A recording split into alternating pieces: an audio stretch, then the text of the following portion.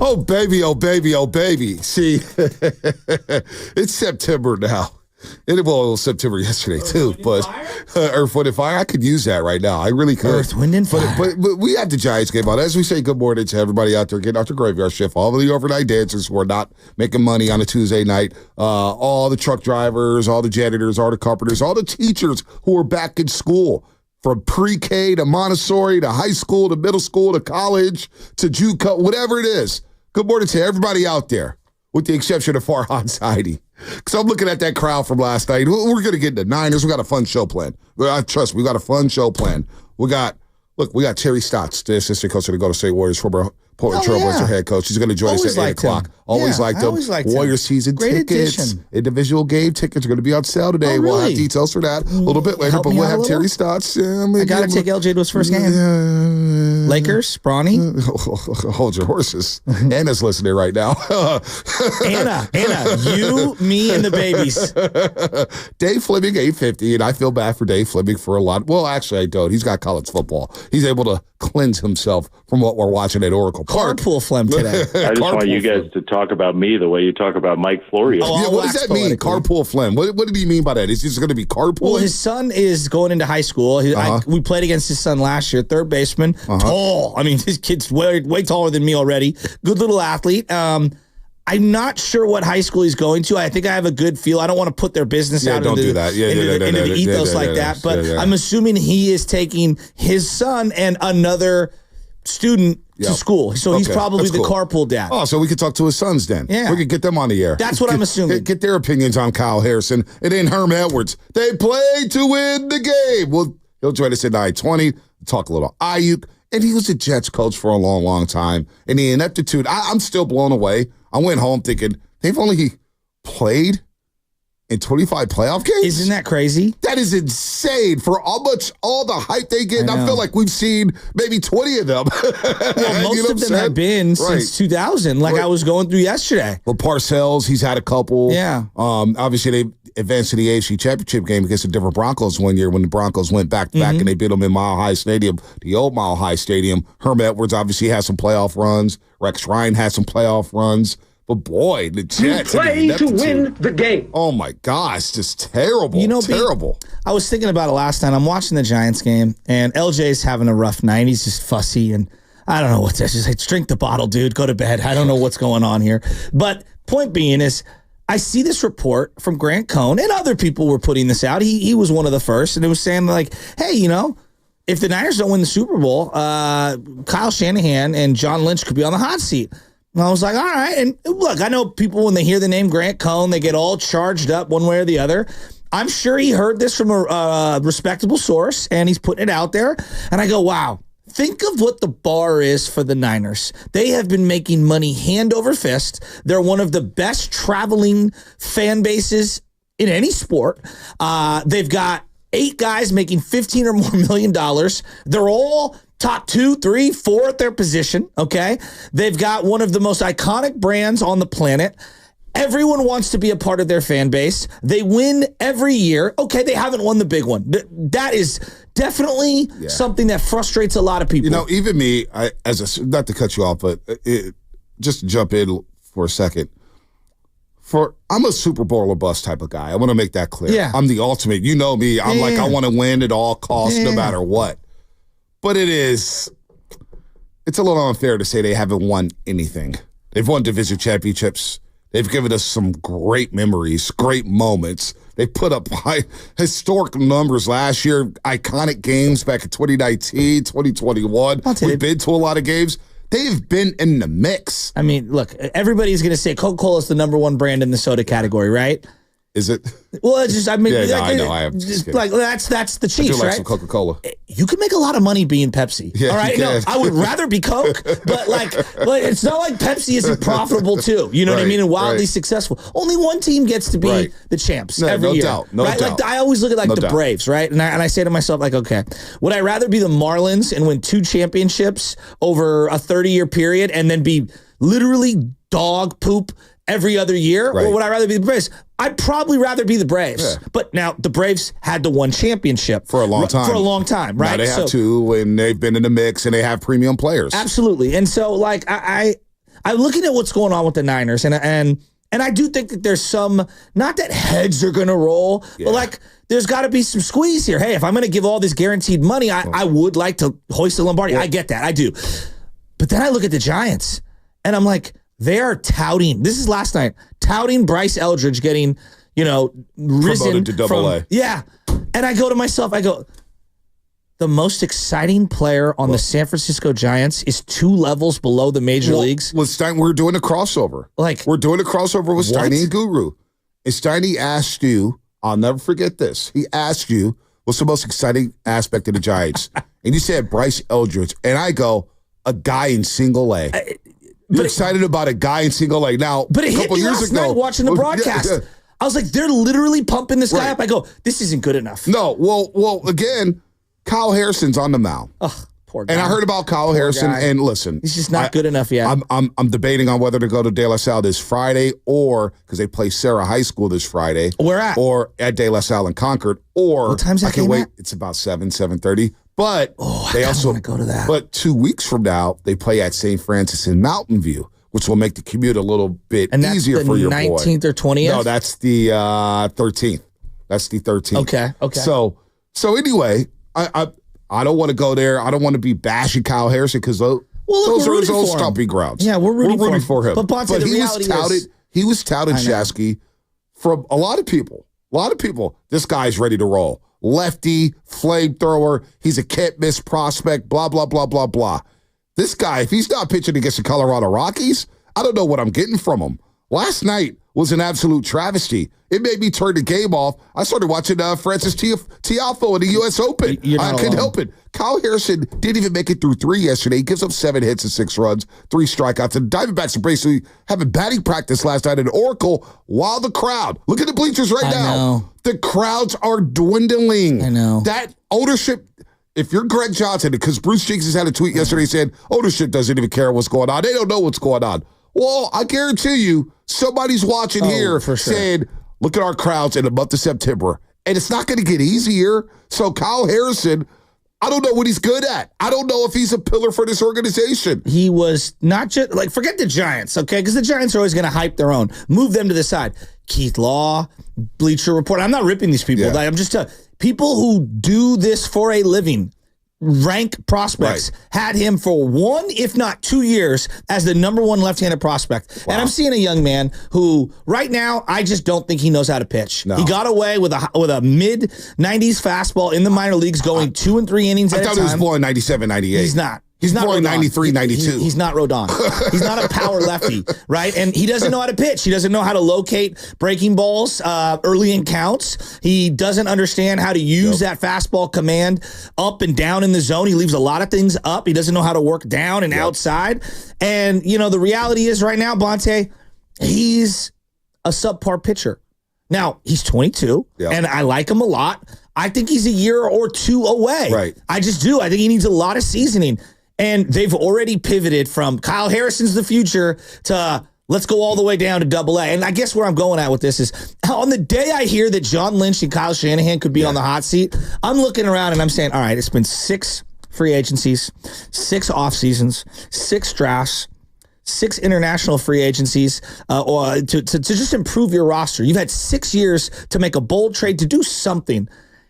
And the product I'm watching has Mike Yastrzemski as one of the hottest players on the team. What did I say yesterday? As your minus 30 in run differential, and you're closer to the number 4 pick overall than you are the 15th pick? Well, what I was saying yesterday, Shasky, you kind of looked at me crazy. I said Mike Yastrzemski is your second best outfielder.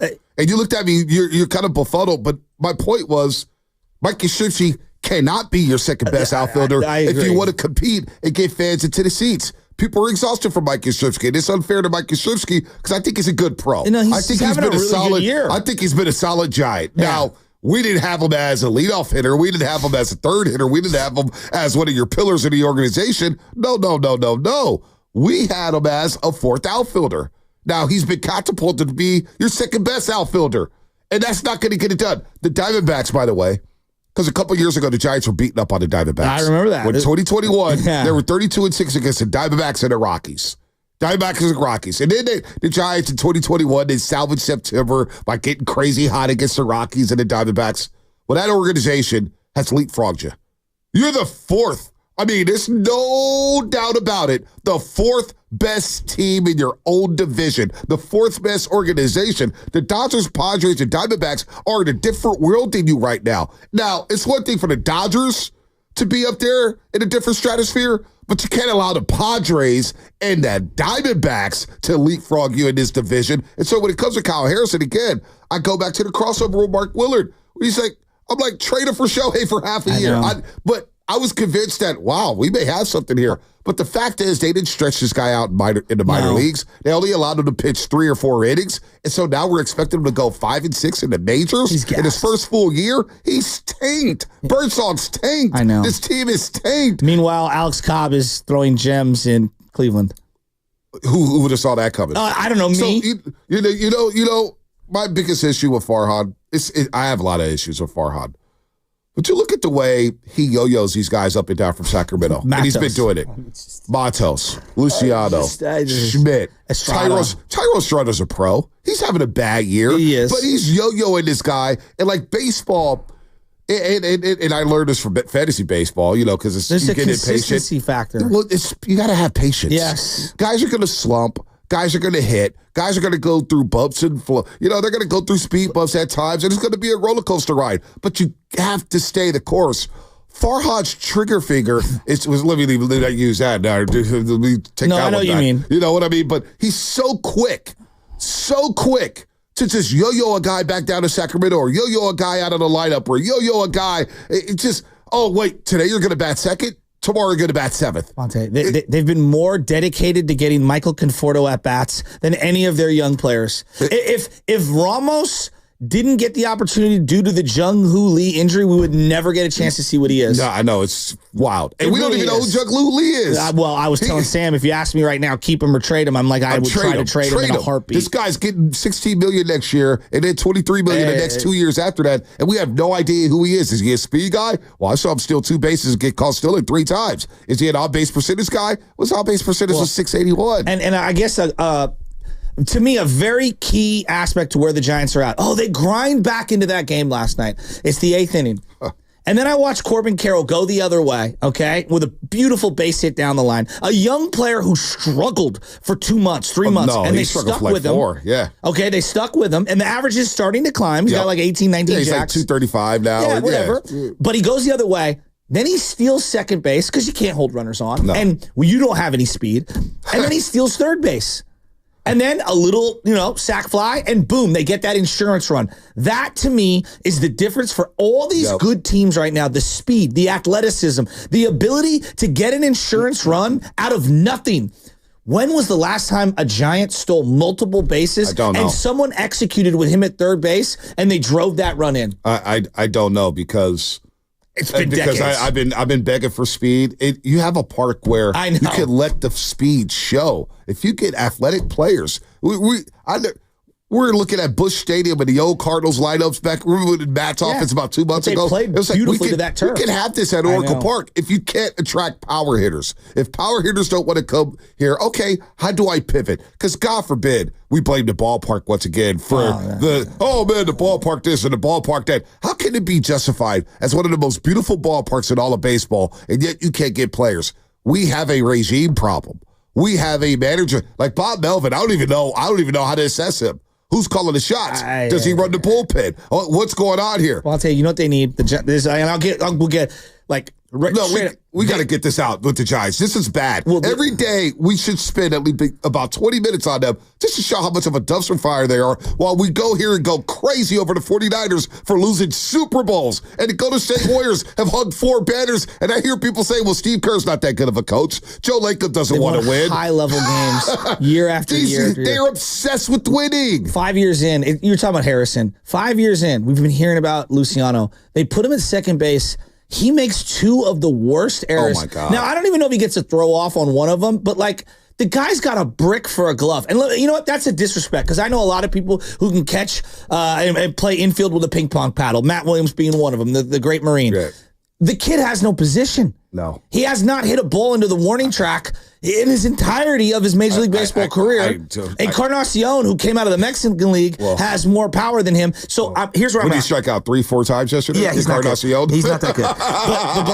But when the Warriors brought in Jerry West, okay? When they brought in Jerry West, it wasn't about Jerry West running the show. Yeah. It was about, wow, you're so lacking credibility. You need to bring someone in who everyone respects. Yep. The fan base respects. Yep. Other organizations respect. The players respect. Yep. You're about winning. When the Niners brought in John Lynch, it was like, wow, you're bringing in someone who has a Hall of Fame pedigree, never done the job before, Right. Unlike Jerry West, Right. never done the job. But there was a level of class and respect and credibility that he commanded. Well, remember the intel on John Lynch. He had worked with the Denver Broncos organization.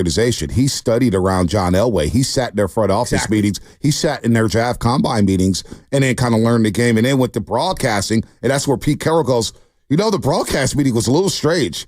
He was asking me questions that really wasn't typical of a broadcast meeting. And a couple weeks later, he's taking the 49ers GM job. But the Giants need that right now. And I'm not going to lose my mind over anything. Well, they brought Buster Posey in for that. No, Bonte. I'm telling you, you need to get someone, because Buster only knows the Giants organization. They need to go outside the organization. Yeah. They need to hire Theo Epstein, not to run the team, because he's probably not going to do it. Give him whatever amount of money. You just gave John Julio $100 million. Yeah. Give him whatever amount of money he needs and say, Theo, we need you to help lead us in this search. Yep. You with Buster Posey. I would even call up Will Clark. I would call up all the luminaries of the organization. And you know what? If you have to go with your tail between your legs to go find Brian Sabian again, bring in Brian Sabian, get a group of 4 or 5 credible baseball people that everyone has a high Q rating of, and you need to get those people and get them together and say, you're leading our search. You're so I don't care who it is, because you can't just hire somebody that we've never heard of and go, here, Larry thinks this is the guy. You need a credible group of people who could sit at the dais and say, we have hand-selected this guy, and the fan base know, those 4 or 5 people that you've chosen to lead the search, they're credible. Yeah. They need that in the worst way. Let me ask you this real quick. They need it so bad. They need credibility. They need the overhaul. Would you be surprised if they brought Farhan back? Yes or no? Yes or no? I would be surprised, because I think it would be one of the worst business decisions you could possibly make. Yeah, I'm with you. September 30th, October 1st. Games like last night, I think puts a lot more pressure on Greg Johnson and his ownership group to say, Farhan, enough is enough. We've seen enough. It's time to part ways. You have to. It's not sustainable financially. Harrison's going 2 2/3 for crying out loud. Lubbock calls me. I'm like, dude, I'm watching the U.S. Open now. I'm off this game. 7-1. Are you kidding me? Bonte, they drafted a kid last year who instantly became their number 1 prospect because they have nothing in their minor league system. And then they drafted this kid Tibbs, and he's in the top 3 already. So their farm is not good. No, it's in the whole farm rankings. They've duped us all. Basically, the Giants have lied to us. They've lied to us over and over and over again. All right, we'll talk to Dave Fleming at 8:50. Don't forget the summit tomorrow. The summit, Red and Gold Summit. Actually, it's not tomorrow. It's today. Excuse me. My bad. It is today. Clean it up, Monty. Yeah, I need to clean it up. Address is 39150 Fremont Boulevard. Willard did start things off from 2 to 4. The rest of us will join from 4 to 6 to talk about the biggest storylines surrounding the 49ers at the start of the season. Of course, Monday Night Football, September the 9th, Niners and Jets. We're going to discuss that.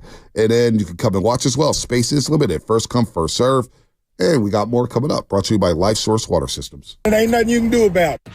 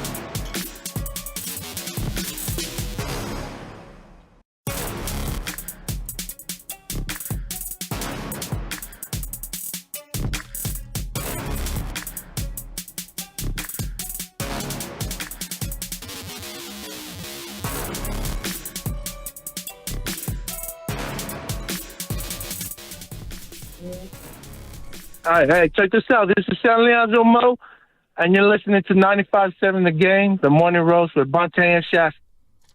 Hey, All right, Bonte. Stanley Edgerball, go ahead. No, you read your read, and then I'll get into what I want to get into. All right. Let's do that. Shout out to Flowing Water Plumbing and Drain. If you're going to call it to the roast, you better bring it, because if you don't, There we go. You'll be flushed. Brought to you by Flowing Water Plumbing and Drain. And make sure you're subscribed to the Garlic Fries and Baseball Guys podcast. The one podcast you need to be listening to for all your Giants talk.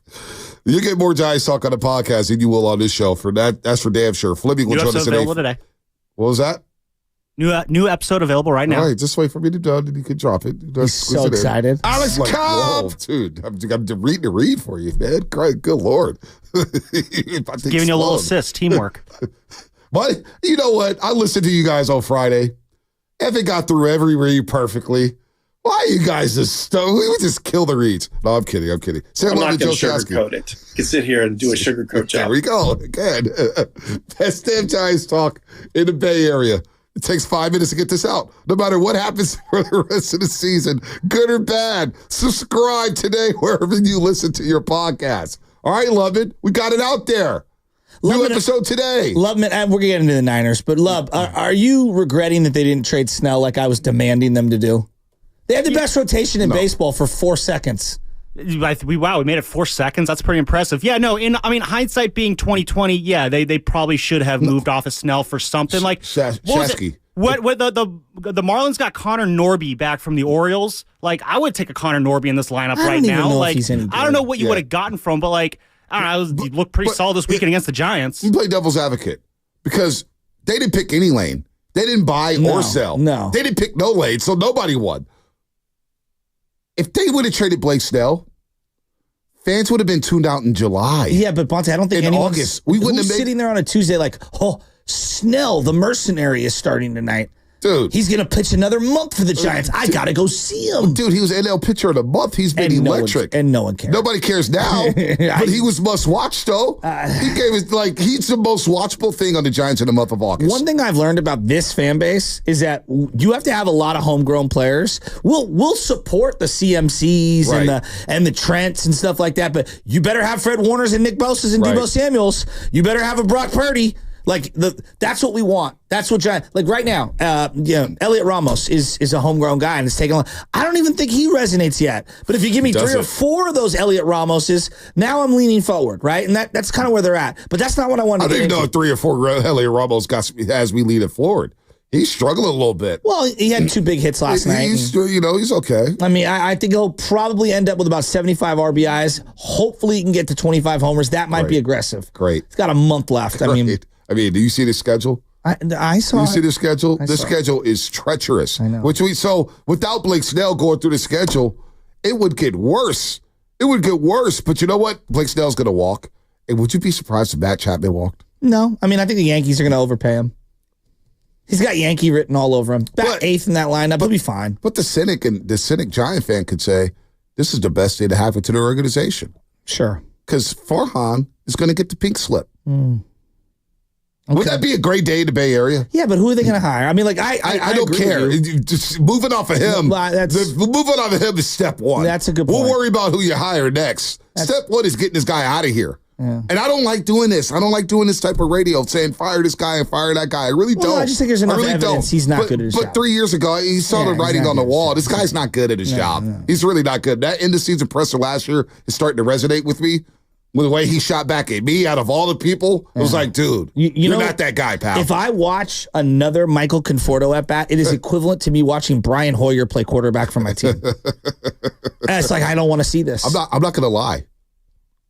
I don't know if I'm going to make it 9 innings the rest of the season. Oh. game by game basis, I don't know if I'm going to make it 9 innings. I'll do that for you. Well, you have fun with that. I was watching the U.S. Open last night as Big Foe had New York City eating out of his hands last night. Well, I was watching Corbin Carroll wear the brand new Griffies that were re-released, the black ones with a little bit of turquoise. They look pretty sweet as he's sliding in leg first, not hands first, into second and third. That was not what I wanted to bring up, though. Best rotation of baseball? I don't want to talk about just that. Sell and just fire everybody. So Sam made an admission earlier, and I'm curious, because you went to college. I didn't go to college. Were you ever a part of a frat? No. Did you ever have any, No. inkling to want to be a part of a frat? No. Do you think the boss man was a part of a frat? Matt Nahigian? No, I don't think he finished college. Oh, well, that doesn't mean that I mean, not to put his business out there, but I don't think he was part of it. Maybe he had a group of boys, but I know guys who were in a fraternity. I know plenty of people. Had you gone away to, let's say, I don't know, pick a school. HBCU or someone east. Pick the school. I would have thought about it, maybe, but I was never. What's the allure of a frat? I'm just curious. I don't get it. Well, Sam Levin's part of a frat? Yeah, well, Sam told me he was part of a frat in Miami. I didn't know that. Oh, I didn't know that. That's pretty cool. And there's a lot of benefits to being part of a fraternity. I want to know. My ex-girl was part of a sorority. You get a brotherhood, you get a sisterhood, many friends, but you get a network all live together? group. You have to live in the house? No, you don't have to live in the house together for maybe a semester or whatnot. So you get some friends, too, if you do your freshman year, right? You do the pledging and all that sort of stuff. What's it called, Rush? You also, Rush Week or whatever. Okay. I've never done it personally. Okay. You were never part of a frat? From what I've seen from the movies, like American Pie and stuff like that. That's where I'm, It's nothing like the movies. A lot of booze and a lot of partying. And Well, that part is like the movies. And a lot of borderline stuff happening. Waterboarding and yes, it's all hazing. You can't do that anymore. So we all stay away from hazing is what it's called. You don't do that anymore. Okay, Sam? You were the only one a part of a frat, correct? That is correct. Yes. Okay, what was the name of the frat? Sigma Alpha Mu. Okay. Or Sammy. That's what we were known as. And so you walked along campus and they had sign-ups? How does this work? So the way it worked is the first week of the spring semester, that's when freshmen are able to rush. So they have all these tables set up on the athletic field. You go up, you say, hi, how are you? How you doing today? And you sign up, and then there's a 2-week rush process where you check out all the frats, and they decide if they want you, you decide if they want them, and then they decide whether to take you in or not. And you have to pledge, right? And then you get your bid. And then once you get your bid, that's when the pledging period begins. Yep. And so it's like getting a rose in The Bachelor or whatever. More or less, yeah. It's a good comp. Yeah. No, it's a lot of people. I live with a couple guys who was in a frat in Daly City or whatnot. And frats are cool, yeah. Alpha, the Sigmas, Alphas, Omegas, the Deltas. Q Dog, I don't know what Deltas. any of that means. I don't know why they use Greek letters for it all. I'm sure it goes back to anybody who's a member of a frat. I would love to call the show. I know a lot. My boy, Ed, the sports fan, was part of a frat. Oh, wow. Yeah. He was part of a frat. So when he got out here, for example, where was he at? He was in Minnesota. He comes out to the Bay Area, and there's a network, and frats always take care of each other. It's like, yo, hook up with my guy. He's same frat. So what He's is in it, the like Bay a big Area group or whatnot. thread? Yeah, it's like big group thread, big networking, get jobs or whatnot. Gotcha. And you got friends for life, man. Because I'm seeing all the sorority videos popping up over, where all the girls are dancing and doing TikTok and stuff. And I'm saying to myself, if I was an 18-year-old young man, oh my God, going to college would be the most incredible thing of all time. Never been to a frat party? Or sorority? Oh my gosh! I've been kicked out of a few. Yeah, well, possibilities. It's unbelievable. What we did at Miami is our big thing was tailgates on game days. For football games, and obviously the games weren't that great, but so you show up 3-4 hours before the game, and we'd rent a pickup truck. We have speakers in the back. We're blasting music. We have refreshments for people, and you just kind of party for 3 to 4 hours, and then you go watch a football game. So let me follow up. Are you paying to be in the frat? Yes, you pay dues every year to be a part of it, and those dues go to pay for all the fun activities. There's a membership. Okay. Yes. Okay. And are we talking thousands of dollars or hundreds of dollars? Hundreds. Okay. Yeah, it's not bad. It's like going to the Olympic Club. And then do you still keep in contact with these people? Oh yeah, I did a fantasy draft last night with a bunch of guys who I went to college with, so came out pretty well in it. I love YouTube in a conversation like this. SF Bay Drummers not lying. An HBCU would change Shasky's life. So one of the first parties I went to was 17, my senior year of high school. They had a party at USF. Oh, I've been to plenty of USF parties. But there's and the ladies in there. I was like, oh my God, this is college. I was blown away. It was McLovin. Blown away. I mean, oh my gosh. So if I went to college earlier, If I was like 18, 19, I probably would have thought about it. But when I started attending SF State, I was already 26 years old.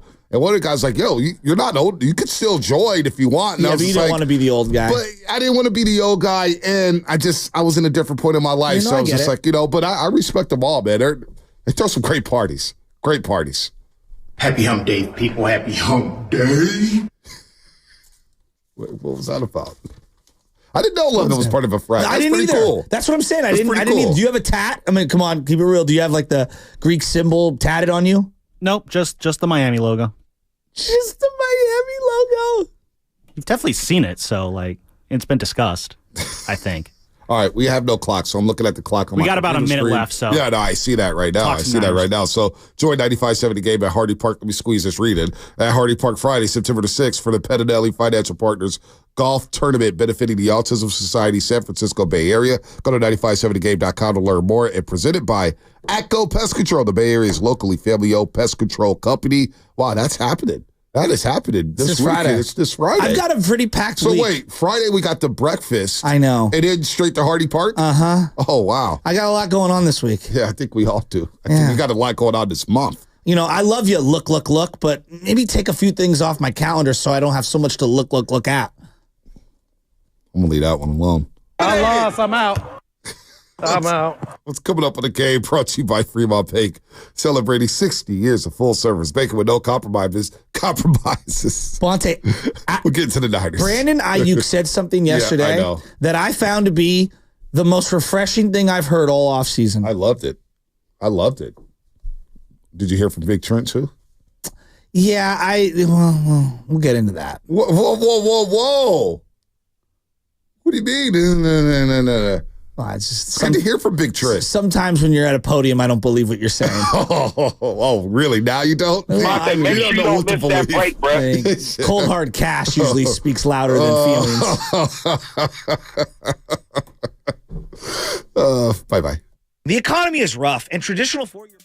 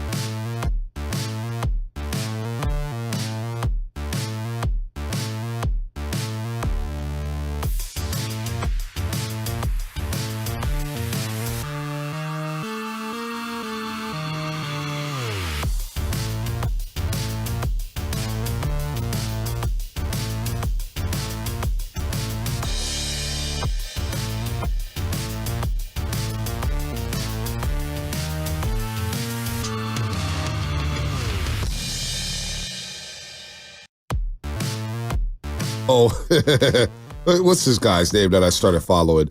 And I met him at Dumas's wedding at his welcoming party. And he's from Philadelphia. And he saw me at the welcoming party. He started pointing at me. I'm like, what are you, Sean Watson. Shout out to Sean Watson. He goes, you. He goes, I can't stand you, dog. Oh, I can't stand you. I was like, what'd I do? He goes, you know what you did. He goes, I hate listening to you guys in the morning. I hate listening to y'all. But he's a Warrior fan. But he's like, during football season, he's like, I got to hear what the enemies are saying. Another guy I met at the welcoming party, he remembered the call. He remembered the simulcast we had with Joe DeCamara. I go, yeah, we started this beef. Joe DeCamara was like, I don't know. Because he was like, dog, I listen to WIP all the time, 94 WIP, blah, blah, blah, blah, blah. And I was like, so you know Joe DeCamara? He goes, oh, yeah. So I told him about our simulcast, Shasky. And he was like, dog, I was in the car listening to that live. Oh, that was you? Wait a minute. That was you. So we made the rounds in Philadelphia. I smoke with Mike, though. They will never, ever forget it, Shasky. I try not to like you. So Philly Zoo and I, we got a beef right now, big time beef. I just trash talk them at every stop. It's personal. Football season is personal in Philadelphia. But we will be watching them Friday in Brazil. Do you know that this week was the announcement week? Announcement for what? Of you and I and Kate all on a show. We're starting our 5th year. It wasn't this week, was it? Yeah, well, they announced it like we kind of figured out we were going to do it, and it didn't start, I believe, until the first week of October. Number 5. Yeah. But the announcement was in September? Yeah. Oh, snap. Time flies. Are you surprised? A little bit. Yeah, I am too. I didn't think we were making it a year, to be honest with you. I'm not and I was worried. I was very worried. It's not because I didn't believe in our abilities. I just thought the other station, they had a juggernaut. I was like, man. And then I would look at every morning show at 95.7 The Game. Sure, there was some success here and there. I think they won one time in the morning. One time. Yeah, we've been very lucky, and thank you to our audience. Yeah. And it's been a great run, and we're gonna ride it until the inner tube pops. Yeah, pop. Just taking us where the current will take us. It may pop today. It did pop for Brandon Ayuk, that's for sure. I wonder who's going to the summit today. Yeah, who is going to the summit? Raise your eye. Say aye. Aye. Spinoni? No. I don't blame him. Nahegan? Maybe Chaz is going. It's just going to be, it'll be good because then she'll be like, Papa, I got to go to the bathroom. So my attendance or participation into the summit, well, that's why Lo Neal's there. He could pick up the slack. That's why he's there. Fremont Bank today, the summit. And by the way, the segment is sponsored by Golden State Lumber. Serving the Bay Area for 3 generations. When you succeed, we succeed. Visit GoldenStateLumber.com. Brandon Ayuk just signed a new deal, and it was so refreshing to see Brandon Ayuk smile. And he's got the 2 chains. He's at Shanahan's party with Deebo Samuel. And he said this yesterday, 888-957-9570. Because I saw a lot of, Twitter's one thing. It's always going to be negative on Twitter. There's no doubt. That app is. But I want to hear from the fans who listen to the show on the radio, the Odyssey app, YouTube. What do you think of what Brandon Ayuk said about his contract negotiations? Listen to this. Brandon Ayuk yesterday at the podium. I'm not going to lie. I made it a little bit more difficult than it needed to at the end. But, yeah, it was like that for me. I'm not going to say the whole entire time, but for about the past month, I think we were pretty good. A couple of things. First off, the media laughing. I think he was being sincere. He was. I don't think he was joking. I think the guy was trying to show a level of reflection and be honest and transparent. And to hear someone acknowledge, yeah, you know what? Maybe I kind of like messed this up just a little, right? Like I respect it. I gained more respect for him as a man and as a player. And now I'm a bigger fan of Brandon Ayuk because how many people have a hard time saying my bad in life? No, and that was the thing. He's 26 years old. Sure, he didn't handle the situation the best he could, just like Deebo Samuel. And Deebo Samuel, to an extent, kind of, hey, man, I didn't come into the best shape. I made a mistake. I'm going to make up for it. Brandon Ayuk yesterday going on that podium saying, yeah, I made it a little harder than it needed to be. I regret that. But he's 26 years old, never been through a contract negotiation. There's millions and millions of dollars on the line. I loved it. I said I respected respect the accountability. I expect this guy to be a stand-up professional from here on out. I expect him to have a big season again for the 49ers, and we move forward. Now the media laughing. I think that they missed the tone. Like, to me, and I'm not mad at anyone. Like, I know it's different when you're in the room, and so the energy's different. Just, I thought it was a young man trying to be somewhat vulnerable and transparent, and I appreciate him. Like, because again, I think about your own life. How few people in your life are willing to reflect when they make a mistake? Oh, the first thing you hear from people is, why are you blaming me? Yeah, it's not my fault. It's not my fault. I'm just like, wow. So not only does he admit, like, hey, you know what? I kind of screwed this up a little. He does it publicly, almost immediately. Yep. And so to me, that shows someone who is willing to look in the mirror. And I always love people that are trying to, like, be real with themselves. Self-awareness is a big thing for me. I don't care what walk of life that you're in. And so I understand that there's going to be certain people that are going to be ticked and angry and frustrated and all that. But when he said what he says, like, you know what? I think I took it a little too far. Right. Like, that to me was an admission of him saying, like, yeah, I kind of screwed this up. And you know what? I bet if the Niners were being fully transparent publicly, I bet they would admit a slight bit of regret as well. And so I appreciated it. And now I'm just a bigger fan of Brandon Ayuk. And I also don't think that he's one of those people, when he says something, I believe it. Well, he's a good kid. I've heard that, he's been so quiet. And so now when he's watched everybody get paid and everybody's talking about it, he's like, wow, everybody's talking about me. Wow, look at this. And I personally have not a lot more respect, but I know about junior college. I covered junior college. I rode those team buses with Coach Rush. I rode those team buses with Coach LeBar and DeQuisto and Coach McNichols, Coach Adam, of course, and the City College basketball team. And I know what JUCOs go through to try to get these players on the same page, to try to get them out of there to go on to do bigger things. Brandon Ayuk's a JUCO guy. So I understand what he went through. Playing JUCO sports and not having money to eat, and you're living with 8 different dudes. That's not an easy life, folks. No. The truth, like, we've all watched Last Chance U. That stuff is real. Last Chance U is real. He's a JUCO guy, so I respect his grind even more to become a first-round pick. Going to Arizona State, and then all of a sudden you're trying to get this money and trying to go negotiate. And I know he didn't want to leave. It's obvious he really didn't want to leave. If he wanted to leave, he would have been gone. No doubt. And he stalled. It was like, you know what? The grass isn't always greener. I have it good here in San Francisco. I'm playing with Deebo. I have a good quarterback in Brock Purdy. I have a hell of an offensive coach in Kyle Shanahan. Let's hopefully fix this and get this right. And, by the way, Deebo Samuel did restructure his contract too. So the Niners have over $50 million in cap space. But to Brandon Ayuk, I respected that yesterday. I loved hearing that. And also, like, when you take a step back and someone's going through something for the first time, you have to allow them a little more wiggle room, right? For like your first child, your first home, a marriage or whatever, going through certain things. Like, I believe that you have to give someone a little bit of grace. But we didn't do that, though. No, as a fan base, we didn't do that because in real time, it's tough to give them that wiggle room. I get it from a fan perspective. I get it from an organizational standpoint. In real time, as we're playing out through this negotiation in the month of August, nobody sat back and just said, hey, let's give them some grace. There's millions of dollars on the table. They're trying to get a contract done. It's easier to say after the fact. But Bonte, people are irrational, myself included. And so, when you're emotional and you're in the moment, like he was, you do things you regret. And I think a lot of Niner fans are going to go, all right, you know what? Maybe I was wrong by being super critical after hearing him say what he said. And once he makes some catches, we're all good. Let me ask this. The show you did Friday with Evan Giddings. What was the fan reaction to Ayuk signing the deal? Was it he got overpaid? Was it, yes, he got the bag? Was it, hey, the 49ers are going to regret this? No, I sensed more of, all right, let's go. Like, let's go. All right, here we go. We got the band back together. It's like, there was the argument in the band, and we had to get the lead guitarist back, and let's go. Let's go on tour. Let's do this. You know what I mean? Like, work our way all the way up to Madison Square Garden. You know what I mean? Like, that was the sense that I got. And then, like, hey, the unfinished business is Trent. This is one step. Good. We're going in the right direction. I bet there are a variety of opinions out there. And I'm sure that there is a small contingent of people like, he held us over the barrel. Because I'm sure you're going to get some of that. Because, look, Bonte, look at our world.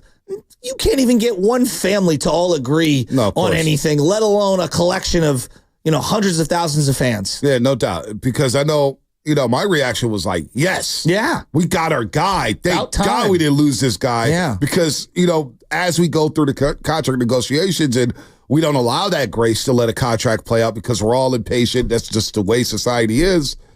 I heard a lot of, Vontae, he's not that guy.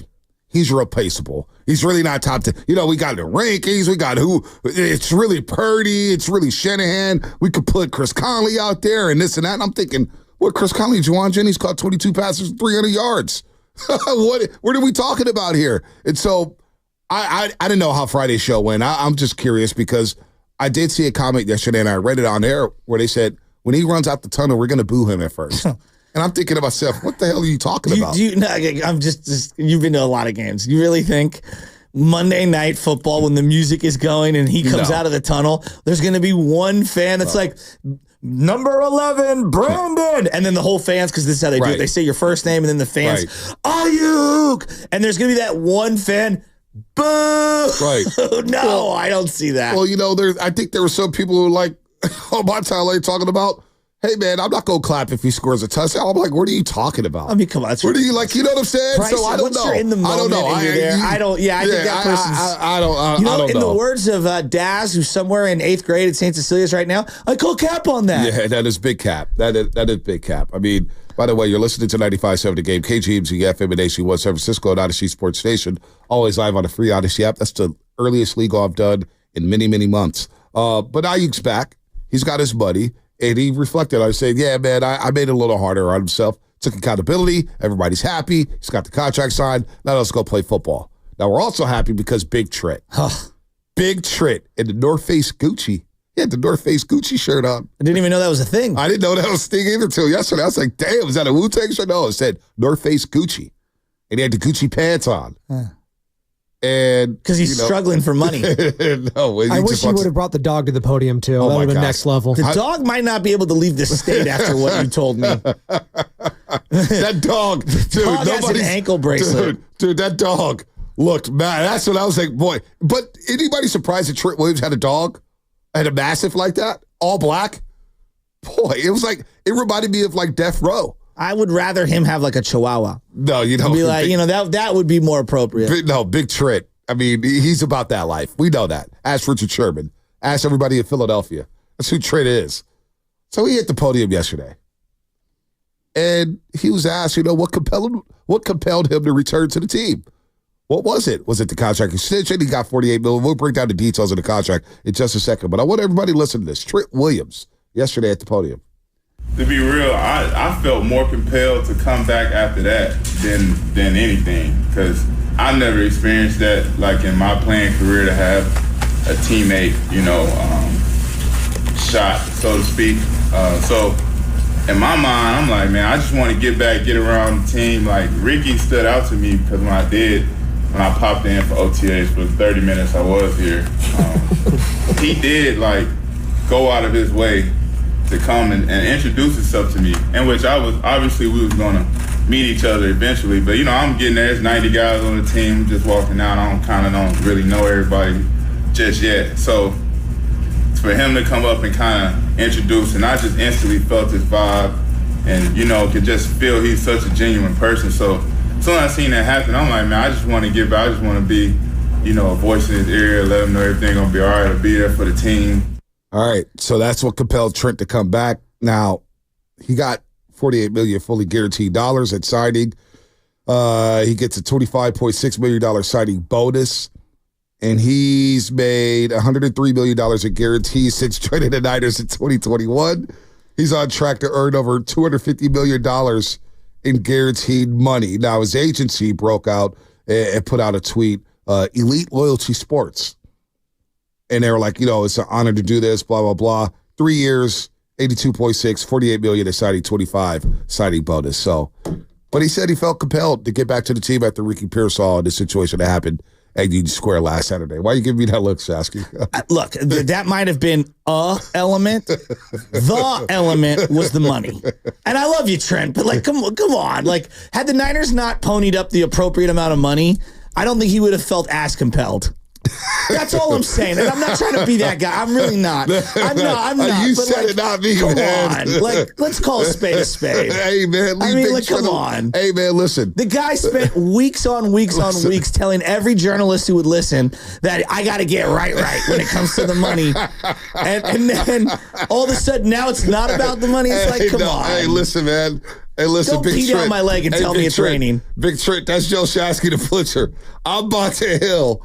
And look, I hear you, bro. Are you doing a read for sponsorship? I hear That's you, Joe big Shasky, dog. and I'm Bonta Hill.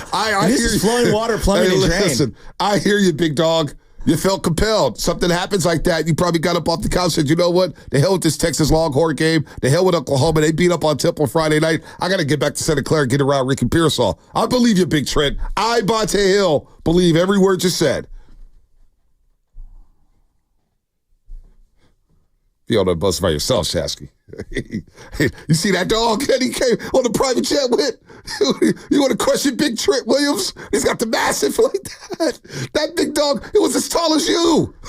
You kidding me? The guy is doing like swan dives into bags of money, and he's telling me it's about Ricky. I'm sorry, I didn't believe it. That's all. Hey, man. That's all I'm saying. He's a team player, big dog. Like belly flopping like Syracuse into a bag of money.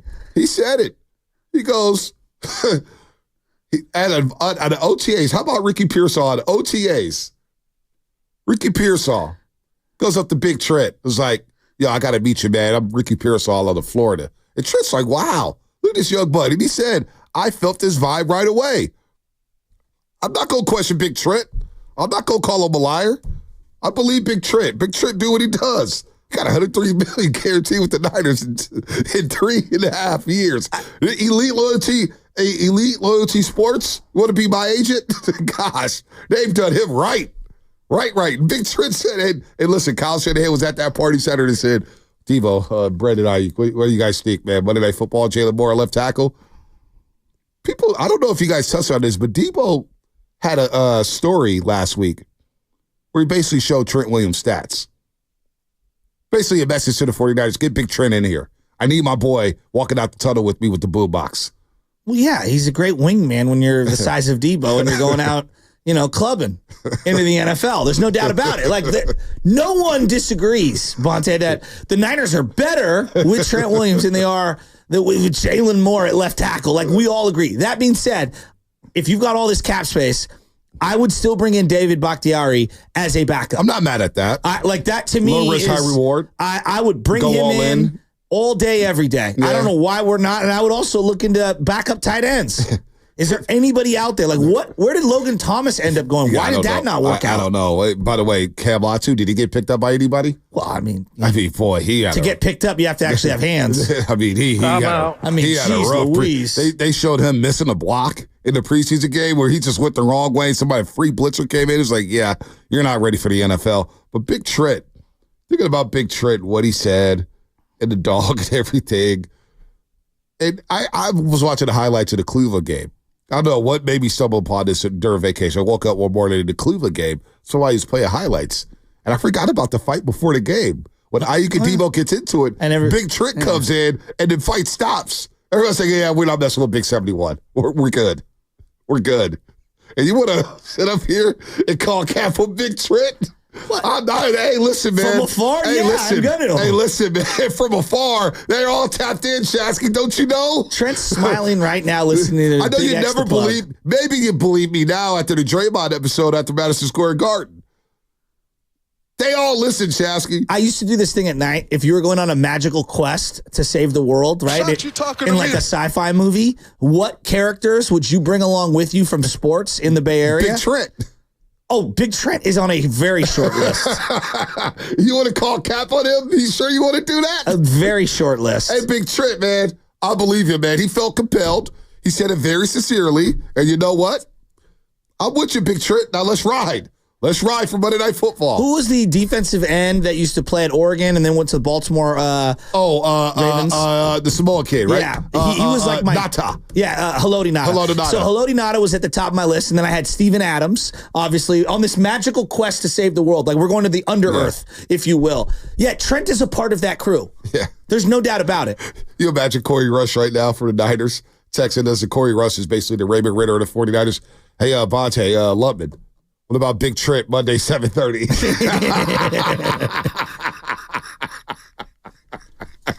That's asking. Big Trip, man. What's your favorite block? Oh, I'd be all over it. What's on your What's on your playlist? Are you currently? bumping Big Extra Plug? Yeah, what is on your play? You been bumping that new Luke Combs? How about those Sooners, Big Trent? Oh, man, Oklahoma, SEC. How would you have done in the SEC? Could you imagine going to a club and the bouncer is Trent Williams? He just like pick you up with 2 fingers and just like lift you up out of there. Big Trent. Hey, Big Trent, man, what kind of car are you driving? What's your dream car? Hey, I never heard of North Face Gucci, Big Trent. How about give me a pair of those? Definitely Fred Warner is coming on this trip with us to save the world. By the way, I saw Big Trent. He was at Chase Center. He walked by. He's a massive human being in person. Oh, yeah. Really? The silver chains he had on. Yeah. I was just like, I dare somebody to try to snatch those chains off his neck. I'm also bringing He-Man with me, a.k.a. Nick Bosa.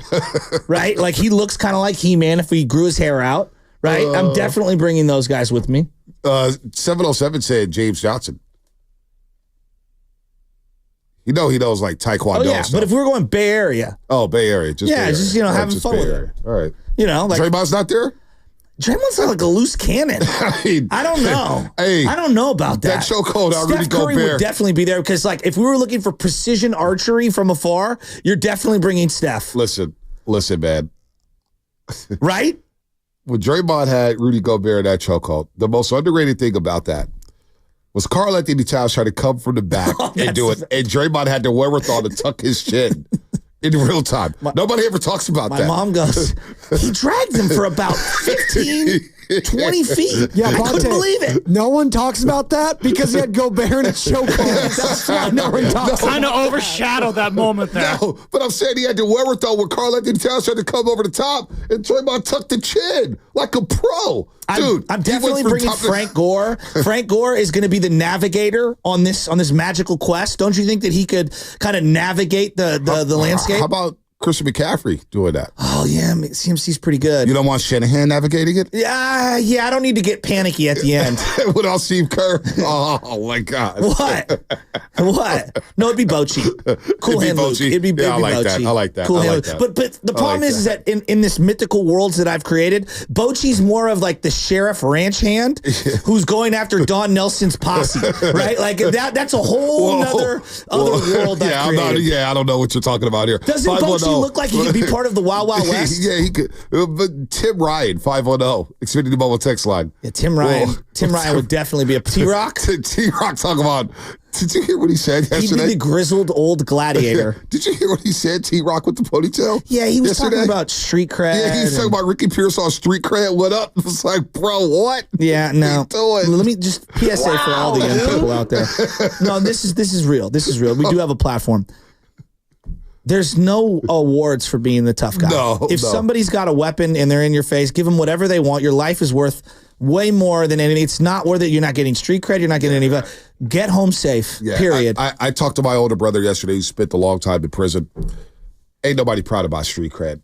Nobody's bragging about having street cred these days. It's not something to even joke about. Yeah, no, that was T-Rock, man. T-Rock's something else. Are you serious? We'll get to the calls in a second, man. Yogi in the Bay. Larry, Yogi in the Bay. Let's go. Oh, we got Yogi. Let's go. Long time no hear, Yogi. You better stay on the line, buddy. You've been you disappeared for 2 years, Yogi. Oh, it must be football season. We got Larry in the city as well. 888-957-9570. Stack them up, baby. Stack them up. Stack them up. Let's go. That's what's coming up on the game. Brought to you by Light Source Water Systems. Hi, this is Sherry.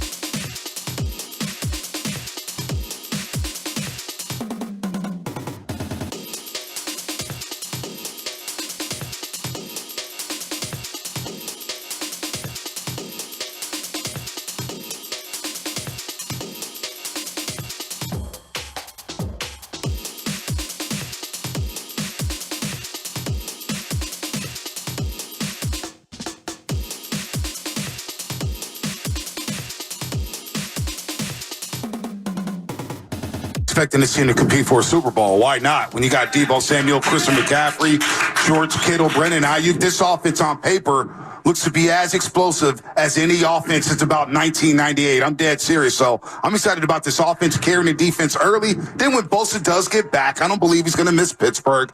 We'll have another damn good team here in San Francisco, and we'll be talking about a deep playoff run. Hey, yo, it's Zuski, man. You listening to the 95.7 The Game, The Morning Roast with Bonte and Shasky. Oh, baby. Oh, we got to get Shasky back in here to play that over. Was that last year's Summit, Spadoni? Who was that on the mic? Oh, wow. Somebody does, hey, Freezer Code takes. Take that, buddy. How about that for a prediction before the season? Let me pat myself on the back. I think we got another one, too. Oh, the boy was on fire at the Summit. Fire.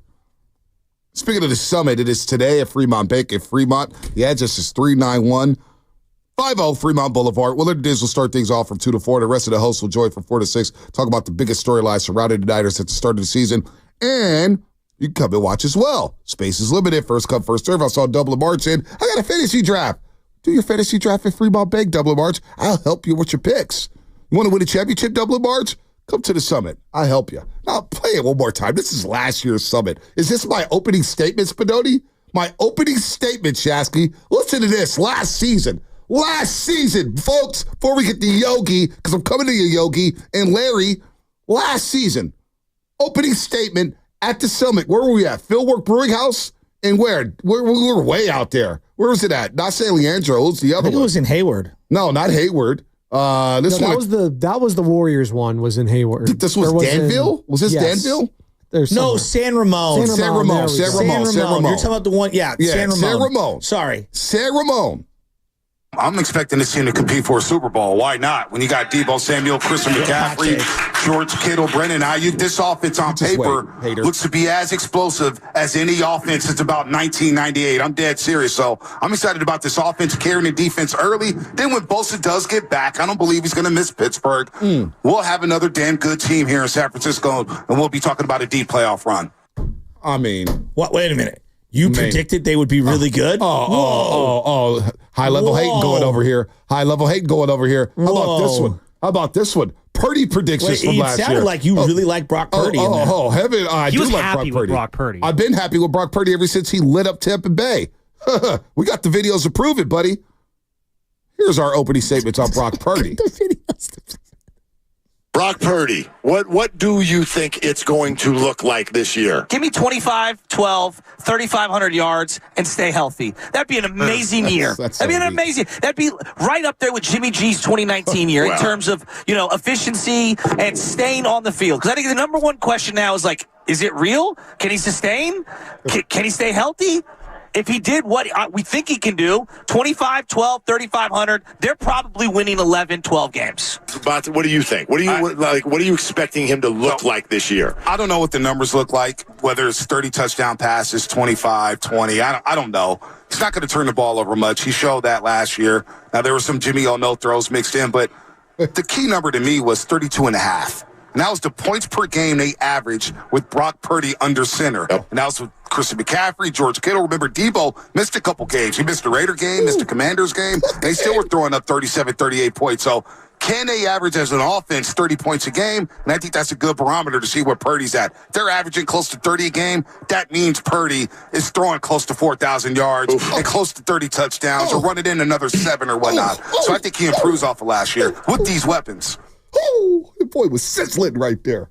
Sizzling. Not bad. Sizzling. I'm getting sweaty just thinking about that. Oh, that boy sound good. Not bad. Wait till you see what I have for an encore. Yogi in the Bay, get in here. I love how you only pluck the ones where you're... No, I didn't pluck them. People do it for me. Can we roll back all his Steve Wilkes takes, too, while we're at it? Yeah, it was Steve Wilkes was the best coach of the Super Bowl, the 49ers, that's for sure. Yogi in the Bay. Long time no talk, Yogi.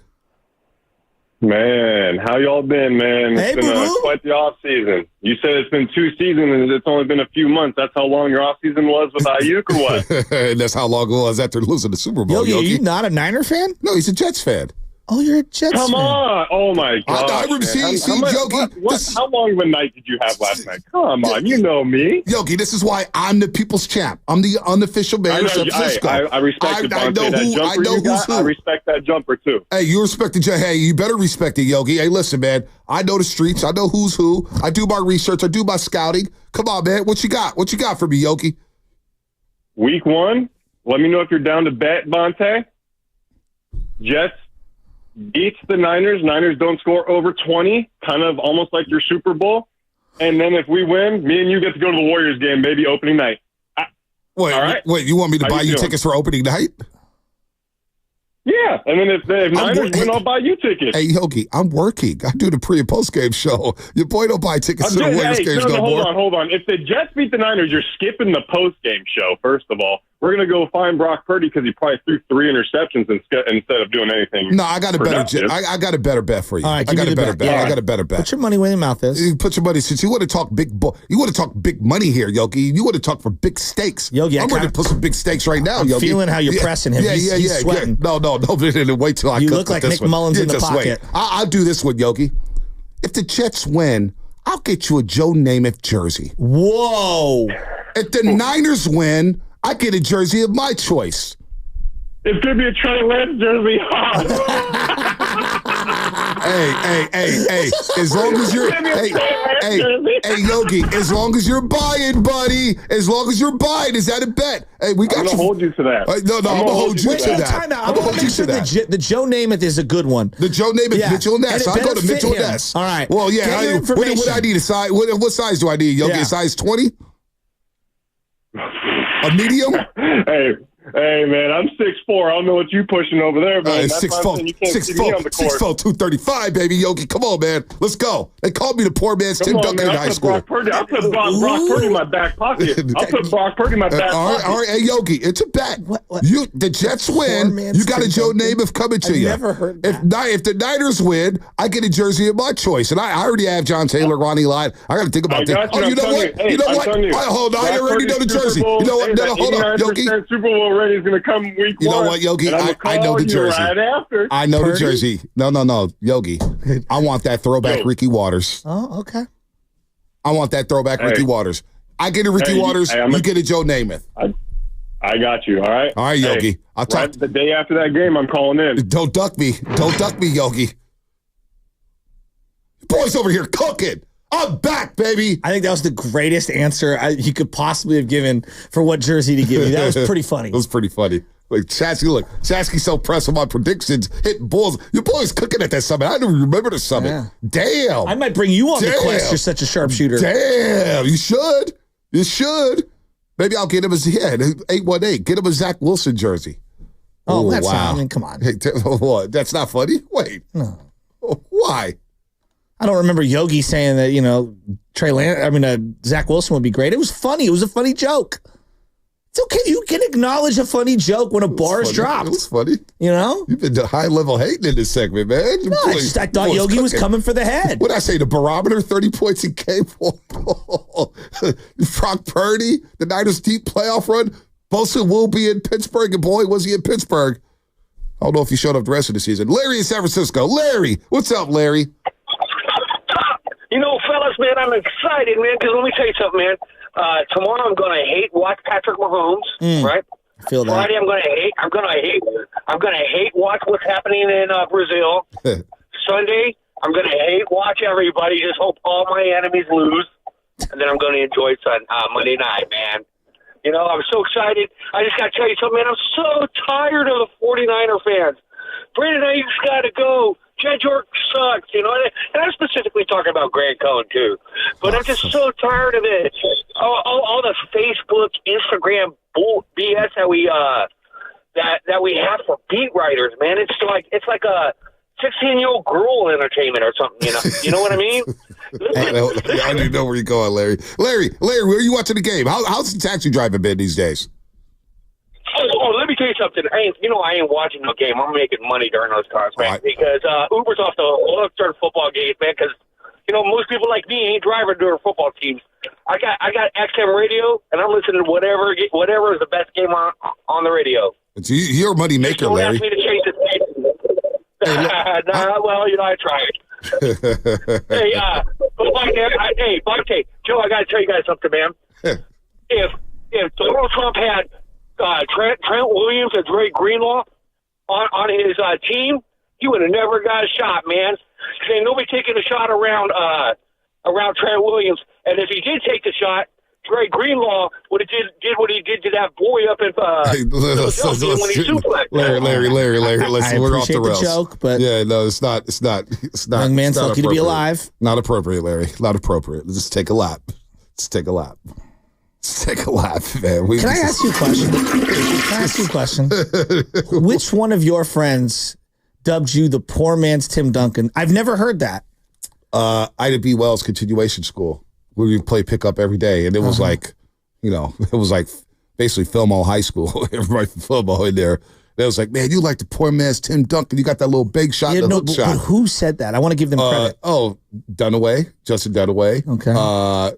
My boy Rashid. Oh, multiple. My boy Mike G. Yeah, it was like they called their school. They started calling me the poor man's Tim Duncan. I've never heard that nickname for you. Yeah, I like that. I got a lot of nicknames. Poor man's Tim Duncan. I don't get these nicknames out. They do it for me. Nickname. I'm not one of those guys who give myself a nickname. I don't like that. That's not, I didn't pull these cuts. They did. They were like, Bonte, you were cooking. I don't even remember the summit. It was so long ago. I was on the soda diet. Well, we've had 14 of them in the last year, so it's tough to remember them all. I'm teasing. Philmo Mike, what's happening? Mike? Yo. Dunaway, that's a great name. Dunny has some hands that got left. Hey, Dunaway could play, dude. He was a hell of still a hell of an athlete. Yeah, he is. He's hella big and he can move. He got soft hands, soft feet. He looked crazy on the basketball court. Real quick, Philmo Mike, Dunaway could have been a legit tight end in the NFL. I think he could have been a legit tight end. He had hands. He had wiggle. Dunaway was special.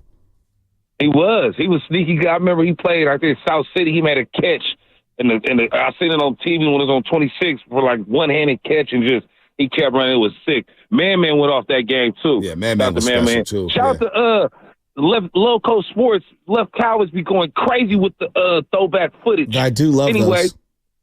It'd be awesome. Anyway, I just ran into him. I just ran into Isaac a couple weeks ago at Kezar. Philmo, back in the day, I taped Loco Sports because I was on there a couple of times. I taped it and kept the VHS, and I can't find it anywhere. I love those. Those were the best.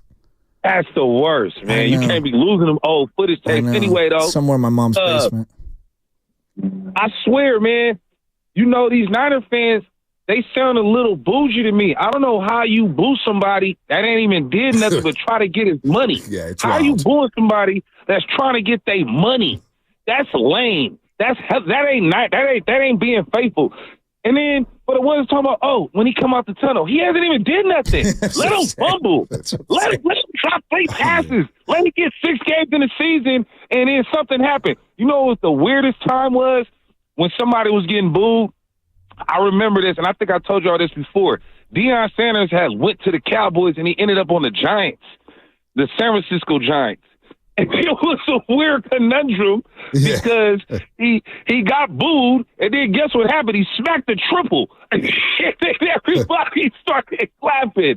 So, man, don't boo your team, man. If you love your team, love your team. Don't be playing these mind games like you in high school. Like you're 25 years old. I like her. Do I like her? I'm gonna not call her today. Man, love her. Get your wife, man. Stop playing out here, man. Come on, liars. Faithful. Stop playing and acting soft. And street cred is not a bad thing. If you don't have street cred, you may end up somewhere you don't need to be. So a little bit of street cred can go a long way. That's all I'm gonna say. I'm not trying to say you need to be hella tough. Real quick, I don't want to joke about this, but does Shasky and I have street cred? Just the nuts. Yes. Hell yeah. You hear, what's his name that get you on the morning? From the Excelsior. Philmo. That's awesome. I be getting pumped when I hear that. Oh, that is the best. That is. Big Duke, Lakeview. Today, hey, Cougnut, 24 years ago today. Wow. Yeah, legend, San Francisco rapping legend. Now, this is funny. This is a funny joke. Yeah. 650. Bonte has the fashion of Duncan, too. That's good.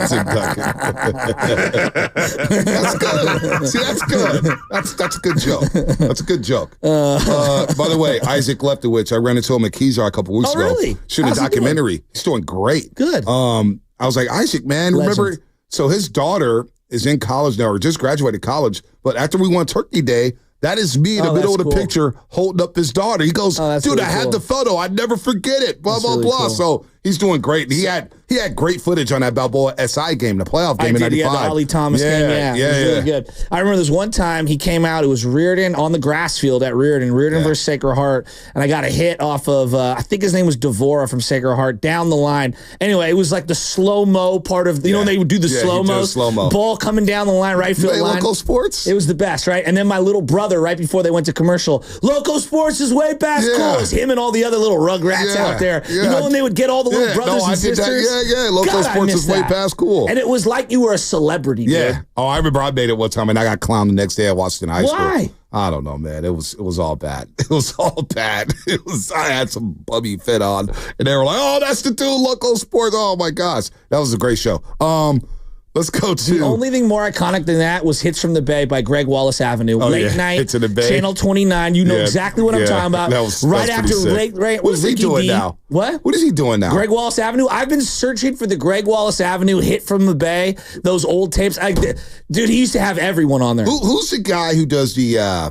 before we get to the lines, he does the old Outlay school... with Ricky D was on either before or after it. You remember come on, do you guys know what Outlay with Ricky D?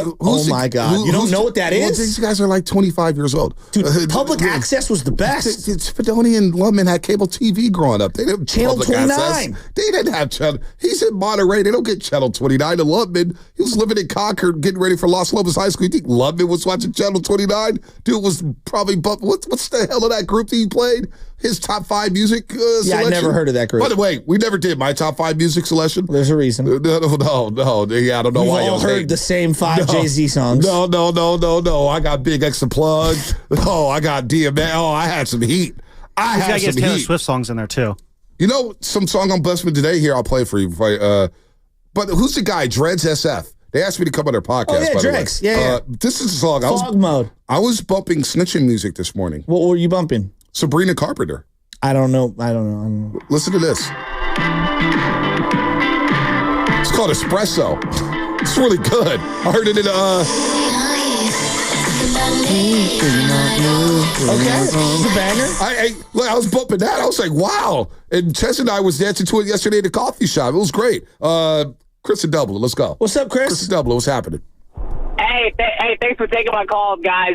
Just wanted to leave you with a quick thing and want to get your thought on this. My only concern with the Niners right now is coming out a little flat with key guys missed in training camp or kind of wanting to, right? You got Trent Williams, got BA. I know we're happy that everybody's back in the building. CMC missed a couple of weeks.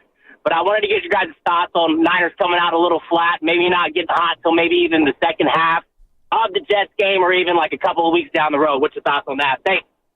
I mean, last year I thought that they were going to start off slow, and they went out in the first half and they just absolutely dismantled the Pittsburgh Steelers. So we're very worried about that game. No doubt. And when it gave 30-7.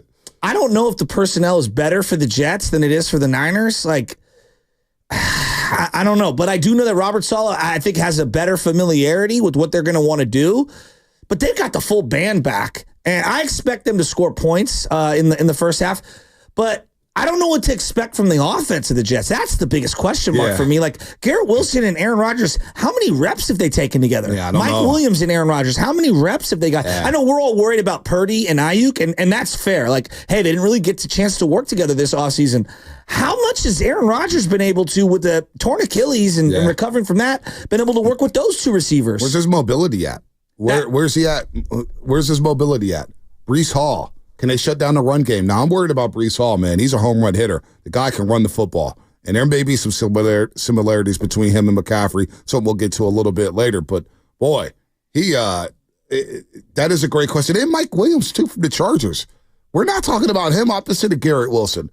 You have to pay attention to Mike Williams. He's a big boy. Spadoni knows with the Chargers, he gets down the field, he gets on top of you, and he starts bossing you. Mike Williams could be a game changer, man, for them. That's a sneaky move for the Jets. What did you make of Deebo Samuel restructuring his contract to put more guaranteed money for this year?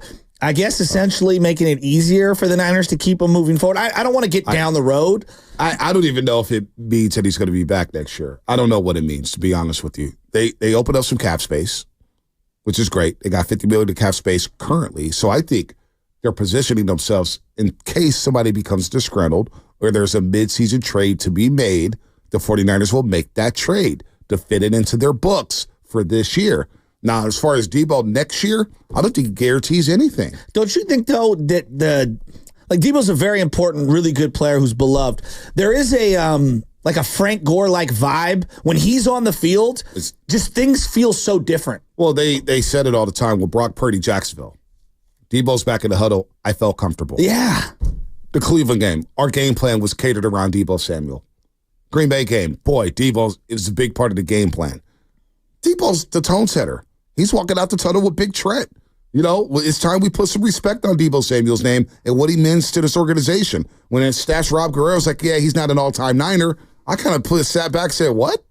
Debo Samuel means the world to this team. Gravity. We always talk about gravity with Stephen Curry, who's making rounds in New York City. Gravity of Debo Samuel. You have to pay attention to where he's at all times. You want to leave him one-on-one with a safety? Good luck. You want to leave him one-on-one with a linebacker? Good luck. Debo's a problem. He's a playmaker. You know, it's interesting. Like we have a lot of rhetoric regarding Kyle Shanahan, and he does a great job with quarterbacks. But couldn't I make the argument that Debo Samuel might be his greatest creation? It's unbelievable. From day one, they identified him at the Senior Bowl and said, we're going to take Debo Samuel and we're going to use him in a variety of ways. Don't you think like Kittle would be really good in a lot of offenses? He was overlooked too. I'm not saying that he wasn't, identified. Like what they did with him was a remarkable. I'm not sure how many offense, and I think CMC would be great in a lot of offenses. I think BA would be really good in a lot of offenses. I'm not sure about Debo. Yeah, no, Debo's a playmaker. I think he'd make himself good in any offense. But would he be this? I don't know. Well, Kansas City, he could be. They run all the motion stuff. Okay, that's in one Cincinnati. team. In Cincinnati, they run all the motion stuff. Yeah. The LA Rams, they do all that motion stuff. Miami Dolphins and Mike McDaniel, you don't think he could work down there? But I think a lot of offensive players in those five settings because those are all very high level coaches. I think teams will figure out when you got a baller like him, an all pro like Debo Samuel, you figure out a way to make him successful. He just knows how to play the game of football. He's been successful everywhere he's gone. I just don't think he would be. I don't think he'd be even close if he was in Pittsburgh. If he was in, Well, offense coordinators matter, but like New York, if he's with Andy Reid.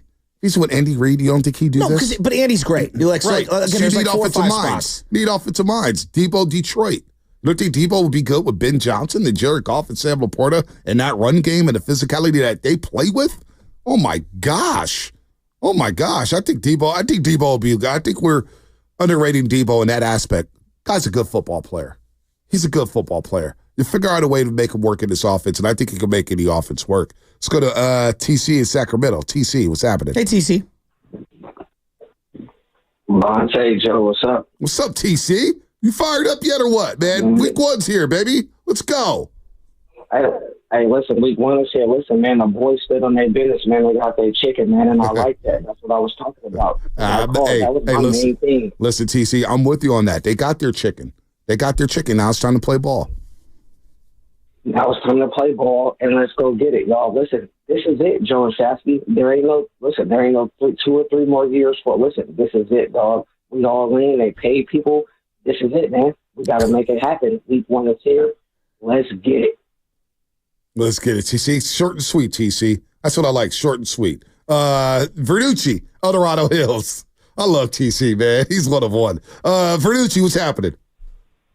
What's going on, fellas? Happy Wednesday. And, man, I am so excited to see both of you in the 95.7 The Game family on Friday, man. I've been counting down the days, checking the days off my calendar to be able to see you all and be ready, baby. I'm ready to bring that energy and start it off right for us on Monday night. And let's go ahead and give our flowers, baby, to Lynch, Parag, and Jed York for bringing the band back together and also setting us up with a great cap space for next year so that we can maybe, prolong this at least another year or two. And, I am so confident with what we got going on. I want Levi Stadium to be lit on Monday. The only concern that I have is really in the trenches. The good thing is with the way our cap space is set up, we could get some help on offensive line or defensive line midway through, but I still love our team, man. I'm going to be lit, ready to go at our new seats this season. My uncle had ended up selling his seats to us, and really excited for my business partner and I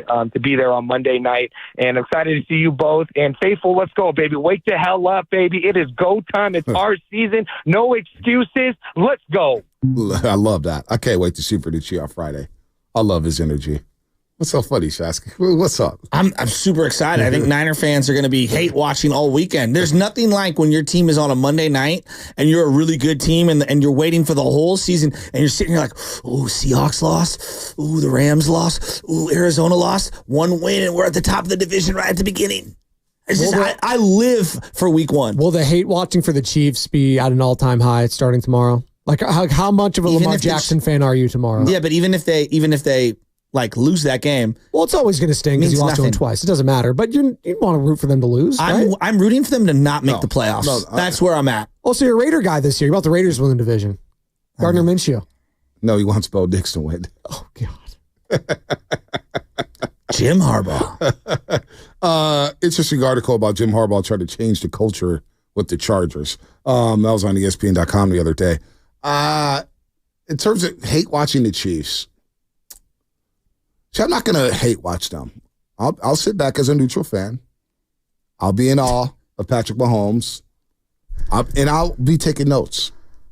And in my Rolodex, okay, this is how they're using Xavier Worthy. Okay, Hollywood Brown's coming back soon. Okay, Travis Kelce, does he still have it? Okay. You and Hollywood Brown, you just can't give him up. Kansas City obviously saw something in him. 8,000 teams later. Hey, Hollywood Brown. He'll make Hollywood 2 plays this year. Hollywood Brown could play. You know, he could play when he's healthy. Then also I'd be looking at Chris Jones.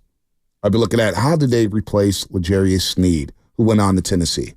So I'm scouting because I'm already envisioning not only the matchup at Levi Stadium, we're seeing Kansas City in New Orleans. That's where my mind is right now. And that's where the mentality needs to shift for 49er fans. We ain't thinking division titles. We ain't thinking conference championships. We're thinking Super Bowls. And it's time to win one of these bad boys. So I'm looking at Kansas City saying, okay, if we do meet Kansas City, this is what needs to happen. This is how you beat them. You've been on the brink of beating these guys. Not like they're freaking juggernauts. You know, you had them winning. You blew 2 Super Bowls. You blew it. You blew it. Monte. No, they are. They've won 2 in a row. They blew won it. 3. The Niners blew it. Total. He wins 1 more. That's 4. They blew it. The Niners blew it. But my mindset is, we're the best team in damn football. All right? That I agree We got the with. best roster in football. But it's 6 months between now and Yeah, February, I know that. But I'm watching. But you asked me how I'm watching Kansas City. And I'm watching them saying, I hope I see this team in New Orleans. So I'm going to watch them just like I used to watch the Dallas Cowboys back in the day. Just like I used to watch the Rams back in the day. Where are they at? I feel like this one's huge for Baltimore to get the psychological. Like Kansas City, they know they can lose this game and still be fine. Yeah. Baltimore needs this one just psychologically. Yeah, probably. Derrick Henry? They'll be fine, though. Derrick Henry's a problem. But who's he going to throw the ball to? Zay Flowers? Yeah. Mark Andrews? Bateman? They don't throw the ball, Bonte. They run the ball. They're going to need to. That's the problem. They need to throw the ball. Well, they were missing Mark Andrews for most of last year, right? And they finally got him back to the playoffs. Till end of the season. Yeah. They always find something. Zay Flowers is good. I mean, he had that really bad fumble, right? Like that was a bad look. But he was a rookie. I thought he was good. That's what I'm saying. Let's stop acting like Kansas City is going 17-0. Should have lost that game. Should have lost the damn Super Bowl. Well, that's what's frustrating because they didn't go 17-0 last year, and they were not great for most of the year, and they still kind of handled everyone in the playoffs. They've got a very much like Warriors inevitability about them, or the Heatles, or the Chicago Bulls prior, or the Lakers before in between. Listen. They do. They have that feel. New season, new year.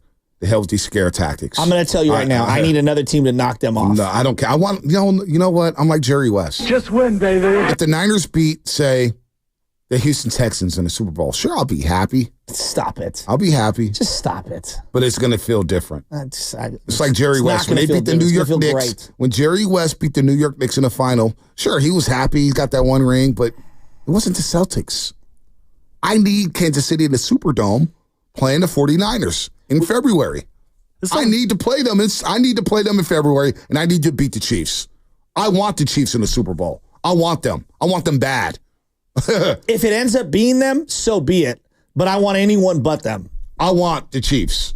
I want Mahomes. I want to beat the best. We got to get through our thing first. Well, I know we do. That's obvious. Long way to go. And that's obvious. But since we're on the subject matter, I want Kansas City in the Superdome. I want to play them in New Orleans. And how we get there, it's going to be a tough road. It's going to be a roller coaster ride. It's going to be, hell, Niners may not even have home field advantage. You may have to go on the road in the playoffs. But you know what? They're built for the road. Built for tough. Some will say they're not.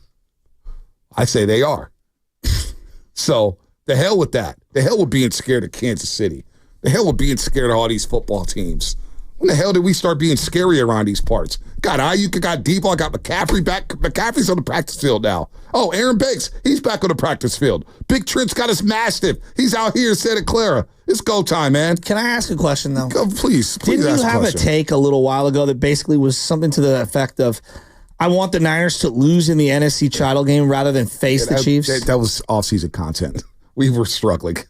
We do have Walk It Back Wednesday this morning. If you want to walk back that take. No, it wasn't even a real take. It was we were in the doldrums of Giants baseball, so I needed something for shock value. Is that same as the DJ Uiagalelei one? Was it a real take? We needed some clicks on Twitter. Is that a practice take? We needed some clicks on Twitter for crying out loud.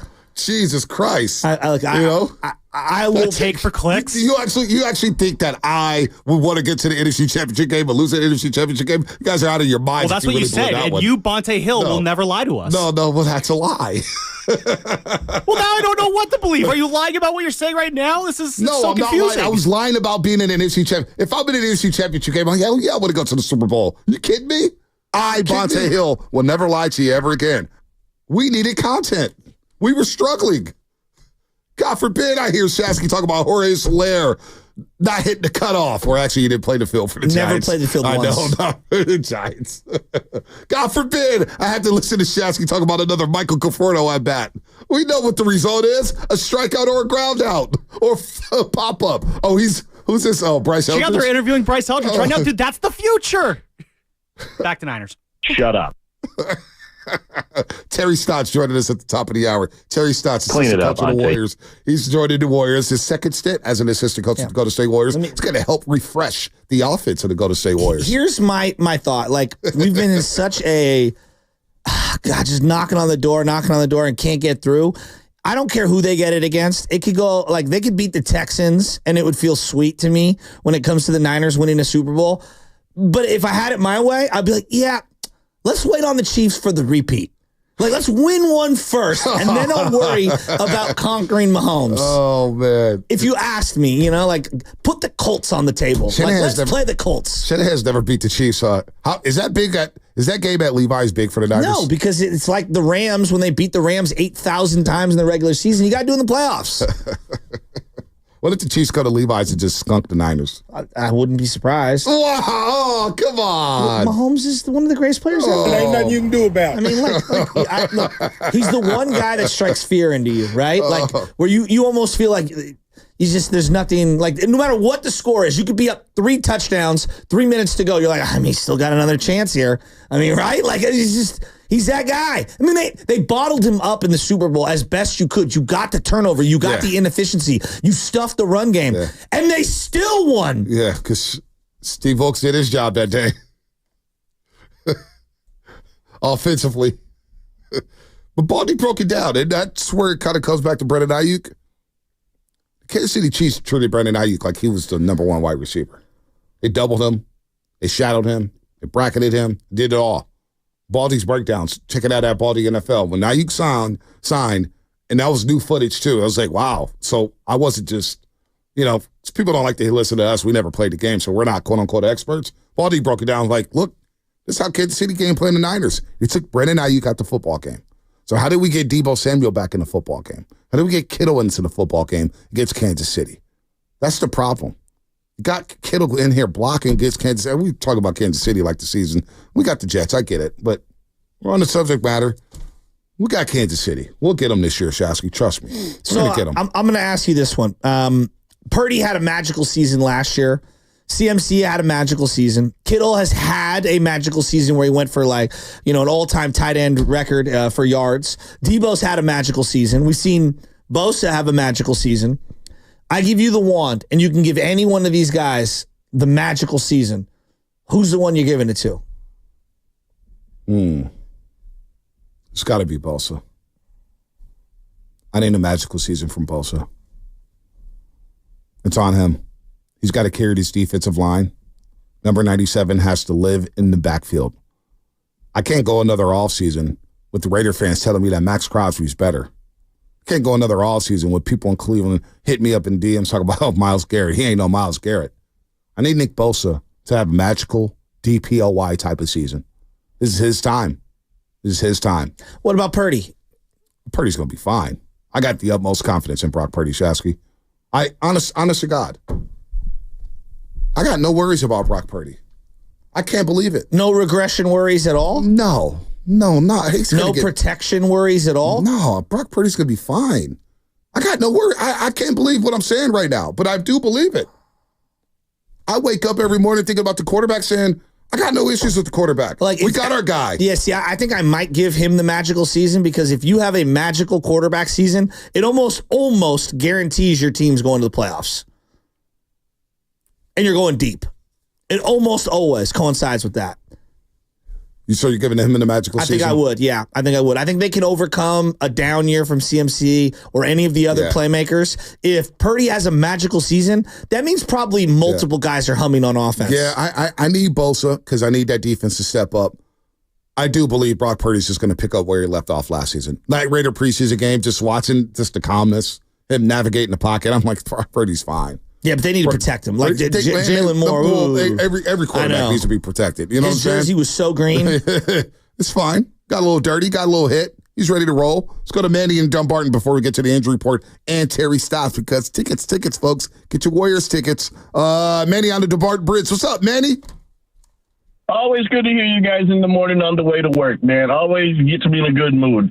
Thank you, brother. I just got a couple of things I want to drop on you, okay? Okay. Number one, Shasky, when you said that Ayuk and Debo and Kittle could be better than Jerry and John and Brent, I was recovering from a concussion, and I thought that was the after effect of it.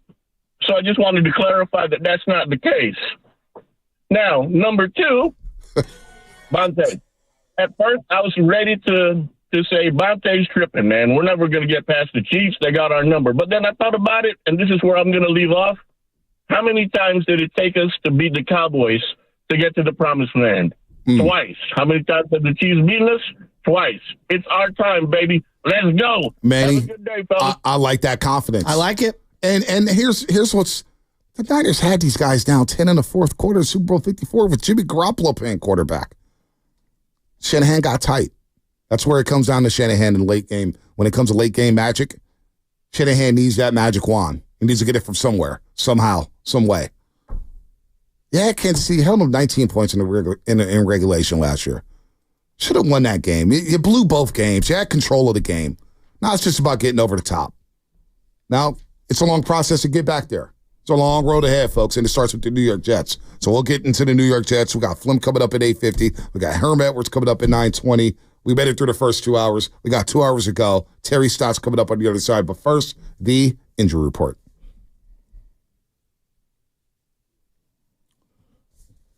Ow!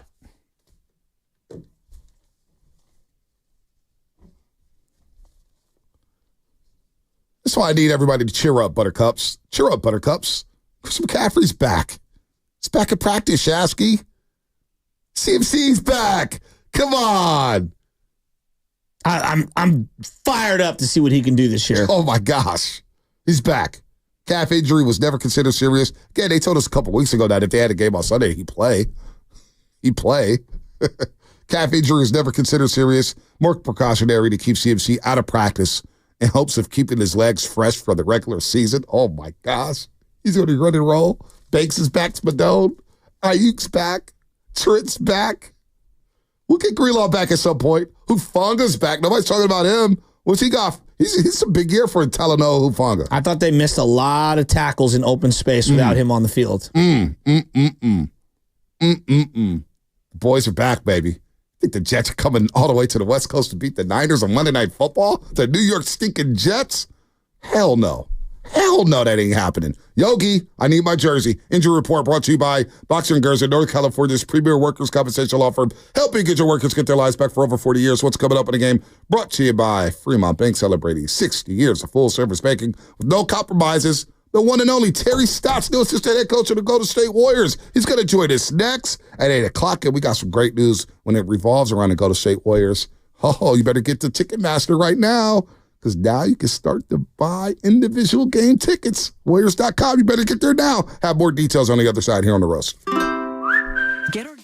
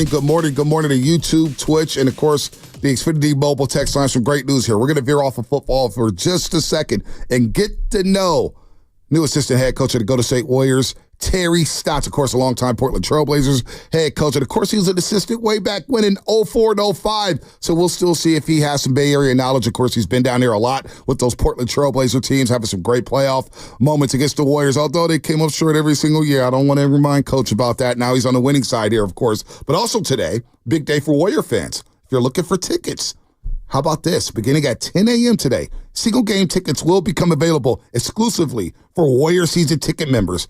At 12 p.m., Dub Club members and Santa Cruz Warrior season ticket members will gain access to purchase tickets. And then at 2 o'clock, Shasky, this is where you come in. Chase card holders using their credit card or debit cards can take part in a pre-sale event. And then tomorrow, tickets go on sale to the general public starting at 10 a.m. So if you want to go to that Laker game on Christmas, you want to go see the Celtics, you want to go to the home opener against the Clippers, now's your time. But season ticket holders will get first dibs at 10 a.m. today on Warriors.com. With that said, let's bring in Terry Stotts to the River Islands guest line. Terry, good morning. Bonte Hill, Joe Shasky, the Butcher. Welcome to the Morning Roast. How did this come all together? Spinoni, let's get Stotts on the line. He's there? All right, Coach, what's happening? Here. Good morning, Coach. I'm here. How you guys doing? Oh, we're doing Thanks for great. having me. We're dead. Absolutely. Hey, what brought you back to the Bay Area, man? It's been a while since you've been back in the Bay. Of course, you coached those great Portland Trailblazer teams with Damian Lillard. How did the conversation go with Steve Kerr to bring you aboard here to the Golden State Warriors?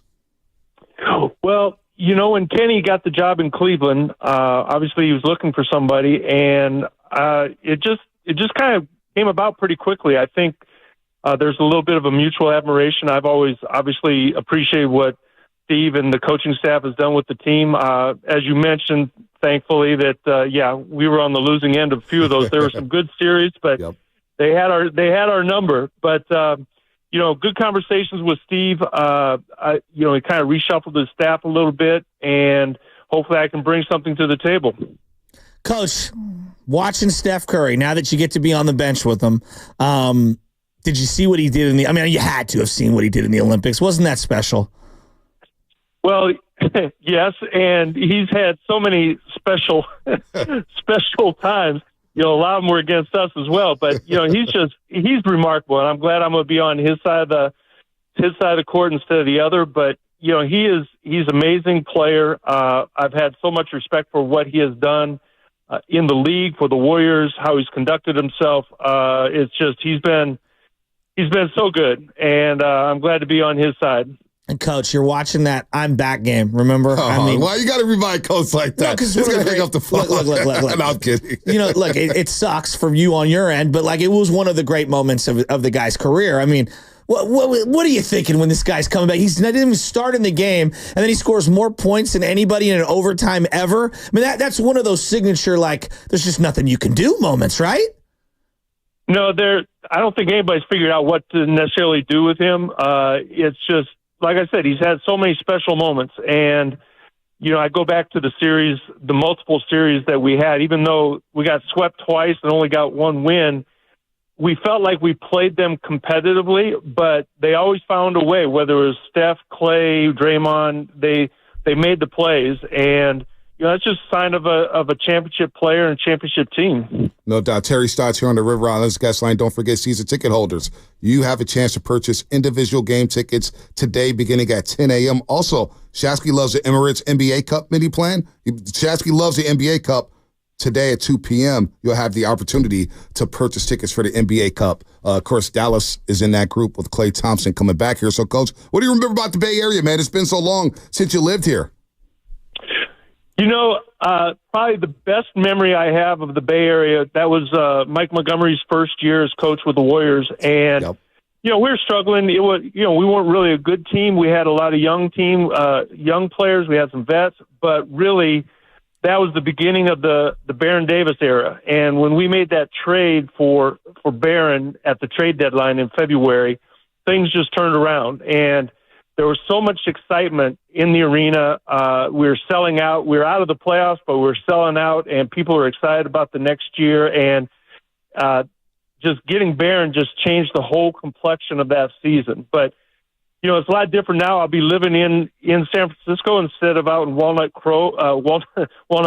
And, not playing at the Oracle over in Oakland. So it's going to be a little bit different feel for me. It's probably good for you, though, right? Because I remember a lot of those Portland Trailblazer games. You're right. They were so competitive, those series and those games. And obviously, Damian Lillard and C.J. McCollum. You had Al-Farouq Aminu and Mo Harkless. And you guys were up. I remember one game, you guys were up like 15, and then Steph and Draymond with the two-man game started to pick it up there. So what do you like about Chase? What do you know about Chase Center?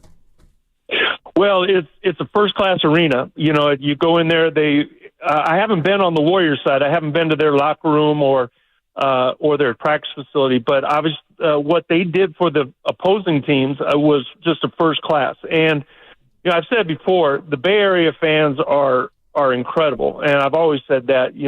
My friend George Karl coached there in the 80s. Great fan base then. I was there with Coach Montgomery. It's always been, even through thick and thin, the fans have been there. And obviously, when you're a championship-level team, it's that much better.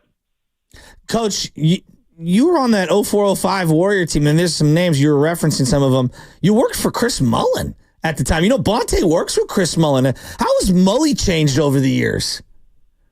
Well, I haven't spent a lot of time with Mully, but, yeah, he was in charge, him and Rod Higgins, and they were I don't know if that might have even been his first year. I'm not sure. But I always had a lot of respect for Mully as a player. As I mentioned, George was coaching him when George was with the Warriors in the 80s, and he's such a pro and such a great player. I was kind of in awe of him from that perspective. But he was easy to work with. I think he had a really good eye for the game, good evaluating of players. But more than anything, he's just a good guy to be around and work for. So your role, obviously you have a pedigree with offensive basketball, of course, but you're a head coach doing it on both sides of the basketball.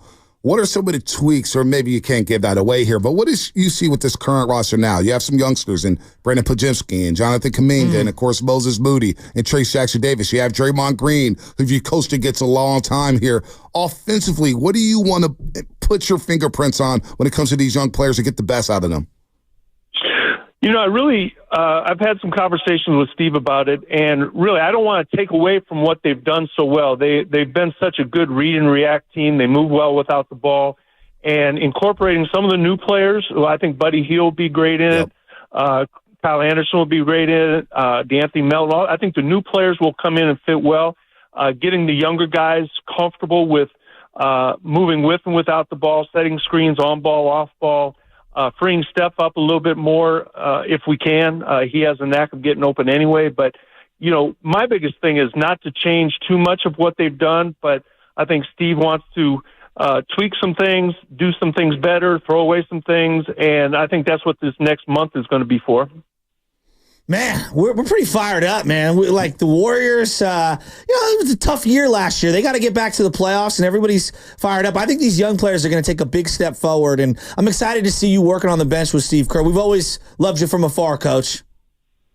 Well, I appreciate it. And it's been, like I said, I think it's really a great fit for me at this stage of my career. And hopefully, like I said, hopefully I can bring something to the table. I have a lot of respect for Steve and their staff and what they've done. I think there's still a window. You say last year was a tough year. They won 46 games, and 46 used to be a guaranteed playoff spot. Right. But the West is so tough. It's wide open, and I think we're going to be in the mix. And that's what, in the West, if you're in the mix, anything can happen. All right, let's have a little fun here, Coach, before we let you go. Portland's a great food city. I love Portland. Portland, Oregon had a lot of great food. Now you're down in the Bay Area. What's the meal you got to have down here in the Bay Area? What are you looking forward to eating down here in the Bay? I'm actually looking forward to exploring a lot of new places. We didn't go out a lot of time. Most of the time we were over in Oakland. So, but anyway, I'm not looking forward to one particular thing. I enjoyed my walks in San Francisco probably more than anything else. The food, there's great restaurants. But every time I came to San Francisco, I enjoyed my walks, whether it's down the wharf or going up in the Heights or all along. It's a great walking city, and I think I'll enjoy that the most. I like it. You like to get your exercise on, get some sunshine, walk the Embarcadero. We respect that. We respect that, Coach. No, we can't wait to meet you. I walk up Powell. I don't take the cable car. Oh, wow. You walk up the hill. See, Shasky, you got to learn from Coach, man. Don't be ducking the car. Don't be ducking the hill, Shasky. I walk the hill every single day. Coach, he's a cable car guy. He'll take Uber up Powell Street, man. I respect you for walking up those hills. No, Coach, we can't wait to meet you next month, man. Trading camp's around there. And you get to spend trading camp in Hawaii. How cool is that? I know. Are you going to be there with us? No, unfortunately, we got to do this morning show. We don't have, I don't know. They're not sending us to Hawaii. We wouldn't work, Coach. We'd have too much fun out there. I was going to say, you could do it from your hotel room. Hey, don't give me any ideas, Coach. I mean, you hear that, boss man? We can do it from our hotel room. Shasky, Hawaii, we bring the family, training camp, let's do it. I'm actually going to Hawaii in February. Oh, wow. You see what I deal with, Coach? You see what I deal with on a daily basis here? Anyway, Coach, thanks for joining us, man. Tickets will go on sale for season ticket members. Coach Terry Stotts, new assistant coach of the Golden State Warriors. Again, 10 a.m., single game tickets will become available exclusively for Warriors season ticket members. At 12 p.m., Dub Club members and Santa Cruz Warriors season ticket members will gain access to purchase tickets. And at 2 p.m., Chase card holders like Joe Shasky, putting your business out there using their debit or credit cards, can take part in the pre-sale event. And then tomorrow at 10 a.m., the general public, some people will have, Warriors insiders will have access to pre-sale tickets started at 10 a.m. Then the general public will have access at 4 p.m. And again, you could call, you go to Warriors.com, or you could do it by phone, 888-GSW-HOOP. I'm excited to get into some Warrior basketball here. I do feel like the season starts a little too early for my liking, but I am excited for it. Yeah. It should be interesting. There's a lot of unknowns. It's a lot of unknowns. It's coming, like, they're going to start training camp. We're going to be in October, football season. Where are the 49ers going to be at? And I'm already looking at the schedule. I haven't done a deep dive yet. Usually I do a deep dive by this point, but I already saw that the home opener falls on the same day as the Niners and Cowboys. So your boy will be working, making some money, and then going home to rewatch the game at night. I'll try to shield myself, but it will be pretty impossible to do that. But the Cowboys are like our little brothers, so I'm not really worried about them. To be honest with you, the Cowboy game, now I'm talking myself into this. This may be lying teaser right here. It's lost its luster a little bit. 42-10. Anybody fear the Cowboys anymore? It'll still be awesome when I'm walking through that parking lot and there's 8 billion Cowboy fans. I mean, they stink. Warriors basketball right around the corner. No Clay, man. It's gonna hit people in the cardiac. No Clay. And Clay's in a great space. Let's get back to football. We're gonna walk you back Wednesday soon. 8:30. 8:30, walking back Wednesday. What are you walking back this week, Shasky? I can't wait to hear it. BPA is on the line. BPA, I did not miss you on vacation. Just want to put that out there. Hey, thanks. Appreciate that. Are you going to be at Fremont Bank today at the summit? No, I'm not. Sorry. I'm going to miss that one. Hey, I don't know if you saw Grant Cohn coming out and saying that the Warriors management or front office is not happy with John Lynch and Kyle Shanahan. And I thought that was just the irony. I mean, obviously the 49ers are just super competent, competitive. They do everything possible to win. They make lots of good decisions. Versus the Giants, where you have, I mean, there's more criticism of the 49er front office than the Giants front office. And you have this just really kind of almost military discipline amongst the local media here to protect Farhan at all costs, even to their own reputation. I think it's incredible. It's a pretty incredible thing that there are still people out there trying to defend Farhan Zaidi's performance. Are people still, wait, BPA, real quick. Are people still actually defending Farhan Zaidi? Because I tried to take a step back from the interwebs. No. 100%. Like Baggerly, Kawakami. I mean, Kawakami tweeted all weekend about how amazing the attendance was, which has, but one intention is to cast Farhan in the best possible light of, sure, Farhan sucks, but the fans still come. And last night there was maybe, I don't know, 20,000 people at the game. There was not 20,000 there.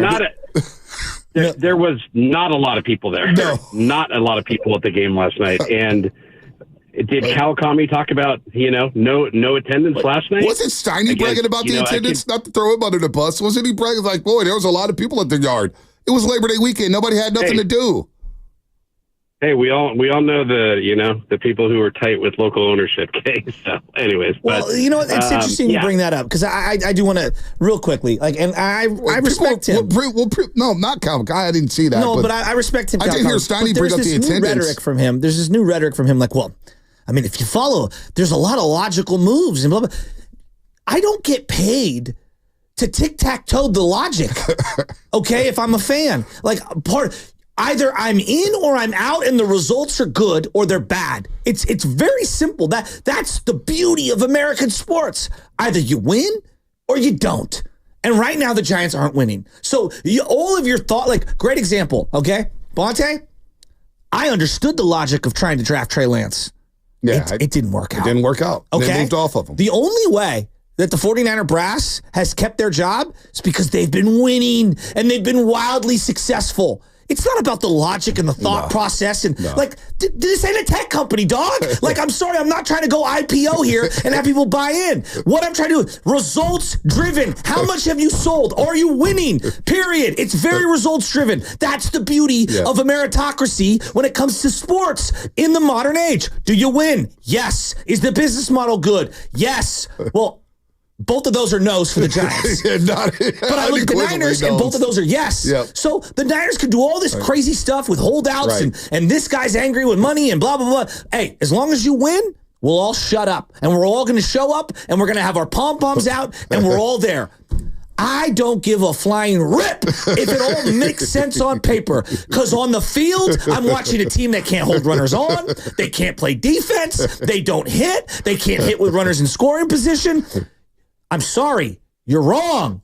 And the fans, the consumer, because that's what it is, although I know you haven't paid for a ticket in 20 freaking years, the consumer has rejected the product, and the record on the field is subpar. Simultaneously, if you dig a little deeper and you want to be Mr. Analytics, this team, of all the teams that are competing for a wild card spot, is by far and away the worst run differential team of them all. So pick whatever metric you want. You want to go pitching staff, you want to go hitting, you want to go run differential, you want to go overall record. Like, this team is not good enough. So to put them in the same sentence as the wildly successful San Francisco 49ers, who drive me crazy because they can't win at all, at least the Niners have unbelievable victories that have got me great joy. I mean, great joy. Think about how we felt when we beat Aaron Rodgers without scoring an offensive touchdown in Lambeau. Think about how you felt when they knocked off Seattle for the first time in Seattle. Think about how you felt last year when you came back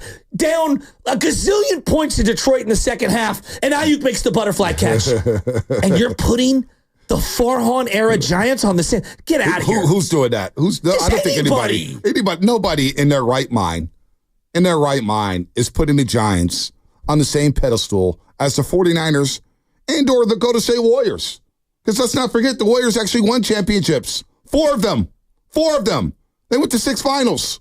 6. I'm more intrigued to see if Jonathan Kuminga can actually play for $40 million like we think he can than anything on the Giants roster. Let's not. At least the Warriors are saying, hey, we're trying to do something. They're in the mix on moves. And you know what? Everybody believes the Warriors can't complete moves because they signed Kevin Durant. One of the biggest free agents in North American sport history.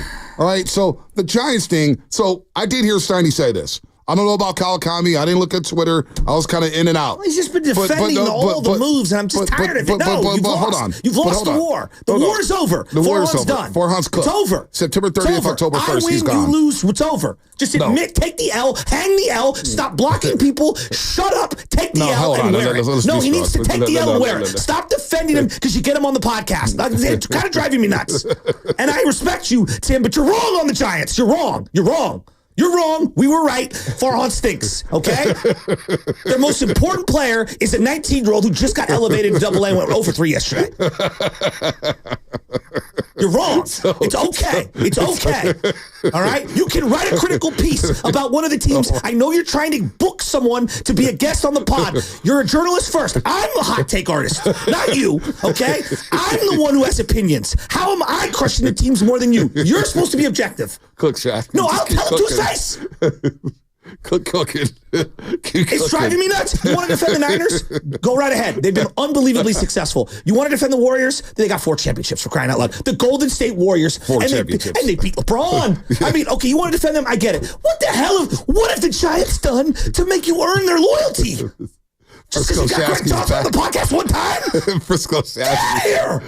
Hey, by the way. Stop insulting my intelligence. By the way, for Greg Johnson went on the podcast. They went on a little winning streak when they went to Pittsburgh and New York. And they won the game. And he came on the podcast and was like flexing.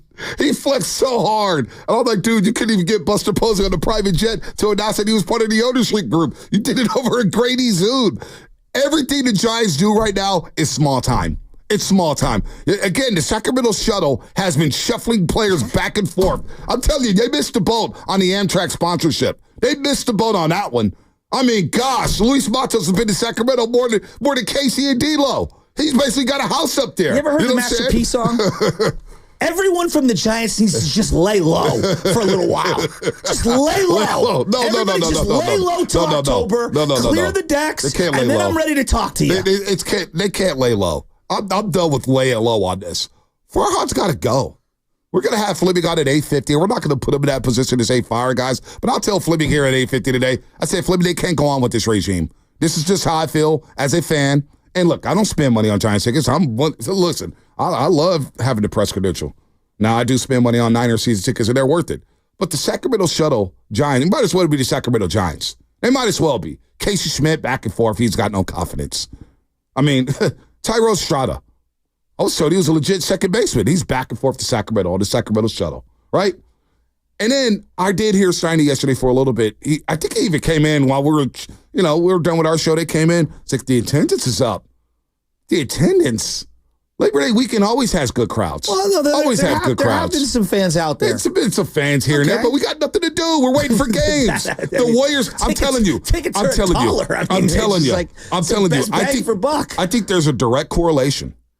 with the Warriors not making the playoffs, and fans are just itching for live action. We're itching for live sports. The Sharks weren't in the playoffs. The Warriors weren't in the playoffs. We're like, we need something to do. We need something to do. We got to get out there. I mean, we might be going to ACC games pretty soon. I mean, Stanford and the ACC. Well, you know what? I got offered tickets to Stanford and TCU. Yeah? And Laura Wakefield. I said, damn, I would have won if I was in town.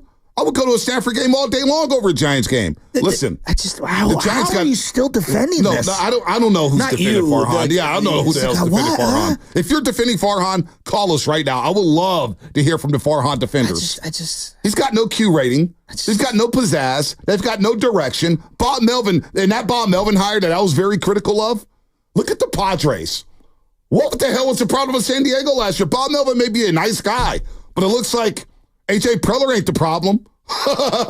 They're winning game. Yeah, you keep rolling your eyes, Lubman, but the Padres right now. Manager in 10 years, but yeah, they've been wildly profitable this year compared to the Giants. Lubman? The Padres are in second place and one of the hottest teams in baseball. The Diamondbacks leapfrogged you. Remember, we were all laughing at the Diamondbacks 2 years ago? The Diamondbacks leapfrogged you and clowned your asses yesterday in front of 15,000 fans. The Giants are cooked. They're done. So all I say is October 30th, September the 1st will be a great day in Giants baseball because I do believe they cannot go on with this regime any longer. You can't do it.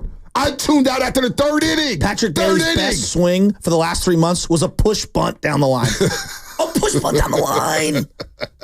Yaz is our second best outfielder right now. He is.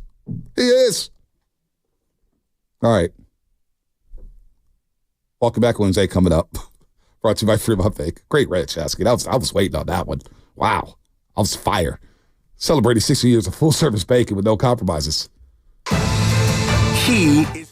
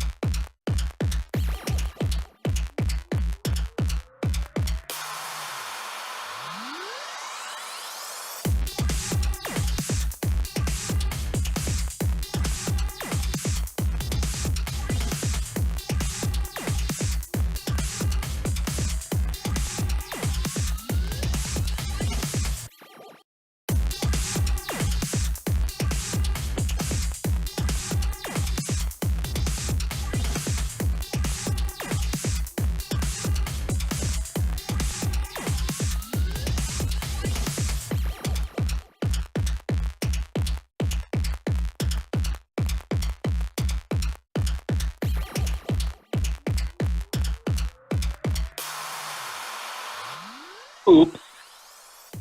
This is Oreo Cookie from Oakland, California, and it's plain to see you can't change me because I'm going to be a roaster for life.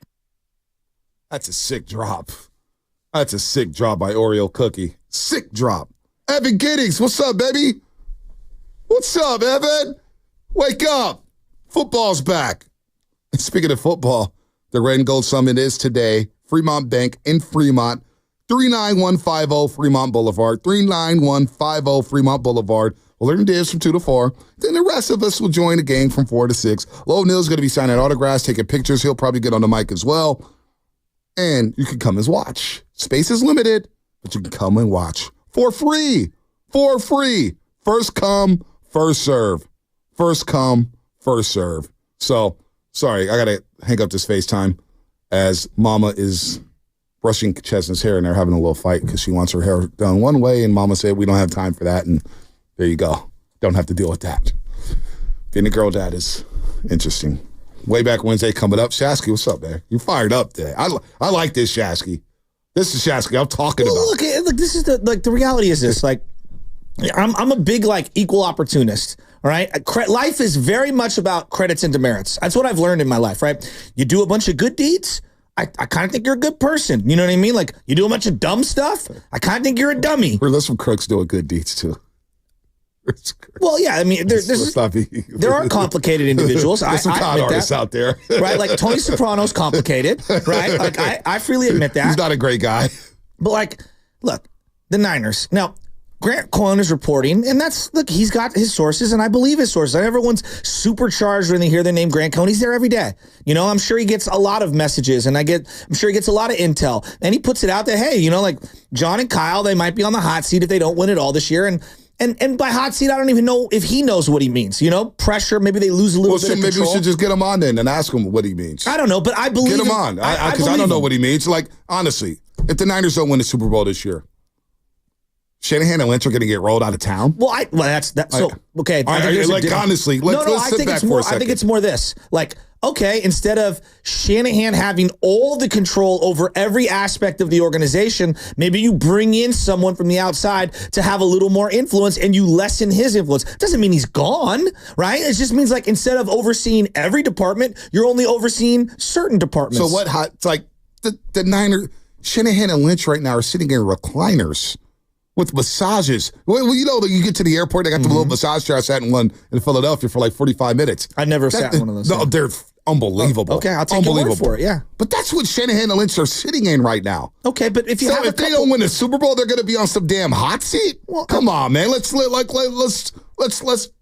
the brakes a little. I'm not calling out Grant Cohn or anything. Now, when it comes to the money stuff, and front office maybe not happy about all the money they're spending, there could be something there.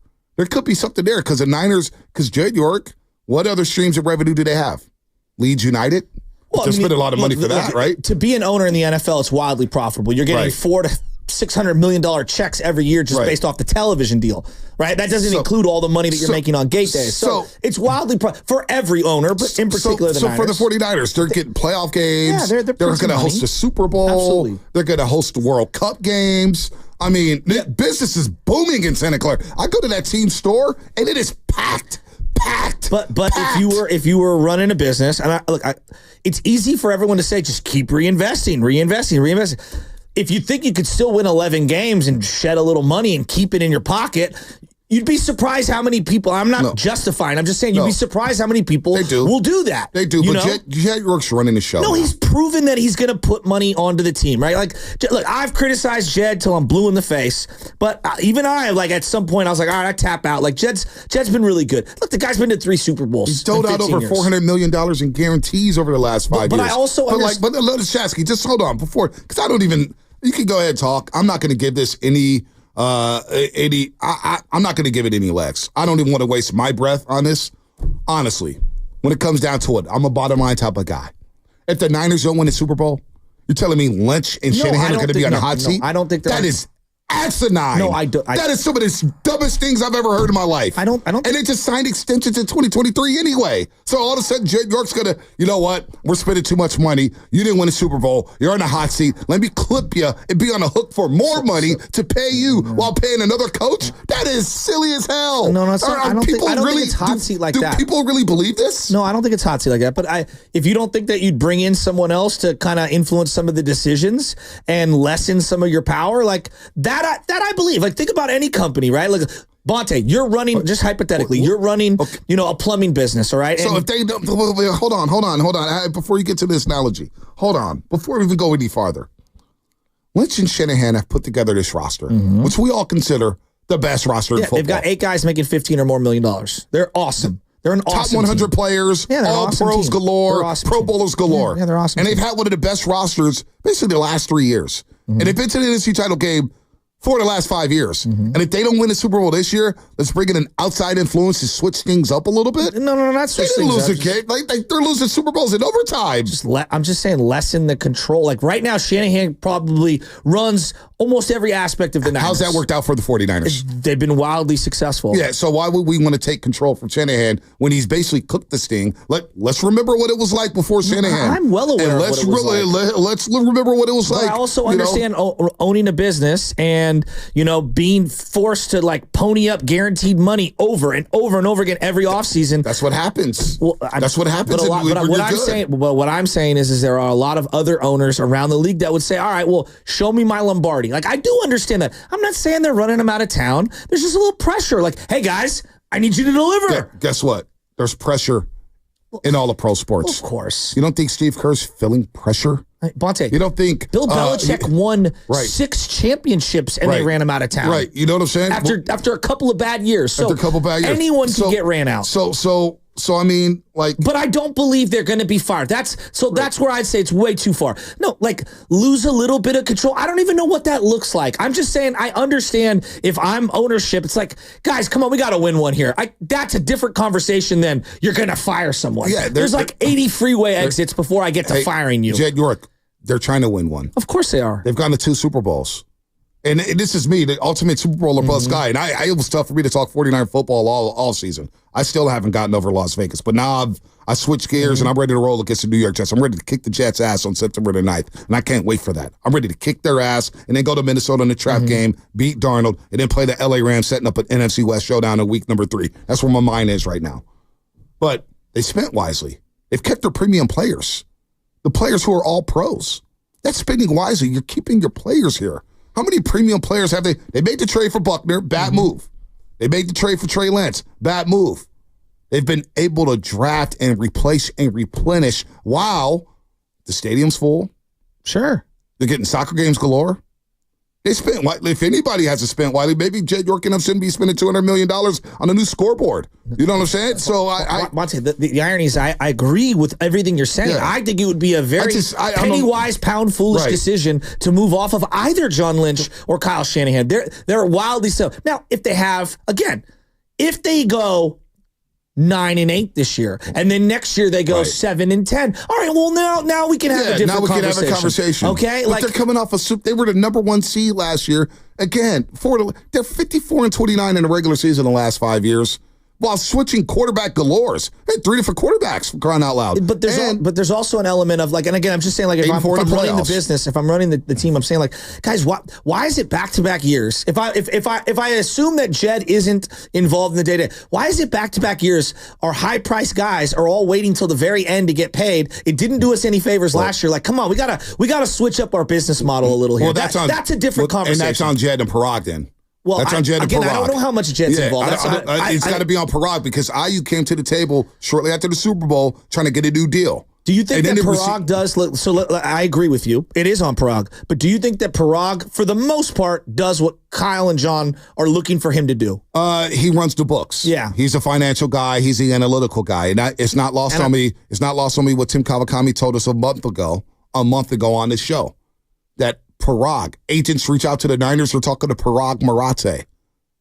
And Parag is a difficult guy to deal with. Yeah, but I don't think Parag is negotiating without all of the parameters. And like Shanahan's the one I believe. I mean, I could be wrong, but my feel is like Shanahan's like, I want this player. Figure it out. Like, this is what we're comfortable with. And I'm sure that they have a big whiteboard. I'm sure there's like 15 people in there that are saying, all right, we can afford this. We can't afford that player. Moving forward, we're going to have these guys. And this is how much we're allocating. Just saying, like, if I was running things, I can understand saying, guys, come on, man. We got to win one of these. You know, Ayuk just signed. Trent Williams is training camp. And it feels like we just look for drama. No, I'm not. Like, why it's not you, but it just feels like, because this hit my timeline, and I watched Grant Cohn's video, and I respect Grant. The pressure of the NFL. But it's the pressure of pro sports. It's the NFL, the NFL's making so much money. NFL's crazy like that, no doubt about it. NFL's pressure packed, but you fire Shanahan, and he'll be picked up the next day. So let's pump the brakes on like hot seat talk, and they need to get it done this year. Guess what? If they don't get it done this year, we're all going to be disappointed. But guess what? If Shanahan and Lynch want to be back, they'll be back. Well, and we'll be happy again. So this is my thing. It's just like we're looking for drama instead of focusing on like, well, how does Brock Purdy improve on next season? How does he improve off a monster year? How does Ayuk improve off a second-team All-Pro? How does Debo get back to wearing number 1 and becoming that dominant player we saw in 2021? How does George Kittle, who quietly had a monster season a season ago, how does he recap on that? Like, instead we're talking hot seats and money and business, and I'm just like, whoa, wait, what are we doing here? Here's what we're doing. We're like, if I'm running the team, I'm saying, all right, is this going to happen with Brock Purdy next year, guys? That's what I think. That's more. And I'm not saying that again. It's not life and death. I don't think it's fire you or you stay. But it's like, come on. I don't want to go down this road with my franchise quarterback next year. It's been 2 seasons in a row. Like, let's allocate whatever you think we can allocate, and let's figure this thing out, because it's a bad look for all involved. But this is business, though. This is business. Yeah, but I think the business of last year bled into the regular season. Is it a bad look, or is it just business in the NFL? Well, okay. Did the business? CeeDee Lamb held out, and he got his money. I don't think it's going to be a great look. I don't think Dallas is that good. But you know what? They're happy they got CeeDee Lamb. You know what I'm saying? The fans are not. Now they're talking about Dak. And now they're talking about how do we get to the NFC Championship game for the first time since 1995. You know what I mean? Like this whole... Like I respect Grant Cohn and what he does. He's at practice every day. He's got his thing, and he's wildly profitable doing what he's doing. But it's hard for me to believe, because he said it was in that video. Can we play the video for crying out? Do we have the sound? Let's just play the sound. Let's just play the damn thing. Play the sound from Grant Cohn about the hot seat, because that's the biggest thing I took away from it. Is like, wait a minute, you're telling me that if they don't win the Super Bowl, Shanahan and Lynch should be on some hot seat? Like, just. Well, yeah, I know. It sounds absurd. It is absurd. It doesn't sound absurd. It is absurd. But I'm trying to play the devil's advocate and feel like... You don't need to do that, though. No, but I'm saying, like, if I put myself... Just hear me out. If I put myself in the other end of it, like, all right, if I'm running the team, I'm saying, like, all right, last year, like, we all knew we wanted Bosa long term. Man, we waited till the Wednesday before. We all knew we wanted to have Ayuk and Trent Williams, and you told me you did, and it's like, it went all the way down to the very end. Like, can we avoid that next year with Brock Purdy? That's what I would be saying. Yeah. Not about, you better win it all, you're all gone. Like, that's not how I'm seeing it. You know what? The players are able to compartmentalize this stuff. They certainly did it last year when they went to Pittsburgh and kicked their ass 30-7 and benched everybody in the fourth quarter and started off 5-0. Now, I know Bosa made the excuses and said that he needed training camp or whatnot, but they went 30, 30, 30, 30, 42. Or what was it? 30, 30, 30, 30. Wait, 30, 30, 30. 35 and then 42 against the Dallas Cowboys. Nobody on the offense held out. The defense was where we had the issue, and I think not the first 5 games, but after 9 games, you had 3 sacks for Bosa, and most people were like, "Damn, he don't really look like him." So I don't think. Look, talking about this, I don't think is the end of the world. I don't think we're creating some. If they win games, this all goes away. It's obvious you drama because I see it on the shows. Nick Wright was running with it. You know what I'm saying? Was he? Dick Wright he hates the Niners in general. Well, so like that stick of like, hey, there's got to be drama. Let's just play the cut. Here it is, Grant Cohn. I have some breaking news. I just spoke to a source who's close to the 49ers, and this is exactly what he told me. I'm hearing the front office is extremely upset with the current financial status of the team, with the salary cap, and the Ayuk and Trent contracts. It's Super Bowl or bust. And if it's bust, then heads will roll. The Lynch and Shanahan regime is on the hot seat, and it's hotter than ever. Front office, I guess, ownership is upset with Lynch and Shanahan about all the spending that's happened this offseason. I guess if this report is true, and I have no reason to believe it's not, the front office, Parag, Jed, his parents, were maybe hoping that they could spend a little less this offseason if they had, won the Super Bowl last year. But they didn't win the Super Bowl, and they're so desperate to just keep the team the same. I mean, they're not even really trying to get better. They're just trying to keep the team the same for one more year.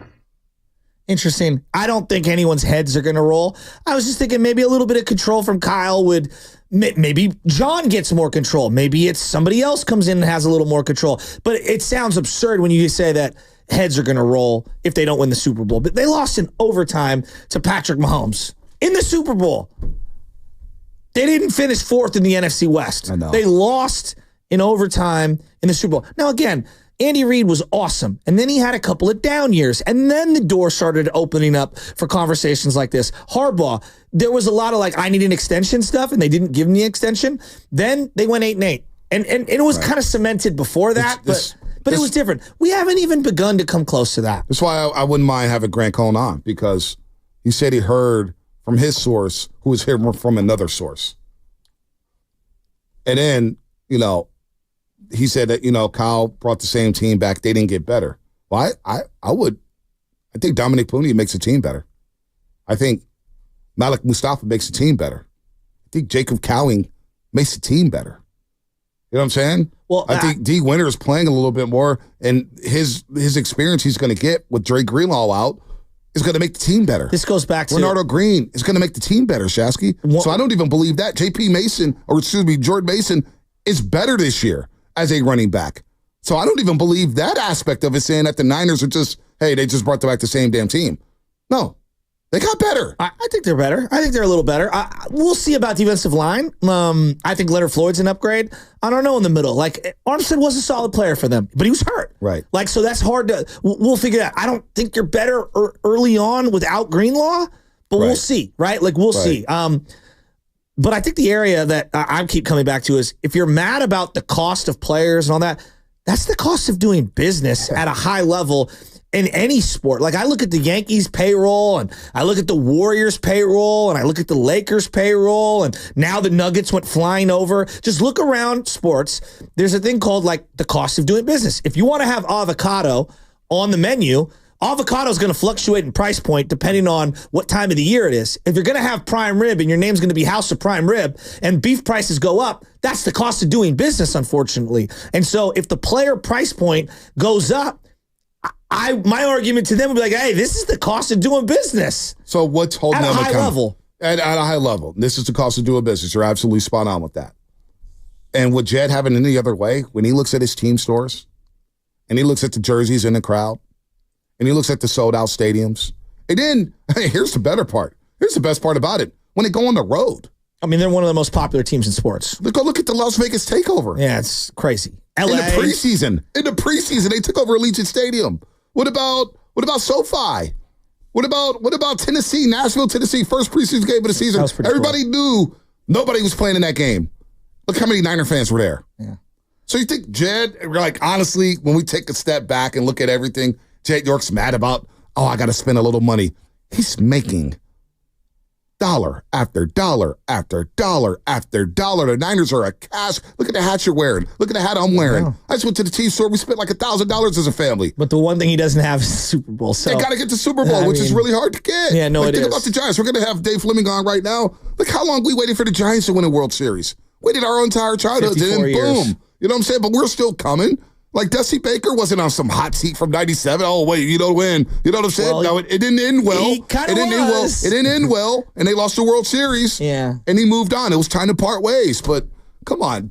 Honestly, if they don't win the Super Bowl, Colin John, the seat's going to get hotter than hot. No, but I think this is crazy to me. No, I think this is what front offices say. I look at Aaron Boone. If you don't win the World Series, Aaron Boone, you're out of here. That's how the Yankees operate. Right. But I would say the Yankees haven't won in the playoffs anywhere near what the Niners have won. And we've heard Aaron Boone has been on the hot seat for 3 years. Dave Roberts, he's still there. Same thing. Dave Roberts still there at the Dodgers. You know what I'm saying? So I'm with you. Let's bring in Dave Fleming, River Islands guest line, of course. Flem, long time no talk. I hear your carpool in here, so we'll try to keep it PC here. We'll try to keep it PG. Hey, Dave. No, we already did the carpool, and we listened to you guys on the way, and one of the boys in the back was like, "Is that why they call him the Butcher?" No. Joe was just freaking killing everybody, so we were listening. Dave, like I'm watching this team, and like over the weekend, there was the double play ball with Logan Webb that he just throws it in. Just you got to get one before you get two, and then there's the ball hit to Conforto, and then McCray comes flying up. He misses the cut, goes second and third, home run on the next pitch. I'm just like, oh my gosh, so many little things. Last night they fight to get back into the game. All right, and then Corbin Carroll, little base hit to left field, beautiful piece of hitting, steals second, steals third, and boom, they execute with the runner on at third, and it ends up being like the winning run in that game. The little things for this team and the lack of athleticism and speed, as I look around the whole bigs and all these other teams compared to them, it's just so difficult like for them to compete when they're at an athletic disadvantage, and it's really evident the last couple of months. Yeah, I would say those are two different issues that you just brought up, but both are valid. It is a bad contrast right now with the Diamondbacks with the execution in those offensive scenarios. I mean, the Diamondbacks, and it is pretty amazing to watch them in the last 2 months plus since late June, they're hitting just short of 300 with runners in scoring position. Wow. Now that is pretty amazing. Like that's in a year where offense is down across the board. And last night it was like just a parade of every single time they had a chance. Base hit, base hit, base hit, sac fly, home run, whatever. That's pretty amazing. They're hitting as a team with the bases loaded this year, 375 as a team. Oh my gosh. That's crazy. I mean, like what they're doing is pretty special, and it does make for a very frustrating contrast with the Giants, who save their absolute worst at bats for those moments. Like the Giants in the last 6 weeks, 7 weeks, the Giants with runners in scoring position, their OPS is below 600. Like not hitting with any power. Like, so it's been that's just a massive difference between these two teams. D-backs last year were a team that ran wild on everybody. They haven't done that quite as much, but your point about the athleticism and the speed, and look, the Giants have gotten more athletic this year. They have. Ramos is more athletic. Fitzgerald's more athletic. Now that McCray's playing, he's more athletic. They've made a few strides in that regard, a few. But that doesn't mean that issue can be separate from the stolen base issue, which is, I mean, absolutely has to be addressed, because the Giants' differential in terms of the steals that they've given up and the steals that they've created is so massive. It's just incredible how game after game the Giants give up the steal. Yep. Even though they've gotten better at it, even though they have made a point of like emphasizing it, they're still not good enough at preventing the steal, and then they just don't generate steals themselves. I mean, they're just digging themselves a hole before you start a game with that differential. Flem, actually tied for last in stolen bases with 57 stolen bases on the season. 57, and they're tight with the Braves. We know why the Braves are down, because they don't have Ronald Acuna Jr. or Ozzie Albies. And that's the one thing about this team and this regime that I can't grasp here. So they've tried to get a power hitter to come to San Francisco, obviously in free agency, whether it's Judge, Ohtani, Harper, Stan, the list goes on and on and on. But when you look at this yard, and the way this yard plays, and I'm thinking, boy, and we were sitting at Shasky and Matt DeHiga, we're sitting in a meeting looking at the old Cardinals teams playing at Busch Stadium. On that turf. On that turf. And Whitey Herzog was like, you know what? I'm going to get speed on this turf. I'm going to use this stadium to my advantage. I'm going to get a bunch of speed guys, whether it's Vince Coleman and Willie McGee and Ozzie Smith. And that's just for the life of me for the last 5-6 years. I'm thinking to myself, now, to your point, they are trying to get more athletic, and they are more athletic than they were a season ago, but it's still not up to par with the big boys in this league. I just don't get why. You know what? Get a power hitter or two. Maybe it's Bryce Eldridge, but get some guys who could go first to third, first to home. Use these gaps at Oracle Park and use the ballpark to your advantage. And for that philosophy, I just don't get why they haven't got to that philosophy, or if they have, it feels like it's too late, Flem. Well, I mean, I think there is an element of being caught in between. You know, one year you're trying to do this, and the next year you're trying to do that, and now we're emphasizing this, and no, wait, now we're. I mean, I think there is a legitimate criticism of that plan and that team building philosophy wavering a little bit. But I think as far as the steals go, I think it's very obvious to everybody that the Giants, it might be too strong to say misread the situation, but I think it's very fair to say that the Giants underestimated the impact of the new rules the last 2 years. And the Giants have been left behind where so many other teams have used those new rules and really created offense in an era where it's so hard to hit. It's never been harder to hit ever in the history of big league baseball than it is right now. Yeah. So how do you overcome that? Well, a lot of teams are overcoming that by using the running game, not just athleticism, but actually emphasizing the stolen base and emphasizing what you're talking about. And part of the solution to the issue that you're bringing up is, as an organization, you have to put your money where your mouth. You have to emphasize to your players and make it a point of emphasis that you're going to do it.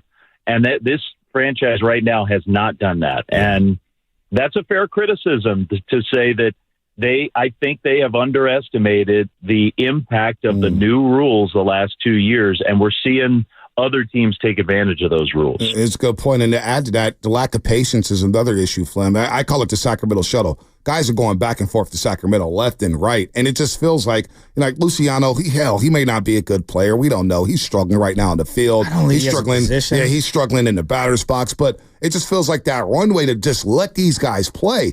Guys are just not playing. Then they do play. They struggle, and then boom, they're back in Sacramento. The lack of patience for some of the youngsters, instead, it's reared its ugly head here in late August and September. That's been alarming for me as well, Flem. Well, I mean, I sympathize with that opinion. I do. And I think especially now that the Giants' playoff hopes have basically vanished, I do think that the approach in the last month should change, and there should be an eye towards trying to figure out some of those young guys and maybe what you can plan going into the off season.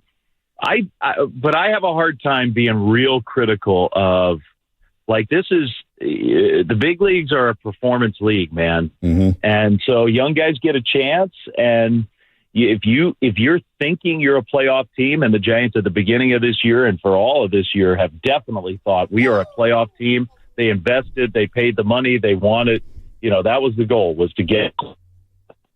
And so I find it hard to criticize when a young player just is not performing, that you're looking for another solution. Because I do believe strongly that the big leagues are a performance league. And so, the Luciano thing, he hasn't performed. Matos, struggled big time. Now, are there other things you can criticize about the handling of those two guys? Sure. I think you can nitpick at maybe the long-term plan for those guys. But in terms of the shuttle back and forth, that one's a harder one for me to get behind.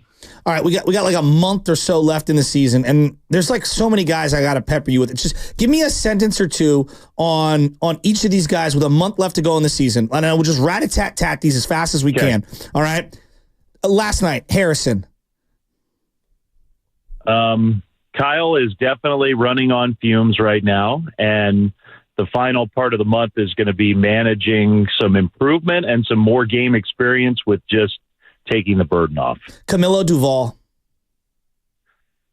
Big time priority for me for the final month. And it's not psychobabble stuff. It's not, what's the entrance music? It's not the light show. It's why is his fastball not moving the way it was? And why is the slider not as good a pitch as it was? Get that fixed. Yeah, I'm kind of with you there. All right, Tyler Fitzgerald. Just more experience. I like Tyler. Tyler's going to be a part of the future. The swing and miss stuff is real, and it's going to be an issue for him. So the more these teams are getting brutal with him now, just pounding him with off-speed stuff. So he needs those at-bats and those reps to have a counter, and we're starting to see it. Last night, nice opposite field hit, some opposite field hits lately. He can make that adjustment. How do you fix Patrick Bailey at the plate?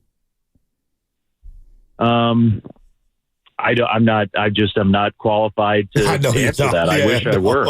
I know. I saw the numbers, Flem. And I was at the casino in Philadelphia. I was at a wedding in Philadelphia, and you were calling the Stanford game. They had you on the loudspeaker at the live casino in Philadelphia. I was like, wow, that guy sounds familiar. While the Giants are playing the Marlins on another screen, and I saw some numbers with Patrick Bailey, and I could not believe it. I could not believe the numbers that Patrick Bailey was having offensively. It was like historically bad, like one of the worst months in baseball history. Yeah, he's been the worst hitter in the game since the All-Star break. That's just the fact. So absolutely must figure out what's going there. I mean, Patrick should be a massive part of the Giants' future. As great as he is on defense, it's hard to be that, like this. So I really believe in Patrick. I do. And I think that will get fixed, but it's worrisome for sure. Blake Snell. I don't know. Enjoy it while it lasts. I mean, I love you. Can I just say I love you? Well, I'm telling you, Flip, I was happy for you to be in at Stafford. I was like, Flint just needs a day off for this team because I hear you. You're frustrated like us with this team. Like Blake Snell's been awesome, and it's like, damn, he's got the player option. And he's probably looking around saying, I don't know about this. Like Matt Chapman. What your thoughts on Matt Chapman, Flem? He's probably going to win a Willie Mack Award. He's been a great Giant this season. Great Giant. And Chapman, I think, is much more realistic. I'm not saying Blake Snell won't come back. I think Blake likes it here. He's obviously thriving right now. It's just if you're looking at the Giants from sort of afar and saying, what do we have and what do we need? You're going to have to start prioritizing some things. And as painful as it might be to watch Blake Snell sign somewhere else, it's just there's going to be a lot of competition for him. And you have Hicks, you have Birdsong, you have Webb, you have Harrison, you have Robbie Ray, you have Keaton Wynn, you got Tristan Beck, you've got Carson Wisenhunt. Like you do have. I'm not saying not a one of those guys other than Logan Webb is Blake Snell. Blake Snell has been unbelievable, but you do have a lot of bodies there that you believe in. So anyway, I'm not saying he's gone. I'm not saying he should be gone, but that one's going to be trickier. Chapman, I think, will get done. I do. I really believe that. Okay. It's just a perfect fit. He's had a great year. He loves it here. Gosh, they need him. He's been their best player. So I think that'll get done. All right, let's real quick, switching gears. How many fantasy leagues are you in, and who did you take with your number one pick? I told my son today, I said, I'm in 3 too many. I'm in 4 fantasy leagues. Dave, I am too, Flem. Family and friends only, too. Yeah, I picked the same players for both as best I could. It's too much. How long is your oldest league? Because I'm in a league, the SF Players Club. We've been in this league has been going on since the pen and paper days in the late 90s. I got 4 leagues, Flem. I can't help myself. It's hard. We had our Giants fantasy draft when we had that off day in Milwaukee on this last road trip. So we all got together. I mean, I think I am the longest tenured member of that league. Maybe Dave Greshner is. Wow. So our first pick, Kipe and I took Bijan Robinson in our Giants league. And then we took Isaiah Pacheco with our second pick. So we went 2 running backs. Yeah. We did take George Kittle, so we managed to get. We always want to have at least one top niner on our team. We got Kittle on our team. We were picking next to Chapman, so it's like we were 6th and Chapman was 7th or something, whatever it was. And about 5 times during the draft, Chapman just looked at me and screamed at me because we were taking the players that he wanted to pick. Jock's not in this league, is he? Thank God, no. Yeah, Jock's not in That's unbelievable. Hey, Dave, I love is you. it PPR? That's what I wanted to ask. I don't even know how to follow that up. Oh, he really did hang up on accident. Oh, my God. That might have been the greatest answer. I love him. I love him so much. Jock, by the way, having a monster year for the yeah, I know. Can you believe that? I can. Can you believe that? They sound like they don't have a Pasoy problem in Arizona. They do not have a Pasoy problem. Real quick. That was incredible. That was incredible. That was better than Ric Flair hanging up on Bonte. By the way, Jock, 21 homers, 280. How is he doing this? I can't believe it, Flip. I can't believe this. Yeah, he looks. One thing about Jock, and look, I'm not saying this. I'm actually saying this as a compliment. He looks like he's in a lot better shape. Yeah, and I'm glad that he took it seriously like he knew he had to clean some things up, and he's had a really good year. He's a talented player, and I am happy for him. I like Jock. I'm teasing him about the fantasy thing because he wears you out with. There's nobody more annoying to play fantasy football. Is it the trades? Jock, Is it the trades? Oh my God! My it's boy like Guido a keeps sending million me trade proposals. Yeah, my buddy Guido keeps sending me the same Chris Godwin deal. Guido, I don't want Chris Godwin. I like my team. The draft just ended. Real quick, Flip. Yeah. Most impressive thing from week 1 in college football because it was fascinating. You got Cam Ward in Miami going to the swamp. My Florida State Seminoles are now unranked. They didn't look awful. USC beating LSU. I know you're doing a Kyle Albert this week, I believe, so you get a little SEC action down at the Plains. SEC yeah, get the Plains. Get down there to the Plains. So, most impressive thing you saw in college football week 1, Flem? That is a good question. I mean, there were a bunch of impressive things, and Miami was one of them. Miami's close to the top. I mean, that kid can play, Cam Ward. Maybe Miami finally is going to have a well-rounded team. That would be fun for college football if they do. But I don't really. A win against Florida, as tough as the swamp can be, I'm not sure I totally trust that. Georgia looked awesome as usual. I was impressed with USC. That guy, the assistant coach who they hired from UCLA, Anthony Lynn's son. So it's Anthony Lynn's son. Is a very good coach. Very good. So finally, SC's got a defensive coach who I think has a real good grasp of college football. So SC, that was a great win for them. It's still early. I try not to make too massive judgments this early in the year. It was weird because to me, part of the theme of the first week of college football was all the close calls. Like there were a lot of top teams. How does Oregon lead by 7 in the fourth quarter against Idaho? Yeah. If you think you're a national championship team, so that was a little strange. But let's talk again next week, and maybe after 2 weeks of play, we'll have a better idea. Oh man, Texas, Michigan, in the big house this Saturday, and then Oregon, by the way, playing Boise State. They're out there running back at Boise State, running for all those yards. Tell your son I'm sorry. Yeah. I'm sorry. I lost. Don't apologize. Don't apologize for being you. He knows I mean well. Don't apologize for being you. Yeah, you do, but I this is a lot of car rides now where I'm having to tell my children, no, he's really a good guy. Just because he's killing everybody that I know and like, he's really a nice guy. Flip, now imagine being in this seat. He don't even go to the games. I got to sit in the press box and media members looking at me sideways. How do you think I feel, Flip? You're spending all your time in the Niners team store, for God's sake. I got a daughter and a fiance. They like the nicer things in life, unfortunately. So, my wife won't sit in the bleachers anymore. I'm not going to lie to you. That's the course. She's club level for life. Real quick, you listen to 95.7 KGMZ FM at AC1 San Francisco and Odyssey Sports Station, always live on the free Odyssey app. 2 things that happened to me. We sat courtside at the Warriors game. My girl goes, "Yeah, we're never sitting in the bleachers or the nosebleeds ever again." And then we got lucky and flew business to Paris, and we didn't even leave the tarmac yet. Flem, she goes, "Babe, I never want to sit and coach again." And I was like, "Well, I don't play in the NBA. I don't play in Major League Baseball, so I'm screwed. I'm screwed." Just keep taking all those jobs. Keep saying yes. Exactly. Say no to sleep. Say yes to the job. And that's it for Dave Fleming as he was here on the River Islands guest line. Like that, he's gone on the River Islands guest line. All guests on 95.7 The Game appear on the River Islands guest line. This is a time for you to discover the islands, River Islands and Lathrop. We go from Flem to we play to win the game. Herb Edwards coming up on the Morning Roast here on 95.7 The Game. And that is brought to you by Chilton Auto Body. Have you been in a car accident? Chilton.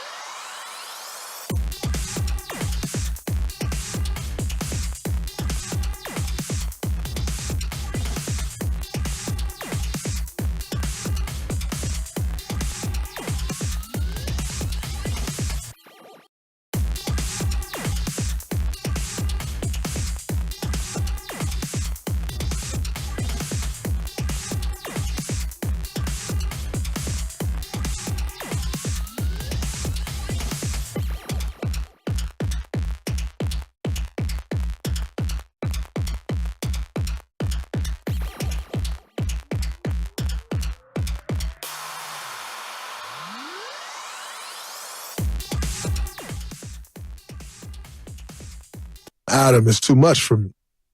What up? This is Turtle Pie Turtle from Frisco. If you're anything like me, you're getting hella roasted every day on the morning roast with Bonte and Shasky on 95.7 The Game. Yay! Turtle Pie sent me his fantasy roster. I'm not going to read it, but everybody wants me to evaluate their fantasy rosters. Everything looks good on paper before week 1, and then week 1 happens, and then reality hits. But Jock Peterson, the Tommy Pham. Did Tommy Pham just get waived by the Cardinals? He got picked up by the Cardinals. He's on the Royals now. He's on the Royals now? Because Pasquantino went down with a broken thumb, so they picked him up. So he's going to – where are they at in the playoffs? I was watching the Guardians-Royals game. I think they're in the second wild card. Yeah, I was watching the game in New York. 5.5 back of the Yankees. Yeah, it was Guardians and Royals in Cleveland. Kansas City looks good. They're third place in the Central, though. That's crazy. Best thing they ever did was many years ago go from AstroTurf to the grass. Yeah, the grass. You need grass. God, Bobby Witt Jr.'s swing is just, it's like incredible. He's such a stud. Man. Everybody tries to tell me about the nobility of being in the middle when it comes to like, oh, you got to keep competing. It's like, yeah, but you can also get yourself a Bobby Witt Jr. in the draft.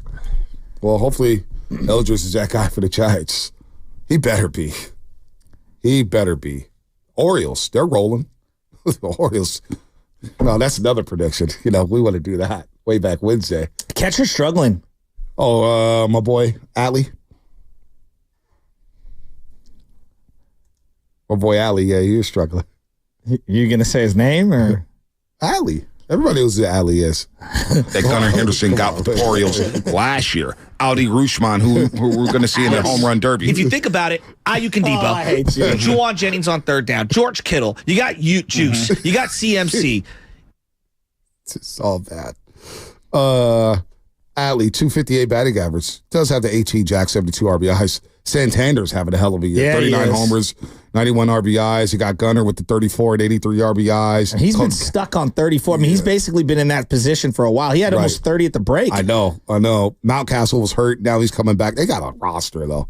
They've got a freaking roster. They're going to be fun to watch in the playoffs. All right. Guy who's always fun to talk to on the River Islands guest line. Always fun. And Herb Edwards joins us on the River Islands guest line. All guests on 95.7 The Game appear on the River Islands guest line. Is it the time for you to discover the islands, River Islands in Lathrop? But Coach has been so kind with his time all season. And finally, Coach, good morning to you. Welcome back to the Morning Roast here on 95.7 The Game. We got our boy B.A. back on the practice field. He's back and getting ready to roll against the New York Jets. And he got his money. And you know what I do love? Yesterday, I don't know if you heard of him, but he took accountability saying, you know what, I probably made this a little more difficult than it needed to be. And that right there, I respect that young man 1,000% for taking that accountability and having that awareness saying, you know what, it was on me. It went a little longer. I dragged it along, and he ended up getting his money. And I can't wait to see him play football on Monday night against the Jets. Yeah, I think I'm happy for Brandon and obviously the San Francisco 49ers as well. I mean, he's a part of the Big Four when you talk about this football team. So having him back in the offense obviously helps tremendously. I think they're going to have to bring him along slow because he's missed a lot of days in practice. So, he'll be ready to play, but you got to monitor his reps because of the fact that he's not in football shape. And that's just what it is. I've said that earlier, that I think the first two games of the regular season are a wash. Most of these players don't play in the preseason. And it looked like that the first two games of the season, and I'm to the point now where if I was the commissioner or the owners, I would say the first two games of the season, basically, you don't play division games or conference games. You play outside your conference. I like that. Well, because that could come into play for a wild card bid or something like that, or for you winning your division. Because the first 2 weeks, guys, it's not really good football. Because these guys aren't safe to play football. I like that thought process, Coach. I do like that. That's an interesting idea right there, playing out your conference, playing out your division. I do like that. But you talked about football shape and Brandon Ayuk, whether or not he's on the pitch count or whatnot. How long does it typically take a guy to get ready to play in a regular season football game? Like, are we talking 2 weeks? Are we talking 3 weeks? How long do you think it'll take Brandon Ayuk to acclimate? Or is everybody different? Yeah, no, they are, but 2 weeks is probably, good for him. I mean, because as much as he's been working out on his own, he hasn't been practicing with the team, and that's a whole entirely different transition. And I know that with dealing with players that have sat out, you got to bring him along slow. And he plays wide receiver. So Brandon, he'll be all excited about playing. You got to slow him down a little bit and say, look, we got to get you ready to play. We don't want you to pull a hamstring. That's the worst thing that could happen to us. Hey, Coach, going up against the Jets on Monday Night Football, Bonte and I were just kind of comparing the two organizations, and they're very, very different. What's it like being the head coach of the Jets? Because I was going through their history with B, and he couldn't believe they've only had 25 playoff games. Felt like you're part of 7 of them. Yeah, and it's just like the Niners, there's obviously a prestige, but we're in the bubble of the Bay Area, so maybe we overinflate how important they are to the league or whatever. I just think it would be cool for the Jets to be relevant. What's it like being the coach of the Jets? Well, it's New York. And everything doubles in New York, right? Everything's bigger, better. I mean, it's New York City. I mean, that's what it is, right? It's the media capital of the world when you think about New York. So if you're a coach either for the Jets or the Giants, any New York team is under that scrutiny, that spotlight, because there's so many people covering your games. It's almost twice as many, and I didn't realize that until I became the head coach there. Obviously, I was in Tampa. And, I was in Kansas City. And, like my first press conference, I'm going to be the head coach. And my wife would kind of go up on stage, and my wife told me before, she said, "Did you put some notes or something?" I said, "Nah, it ain't going to be that big of a deal." Whoa. I went up there, I sat up there. The room was packed. I said, uh-oh, there are a lot of people in this room. And so that's what you're dealing with. But everything else is the same. Football is football. They've been an organization. They've kind of been up and down. And a lot of it had to do with Captain America, Tom Brady, right? Yeah. He was in that division for 20 years. So it's almost like basically Patrick Mahomes is taking, the cape from Tom Brady, and he says, "Nah, I'm the next guy." And if you're in the AFC, you just do the math. Tom Brady went to 10 Super Bowls, guys. Right? Yeah. So how you going to the Super Bowl? You're not, because he's going. You got to beat those guys. We won the division one year when I was with the Jets, but other than that, I mean, that's it. He won it all the time. And so, sometimes when you play, who you play, and the team that you play against, that has a lot to do with your record.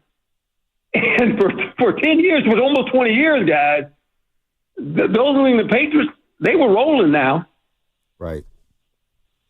Talking to Coach Homer Edwards here on the River Islands guest line on the Morning Roast. But what is it about the Jets? Because Shasky brought up yesterday, they've only been in 25 playoff games. And I feel like the Niners have been in 25 playoff games the last 7 years, for crying out loud. I'm thinking, okay, Herm was there, Bill Parcells, Rex Schreiner, whatnot. Is it ownership? Is it bad trades? I couldn't wrap my head around this. In the 70s, they didn't play in the playoff game. In the 70s, entire decade. That's crazy. Yeah, that's true. I mean, when you look at them, there's been some dynasties. Obviously, from 96 to 1990, 96, 96, 97 through 1985, it was the Raiders. Yep. Believe it or not. And in the 70s, from 1972 to 79, it was the Pittsburgh Steelers. And then from 2000 to 2019, it was the New England Patriots, guys. That's what it was. Okay? And so you can say what you want, but that's just what it was. And, you go on the NFC side of it, and it was the Packers in 1960 to 1967, and then it was the 49ers from 1981 to 1994, and then it was the Dallas Cowboys from 1970 to 1979, right? Yep. So, I mean, those are just some eras that, and if you've been watching football, you see the same team, and you go, wow, this team's always in it. Yeah, they're always in it. And all of a sudden the years go by and you lose count of it, and it becomes what you're just talking about. Coach, the fans. When I think of the Jets, I think of Fireman Ed. That's who I think of. Obviously, Greeny and all these guys that are. Have you met Fireman Ed? Yeah. Oh, yeah. Yeah. I met them all, guys. And what makes their fan base different? What makes them different? They're just, look, I'm not saying they're more, but there's more things to do on the West Coast, right? Think about the West Coast. On the East Coast, I mean, after summer, man, it's winter. It's cold. And there's not a lot of things to do. I mean, you know, and so they're just passionate about sports. I mean, you go to a Yankee game, guys, I mean, it's different. No, it's just different. Coach, real quick, I got to flex on Shasky here. I was just at a Yankee game last Sunday. I was in New York. Soto, Judge, went back to back to back, and that stadium was in a frenzy. Oh. And I'm a Giants fan. And I'm thinking to myself, do we need to go in the team store and go get a Yankee hat? It was unbelievable. I was like, that's baseball. It felt different. To your point, it just feels different. The U.S. Open, it feels different in New York City. Yeah, it just, and you know, I tell you I tell you what too. Now, Philadelphia ain't bad. Well, we got beef with Philly, Coach. Coach, we got. You going to Philadelphia?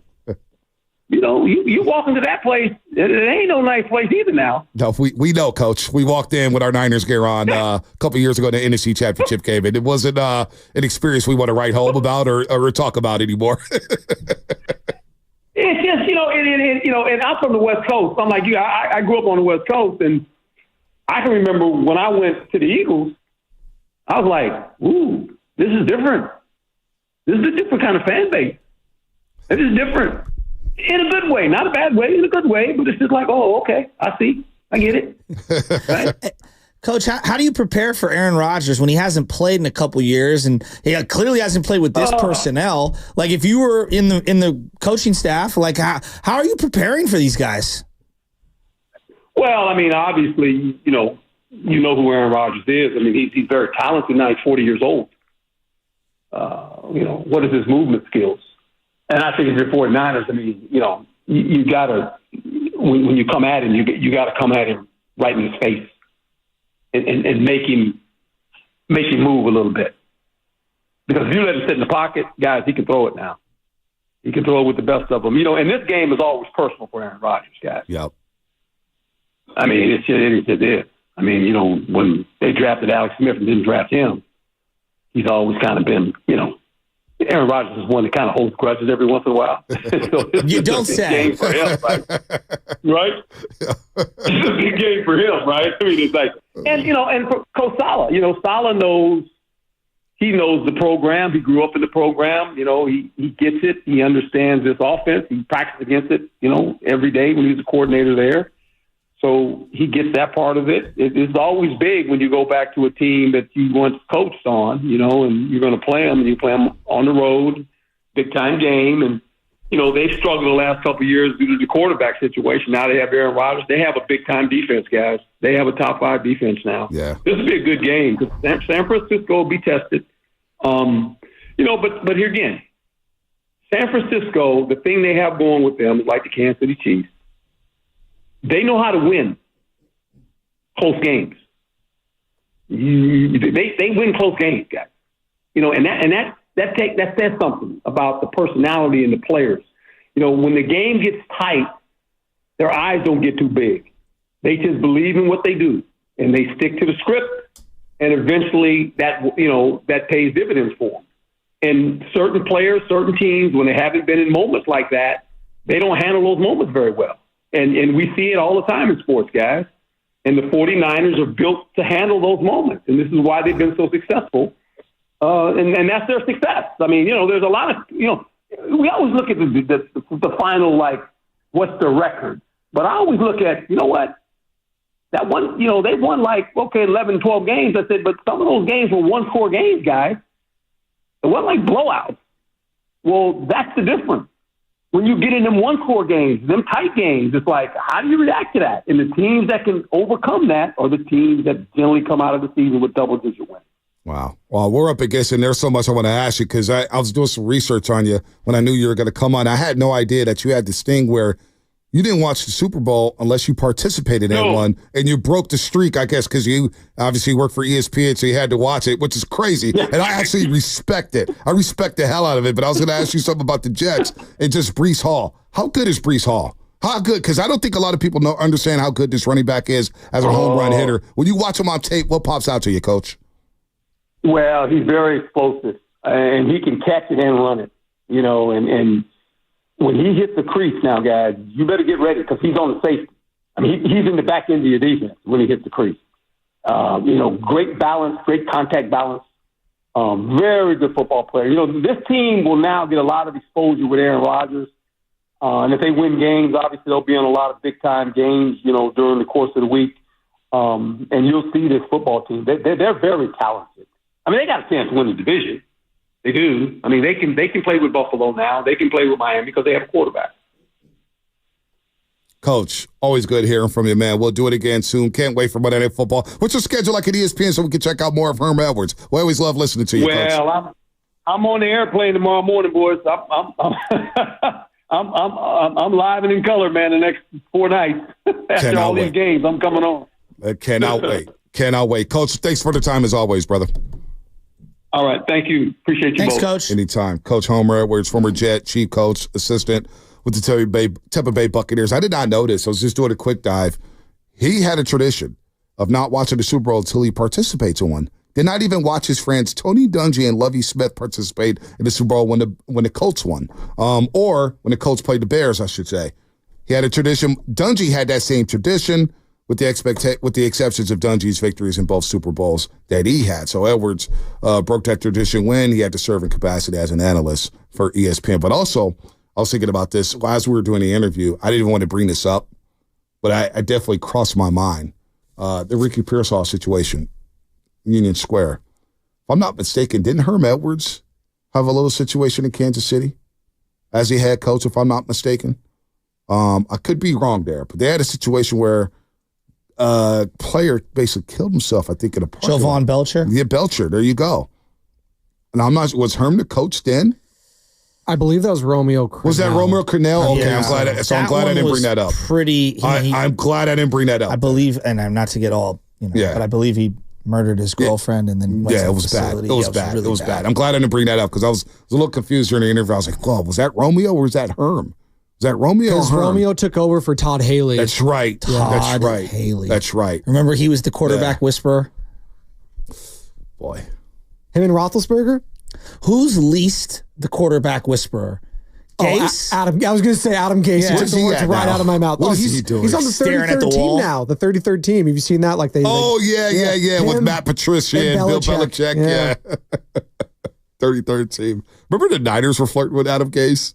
Oh, I remember because Peyton Manning was endorsing them. Yes. Did they fly out to go meet with Adam Gase? Yeah, I believe we went with Chip Kelly. What's better than Adam Gase? Whew. The greatest. I mean, there's been some great all-time first press conferences. Him cracked out, looking at all the different angles of the room is one I will never forget.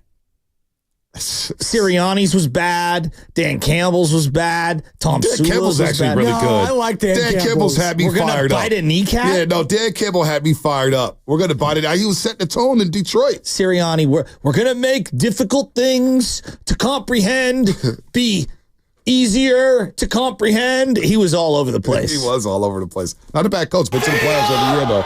Been to the playoffs every year. You know his playoff losses. Outside of the Super Bowl, were both to Tampa Bay. One to Tom Brady, because that was a day I was in Dallas. They were showing that game on the board. Tom Brady beat the Eagles, young Philadelphia Eagles team, and then they make the trade for A.J. Brown, go to the Super Bowl, lose to the Chiefs, and then they lose to Tampa last year. But at least he's gone to the playoffs. Dan Campbell's presser was great. I can't get enough of Dan Campbell. Can't get it up. Will he go for it on 4th down? Will he be haunted? No, we're going to do that from now on. We've got Brandon Staley. I know. Mr. 4th down. I will be intrigued with how aggressive Shanahan is. We can get the way back, Walking Back Wednesday in just a second here. Just a second. But I asked Lutman for some numbers on Brandon Staley. Lutman, if you want to get in here, see us all over the place. 2021, 2022, 2023. These are percentages of 4th down conversions. Yes, that was let me pull the numbers up because I know what you're looking at. Yeah, so that was his success rate on 4th down for the Chargers. So in 2021, they were 64% successful on 4th down. 2022, they had a 51% success rate on 4th down. That was 15th best in the league. And then last year for the full season, because I think he was fired with a few games left, they had a 46% success rate on 4th down. So they got progressively worse. They went from 4th best in the league in 2021 to 23rd last year. Wow. So I wonder how much influence he'll have on Shanahan when it comes to these stuff. Well, when it comes to that. You've brought it up a few times, but we've forgotten going for it on that 4th down and throwing that pass to Kittle in the Super Bowl was as ballsy as it gets. I can't believe they're going for it. You kept yelling at me. Oh, I can't believe it. I was having you have to. Well, in my head, and I tell this people, I think you know this, and Lubman knows this.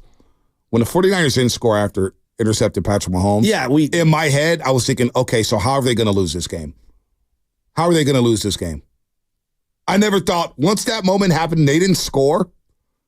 In my head, I was thinking, how are they going to lose this football game? There was not one moment the rest of the way I thought they were going to win a football game. I knew it was bad, just mojo in the air when we got shamed early in the game for doing this, a little fist pump. And then all of a sudden, the second half, people who have no affiliation with the 49ers are cheering in the media section. And I'm like, hold up, mister. I've been in 17 markets and now I'm in, Redding, California and Sacramento. No, you should not be rooting for the Niners. I'm a real Niner fan and I'm not even allowed to root for them right now. Was it Chase Senior? No, I didn't see him there. Guy from Dallas covered the Eagles and the Niners, man. That's crazy. That is crazy. Think about that. You're in Dallas. You live in Dallas, and you cover the Eagles and the 49ers. And you live in Dallas. I'm not knocking the hustle, man. Get it how you live. Get it how you live, Chase. He's a guy on Twitter. I guess he's on YouTube or whatnot. Has a bunch of subscribers. Oh. Good for him. Gets paid. Welcome back Wednesday. Are we ready for this? I am. Oh, boy. Oh, no.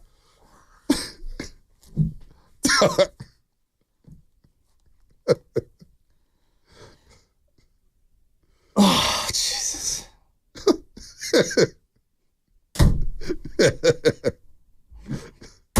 The Moxie? Oops.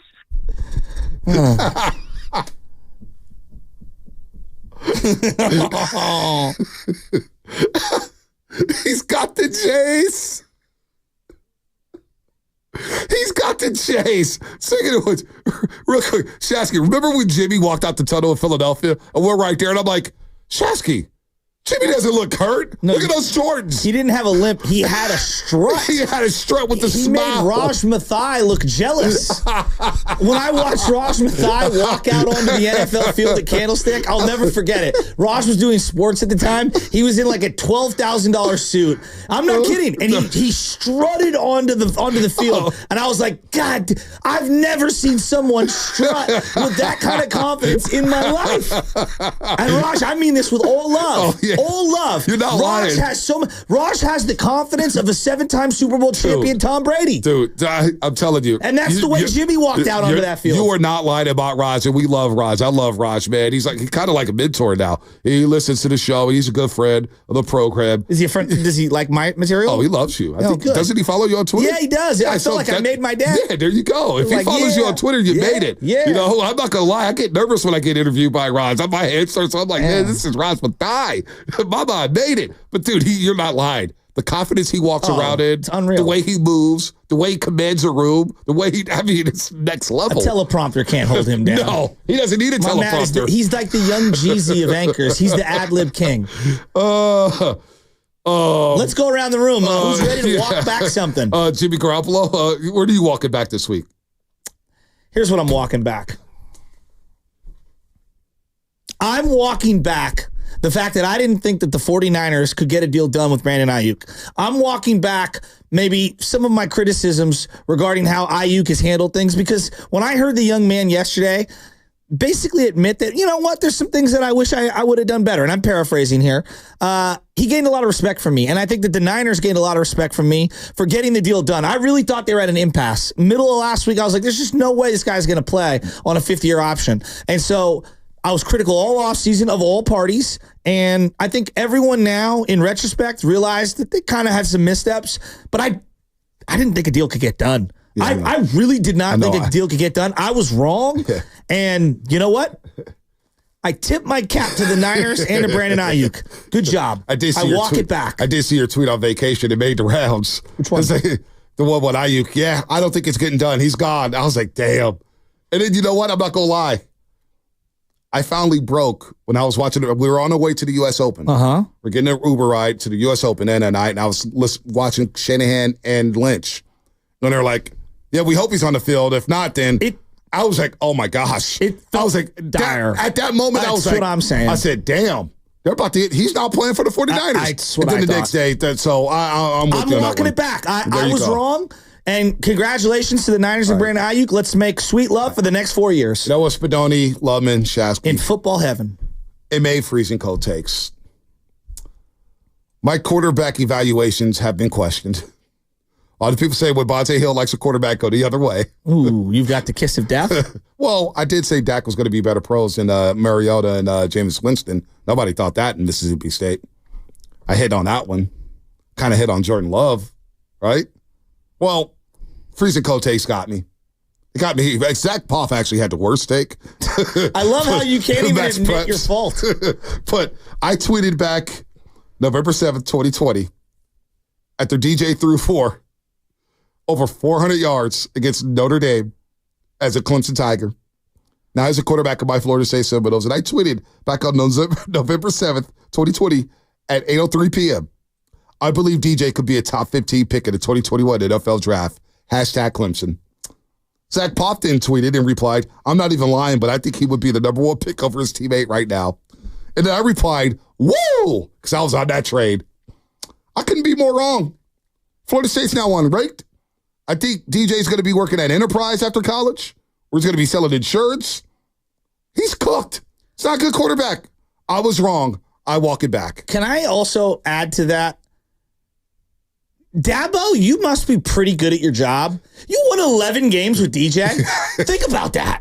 They won 11 games. Man. How? It's funny you say Dab was good at his job after just getting absolutely destroyed against Georgia. He's down so bad right now. No Dabo doubt. But he won 11 games with. He won 11 that was games. pre-transfer portal going crazy. And also, he had who on that team? He had like Hunter Renfro. Oh, he had some ballers. So many ballers on that probably offense. had some ballers. Yeah. Hunter Renfro had the I look 38 even though I'm only 18. I'm surprised no one signed him. I don't know what that other deal is. He's pretty relatively young. Yeah, he's a good slot guy. I don't get it at all. I'm going to walk back. You know, I did a lot of plane traveling. I went to the East Coast, went to North Carolina. Flight travel, not bad if you got free Wi-Fi. That's the key to everything. You get the Wi-Fi on the plane. You're free, though. I'm not paying extra. Can I ask, why do they charge for Wi-Fi? So Delta, shout out Delta, and hi, I'm Joe Spadoni. And when I fly Delta. Free on all their flights. No, but it's absurd. $8. You want to get me $8 for Wi-Fi? Wi-Fi should be free the whole way through. What is this airplane mode? Explain to me why the phone has to be on airplane mode. What, is the plane going to shut down? I did not. Spoiler, I did not put my phone on. No, I mean, you really want to take that risk of the plane shutting down in midair? I want to know exactly what the ticket. No, the plane will shut down in midair if you're not in airplane mode? I don't believe that. That's not because I never go in airplane mode. All right, you know what? Listen, it's absurd. Wi-Fi is not free. Alaska was $8, Yeah, but the Wi-Fi worked like a charm. Now, on American Airlines, I like to fly American Airlines, Wi-Fi is free for T-Mobile users. I was with Sprint, and Sprint merged with T-Mobile, so now I'm a T-Mobile user, and Wi-Fi was free the way back, which allowed me to watch USC, LSU, watch some of the U.S. Open. So I'm not going to complain about Wi-Fi. And by the way, $8 for Wi-Fi on a 5-hour flight? Not bad. Doug, if you're spending a couple $100 on the ticket, the Wi-Fi should be included. Bake it into the cost. I don't even want to know that you're charging me for the Wi-Fi. But when you ask me later on, pull your credit card out and pay $8 and go to this website, and then it's slowly loading because you don't have the Wi-Fi. Come on, it's just an inconvenience. Come on, it's 2024. Step your game up. Somebody asked me, Breaker the Creek, what up, Breaker the Creek? Said, do you gain or lose followers after getting posted on Freezing Cold Takes? It's a great question. Yeah, it is a great question. I actually gained a couple because they want to see how bad your takes really are, so they go down the deep dive. I honestly believe Freezing Cold Takes only find people because one of my friends here at the station, probably Joe Shasky, or probably sit at Freezing Cold Takes. I don't even know how to I'm search. kidding, Shasky. But some friends, maybe Kyle Matson, because he was the first one to reply, like, Bonte, they got Matson. you. Oh, probably Matson. You probably reap what you sow, brother. Yeah, I'm on to your game, Kyle Matson. I gained like 10 followers after Bonte tagged me in his summer post, like saying goodbye to summer. I gained like 10 followers on Insta. Wow. Shout out Bonte Hill. Hey, I was a little disappointed that you posted that photo of me and Baldy because I look so fat. I look so fat in that photo. You're not one of those. I am. I thought you were going to say. You know what I thought you were going to say? First of all, I was like, I'm wearing a Hawaiian shirt. It makes me look like Andy Reid. First of all, it was a last minute entry. I said, boy, I can't have Spadoni and Guru in the photo. Kalaj and not Shasky. No, I'd rather you not put that picture in. I'm kidding. But I thought Shasky would say, How could you make me the last slide, dog? Oh, I don't even care about that. You didn't look fat. You look great. Oh, no. I do look good, but that was a bad picture. I got like a quadruple chin. He took it. I was looking for a picture with us and Baldy. Hawaiian shirts, if you're wearing the Hawaiian shirt and you... Oh, my God. No, I'm serious. And if you take the wrong angle, it looks so puffy and everything just does... I know. I am insecure. I admit it. You are unbelievable. I'm vain and insecure. I'm both of those things. Guilty as charged. And I love you, but Shasky may be worse than you when it comes to posting photos. Everyone's the same. My wife's the same thing. Like, her Auntie Melanie. I love Mel. Mel will... We call it snipe you. She'll snipe you, and next thing you know, you're on 15 Facebook posts. Listen, like, oh, please be a good picture. When you look bad at a photo, it's all good. You make it. You got to be self-deprecating. You got to love it. Embrace it. Embrace the silliness of a photo. Hard to get rid of this rooster gullet. Oh my gosh, Sam, you got something you walking back? Oh my gosh, I gotta walk back some of the hatred and disdain that I've thrown at Mario Cristobal over the last couple of years. I really thought it's like, man, we just wasted 10 years of our lives with the Farhan Zaidi of college football. Well, I guess that might not be the case. I'm not walking all of it back. You beat a bad Florida team in the swamp. Definitely like that. Al Golden probably loses that game. Actually, no. Al Golden doesn't. Actually, no. Manny Diaz loses that game. Al Golden actually beat a bad Florida team, so... But I don't want to make Al Golden conversations. But so I'm going to walk back a little bit on my frustration on Mario Cristobal. Still need to have a good season. Still need to win the ACC this year. Otherwise, we're right back to square one. I had to check Freezer Code takes for the Cristobal stuff, and I was on Cristobal at Oregon. I was like, Oregon can't let this guy leave. He's the perfect guy for the job. That was only after I started tweeting that because I met him. And he was like, oh, I can't bring that you attitude to Eugene, Oregon. He once told me that. No joke. I was like, I like this guy. Spadoni, by the way, we're YF coming in saying, accept this friend request. Or YF wants to follow you. Oh, I will do that. Now you got to right after Fast Five. Yeah.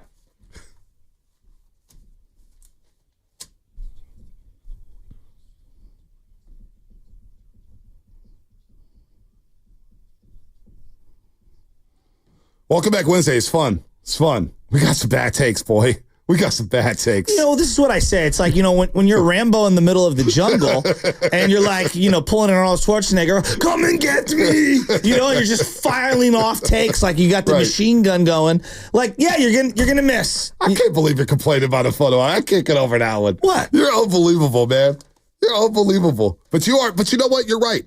Shoot or shoot, Shasky. We shoot. Exactly. We shoot. We're not afraid to put our name on something. And if we're wrong, then we take it back. And when we know the Trey Lance thing, I walk it back. But you know what? The funny thing about the Trey Lance video, Adam Schefter's on NFL Live. Word on Santa Clara. It's Trey Lance. The voice of the Niners is like, it's the greatest throwing practice I've ever seen in my life. And people at the station, I'm not going to name names. Boy, I think Trey Lance may really be the guy. And then everybody started walking back, didn't want to put their name on something. We have opinions, Shasky. I like that about you. We're going to walk back our bad takes. But give us our props when we have a good take. Okay. That's my, final thought. I just jumped in on yours. Luciano, the guy, he doesn't have a position, dude. And I don't think Tyler Fitzgerald's a shortstop long term. The Giants are they're in a tough spot, dude. It's a really tough spot. I mean, are they going to allow me to be able to enjoy the last 20 games of the season? No, they're not. I tell you what, so U.S. Open was on. Third inning, Harrison got rocked and bombed. Didn't make it out the third inning. I said, bye-bye. I'm watching Francis Tiafoe. Bye-bye. I'm not lasting 9 innings. I can't for my sanity. You guys want me in a good mood in the morning? Well, I can't watch 9 innings of that crap that we're seeing on a daily basis. Can't do it. Now, I'll watch the Baltimore games and the Kansas City games. Those are going to be fun for Baltimore and Kansas City. Spadoni, you got something? My final thought, no, Lubman's going to go first. My final thought is, guys, I think we need more Miami Hurricanes presence on this show. No, we don't. Is why, yes, we do. No, which is why I am excited. Well, then I guess you're not going to like this announcement then. I just got a heads up from the boss man. Friday morning, 6:30, Canes legend Frank Gore joining the morning roast. That's fine. Yeah, that's fine. Let's go. I got respect. So tune in Friday morning at 6:30. Hopefully we're excited about, Frank Gore joining the show. Once upon a time, a young Joe Shasky, as I go third person, fired up with his brother on the ramp, candlestick. Real ones know. I don't know where you're going with that. Oh, me and his bro, we Frank Gore's brother? Pass, yeah. Frank Gore's brother. Oh, okay. I thought you were saying Frank Gore. No, not Frank. That's what I was thinking, too. Frank Gore's brother, who looked dead on like Frank, except with another 100 pounds. One of his 20 brothers and sisters. And then we didn't believe him, and he pulled out the ID showing us he's from... It's Dade County, but I think it's Coral Gables was where they were from. Yeah. And showing that he was, yes, in fact, Frank Gore's brother. Is he still on the Bills, Frank Gore Jr.? No, he got cut. Did he get picked up? I think he's on the practice squad. Somebody look that up real quick. Somebody look that up because he ran hard that last preseason game. Look that up as I give my final thought. Shout out the A's, by the way. 2 back-to-back walk-off wins over the Mariners. Since July, there has not been a better tandem in baseball than Lawrence Butler and Brent Rooker. They're slashing 333, 391, 688. Wow. 36 jacks and 91 ribbies. Wow. They have been better than Soto and Judge as a tandem. It's pretty unbelievable. That is unbelievable. And Lawrence Butler, he's the truth, by the way. Yeah, he's going to be the next big star in baseball. Frank Gore Jr. on the Bills practice squad. Steiny, what you looking at? It's not your turn yet. That was Fast Five, brought to you by Xfinity. At home or on the go. What are you looking at? It's not your turn. You'll get the fastest internet to all your devices. That was Brady for the last 20 years in New England. What are you looking at, Jimmy G? It's not your turn. Was that Shanahan to Brady? It's not your turn. It's still Jimmy G's turn. Brock to Trey and Sam Darnold. It's not your turn. Taking all these reps. Oh, my God. Oh, the jokes keep writing themselves. We'll be better tomorrow, Thursday. Niners Summit later today. Niners Summit, Fremont Bank. We'll see y'all there. Premier Limos, holla at me. Did you know when you purchase lumber and building materials from Golden State, it's like picking a top athlete?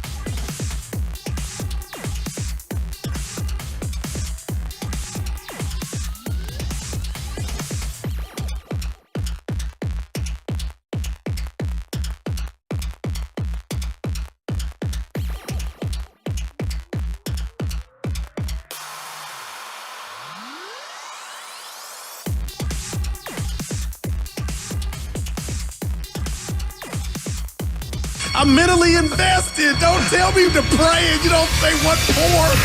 He brings the perspective. Yeah, I think they both have a great point. Get off me, text line. He's truly one of a kind. That is wow. Oh, my God. Oh. And he's doing a great job. I need you to man up and say what you really want to say. Simon, you're doing a great job. I'm good now. And together, they're Steiny and Guru. Yeah. On 95.7 The Game. Oh, yeah. I'm good now, Steiny. Summit Day. Yes, man, 6-hour day. Let's go, baby. That's fine.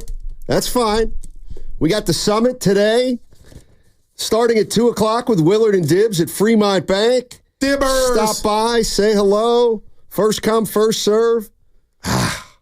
We'll join the guys at 4. Guru, myself, Bonte Shasky, 49er Red and Gold Summit. Who's going to be there? Let me see if you on the YouTube chat or on the Ernie Chavez. I got the pretty solid chance he'll be there, right? My boy David Epps from the Union, he'll be there. He'll be there? Yep. All right. I want to know who else is going to be there. At you can use the Xfinity Mobile text line. My boy Hung Lou. He'll be back from New York soon. What's up, baby? Go ahead. I had nothing to say. We watched the Super Bowl, the last few drives in overtime as a show. It's pretty cool.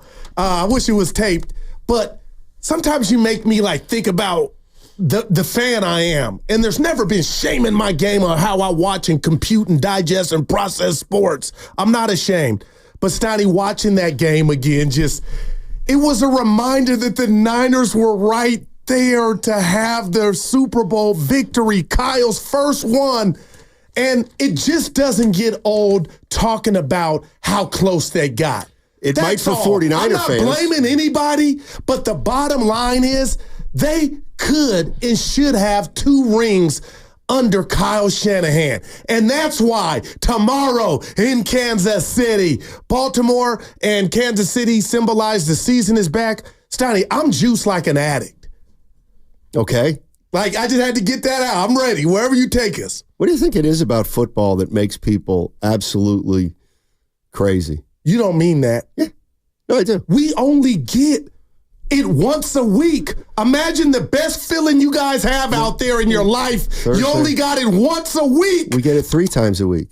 Well, Thursday, Sunday, Sunday night. All right, 3 times. Monday. But you know what I mean? It's not every day like the NBA and baseball. Steiny, that has to be it or the gambling element that has brought in the casual. I've got one question for 49er fans. Because I've been thinking about this for a while.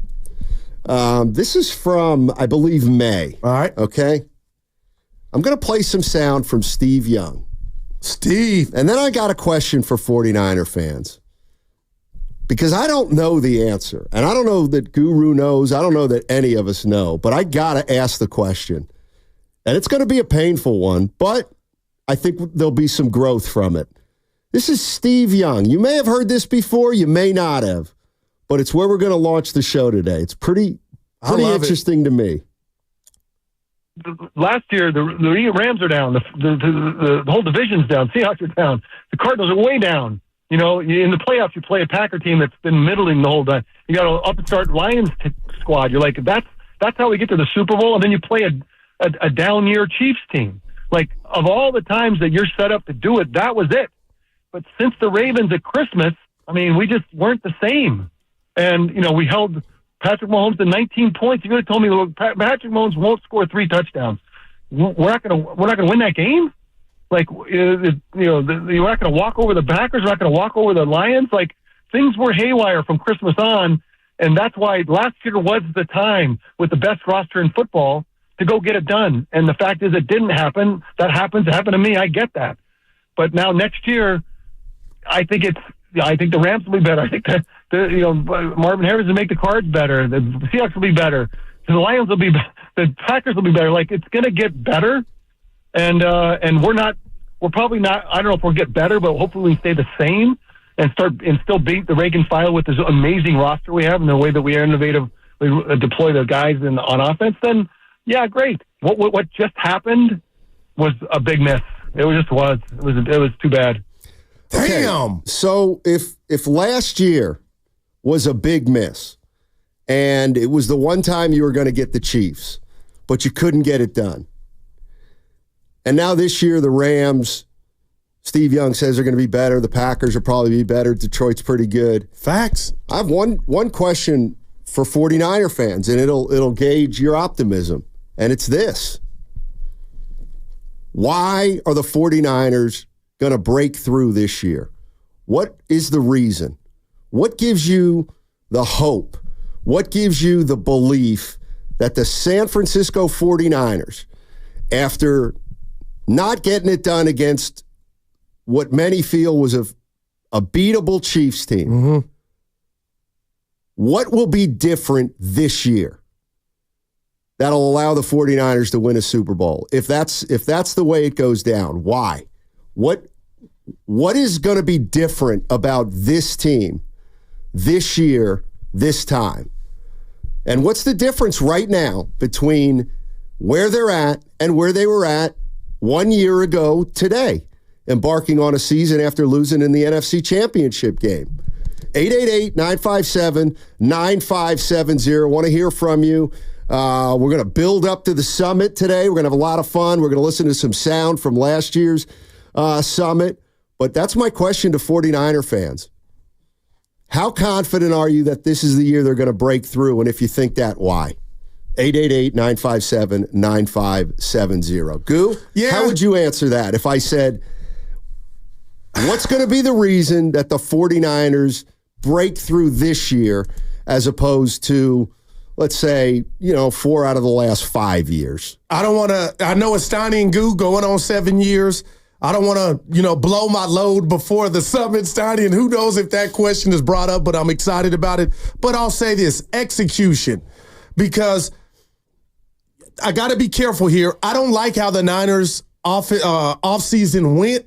I understand guys wanted to get paid, Trent and Ayuk, and they got paid, but boy, the Ayuk thing was filled with TNTs, Johnny, a bunch of drama, but it all worked out at the end. But just watching that Super Bowl like we did before the show, the last few drives, they could have won the game with better execution. So with that said, I bring up execution, and that means everybody's at fault.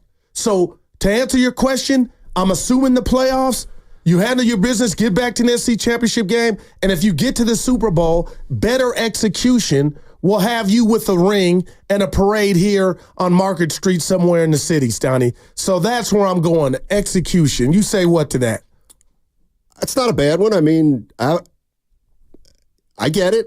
We were watching that game. We watched the Super Bowl, a lot of the second half earlier before the show. It's funny. I watched that game or the second half and saw all those plays, and it was one of those games where the 49ers, they had a couple chances to make big plays that probably would have changed the outcome of the game, but the Chiefs seemed to make every single big play.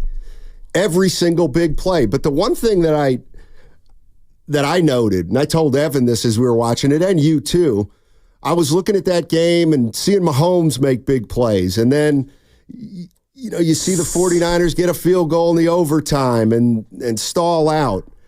Like, not once late in that game, or let's just say the second half, was I thinking about Kyle Shanahan. I wasn't thinking about Kyle Shanahan. I saw plays being called. I saw 49er plays that were getting some yardage. I saw Patrick Mahomes do his thing. And I just, to a man, I just don't think the Niners were good enough last year. Their talent was good enough, but I don't think the 49ers were good enough in that game to win a Super Bowl. And my question is, what do you think will be different this year if you're a San Francisco 49er fan? Dan, Steiny, I love that answer. I don't agree with it, but I got to throw this back at you when you say they weren't good enough in said game, but yet they have the talent. They had more talent than Patrick Mahomes had at his disposal. My question is, and this is not blame, I just believe this comes with the territory. If I and you can't put our finger on why the offense was so pedestrian just in the playoffs as a whole, but late in that game, why they were missing assignments and guys were coming free to bat the ball from Brock Purdy when a first down could essentially let you bleed the clock and you kick a game-winning field goal. My question to you is, doesn't that lie at the doorstep of the coach on why the team collectively, with stars everywhere, couldn't function in crunch time? They weren't, real quick before you answer. Well, they marched down the field in overtime and they just stalled. They just stalled. Down by the goal line, down inside the 10. Yeah. It happens. They just didn't get it done. That's the way I look at it. But to me, the one thing that gives the 49ers way more of an opportunity, I think, this year is... Give it to me. Brock Purdy is proven. Brock Purdy's proven going into this year. Whether we like it or not, and there was a lot of fingers being crossed last year, but Brock Purdy started quarterback in the 49ers halfway through the season because of injury. He got the team to the NFC title game, and then he got hurt. So we were just left with a partial resume on Brock Purdy.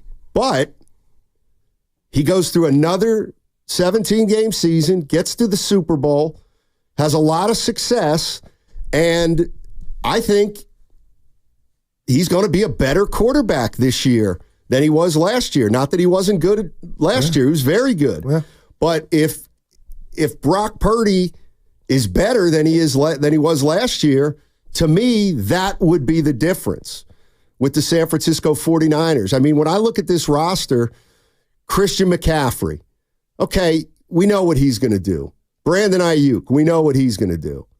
Deebo Samuel, we know so much about what the 49ers are going to do from the skill positions, but the one guy who I think does have an opportunity to elevate his game is Brock Purdy.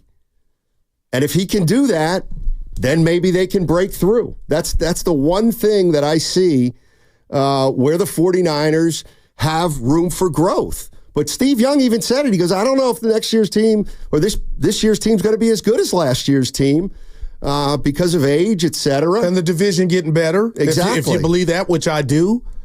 But I'll tell you what, Brock Purdy in that Super Bowl, Steiny, to that point, I mean, who wouldn't bet that he's going to still progress? But at the end of the day, he definitely did not cost him that game in Vegas against the Chiefs. I thought he did well for himself in his first Super Bowl, coming back from that arm injury. But that's why I just keep staying at Kyle Shanahan in regard to your question yesterday about who's this on.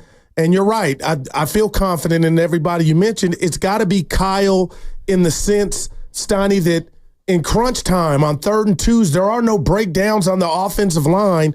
They got to get it figured out because that arguably is why they lost that game to Kansas City. Yeah, you settled for 2 field goals when one drive could have kept it from going to overtime, but you had breakdown and protection. So, hey, Guru, if you're saying that, then why isn't your answer the offensive line? But it's the ability to know and process. With Tom Brady or Mahomes saw my guy blitzing from Kansas City off the edge to where he and called a hot route or audibled.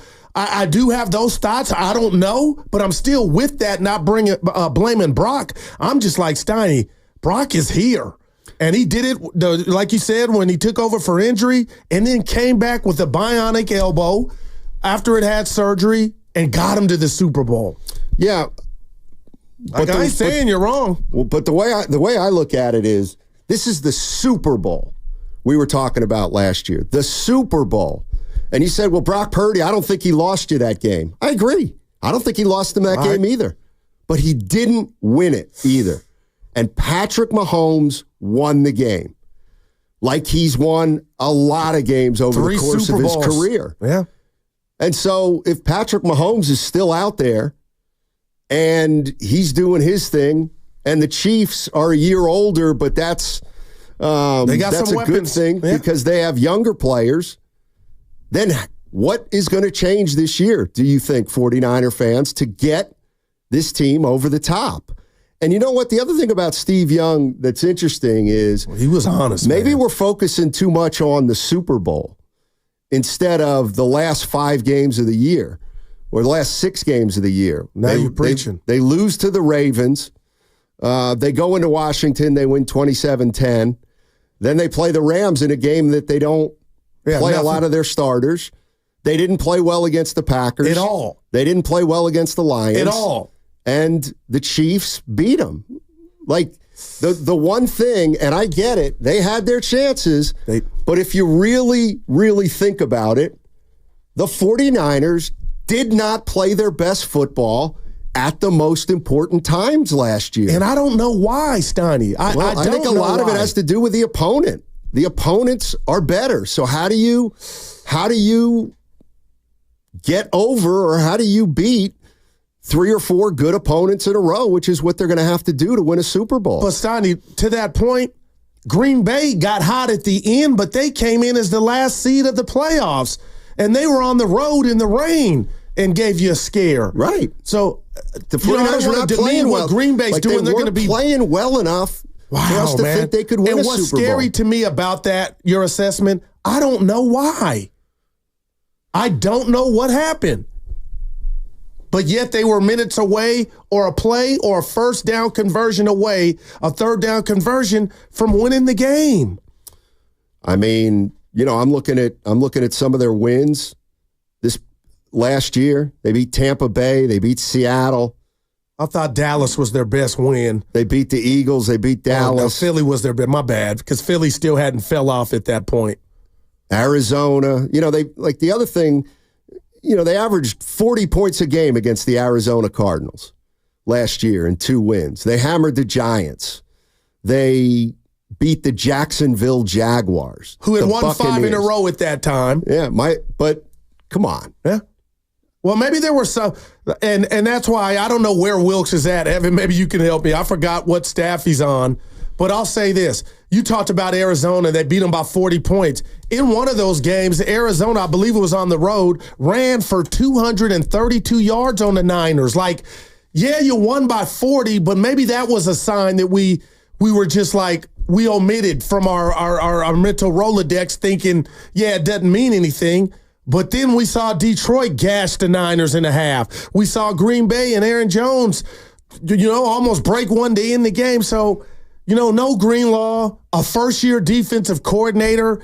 The IU, doesn't matter if he missed OTAs. I'm not being pessimistic, but Steiny, I do wonder, and I feel differently going into this year from a Niners standpoint of how far can they go less confidently than I did last year. And I just kind of let you know why. If you think it is fair or foul with the Trent out, IU called out, if that means anything, no Greenlaw, no Hufanga, maybe it'll mean nothing. I don't know. I don't know. 888-957-9570. If you want to jump into the conversation, what's going to be different this year for the San Francisco 49ers? Like, do you think, I get it, they were 12-5 last year. They get to the Super Bowl. I'm looking at their first 1, 2, 3, 4, 5 games. They scored 30 or more early in the season in their first 5 games. Where was that offense the last 5 games? I don't know. You tell me. Did teams catch up to the 49ers offense late in the season? Or did they catch up to the 49ers in total? Not just offensively, but all throughout the offense, defense, and special teams? And do you look at last year as though the 49ers, I know they had their chances. But Patrick Mahomes was the best player on the field, and Patrick Mahomes guided the Chiefs to a title, and the question now becomes, can Brock Purdy do the same for the San Francisco 49ers? Can he lead the 49ers to a Super Bowl? But he had a spectacular, just because I got my boy Raymond texting me saying the answer to Steiny's question is what Steiny said. Brock Purdy will be better. At what juncture last year did we say he needed to be? He was almost spectacular the whole way through, except the playoffs is when I first start scratching my head as to, and I'm not just blaming him. What the hell's going on? But he let him down the field in the drive, in a last minute drive to win the game. Austin from San Jose, my best friend here, Steiny. Guru moonwalking on this Super Bowl prediction for the Niners. No, Austin. That's tomorrow's show. But I said it was going to be the Rams and Niners in the NFC Championship game. I'll tell you who wins tomorrow. Yeah, Austin. And take that prediction tomorrow for whatever you want. Guru's predictions. Well, you got Kyle. I'll never win a Super Bowl. Guru. Don't roll your eyes. Guru. You said that to all of us. It's in the cap. I'm not messing with you. Just said it. But you always want to point out my flaws and my predictions. It's called a take. You had a take, and it was, hey, Guru. Bay Area, I don't think the Niners are going to win one. Under Kyle, I loved it. Doesn't mean you want to be right. Do you remember the context, Goo? What was the context? Do you remember the context? No, remind me. We did a whole show on bad takes, on predictions we made or opinions we had that were wrong. Okay, so at the very end of the show, you say, go make a bold take about something. It's a throwaway line. Oh. It was a throwaway line. Whoa. That's what we're doing. Yeah, for a hot take? Yeah. Okay. It's a hot take. That's all it was. I just see. I don't believe my utility belt. I don't believe it's a throwaway line, Steiny. I mean, I don't believe. Apparently, like a lot of 49er fans believe that if Kyle Shanahan's the head coach, they can't win a title. I'm not there yet either. I don't buy that. I don't believe that. But you do want to. You just want to cash in this great era of Niner football and a roster they built. Like I want Kyle to win it for Kyle. Like watching him in anguish walk off that field and have to watch Andy Reid get up off the ground, the fat man get up off the ground after celebrating with his coaches. It's like Kyle's experienced that twice. And regardless, if you want to say he's responsible, Steiny, he's dealt with Heartbreak Hotel as the offensive coordinator when they collapsed in Atlanta. Not blaming him. It's like, man, you want to see him win it all. So let's just say, because this has been my frustration with this whole thing, is let's say I agree with you. Okay. Let's say I feel like Kyle took the choke and he made bad decisions and this team blew it. They blew it. They should have won. They blew it. They can't get it. Okay, like, what does that mean? Okay, they lost a close Super Bowl in overtime. The fans were really disappointed, but it's like, okay, what does that mean going into this year? Like, I don't know. Do you think there's a monkey on his back? On whose back? On Kyle. To win it all. Because Steve Young took one off his back when he was losing to Dallas, and he finally got it done. So, like, I'm not going to sit here or tell you that he should be fired. I know we got into that yesterday, whether you believe it or not, if they're on the hot seat. But who are you going to get you to these plateaus? But Steiny, sports to me is predicated on you just kind of want to get that, that stamp of, man, we built something, we were close. When will you get it done? That's all. Well, there's no guarantees. Wow. There's absolutely no guarantees. And if we learned one thing. I like that, Steiny. That's life. There are no guarantees. Yeah. Well, first of all, Tim, I don't think you can ever make an assumption that you're ready for a Super Bowl. You got to earn that every year. Love that. I get that, but so keep thinking about last year. No, Steiny, do you believe the NFC West has gotten better? And you got Detroit. Maybe that game's at home this year. Well, if you miss Hufanga and Greenlaw early and you have some regression, team-wide, I'm just like that. Those were some close calls to get to the Super Bowl. And to their credit, they overcame them. And here's the other thing. For all you fans out there that are saying, oh, we let it get away. We let it get away. Oh, we should have won that game. Okay, well, you know what? You shouldn't have beaten the Packers, and you shouldn't have beaten the Lions. So it's like but you should have beat the Chiefs. It's like Shaquille O'Neal once said: one lucky shot, and then you get another lucky shot. I never heard that. No, it was like one lucky shot, and then I forget. I blew it. Oh yeah, in that game, the Derek Fisher one. Yeah. They probably shouldn't have been in the Super Bowl anyway. That's the way I look at it. Like, You can point to this play, that play, this play, that play. They weren't good enough in the postseason. The entire but their best game, I'm not mad at that. I'm feeling that. But, Stoddy, their best game of the postseason was the Super Bowl. Well, and they played their best team.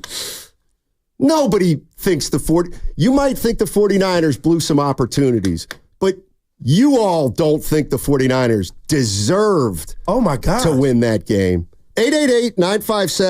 888-957-9570 is the number. What's coming up next on the game is presented by Fremont Bank, celebrating 60 years of full-service banking with no compromises. That segment brought to you by Chilton Auto Body. Car accident? Chilton Auto Body is 15 convenient Bay Area locations.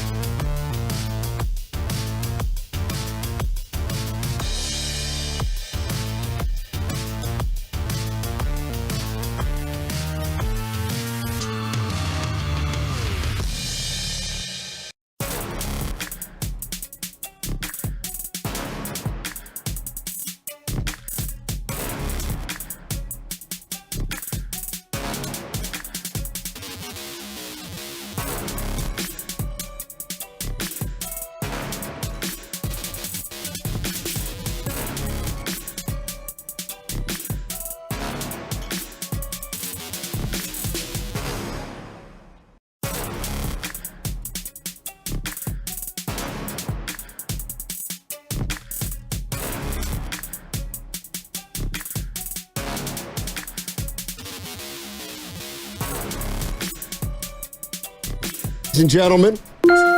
Yeah.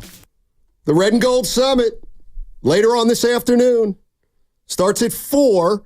That's when all the hosts will be there. But if you want to get there a little early, let's say 2-ish, you can do that and listen to Willard and Dibbs. So we'll have no crossover. Yeah, we got to get there. I know what I'm doing. I call my shot. Management can come check me if they want. I got to get through the traffic. 880, 580. You got 2 hours. You got an hour and 50 minutes. Way to back me up, We could pal. do a longer one even. Way to usher me in. Now this. Thanks, pal. Fremont Bank today, starting at 2 to 4, Willard and Dibbs, 4 to 6, the rest of the crew, 49ers Summit. And you know what? By the way, it's 39-150 Fremont Bank. Great venue. It's going to be really hot, too, man. It's not like a bank. It's like a cool building. It is tight. It is pretty cool. And the rat on the table brought to you by Atco. Good rat. We get to meet Evan's parents. Yeah. Oh, yeah. Jeremy and Lynn. No, Jeremy and Lynn Sanity. Give it to me. I know all my hosts. Sandy. Sandy and Jeremy. Okay, first of all, it's Nancy. Second of all, there's a reason why when I told her about this, that she said, "Oh, this will be great. I can meet Guru." Did she really say that, Evan? Yes, she did. She's done. No. Mom's done. Nancy. Yeah. Mom's done. You know what? I tell you what. That made my day. Yeah, I just realized is I caught you. Oh, yeah, I caught you. I just caught you. In what? You said the 49ers. I said, what's going to be different this year? And you said it's got to be execution. So that tells me they didn't execute last year, which means you agree with me. They didn't deserve to win because they didn't execute. No, Steiny, it's in totality. Obviously, you get to the Super Bowl, you executed. But I have questions, and now no Greenlaw. I know I sound like a broken record, but it's real. No Greenlaw. Call me Daryl Young because Steve Young was honest. The division's better. No Greenlaw, no Hufanga. You got a rookie on the offensive line. We'll see, how he pans out. But I just know it's going to be more naturally, organically different, trying to stay healthy and win games. That's all. It's naturally going to be a Bear. So I don't believe in the Super Bowl hangover. You tell me what you think for a loser. That's relegated for the winner. Well, because to me, if I lose, Steiny, we're going to be focused and locked in. That's going to be our incentive. Well, how do you explain the Chiefs last year? Well, that was they went back to back. Well, they did. So they didn't have a hangover. But it was constipated. Their offense was constipated at the end to where, remember, they lost to the Raiders at home and people were doubting them because they didn't have the personnel. Now they got some youngsters. They got some guys that your boy Patrick Mahomes, Steph Curry can throw to. How are you going to beat the Chiefs if they still have Patrick Mahomes and he's the best player on the field? Well, we got to be real now. Tom Brady did it in the Super Bowl. I know Mahomes and Andy had a decimated O-line. That's my point. And Joe Burrow beat him one year. If the 49ers go up against Burrow or they go up against Patrick Mahomes, you got to convert the 3rd and 4 that you had in the Super Bowl, which would have essentially won you the game. You got to block. You let McDuffie That's or whoever not Kyle Shanahan, is it? Then who? You got me thinking. Who would you say? It's the player who missed the assignment. Or is it Brock pre-snap knowing this dude is unaccounted for, or I know he's coming, I'll dial something Okay, up. it's Brock Purdy. No, I don't know. Okay, let's say it's Brock Purdy. And then I would say, I just tell you what do you expect from a guy who's only started 20 games? To say, Stein, and I'm fired up for football starting tomorrow. They're not asking these questions in Dallas. They're not asking these questions in Chicago. It's assumed that the Niners are going to be there. And to answer your question, that's what it's called, execution. Don't tell me the Chiefs, just because they show up, are going to kick your ass. You've had 8 quarters, 9 quarters of Super Bowl play with the Chiefs, and I think the Niners were the better team, 7 of them. But they got 2 L's. Okay, so what does that mean now? Like, what does that mean? Does it can't matter anymore. You make that block on 3rd and 4, 3rd and 2. So I don't get it. That's what I guess I'm being so proactive. How much longer are we going to talk about the plays that didn't go our way in 19 and in 2023 in the Super Bowl? Like maybe that's what we're headed for this year. So you think I'm holding on to it? Yes. But what about Kyle in those losses? You think deep down in his gut, that's what's getting him up? And he's thinking about driving to the facility. I know he's prepping for the Jets, but Steiny, I guess as a collective, the team has to be thinking about. And that's why Kittle's told us, hey, it's Super Bowl. Fred Warner, 54. I love Steve Young. He's been there. It's happened to him. I don't think it's crazy as a fan, Steiny, to think, you know what? I'd rather get my ass kicked in a big game like Buffalo than lose one that we thought we should have won. Those stay with you, I believe. I don't think it matters.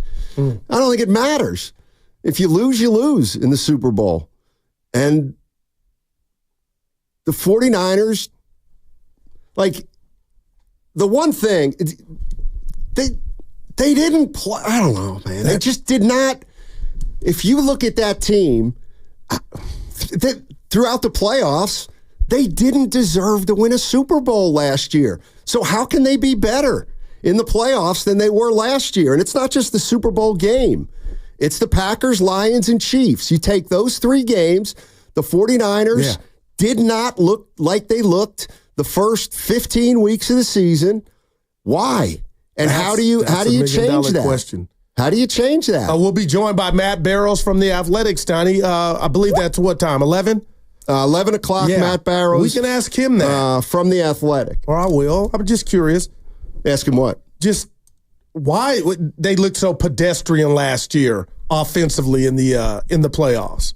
Or since, as you pointed out, the Baltimore game. Maybe they're built for the regular season. I'm going to rebuke that because when you get to, we're focused on the 2 Super Bowls, but when you get to 4 NFC championship games, Steiny, and have 10-point, well, they didn't have 10-point lead against Philly, but I don't buy that. This team could easily have a ring. And I'm just going back to, NFL Network showing the Chiefs-Niners last night to where you could, that's not too far-fetched. They had a lead, partner. Right, but they didn't deserve to win the game. Like, I don't believe, like, okay, San Francisco 49er fans, because you can't, in order to win a Super Bowl, a lot of times you got to play your best game of the year. That wasn't even close to their best game of the year. They didn't play their best football in the playoffs. Wow. So, to me, I think 49er fans, did you guys deserve to win the Super Bowl last year? Did you deserve it? I don't think you deserved it. And you're just basing that on the Super Bowl itself, Steiny? Because if you throw in Green Bay and Detroit, you're right. Well enough in the Super Bowl. Wow. I do not believe 49er fans believe they deserved to win the Super Bowl. They may think we didn't make enough plays and we let it get away. But if you let it get away, you don't deserve to win the game. You got to play 4 quarters, and you got to play 4 quarters when you're playing Patrick Mahomes, and they didn't. Even when you come out of halftime and pick off the great Patrick Mahomes and you have a lead, but you do nothing with it? Yes.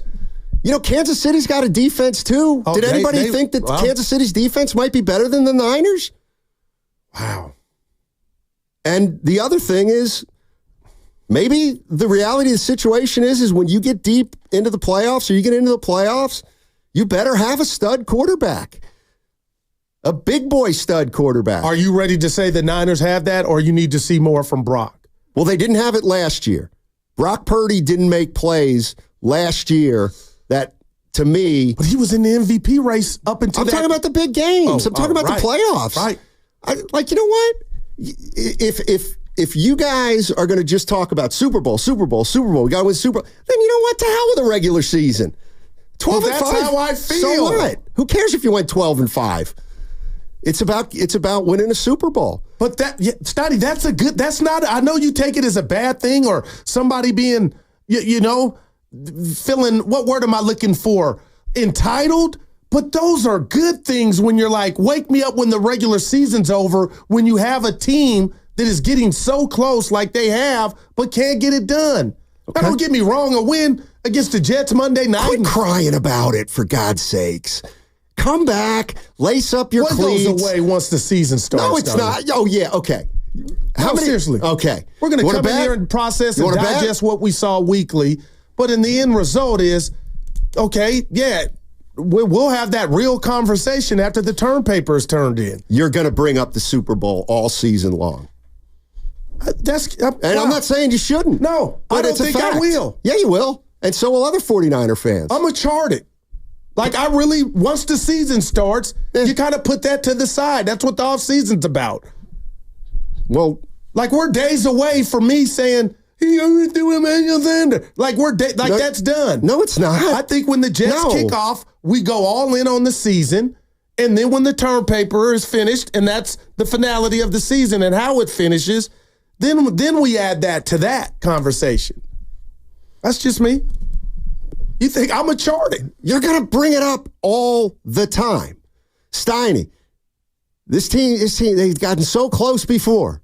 They let one slip away last year. I'm just saying. And like my gosh, I got to be careful here. Why? I'm in a good mood. You can be in a good mood. No, I'm just thinking But you're in a good mood, but you keep saying it's going to be harder and you're scared and injuries and the age. No, I just think of lovemaking.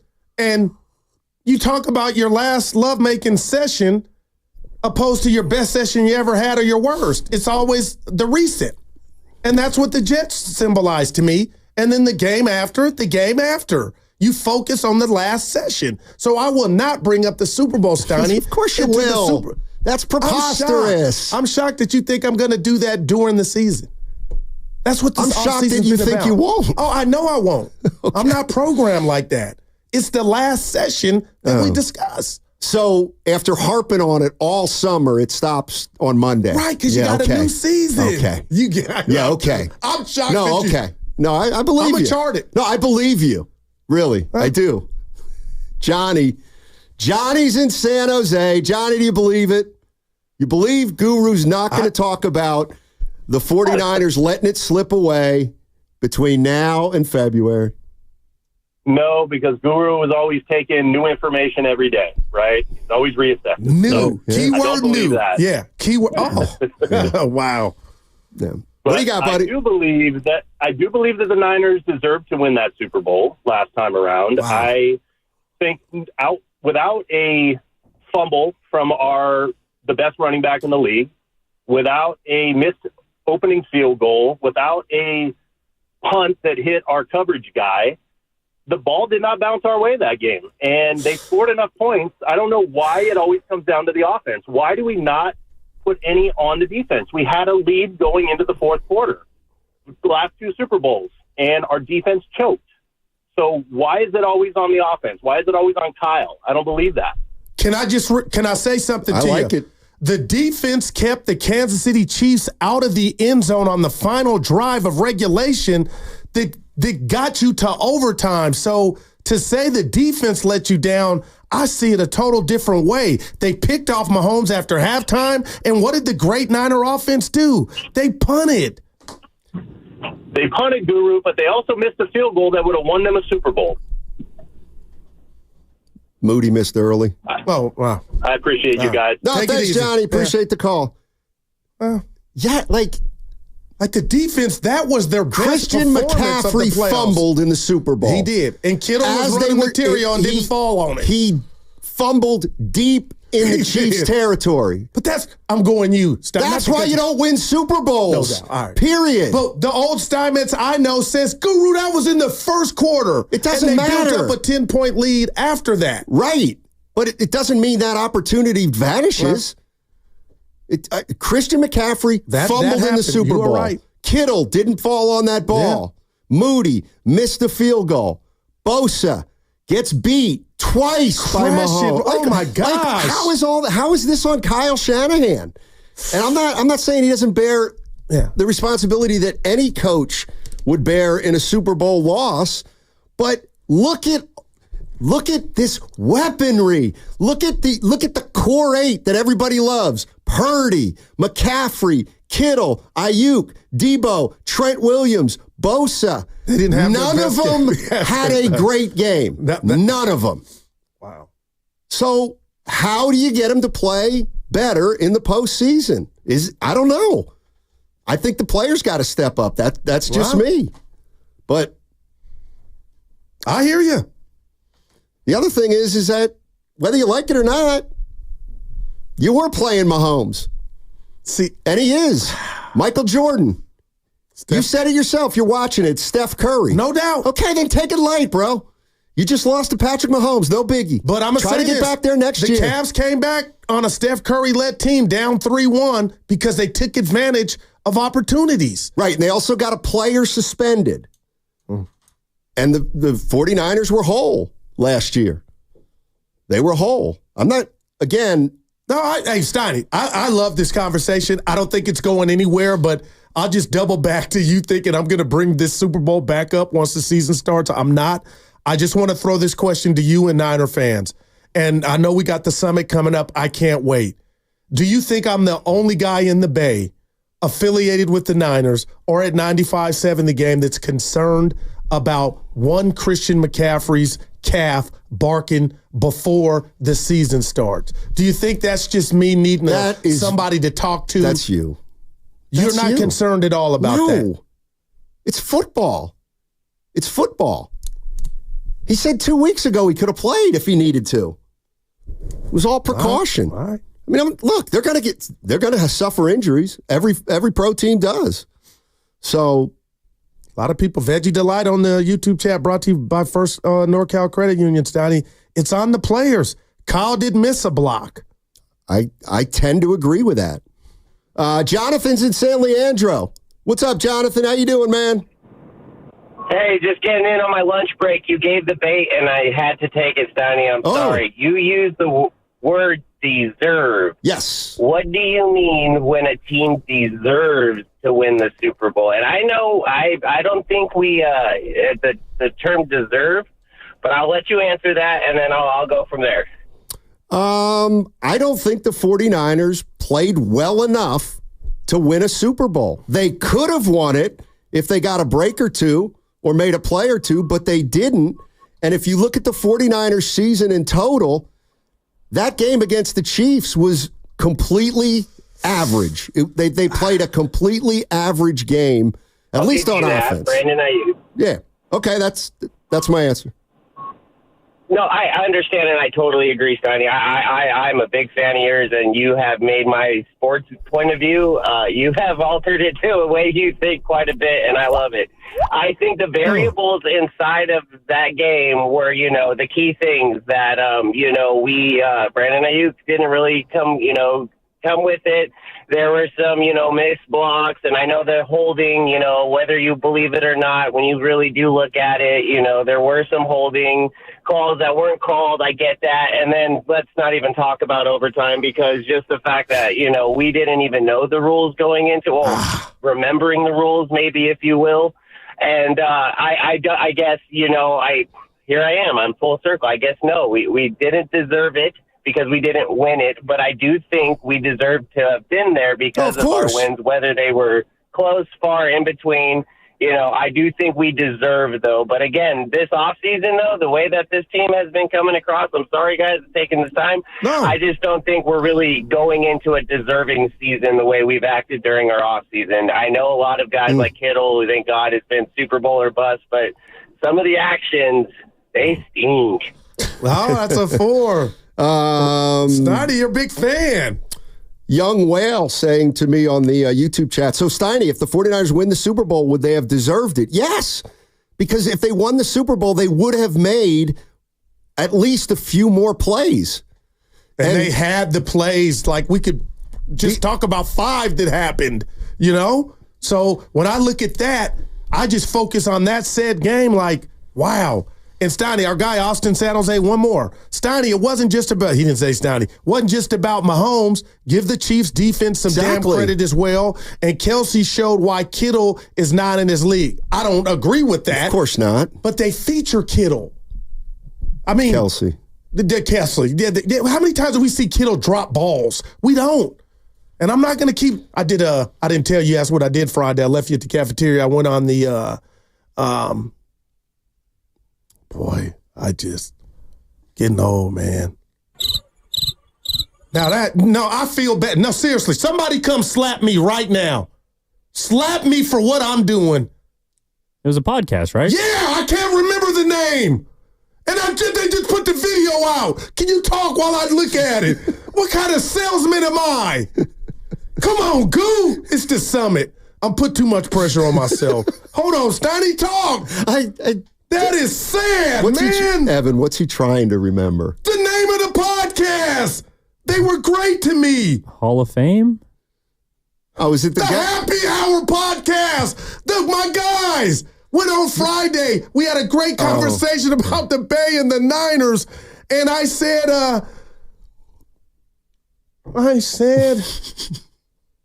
oh boy. No, serious, this is Spadoni laughing. I'm having a meltdown, Steiny. What did I say? Get it out before the summit. Yeah. Dude. What's Kaiser's number? I need the point. Steiny, what did I say to him? I have no idea. Oh, it was about Kansas City's defense. No, it was about Kittle.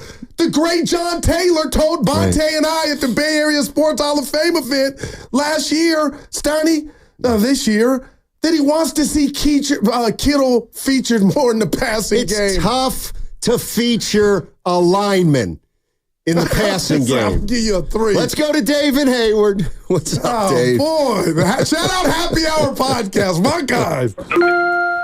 Hey, Dave. Hey, that was comedy for a minute there. But I just wanted to say, I don't want to blame it on plays. I don't want to blame it on CMC. What I'm looking at, the reason we lost the Super Bowl is that man, Drake Greenlaw, shut down Kelsey in the first half. Wow. And then what happened in the second half? Kelsey started going off. When did Greenlaw get hurt in that game? Right before half, jumping up. Yeah. No, it's a good call, Dave. Yeah, that's all I got, though. Appreciate it. And then he started, I don't think that gets talked about enough. But then, Stotty, would you put that under the umbrella of the Cavs lost game 1 when Love and Kyrie went down? Are those excuses? But you understand that Greenlaw, what he meant to this, how just badass he is along with Warner. That was probably a factor, too. The Greenlaw injury. Probably was. Hey, we got Matt Barrows of The Athletic coming up on the other side, and I got to tell you, one of my favorites. I never heard this from you. I need 49er fans in about 5 minutes to really listen to Matt Barrows talk because he's chock full of information. He got nuggets inside nuggets when he talks about the San Francisco 49ers. People say I just went Joe Biden. I did. I need some water. Yeah, that was one. The Happy Hour podcast. I'm not really sure. Sleepy Goo.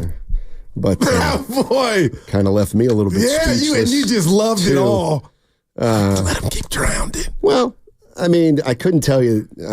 My mic seemed to shut off at that point. I don't know what happened. I'd love to bail you out there. All right, Matty Barrows on the other side, talking San Francisco 49ers. And that segment was brought to you by Chilton Auto Body. But let me tell you one more thing about the summit. It's today. It's from 2 to 4. If you just want to see Willard and Dibbs, you can get there at 2.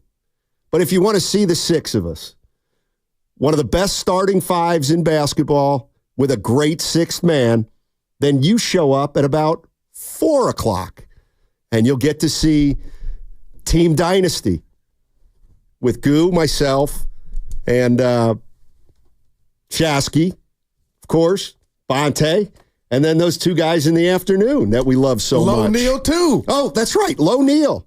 We'll also be there signing autographs. Fremont Bank, 2 to 4, Dibbs and Willard, 4 to 6, the rest of us on 95.7 The Game. You reap what you sow, brother. It all starts Monday. Are you ready for some football?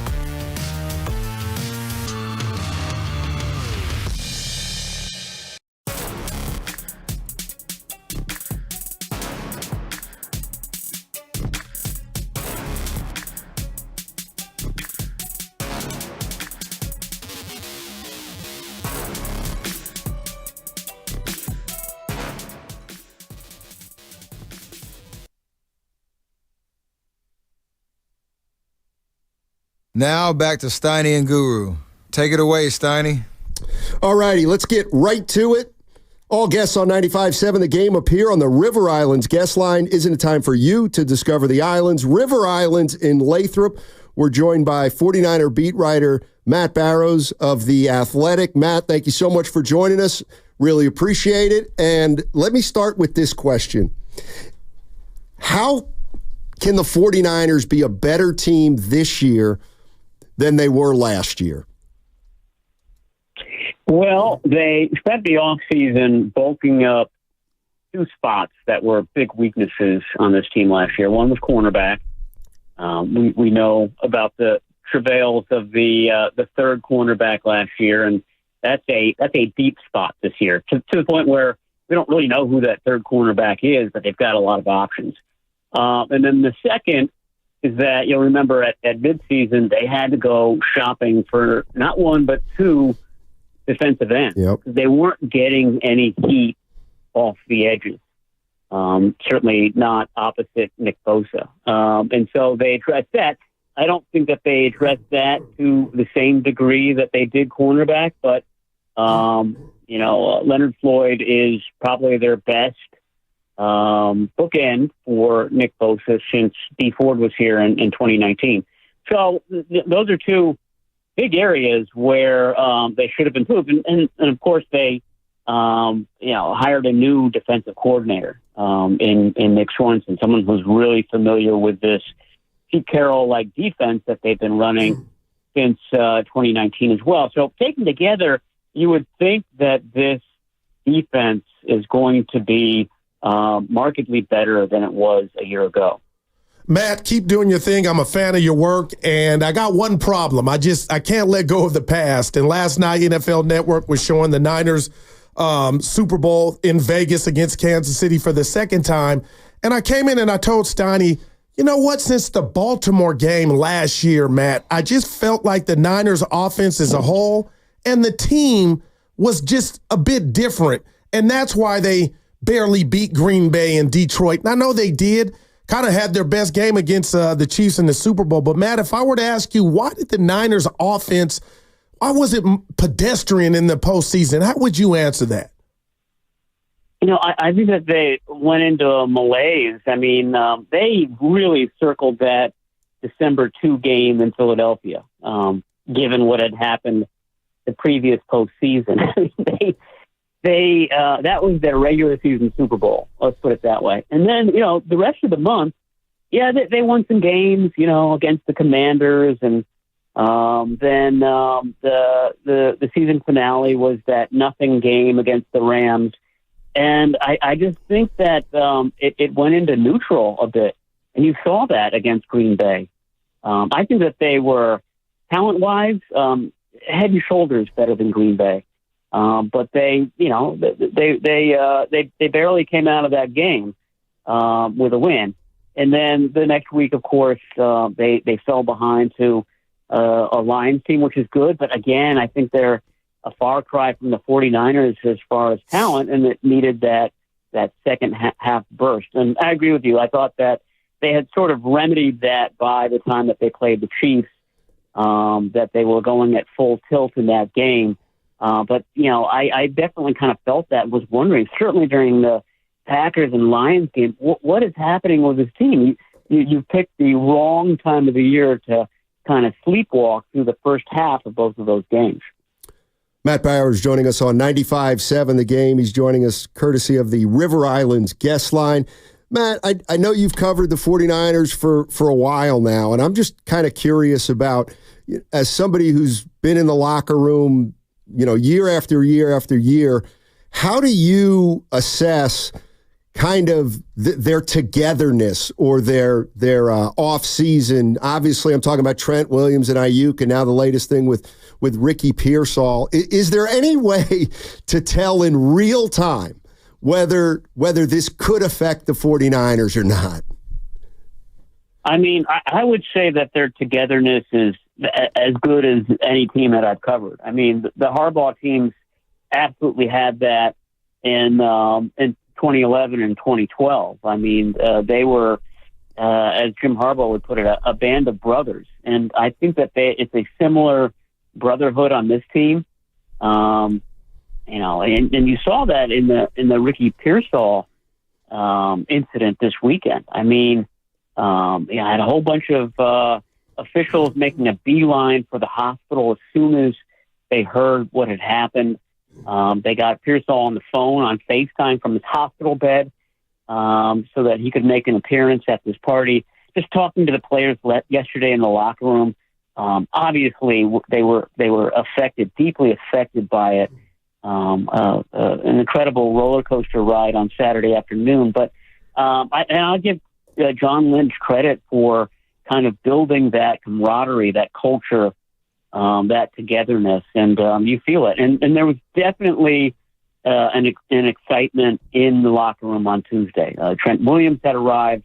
Pearsall had arrived the previous day. Players were still kind of buzzing about that, the remarkable nature of a guy who was shot in the chest on Saturday and who comes into work on Monday. So there was a real a sense of excitement, energy. I don't know if that's just kind of all the happenstance that happened over a very bizarre 48 hours. And it's whether that's something that can kind of be carried into the regular season, but that, electricity and that togetherness that you referenced definitely was apparent in the locker room on Tuesday. Yeah, good stuff, Matt. I got a question. I was rooting for Ayuk to get paid. He actually got more than I thought the Niners were trying to give him, so good for Brandon. But my eyebrows raised yesterday when he made the comment, Brandon was talking to the media, that this could have been done sooner, but he was trying to, I'm paraphrasing here, Matt, he was doing some different stuff. What did you take from that? What did he mean with that line at the end? What was he trying to do? Obviously, get more money, Matt, more upfront money. What did you take from Ayuk's words yesterday? Yeah, I mean, I thought that the takeaway quote was that he made it a little bit more difficult than it needed to be, and I thought that was in reference to what we saw immediately after the deal was consummated, which was the 49ers. I think it was obvious it was coming from the 49ers saying that, this is the deal that we've had on the table since August 12th. And here we are at the very end of August, and this is now just getting done. So I think Ayuk probably realized that okay, nothing was gained over the last, 2.5 weeks before he did this. Just kind of speaks to the bizarre nature of the entire negotiation. One of the themes was that, okay, what does Brandon Ayuk want? Does he want to be here? Does he want to be in Pittsburgh? Does he want to be in Washington? Does he want to get traded to New England? I think that the 49ers were trying to sort of force the issue there at one point, early August, so that he would just be forced to make a decision one way or the other. And that may have been what was kind of holding it up and making it a bit odd throughout the whole ordeal. Matt Barrows joining us on 95.7 The Game. He writes for The Athletic. He covers the San Francisco 49ers. Matt, this is going to be something I think we talk about a lot, and that is, Brock Purdy and what will he eventually get paid? And the question I have for you, and I don't know how much detail you'll be able to give me on this, but obviously they just paid Ayuk. They just redid Trent Williams, Christian McCaffrey also this summer. They're going to have to pay Purdy. What do you have any sense for the type of decision they're going to have to make down the line with who can still be on this team once Purdy gets paid? You know what I mean? Like, what do you have any sense of the tough decisions that they may be looking at a year from now? I think that they are in a position where they can let this year dictate what they do. It does seem like they're going to have to do something. Like they can't, there was talk about, Trent Williams playing until he's 40 yesterday when Trent Williams came in. You can't have all these guys playing until they're 40. Right. It's not going to happen. So, just logic would dictate that some of these older players will have to,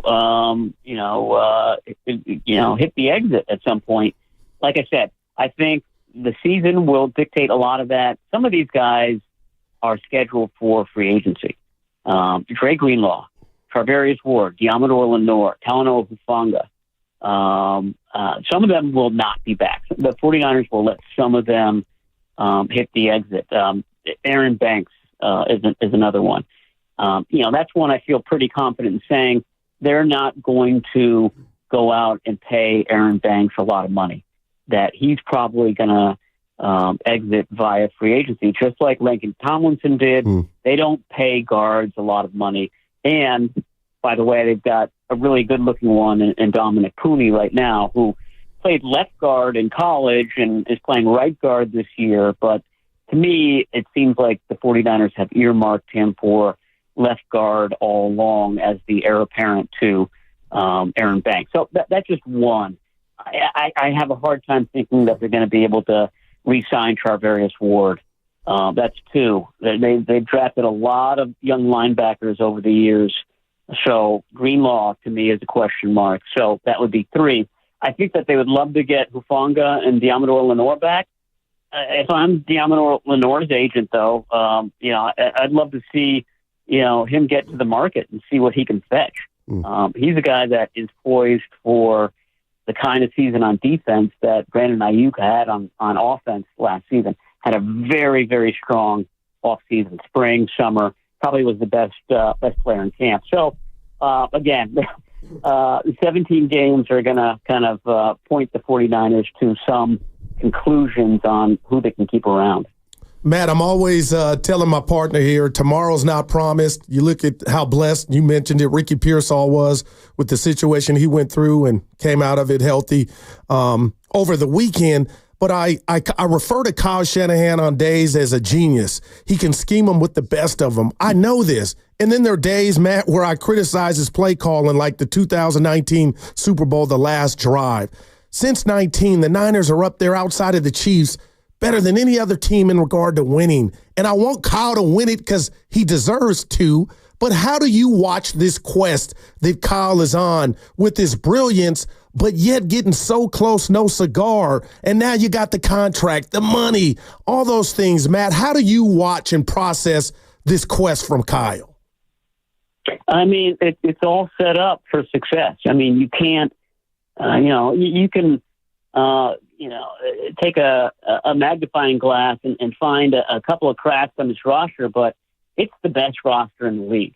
And it's the best one that, I've covered since I started covering this team in 2002. So, there's that. This team has an excellent chance of winning the Super Bowl.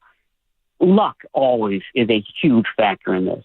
And maybe the 49ers will get lucky this year, and a team like Houston or somebody else in the AFC will knock off the Chiefs, knock Patrick Mahomes out of the running. To me, that's the difference in the two Super Bowls that they lost. The Chiefs have a once-in-a-lifetime player in Patrick Mahomes who excels in fourth quarters, who just puts the game on his shoulders and wins games, and nobody else does. I think it's as simple as that. You talk about Kyle Shanahan and kind of missing that Super Bowl win in his career. That was Andy Reid 10 years ago. Yeah. Offensive genius who keeps missing out on the big game. And Reid, by the way, was worse than Shanahan. Not getting to the Super Bowl, blowing it in the playoffs, et cetera, et cetera.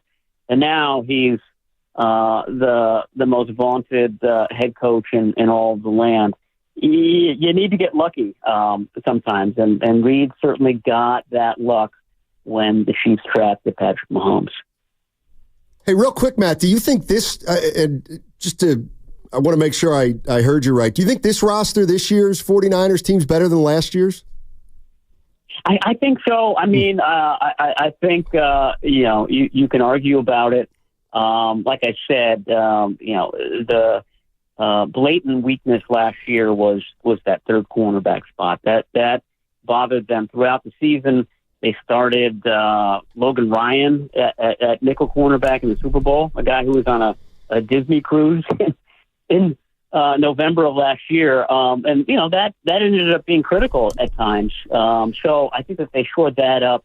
The defensive line, despite all of the things that they've done at that spot in the draft, in free agency, in trades, it's still light, and it still could come back to haunt this team. But I think that the offensive line is better because Pooney is better than the right guards that they've had at that spot.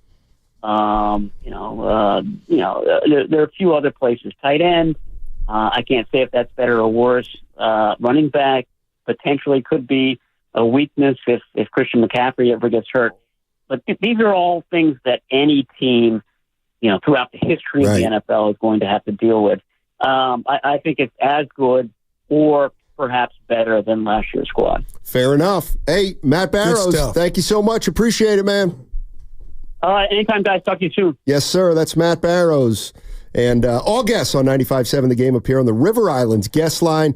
Isn't it time for you to discover the islands? River Islands in Lathrop. Matt Barrows, The Athletic, covers the San Francisco 49ers. Let me throw to you an answer he gave us about they put so much into that Philly game. Like, let's say is that sufficient enough for you as a fan or just as a football spectator? Like, hey, that's one of the 17 you played. I know it was a big boy. I guess what I'm saying, Steiny, is I felt his answer, but I just would tell the team that's not good enough. I mean, some games are more important than others. That was a game that 49ers had circled on their calendar since the NFC Championship game the year before last. And they played a great game that night, and they blew Philly out. And there's probably going to be a letdown the next week. But if you're telling me then it affected the rest of the season, then, yeah, that's an issue, clearly. By the way, I got your buddy. I see it. D-Lou? Yeah. No. Oh. Austin. What? No, well, I think you brought that word up. I didn't. No, you said Kyle deserved to win a Super Bowl. What does that mean? And then Austin said, there's that word again. I was looking at D-Lou 55 seconds, and I saw, I go, that's not how long that question was to Matt. Oh, I got lost in that one. So I'm not really sure. But Matt Barrows thinks this roster has the potential to be better than last year's roster, Goo. I don't see how that can be when I don't feel confident about the replacement for Greenlaw. I don't feel confident about Hufanga not being on the field Monday night. So, hey, I'm not saying he's wrong, but Dominic Puni, he took advantage of his opportunity, and he'll get a go of it come Monday night. But there's just something about not winning it. There we go. Go ahead. And, again, Austin, not saying they deserve it. They got to earn it. Play that Lynch sound. But, man, it's a bear just to be as good consistently like the Niners have since 19, man, and be relatively healthy. It's just like, wow. The year they missed it was when Bosa got hurt and ripped his stuff in New York on the turf. Yeah, I mean, I feel like 49er fans, are they more worried than excited? But why would you be worried about this team? Like, assuming every fan worries about their team's injuries the same. In other words, in Kansas City, they got to worry about if Mahomes gets hurt or if Kelsey gets hurt. I mean, assuming that every football team's fans worry about injuries the same, then if I were a 49er fan, I would start to be getting really excited about the year because we know exactly how good we are. We know we've gotten there before. Your veteran players have the experience. You've got young players giving you some depth on this team. And like, I can't, if I were a fan, I can't let last year's disappointment take away my excitement for this year because we have as good a shot as anybody to win the Super Bowl this year. And if you go into every year like that, that means you're doing something right. Yeah. Not mad at that, but I wanted to radio wrestle you and Evan in the green room because you guys shocked me when I asked you, because you brought up injuries just a second ago, Steiny, and I'm like, who can you ill afford to lose on this Niner team? And I thought we were all lockstep and key about it's McCaffrey. He is the one guy, and I love me some J.P. Mason, but I don't think he can be McCaffrey. But you guys said no. You said it was Brock Purdy. Well, I think it's Purdy. Well, here's what we're talking about. This is some sound from last year's summit. And by the way, the summit coming up later this afternoon at 4 o'clock at Fremont Bank. Join us if you can. But this is from a year ago at the summit. Take a listen to this. By a show of applause, is the most important player Brock Purdy? Wow. Wow. Is the most important player Deebo Samuel? How about Christian McCaffrey? Okay.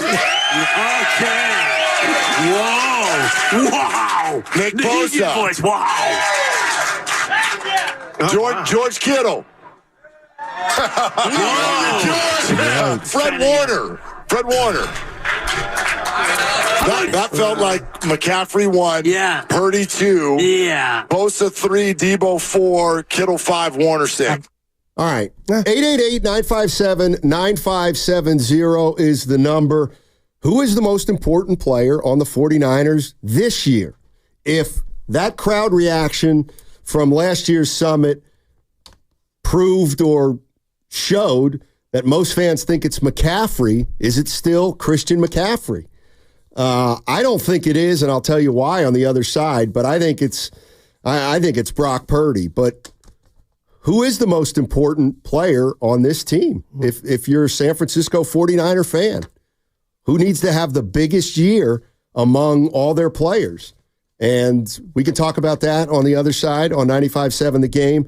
Also, don't forget, one more time, it's Summit Day today. So if you want to join us at the Summit, Fremont Bank, you can do so. The 2024 Red and Gold Summit. It's set for Wednesday, September 4th. That's today. Once again, we're going to be live from the beautiful Fremont Bank at 39150 Fremont Boulevard. Here's what's going to go down. Willard and Dibbs, they're live 2 to 4 p.m.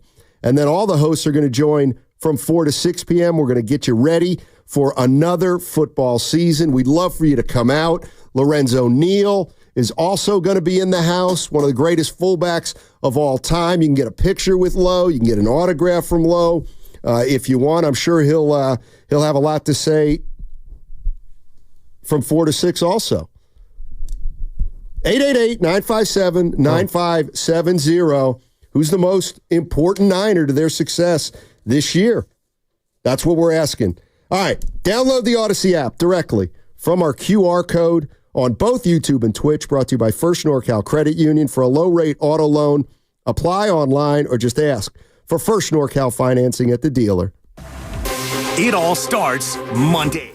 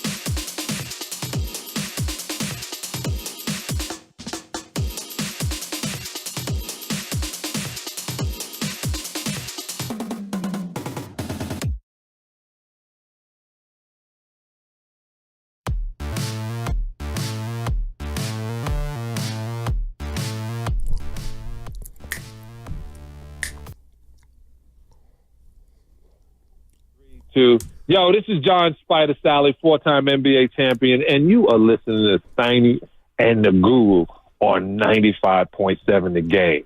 Yes, yes, Spider Sally. Yes, sir. Steiny and Guru with you. The Guru. A Guru. The G is for great. Was it for great or Guru? What's the matter? Both. Somebody said we need a sounder when a question's longer than 30 seconds. We need like a buzzer. Could you imagine? No, could you imagine? Are you I'm okay? not the only Another one. meltdown? No, you had a little bit at the end there. That would happen when you like to have a conversation. It's like I'm with Matt, like we're at dinner. Go like that. A little more. Yeah, there you go. Got it. Well, since you're calling me out, what happened with your trade you tried to get done with Spadoni? All I heard was you're not logged in. Dude, you write your passwords down? You make me feel 18 when it comes to the social media and all that stuff. I'm looking at my fantasy team and I don't have a tight end. You got a day. Yeah, I'll figure it out. Right. I'll figure it out. We were talking before the break about who the most important San Francisco 49er is. And to me, and this is the way I look at it. Now, you can tell me how you look at it at 888-957-9570. I always feel like if you're a coach, coaches love players that they know what to expect. And I think if you look at the 49ers team at their big positions, McCaffrey, I mean, he's who he is. Is he important? Yeah, he's important, but you know what you're getting out of McCaffrey. Best in the game right now is his position. Right. You know what you're going to get out of Ayuk for the most part. But the one player, to me, who has the most room for growth and improvement is Brock Purdy. That's why I think Brock Purdy, to me, is the most important player on the team. Because he's the guy who I think can get better simply because he doesn't have a ton of experience. He is young, and the other guys, you all kind of, you know what you're going to get from him. Fred Warner, Bosa, Bosa needs a good year.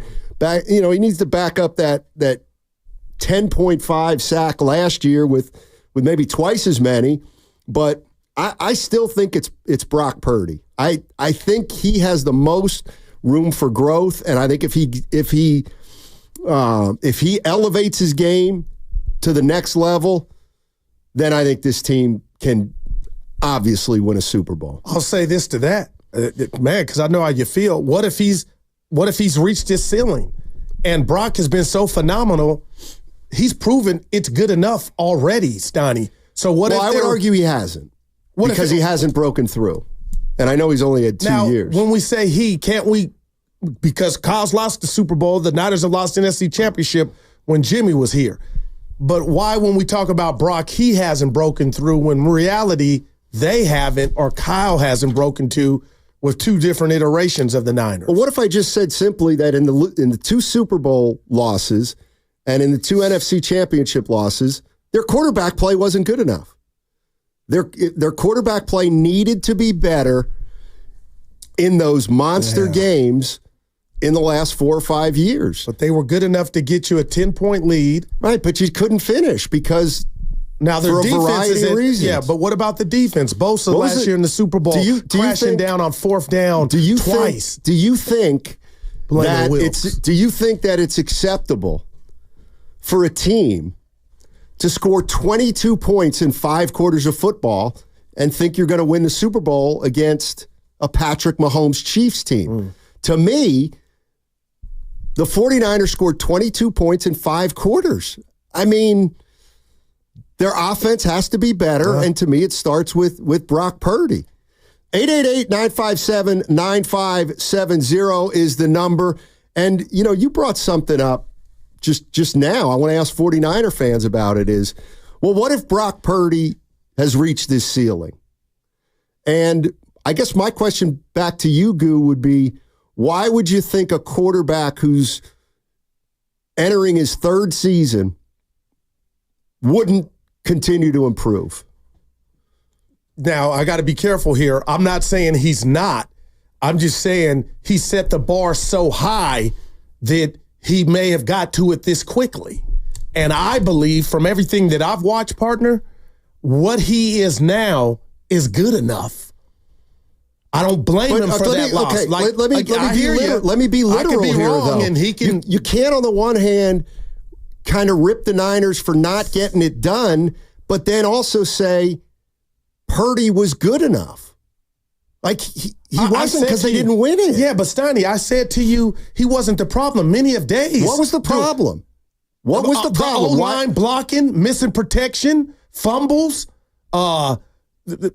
decisions in overtime to take the rock when maybe you should have punted.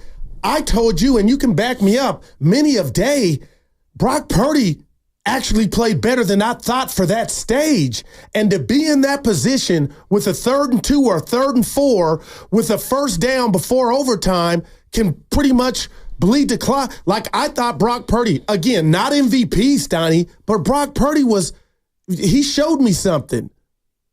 So I guess I'm just not saying, it's not like Jimmy and the throw to Emmanuel Sanders where Jimmy cost you that. The good ones would have made that. Purdy didn't have that. Now, was he perfect? No. Exactly. He wasn't. Did he overthrow Debo or Ayuk maybe a time here or there? Yeah, but for the most part, I thought he came out of that game with, man, I was on this stage, on this furnace, and I was pretty much myself. Not perfect. So, Stein, he might have 5 more levels to get to. I just guess I'm stuck on, man, his level, if this is a level 7, it was damn near good enough, had everybody around him did their job. Well, I don't know what's so hard to understand about, I'm not saying you don't understand it, but what was the play? Was it McDuffie who came in?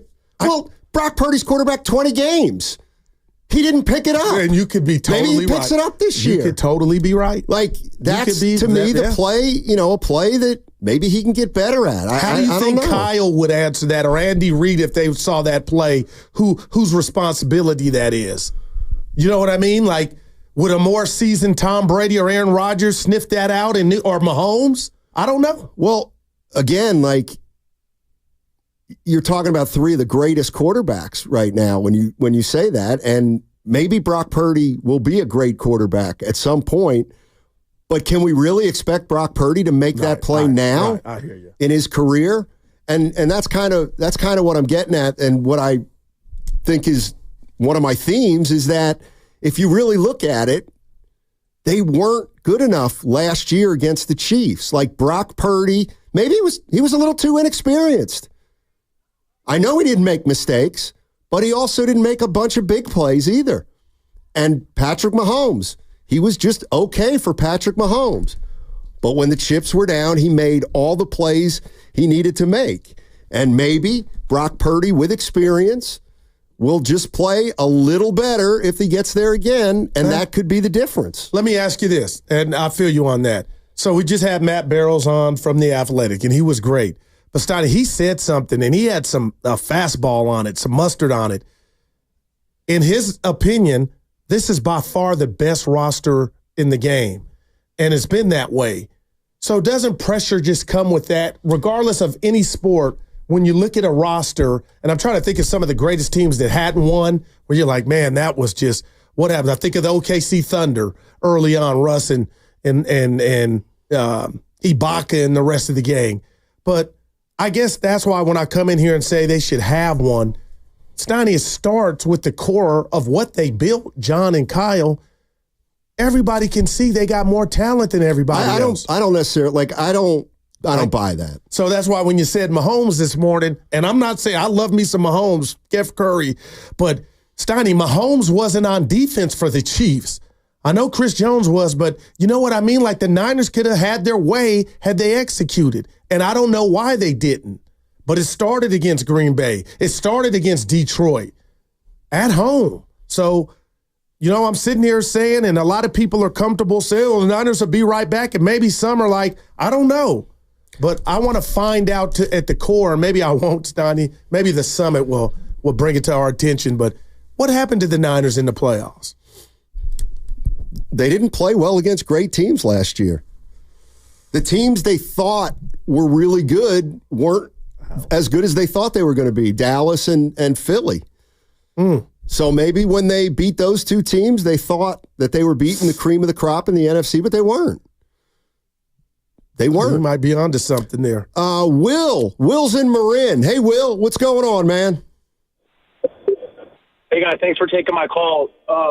So, I mean, I don't really think that it was Brock Purdy's play, or rather if he made massive plays or anything. I mean, Steve Spagnuolo even said that he threw the kitchen sink at Brock Purdy during the Super Bowl and said that he was extremely impressed about how he didn't flinch and actually answered the call and actually stayed cool in the pocket. There was multiple times where he was trying to make him flustered, and he said it was very frustrating. He couldn't. Another thing is, too, is, yeah, I get it. It might have been a lower performance for Patrick Mahomes, however, but I just feel the reason why they lost that Super Bowl is they gave him too much time. When you give a guy who is elite in any sport too much time or a second chance or a hope, yeah, he's probably going to capitalize because, you know, they can only mess up or be bad for so long. And another thing about the playoffs, Donnie, like, I get it. Maybe they didn't play against great teams, but let's be honest. You know sports like the back of your hand. When the playoffs happen, anything can happen because those are the hottest teams. Even a regular season team that might have been, if they make it to the playoffs, sometimes those guys are the scariest. They have nothing to lose. So I'm not really surprised that there weren't barn burners or big blowouts in the playoffs. Those are the best teams at the time, and those are the best teams going for one goal. So I think there's a lot to load into it. I'm not worried about Brock Purdy. Am I saying that the Niners are just going to, you know, run the table and dominate? No, they're going to have their bumps and bruises. It's professional sports. They're going to have their ups and downs. They're going to get smacked in the mouth at times, and we're going to question it. But to say that they're not going to be in the mix and be back, I think that would be false too. I think the Niners are going to have a very successful season. They don't win the Super Bowl. Yeah, it could be the end of it for them in their window. But I think that they're going to be right back in the mix, and people are going to be taking them very seriously. Thanks, guys. Yeah, I don't think they're going anywhere. I don't either. The 49ers. Purdy was. You remember? Anybody remember his numbers for the Super Bowl? I'm gonna say 22 for 35, 248 yards, no touchdowns, no picks. 23 for 38, 255, 1 touchdown, no interceptions. Now I'm going to say it. Now I thought Jennings did That's it. in They had more. 5 quarters, not right, 4. Right. Against a stout Kansas City D. Oh, well, I'm just saying. Like, what I'm were not Mahomes' saying Brock, numbers. Can you give me Mahomes' numbers? 34 for 46, 333, 2-1. Yeah. A little more. Yeah, wow, all right. I mean, I know this is going to sound logical, but I'd rather have 2 touchdowns and 1 pick than 1 touchdown and no picks. Right. That's just me. But what I'm getting at is, I'm not saying Brock Purdy lost the 49ers a Super Bowl or cost them the Super Bowl. I'm just saying he can be better. I think he can be a significant amount better. And I don't want to sit here and say he can't be or he shouldn't be or you shouldn't want him to be. I was just simply pointing out last year he was good enough for this team to win that game. And I'm throwing everything in there, jambalaya. It's not just offense, it's everything, Stoney. Coaching, the overtime, shouldn't have went to overtime, the O-line. I mean, every time the Chiefs were facing defensively, they give up a first down, you might be in trouble. They batted the ball down. They came up with a play. And Bosa, 4th and 1, 4th and 2. Mahomes, think about it. He kept the ball and Bosa crashed down. That's right. What if you would have stayed home and that would have been the game-winning tackle or stop? You mentioned 8 plays about, and it's like, that's why you don't win the Super Bowl. Because there were 8 plays that they didn't make. And if they made a few of them, they would have won the game. When the chips were down, the Chiefs had an advantage with Patrick Mahomes. They just did. And the 49ers didn't give themselves enough margin for error early in that game, and it came back and bit them. I mean, like, I don't even look at it as though, the 49ers blew a 10-point lead. I do not look at it like that.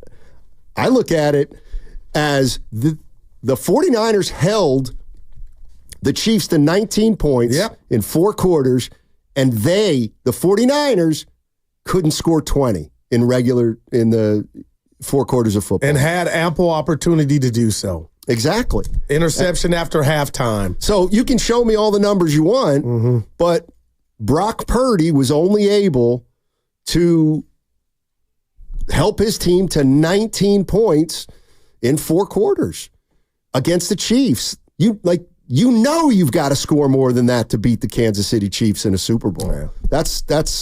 That's all I'm saying.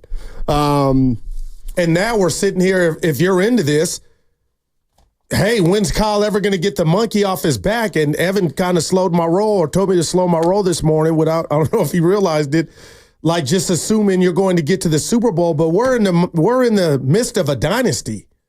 So if, Kyle's ever going to get one, Steiny, it's not like, they're trying to be the first team to three-peat.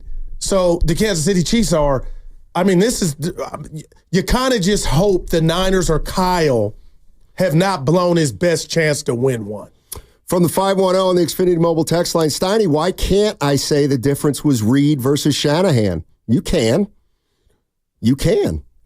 We'll just have a difference of opinion there. But you can say that. And you know what? I would say, yeah. I would say Andy Reid. Here's what I would say. Patrick Mahomes to Brock Purdy is Andy Reid to Kyle Shanahan. Just is. Just is. He's got 3 Super Bowls. But what if we Andy Reid? Yeah, that was Steiny. What if we did Andy in Philly? It doesn't matter. Kyle would win that. Well, no, he wouldn't have one. Exactly. Andy lost the Super Bowl in Philly.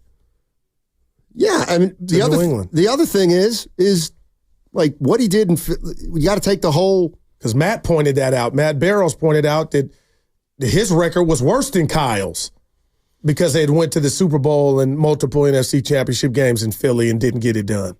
Let's go. Now he has 3. Exactly. Wow. That's crazy, Steiny. One of our biggest fights on air was over Andy Reid. And yet you're going to continue to go to the well with Kyle Shanahan. No, what I don't want to have happen or repeat is Kyle gets it somewhere else.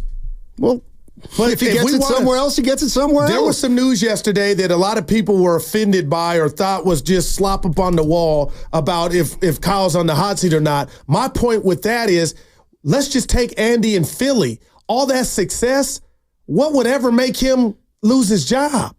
But it happened. Well, they didn't have 2 good years at the end. I think they lost early in the playoffs one year, and then the next year they weren't very good. Yeah, but my point is, with that resume of winning, you think you could survive 2 lean years. I think people got tired of the same old song of getting close, no cigar. Okay. That's all. Yeah. So I hope Kyle gets it done here and is not Andy Reid 2.0. So we find out whether they're gutsy enough to fire him. You know what? That's the other thing. Yeah, okay. Kyle Shanahan this, Kyle Shanahan that. Kyle Shanahan this, Kyle Shanahan this. That, the other thing. You think people are blaming him? I dare you to fire him. I dare you to fire Kyle Shanahan. I wouldn't. Jimmy's in Martinez. Hey, Jimmy, what's going on, man?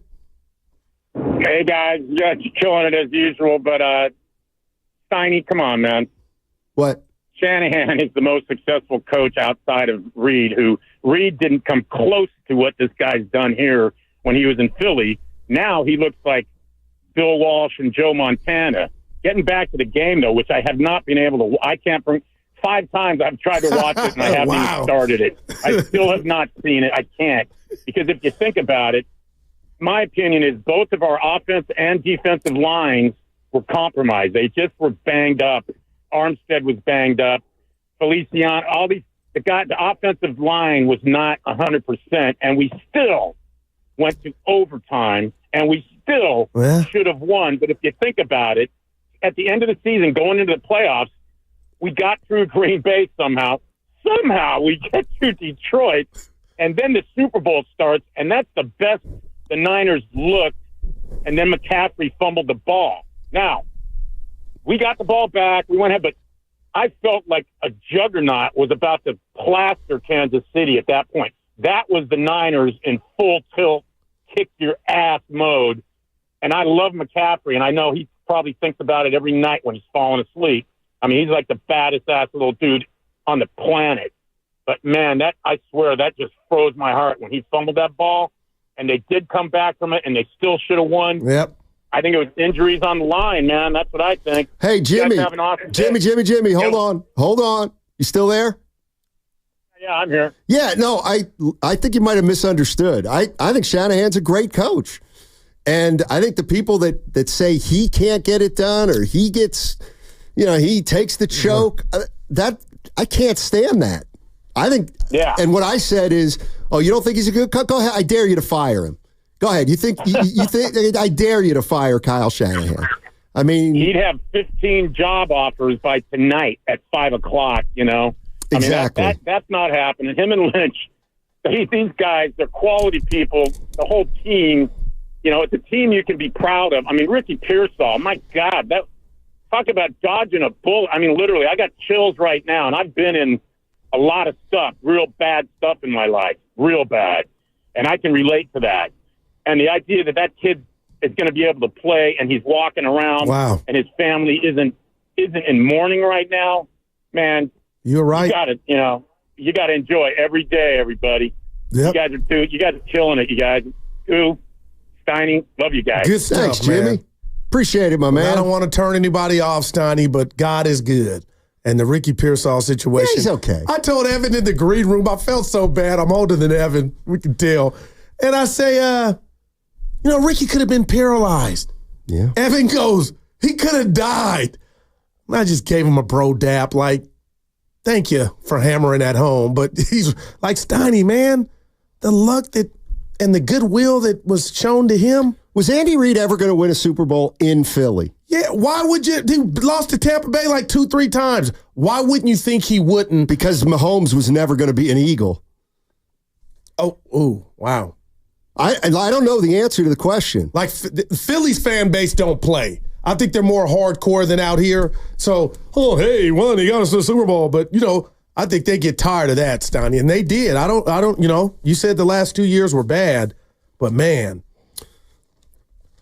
I just think that Kyle Shanahan is a strength of this team.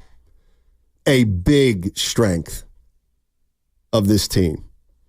Now, what about in high leverage situations? He's a strength I agree with that. Of this team. But he's a strength of this team. And I'm not the kind of guy that says, well, we lost 2 Super Bowls, so he's snake bit. He can't get it done. I'm not 2 Super Bowls now. You lose 2. First of all, you get there. You get there to 4 NFC championships, and you lose 2 Super Bowls. I just don't believe that's snake bit. I just don't. It's especially when both games were lost to Patrick Mahomes. So I don't know how you could make a statement that Shanahan's never going to be able to do it. That's nobody's crazy saying to me. that, Steiny. Yes, and there Andy are. Reid has opened. Well, again, there are people that say it. There are. I just hate the Andy Reid model because that means he would have to do it somewhere else. There is no, then don't fire Shanahan. Right. Let him coach here for 20 years, and I'll bet you he wins a Super Bowl. 888-957-9570 is the number. And I want to get into this list I have right here that Nahigian gave me about Kyle Shanahan. And this is where fans, they lose me. They lose me. I'll get into it on the other side. 888-957-9570 is the number. And we'll talk more about the San Francisco 49ers. Their season begins on Monday against the New York Jets on Monday Night Football. What's coming up on the game is presented by Fremont Bank, celebrating 60 years of full-service banking with no compromises. If your supply chain demands a flexible workforce, hire with Express Employment Professionals.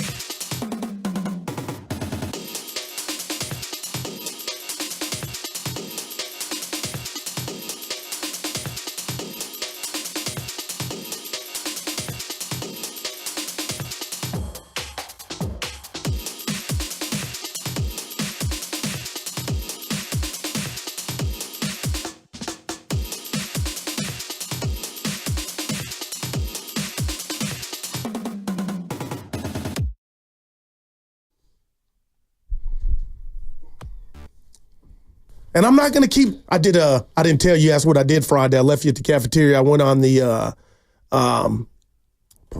I just getting old, man. I feel bad. No, seriously, somebody come slap me right now. Slap me for what I'm doing. Now, back to Steiny and Guru on 95.7 The Game. Oh, boy. Don't slap me, Steiny. You ever been slapped? I don't think so. I was in a relationship one time, so I have. But anyway, go ahead. I saw something that's pretty amazing. Let me just throw this at you. And Evan can do it too. How many years was Andy Reid the coach in Philly, and how many years has he been the coach in Kansas City? 14 years in Philly. Okay. And I want to say 7 years for Kansas City, I'm guessing. Yeah. Evan? How many years do you think he's been in Kansas City? At least a decade. 12 years. 12 years he's been in Kansas City. I thought it was more like 7, too. Anyway. Yeah, I was like, okay, pay it off. You said the Andy Reid model. So I did a little homework here. Andy Reid. He's giving you love, bud. That's condescension. He deserved it. What do you think Andy Reid's playoff record was with the Eagles? Okay, so, wow. I'm going to say 24-5. I'm just blurting it out. Yeah. He was 10-9. He was 10-9. Slow down back there. In the playoffs with the Philadelphia Eagles. All right, did it? With the Eagles. That's nasty. Kyle Shanahan's already 8-4 in the postseason with the 49ers. 7 more games, but I hear you. Winning percentage is better than that. I got you. I mean, Andy Reid's. I mean, Kyle's doing a better job now for the Niners than Andy Reid did in Philly. Could a pessimist say he's got a better team than Andy had in Philly? I guess you could, sure. But I'm looking at this. So it's. I got to borrow. I got to be careful here. But this is where fans lose me. So I'm sitting in Nahigian's office yesterday, and, he's got papers all over the place. And it's a clean office now. Don't make it seem like it's the newsroom. He had a sheet printed out of people who called in to talk about Kyle Shanahan. Okay? And there's about 20, when the question was, what do you think of when you think of Kyle Shanahan? That was Spadoni and Shasky on the roast. Well, this is a joke. I mean, this is why fans are just fans. But it's short for fanatic. Yeah, and it's why they're off base. Give us some. Not a finisher. Plays not to lose. Gets you to the end, but fails. Stubborn arrogance.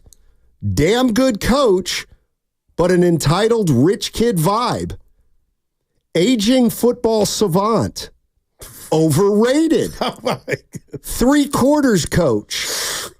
Doesn't know the overtime rules. Choke. Offensive genius, but underachiever. Choke artist. Great coach. There's a great coach. Super Bowl choke. Tortured genius. Wow. How can you respect fans who that's what they think of when they think of Kyle Shanahan? But, okay. Like, what are we doing? Well, I'm going to tell you. I'm going to just take a crack at it. I'm not saying that's right.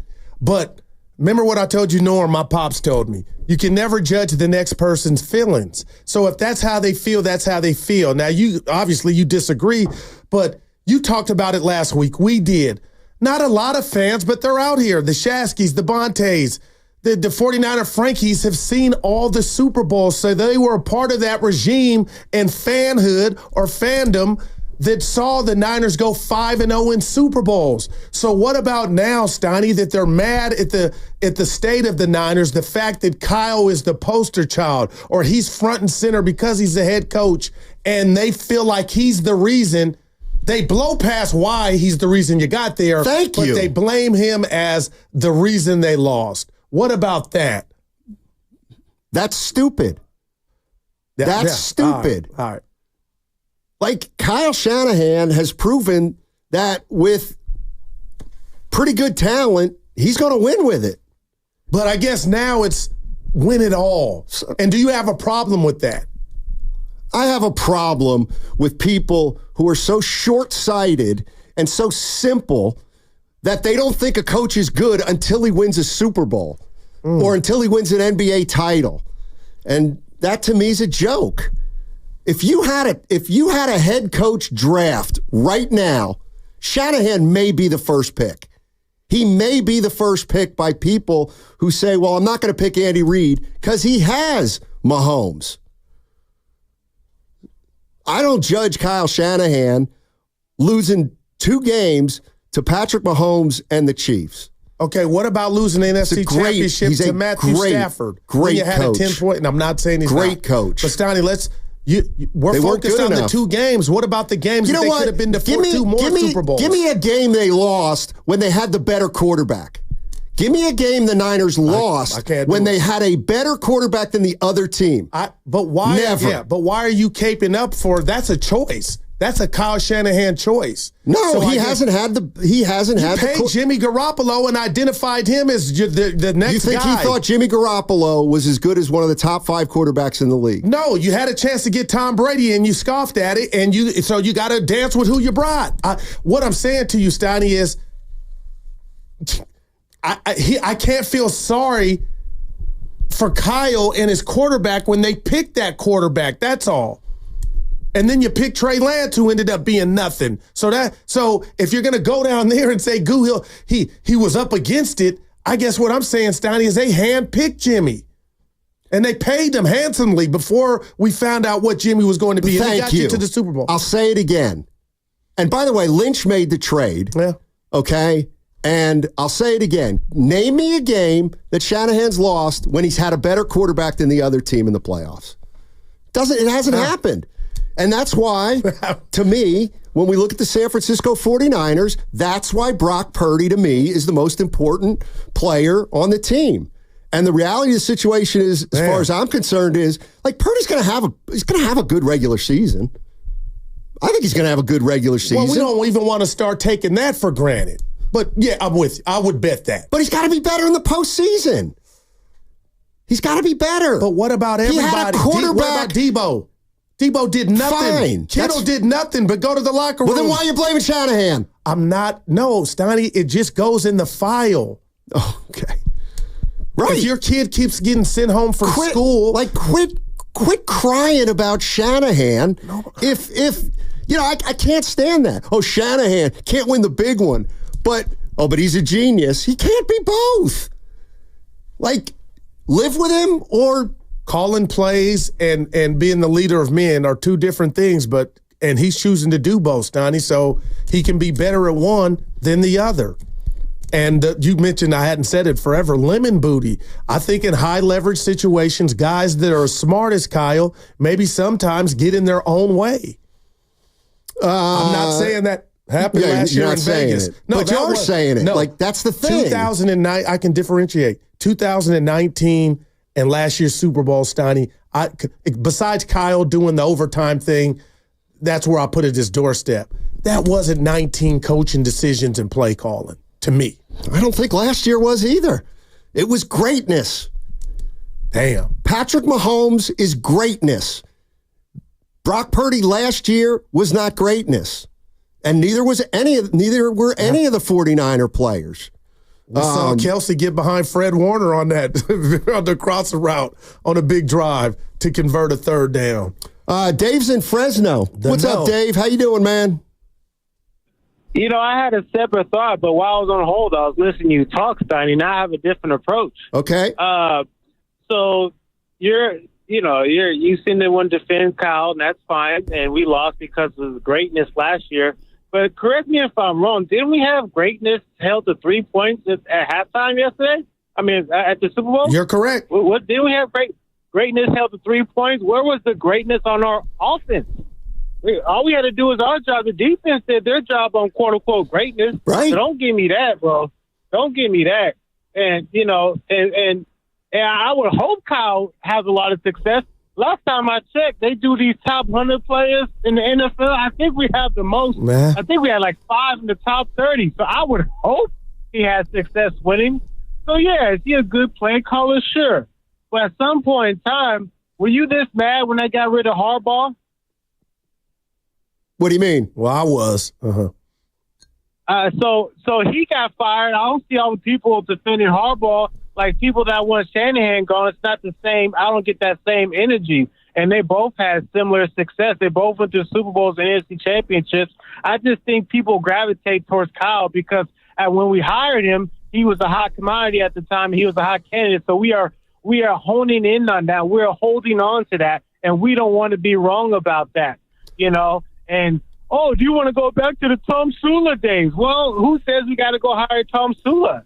There's a lot of good coaches out there. I feel like DeMeco Ryans does a better job, in my opinion, as being a leader of the team. I know it's a short sample size than Kyle Shanahan. Kyle Shanahan has given a great roster, and yes, it is Super Bowl or bust, and it's reasonable expectations. You don't need to defend him. He's not perfect, and, you could get the Super Bowls and NFC championships all you want, but at the end of the day, they fired George Seifert. So Kyle is not above criticism. Like, chill out, bro. I don't say he's is above criticism, but quit blaming him. Like you people out there that think that he'll never win a Super Bowl. Again, you're the same people that didn't think John Elway would win a Super Bowl. Probably, it's like he's only 8 years into his career. It's possible, too, that he can learn from mistakes. But I'll tell you right now, if the 49ers fired him, he'd be the hottest commodity out there. That's all I'm saying. Goo, the other day you were saying, be careful what you wish for. I mean, no, are we really going down this road with Kyle Shanahan? No, no, because we can do two things at once. You can be real and keep it real and react to new information. Kyle is Mitch Steiner. He's a top 3 coach in the league right now. But to the caller's point, the bottom line is it's not sacrilegious to say or hone in because it's actually a compliment at the end of the day. No, it's not. Will the great Kyle Shanahan ever kick the door in? And that's why it's not a compliment. It's not a compliment. Because he has gotten there to the NFC Championship 4 out of the last 5 years.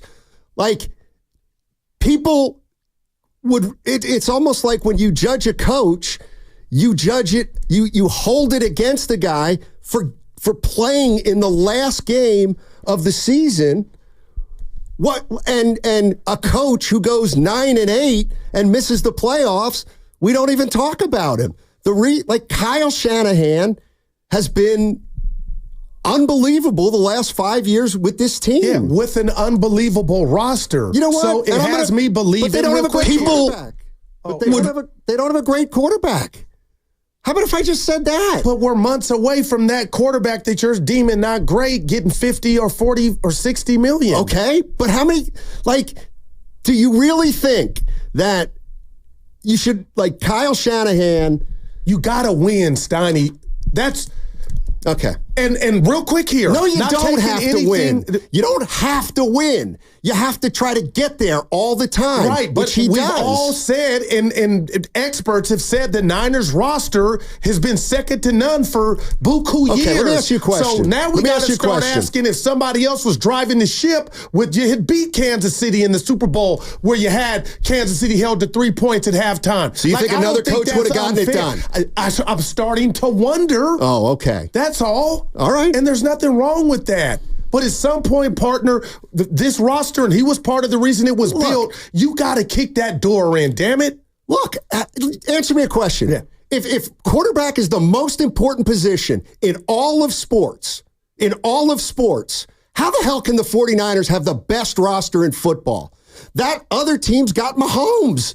Period. But this that team balances quarterback everything. is their choice, Steiny. Right. And then when you had the chance to get Brady, you got cold feet. Okay, so then get on him. Then get on Lynch and Shanahan for not getting model Brady. Is working to get there, but I'm not going to wait till you get there and flex all year long. And all the experts say the Niners got Billy Badass roster, and I'm watching it, and then say, "Oh, you lost because your quarterback is not named Mahomes." That's right. Not cool. That's weak. Your quarterback is not Mahomes. And that's why you lost the Super Bowl. But you don't. Mahomes won the Super Bowl. Because you didn't put him out to pasture and when who you has? had a chance. Who has put Mahomes out to pasture? The Cincinnati Bengals. Okay, one time. Give me one more. Right. Who beat him in the... Come on. You know, you're the guy, like, this is like you holding it against Jerry Sloan and Malone and Stockton because they couldn't beat Jordan, and you never would do that. That's totally You never do that. I love that, but that's totally... How? Jerry Sloan was a dog. He got... Jordan just... Come on, man. Okay. That was Jesus in Okay, well, then maybe Kyle Shanahan's Jerry Sloan. I don't... But you're doing... I love you, but you're from Pennsylvania, Steiny. I just What's can't that have believe to do with anything? You're giving Kyle the out because of the quarterback. When That's right. When somebody says, and Matt Barrows just joined us, he said they got the best roster. That's not stopping at the quarterback. That's included. And this dude's on months away from, maybe a year away from getting buku bucks. So come on, man. We got to focus in on there's nothing wrong with Kyle being great. Is he ever going to get over the mountaintop? Andy Reid has been coaching for 26 years. If I said you Kyle Shanahan has been coming up, Can you give me another name outside? And I'm just asking you. If I said, Steiny, you can't go to Andy Reid, where else would you go? You would be in a straitjacket. He already won one. He won one already. Well, what are you asking? Well, I don't know what you're asking. Andy, how many coaches do? I'm saying Andy Reid did it. Okay. All I'm asking you, Steiny, is you can't cape up for Kyle and blame it on the quarterback position. Yes, I can. He's been, people have said for years, even with Jimmy, that the Niners roster overall, that means everything in the collective is better than all the other. And last year, their offense in that Super Bowl with Brock Purdy was better than what Mahomes was working with. Right. So and you had him to 3 points at halftime. So why didn't they? Because Mahomes is great. I know he's great. And here's the other thing. Like if you take the 2 Super Bowls, the 49ers have outplayed Kansas City. But the quarterback didn't in either game. So where's the responsibility? I'm just throwing it to you of the coaching in those big games. I don't. I feel like you're like it doesn't even compute to you. Like Kyle's just you don't even want to judge him. I have judged him. He's a great coach. No, in those games, they lost to the better team twice. Is the way I look at it. Again, 2019, Steiny, you were cashing him on the ground. Jordan.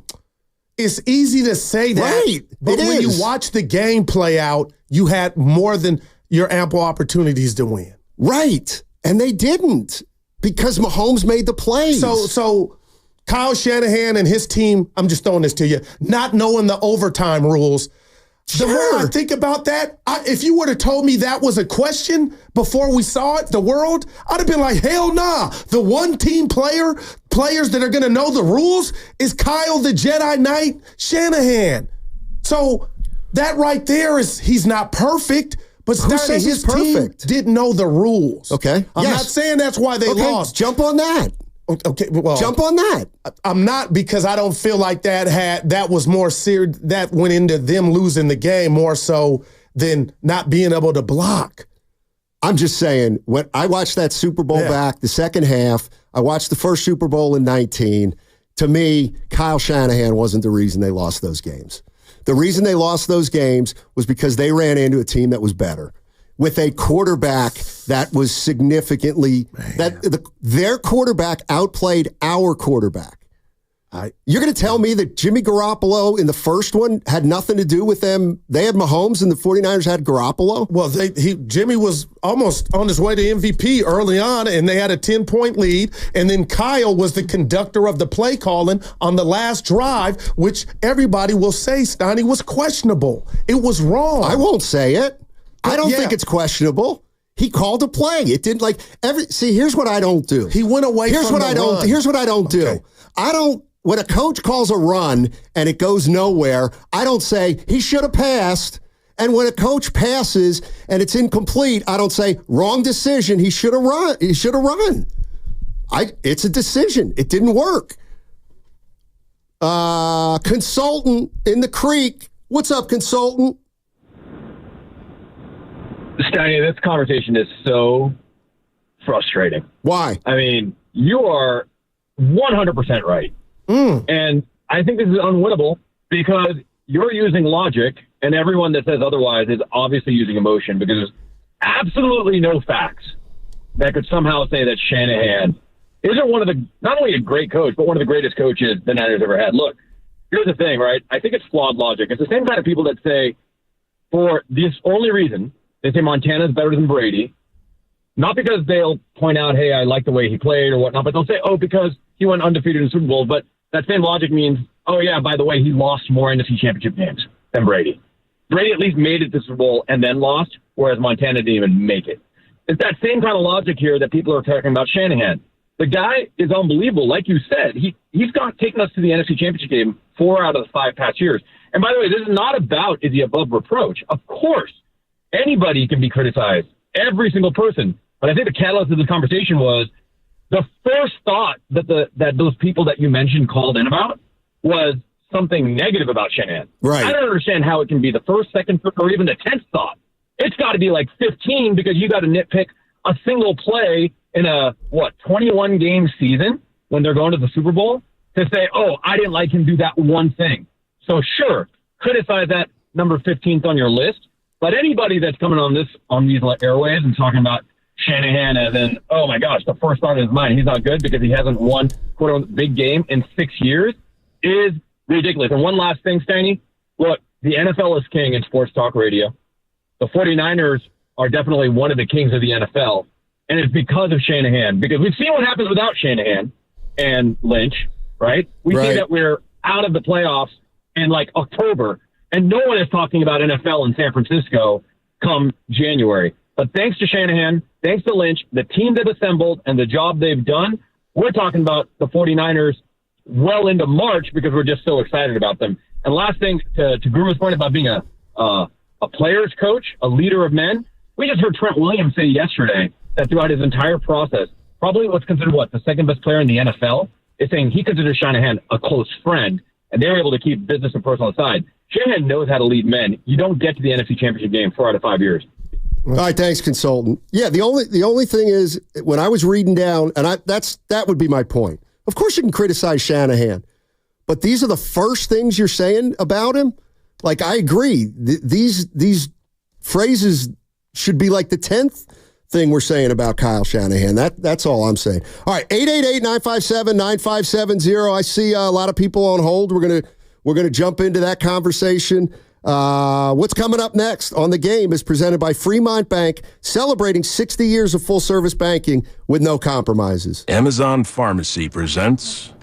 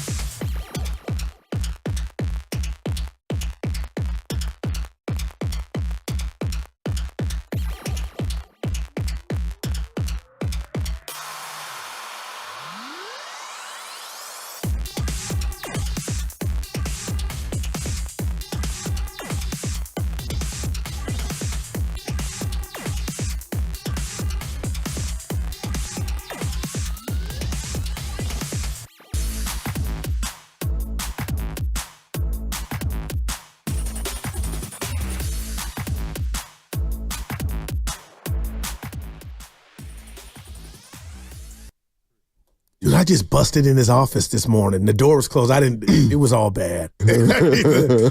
Now, back to Steiny and Guru on 95.7 The Game. That's the greatest. Wow, Steiny. I did it for effect. Dude, I just sometimes, 7 years married to you, radio married, we're saying the same thing. Hey, basically. by the way, real quick, yeah? You know what popped up on my Facebook feed? You and me. No. 12 years ago today. What happened? 12 years ago today, I had my first show with Chris Townsend. Yes, sir. You won't and believe this. We worked together for 9 months. I listened every day at my job, man. Actually, we didn't go for 9 months. We were together for about a week. Yeah, it was less and than then he got put on. And you and O'Connell show. came in. Oof. That was a tough listen. God! Dude, I hate that you say that. Quit being down on yourself. No, it's not being down on myself. It was good radio. No, it wasn't. No, it wasn't. I'm telling you what's good radio or not. I think I know. I think I know. You're down on yourself. No, people I'm tune in honest. because of who you are. I'm honest it's not with always, myself. Hey, let me tell you, the 8 times 8 is 100. Dude, people tune in because there's only one Steiny. And your personality. Right. You put yourself out there. Okay. You're great. Sure. You are I tell everybody, I work with the real Larry David. You know? I can be better. You got fired, but it's what is wrong? What is wrong with assessing yourself and saying, you know what, I wasn't that good back then? I do it all the time. Okay, I just did it. What's wrong? You were better than you thought is what I'm saying. You got a contingency of people that are Steiny fans. Tap into it. And I was thinking of a new because I miss you on Twitter. How about @Steinmetz Sports? What about it? Because Evan got a new hashtag on IG @ZachGiddings I think I got it. You should. Who's Zach Giddings? Long lost cousin. Listen, @Steinmetz Sports on Twitter. Okay. Let's go out to the phone lines because we got some people that want to get in here. Eli is in San Jose. He's been waiting the longest. Hey, what's up, Eli? What's up? What's up? Hey, you guys hear me? Yes, sir. Hey, what's cracking, man? Big fan. I've been listening to you guys since you guys started, man. There he is. For sure, plus 10 years. Thank you. I'm a Raider fan. You know what I mean? I forcefully have to listen to you guys. No, I'm just playing. But so basically, what I'm trying to kind of point out is the fact that you guys got Purdy and where he's at and what he has done for you guys is bonkers. You know what I mean? It's good for what you guys got for that type of pick, right? Your guys' coach getting you to the Super Bowl, in my opinion, is what he's supposed to do.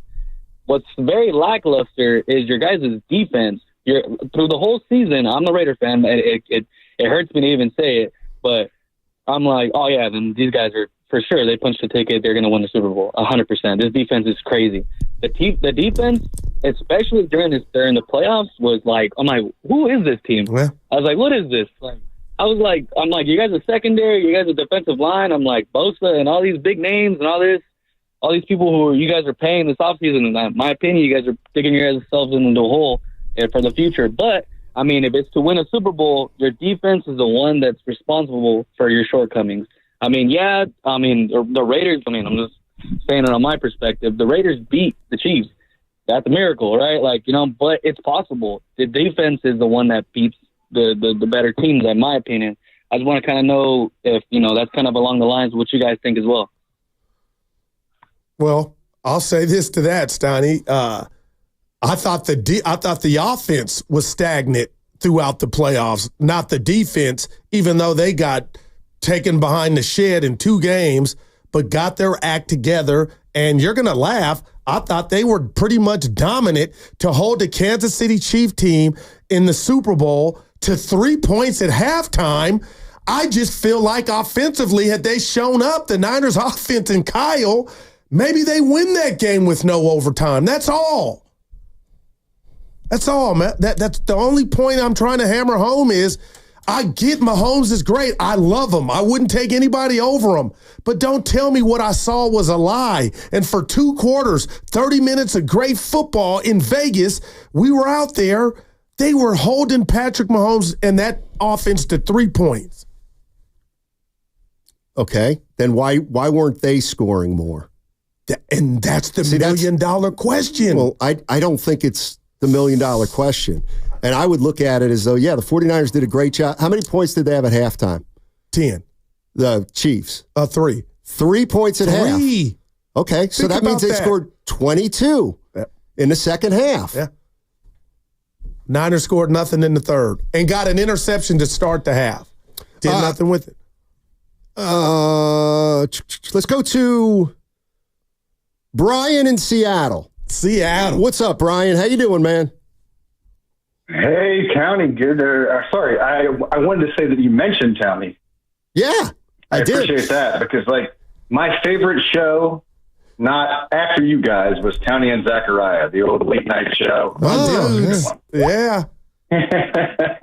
But my comments on Kyle Shanahan and Guru, I'm sorry, I have to disagree with you. I love you so much, but football is about entertainment, man.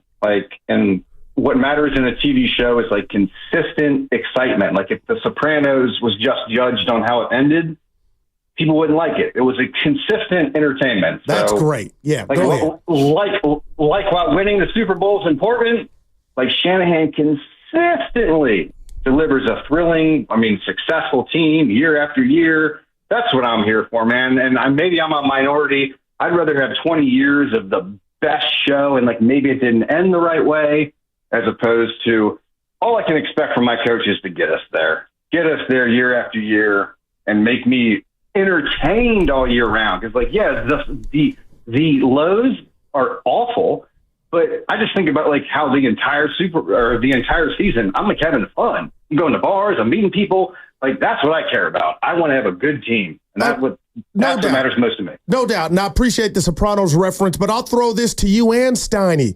The way you guys are talking, you make it feel like a Super Bowl victory or being a Super Bowl winning coach is nothing.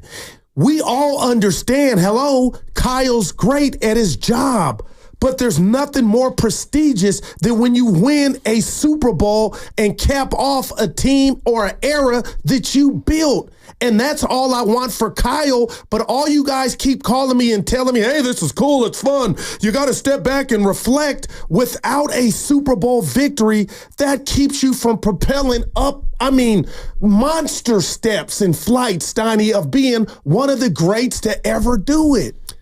That's all. Don Nelson's one of the greatest coaches of all time. He never won a title. He can never be invited to the dinner with Phil and Pop. Right, but you're just talking about championships, and that's what I mean.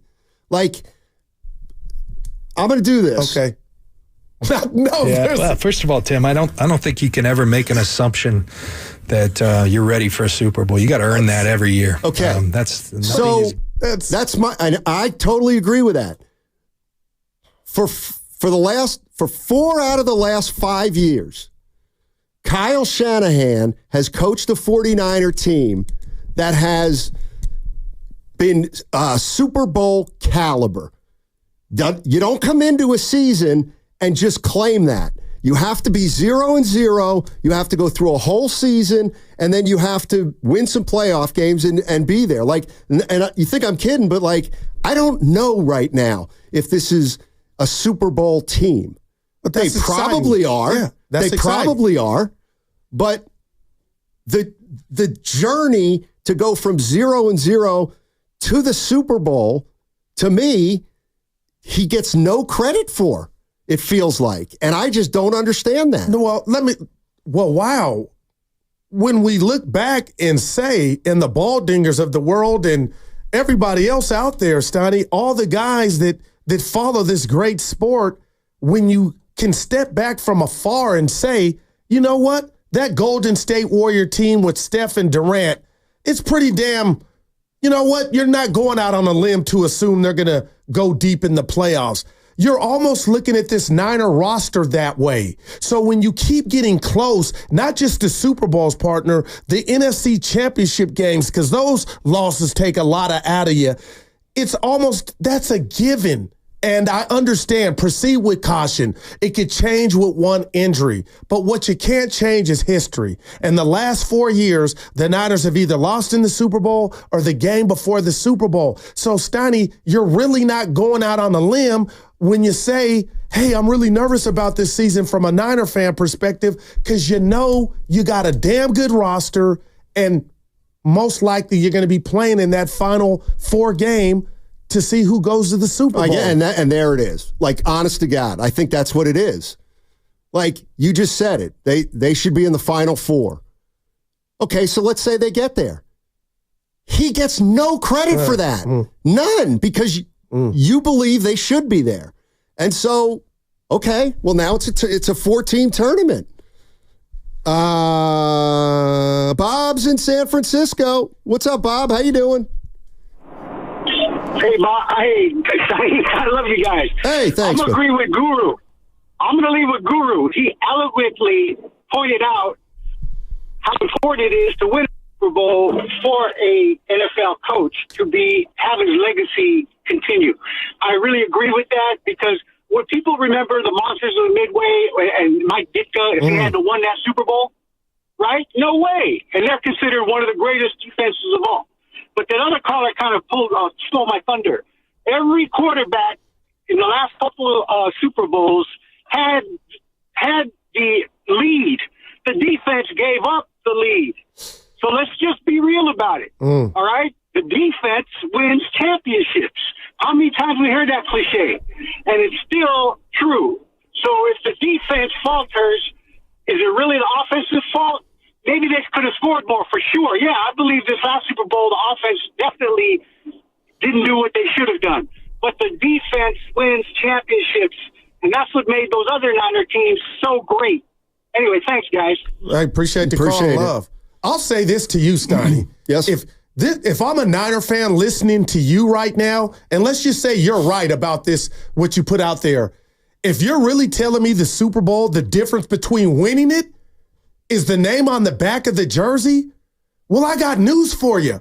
Brock Purdy's your guy. He's going nowhere. Right. And Mahomes, the Burrows, like, if that's what it's about, which I don't believe it, Steiny, then the Niner fans are going to be waiting for a while.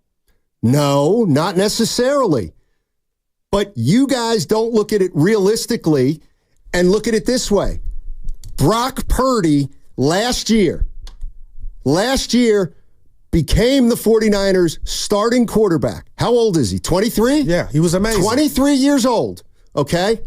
He quarterbacked 7 games the year before. 7 games. Incredible. So now we start last season, and Brock Purdy, this is what I would say. You really think Brock Purdy, you're blaming Kyle Shanahan, who took a quarterback like Brock Purdy and got him all the way to the Super Bowl, doesn't deserve credit, or we're gonna harp on the 2 losses when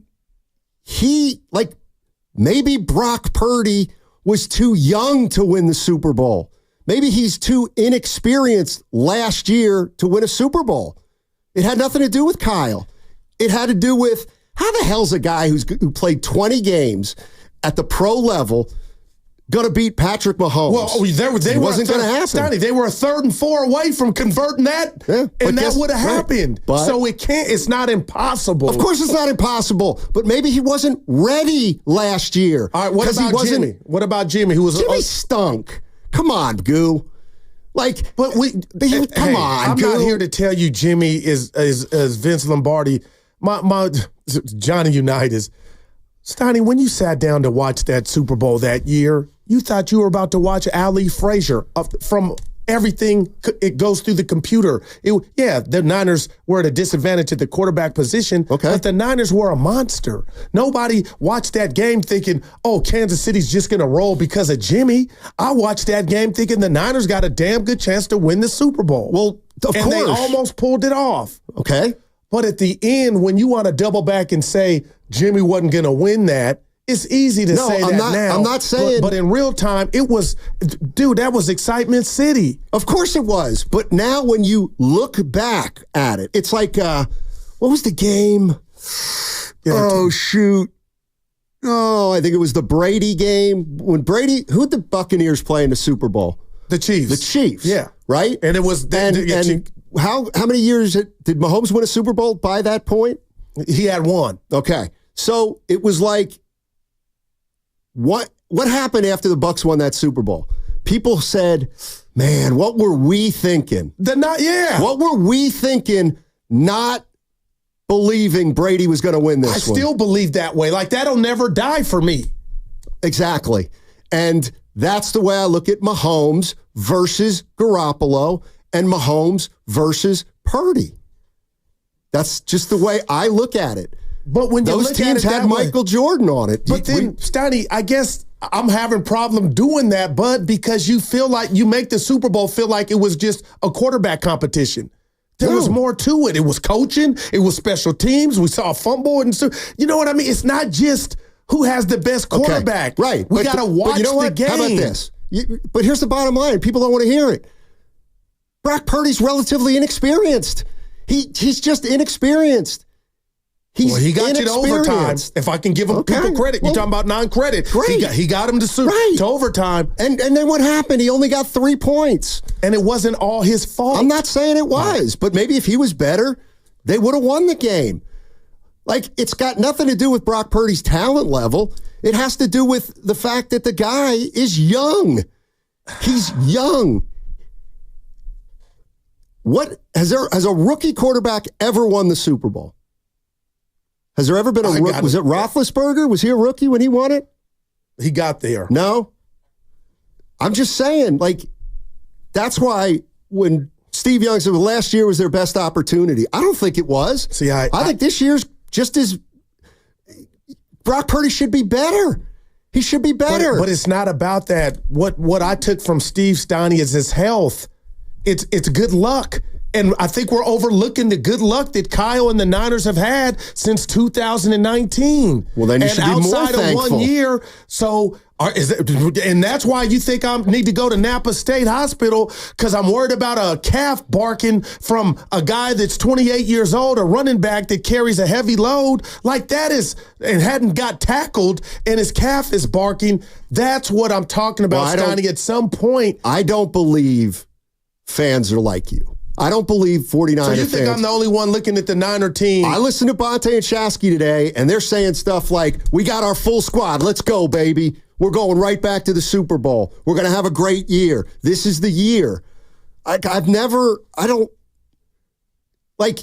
thinking about McCaffrey's leg barking is no different than Cleveland worried about Nick Chubb's health.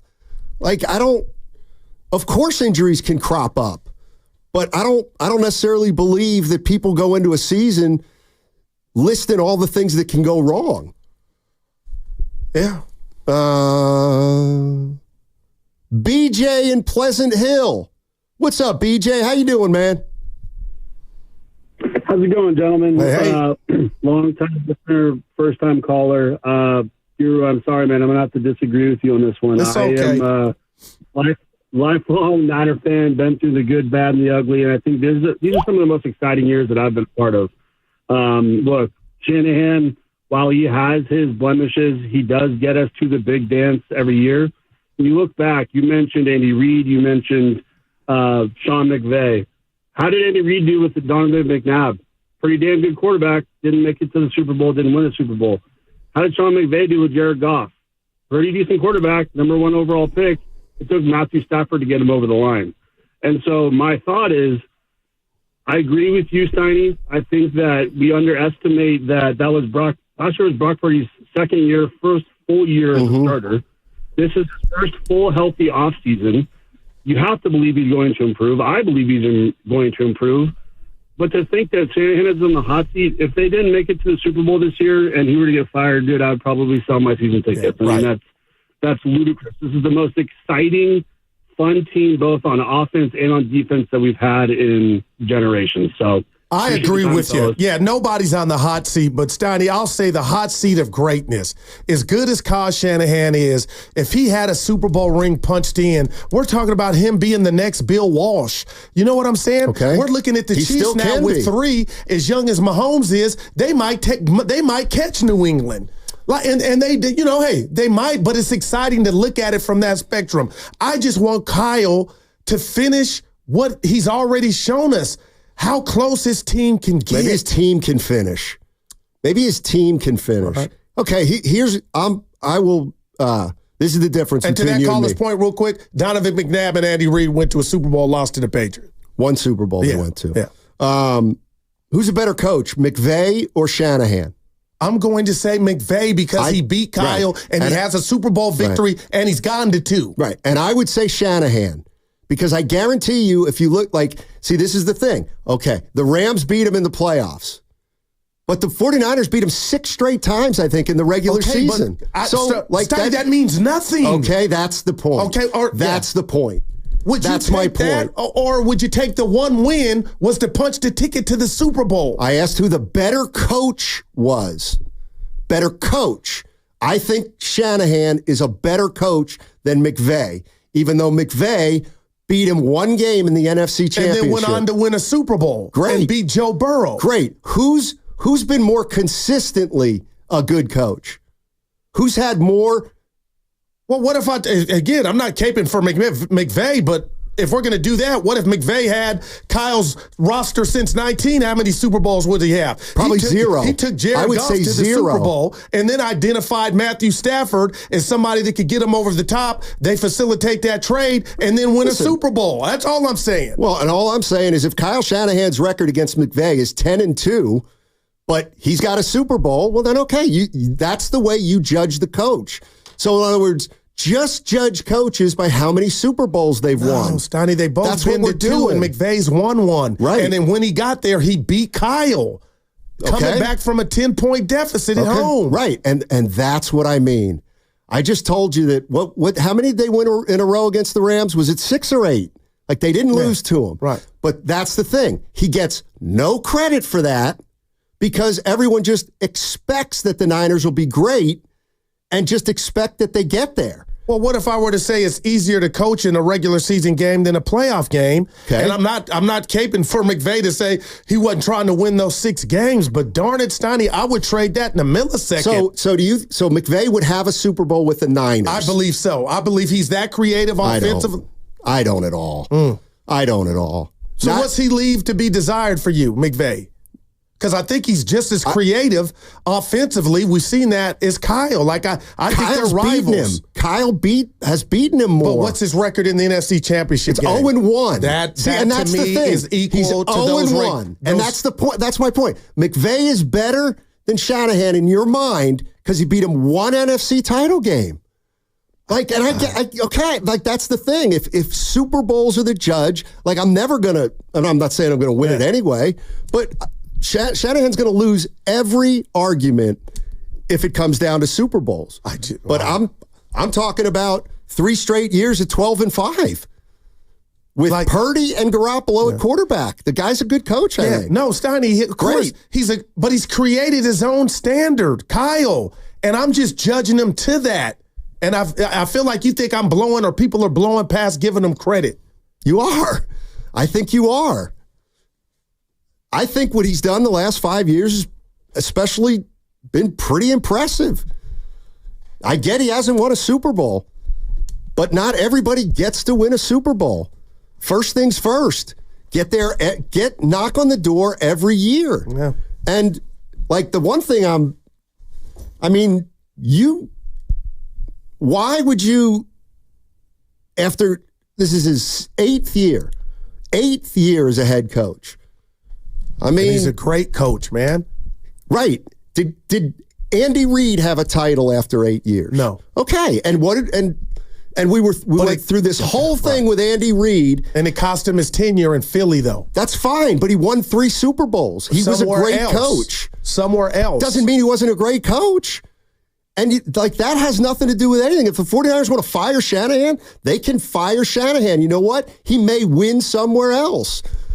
But I seem to hear people saying he can't win here. He can't win the big one here. 888-957-9570 is the number.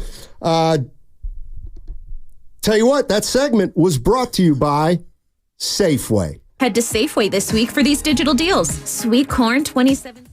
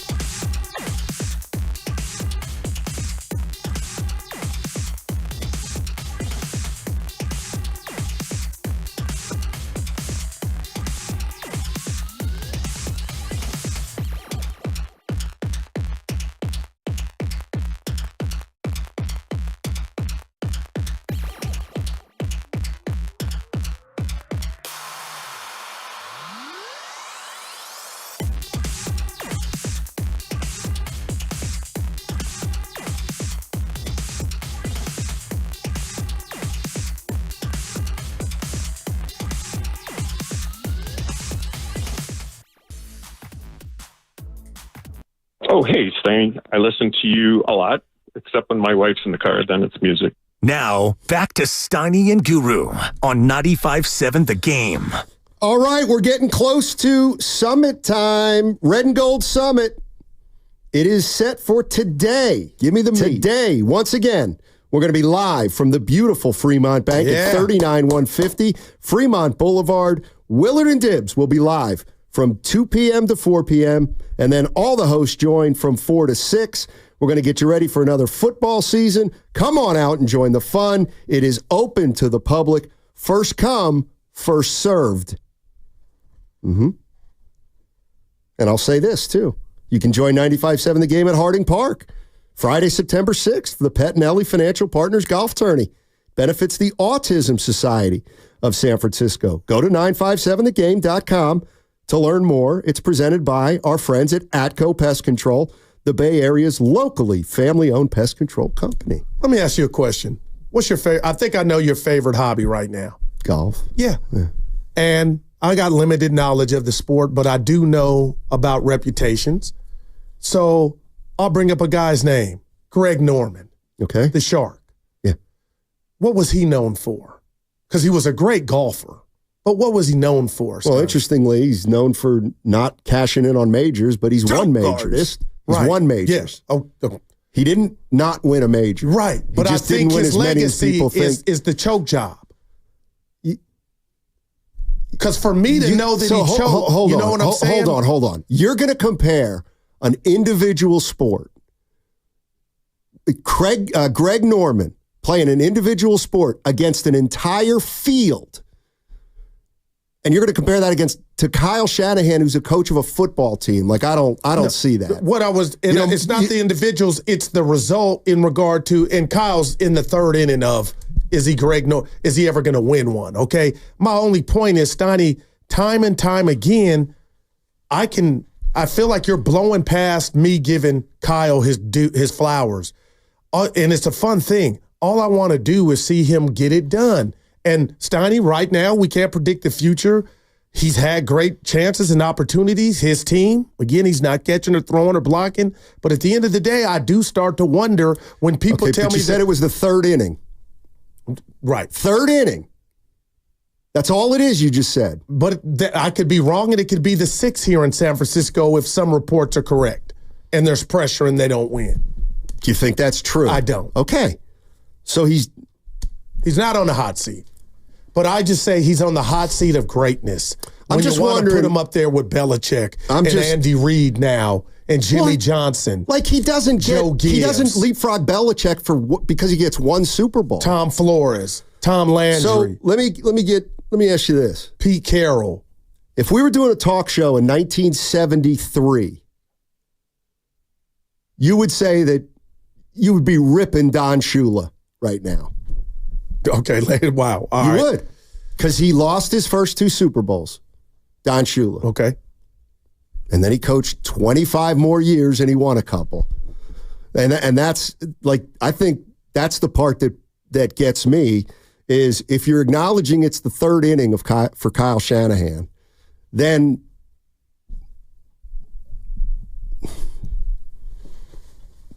it's just not fair. Right. It's just not fair to him, I don't think. Oh, and because something happened we ran out of time. Evan, if you don't mind, we were kind of, and I mean this, and it's no shade at Kyle, but that McVay, how would you answer that McVay or Kyle, even though Steiny pointed out, there is ownage from Kyle, but there's that one game that I believe, I'm asking you a question, I'm answering.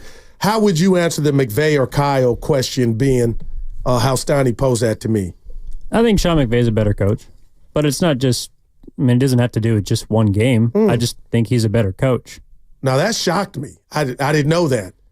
It's close, but I just prefer the way that Sean McVay goes about his job than how Kyle Shanahan does. Like if I have to choose, I'd take either of them. They're both incredible. Me too. But if you ask me to choose, I'd take McVay. I wouldn't take Shanahan. You can't take Shanahan. He's snake bit. Well, you're laughing and smiling. I am. You can't take Shanahan. It's not just two Super Bowls. It's the NFC, the one in Philly. Hey, but you should have threw the flag. I'm gonna let that go. But we can't ignore the rat on the table. They lose.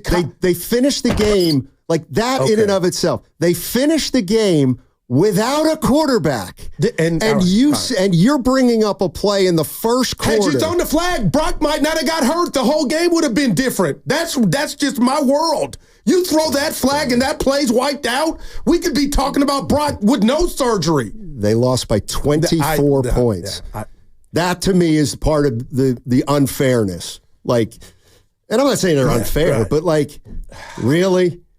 Like, this is what I'm saying. The criticism of Shanahan is so outside. Nobody's calling him unbelievable. A bum, though, Steiny. But people know he's a damn good coach, man. You're bringing up he didn't throw a flag in the first quarter. But that was a moment he needed to meet him. Some of the greatest renegades of coaches. One of the best attributes is timing. Right. And Andy Reid had a clock management problem. Well, wow. He used to. But when I hear Andy Reid, I think of no, because that means Kyle would have to do it somewhere else.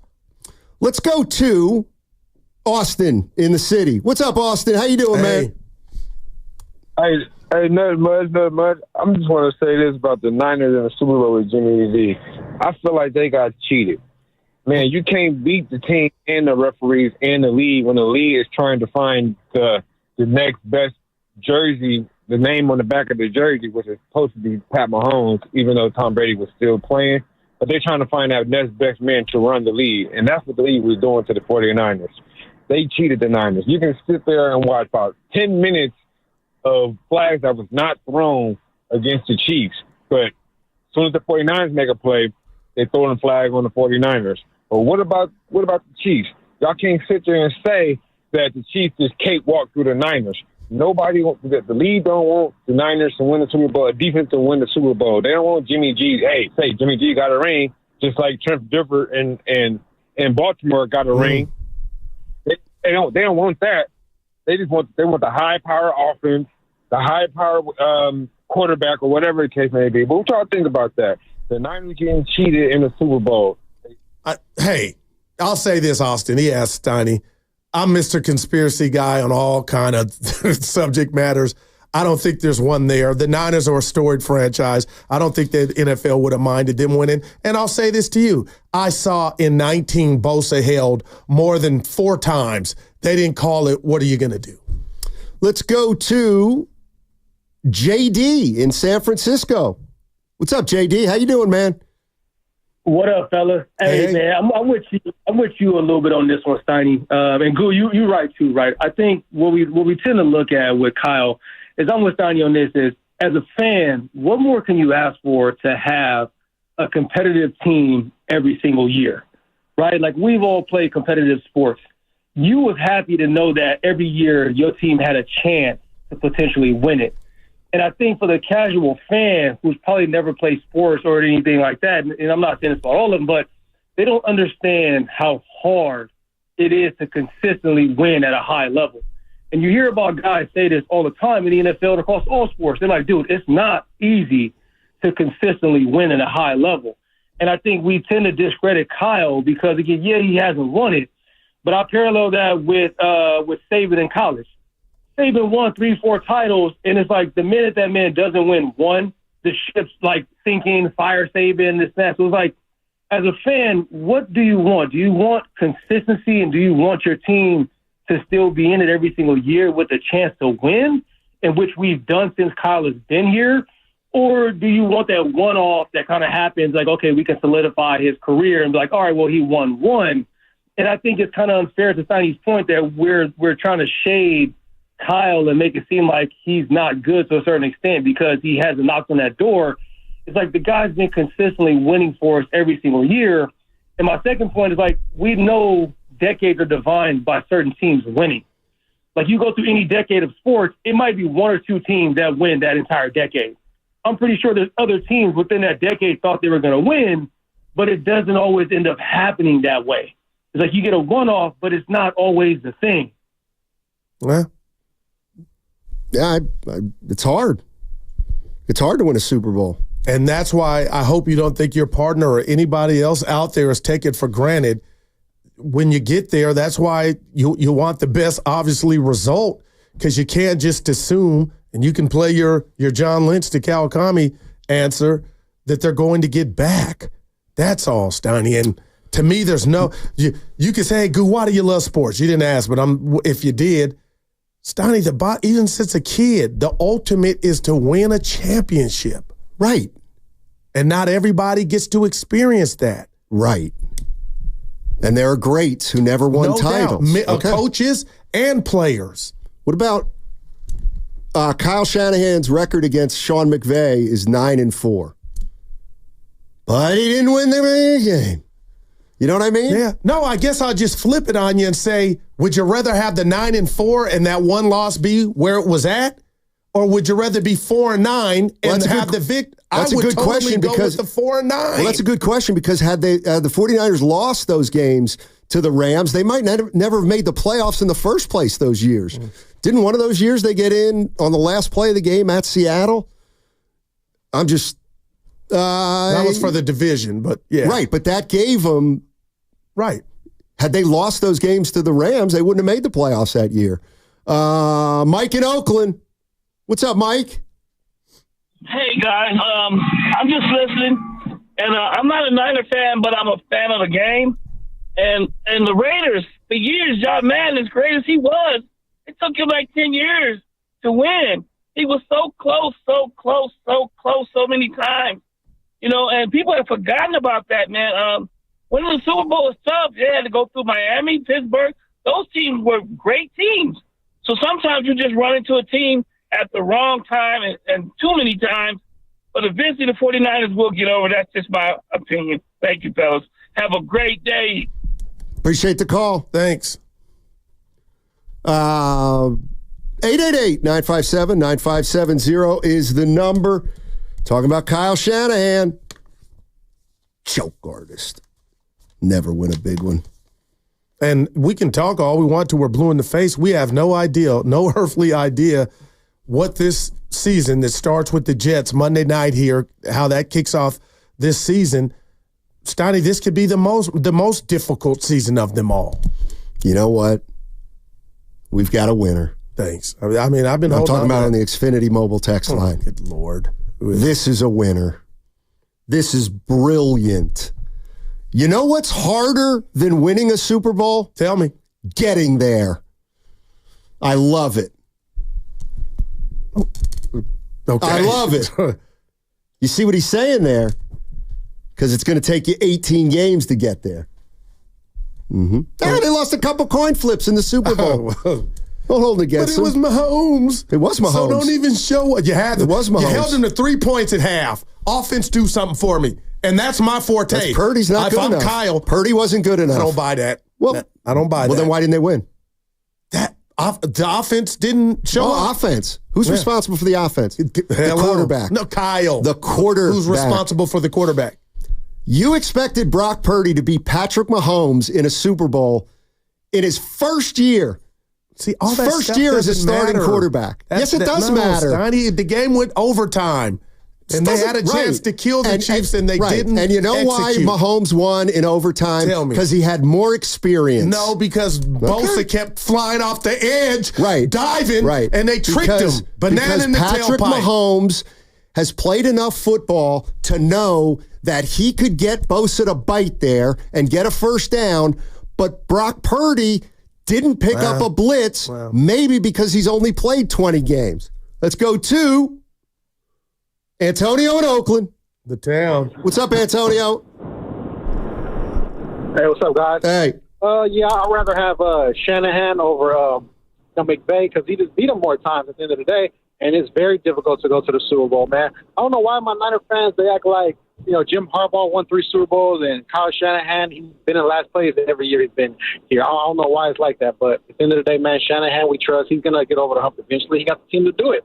You know, and like, yeah, we faced Mahomes in the Super Bowl, but it's like, I mean, it's not like Brock Purdy's facing Mahomes in a game of 21 or a pump, pass, and kick contest. He has teammates too. It's 11 on 11, so he has a chance to beat any quarterback as long as he plays his game. So at the end of the day, man, we got a stacked team. Shanahan, excellent play call. He'll get over the hump, y'all. I promise you that. Okay, thanks. Antonio promises. Yeah, well, so that's if you had a gun to my head right now, Steiny, and said, hey, You think Kyle's going to win one as a Niner head coach? I would bet yes.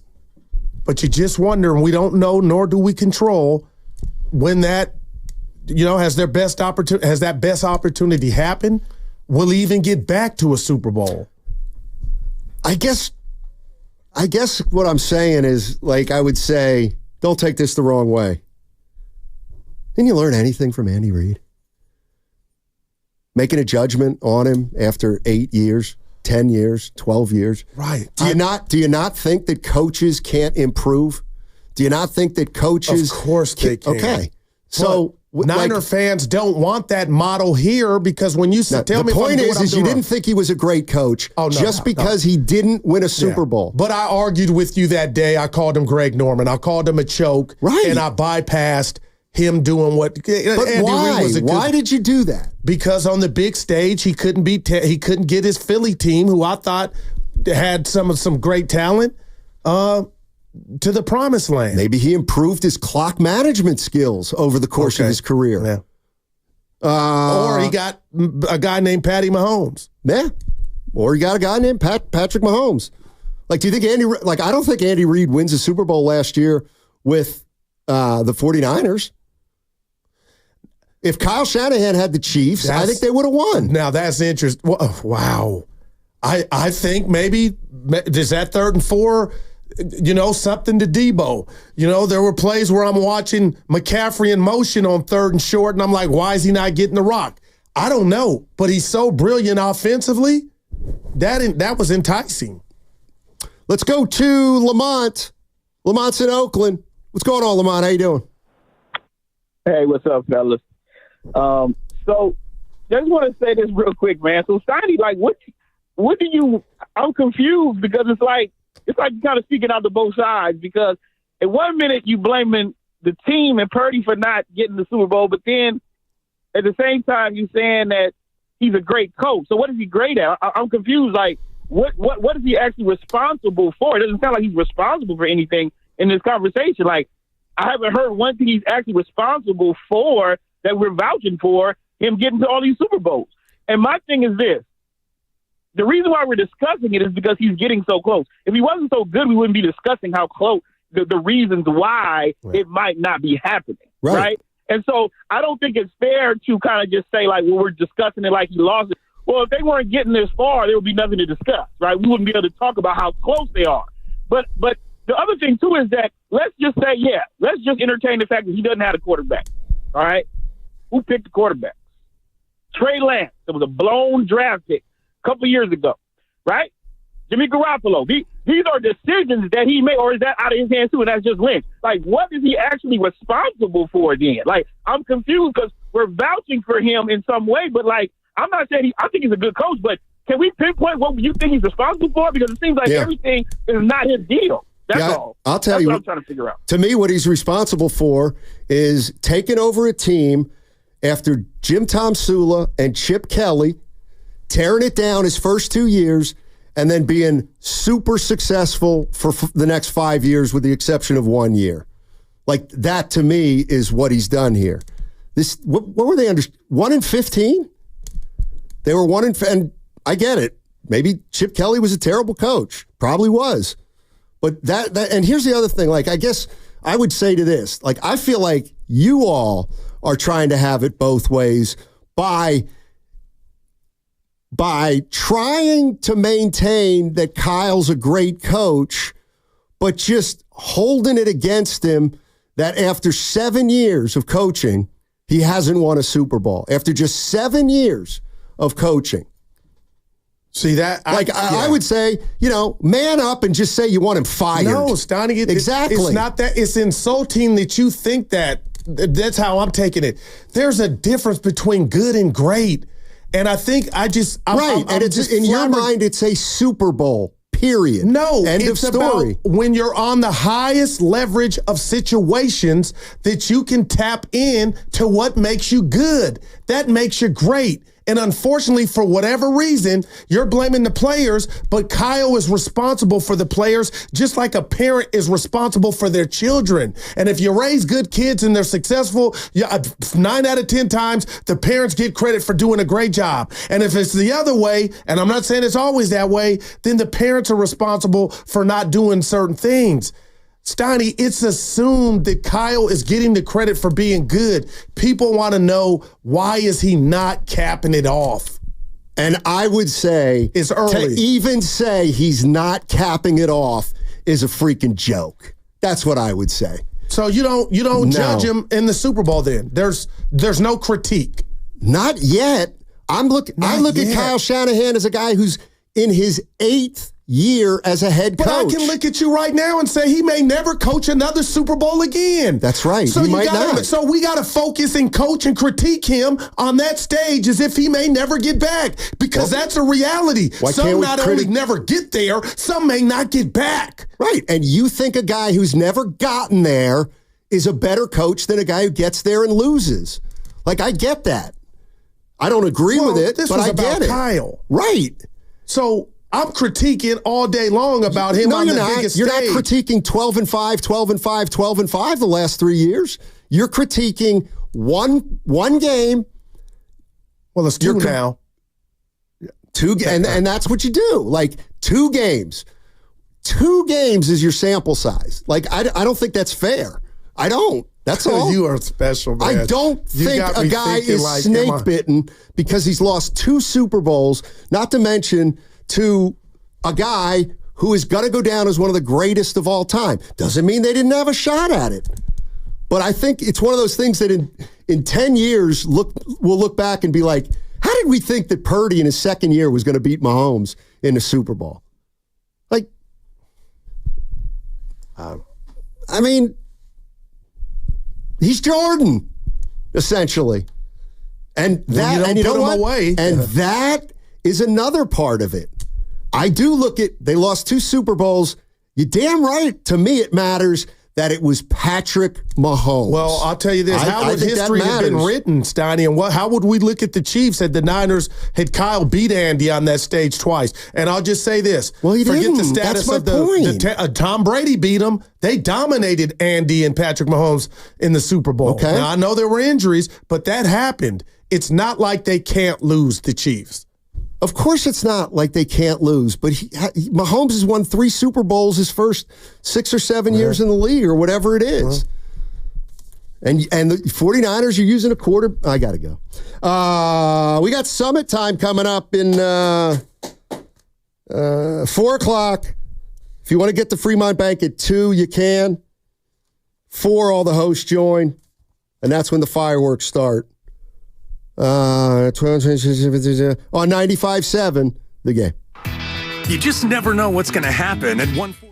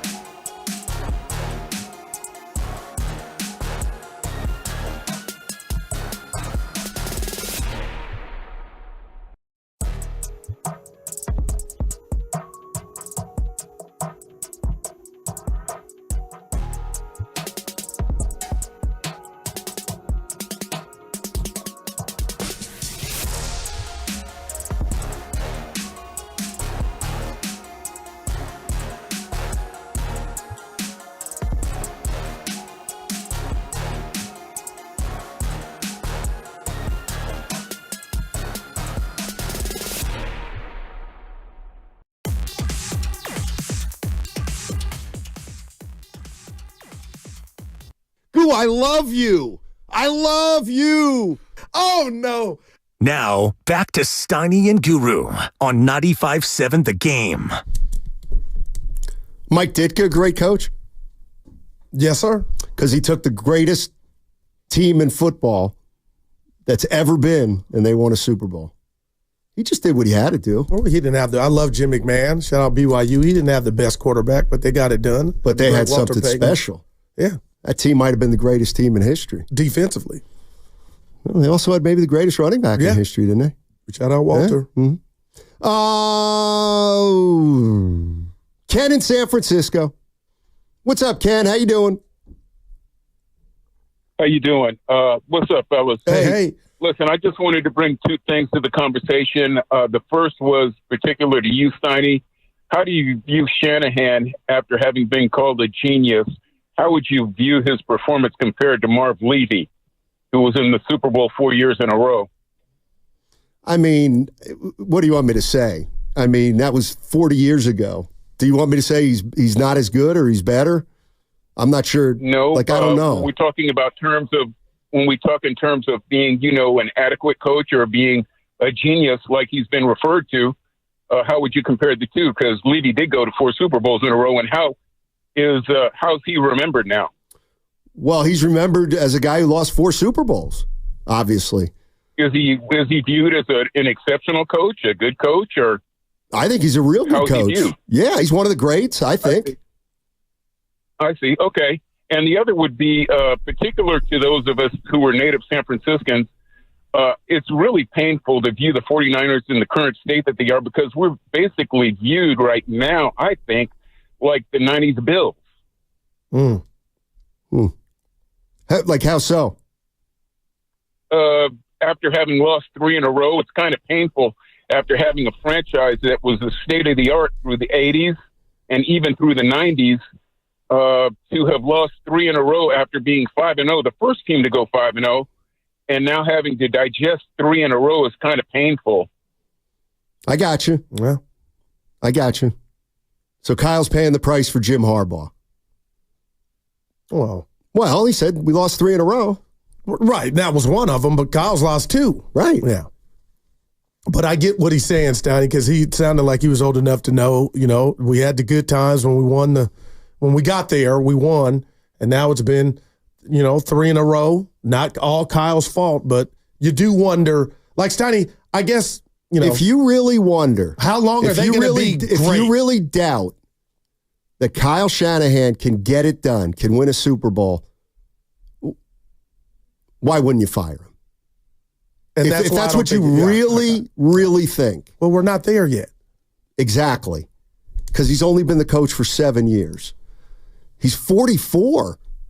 Manny's in San Mateo.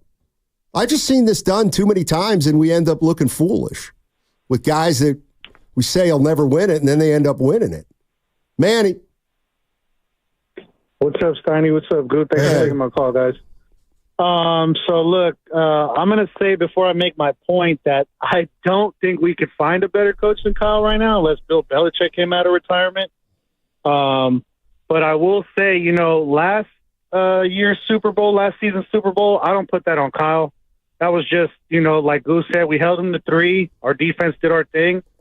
The ball bounces off the Darrell Luter's leg and they recover inside the 10. They put up their first touchdown of the game. I mean, a bounce this way. I think that Kyle carries that stigma because he gets a little tentative in the later quarters, or he gets this tunnel vision where he stops running the ball, or he starts throwing the ball too much, or things of that nature. So it's a little tentativeness, I think, why he gets that stigma. I think Kyle is a great play caller, but he's not a great coach until he wins a Super Bowl, especially with this roster.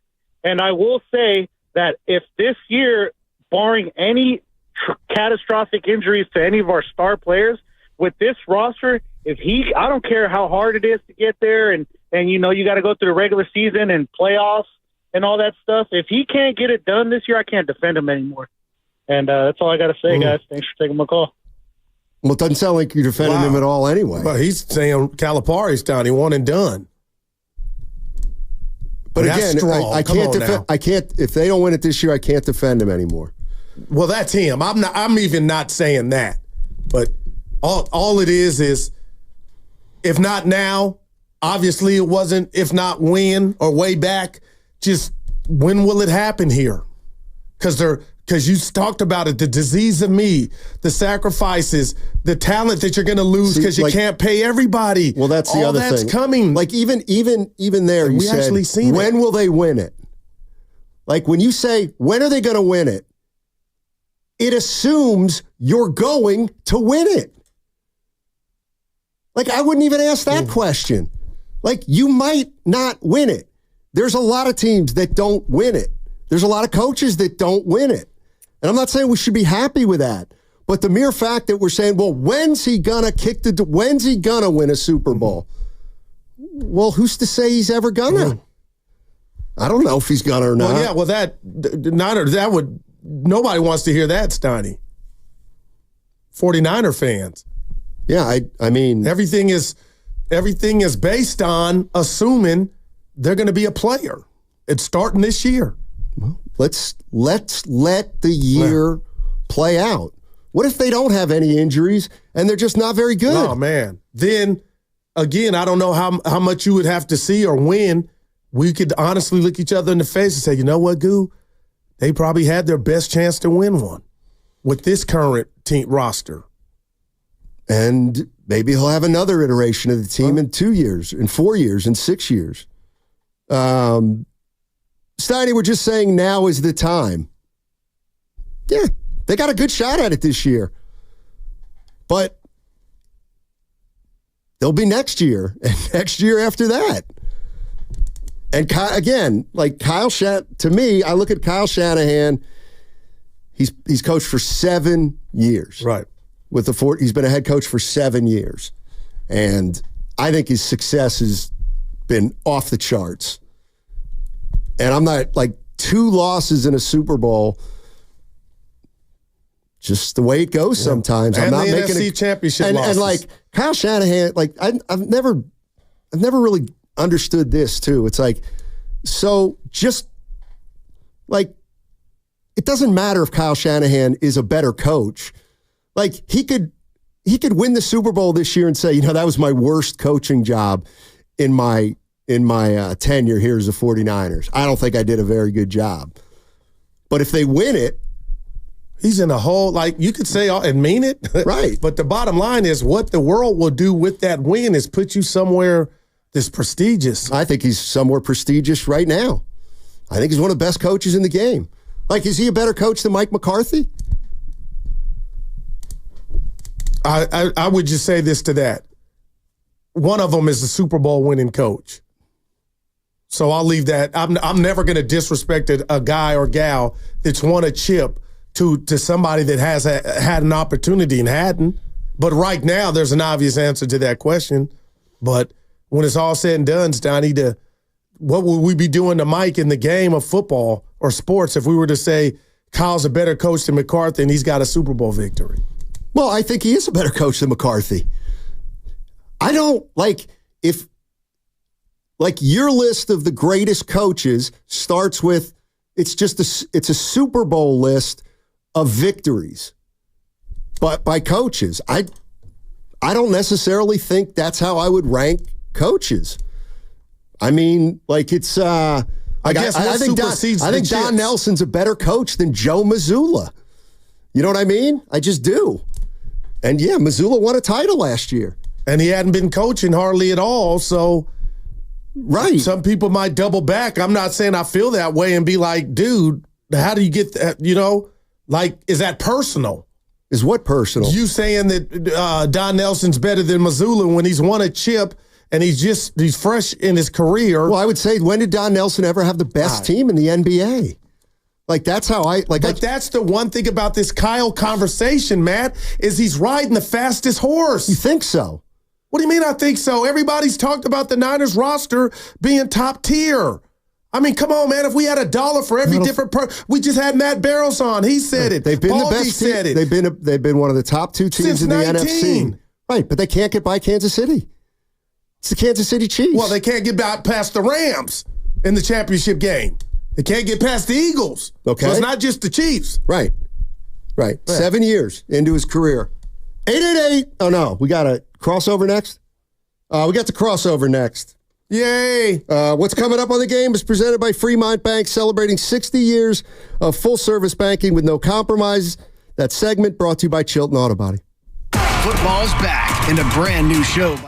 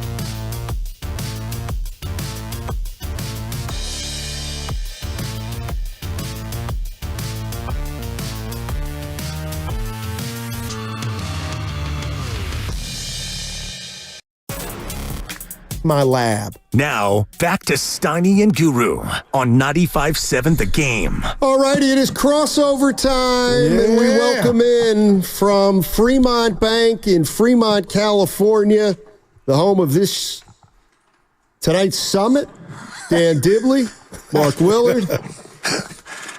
I don't know why you're laughing. 3, 2. Yeah. The home of the summit, Steiny. Get your butts out here.com. Okay, see ya. Hey, how hot is it? Willard, the street saying it's hot out there, fellas. It's warm, but it's not uncomfortable at all. It's beautiful. Clear skies, Guru. I'll take it from here. Traffic on the Nimitz is backed up from Maui, but that weather, it's about clean 82, 3-mile-an-hour breeze out of the northwest. It's absolutely delightful to be out here, especially in the shade with a resplendent view of Fremont, Milpitas, and beyond. And this rooftop has some AC now, okay? Oh, wow. So not only everything Dibbs just said, but also air. So if you're hot and you're listening to 95.7 The Game, come join us because it's cool in here. We're on our way, and we've just been making radio love here, having a great time talking about the Niners. But has this sunk in that football, the NFL, is back tomorrow night? I'm tingling. I'm starting to tingle. That's one of the all-time early Guru drops. I'm starting to tingle. I'm really getting there, Guru. I think tomorrow when I lock in and we get to 5:01 and I realize, Casey Schmidt, Schmidt, I have to get my Amazon in order because it's Thursday Night Football. That's when I'll get the real football adrenaline and I'll get really excited about exactly what we're doing here coming up tomorrow. Same. And no, it's definitely hit because my mind is already like carving out the path back to the car. I went and worked out this morning so that I can hustle a little bit more because we'll get off that show at 6.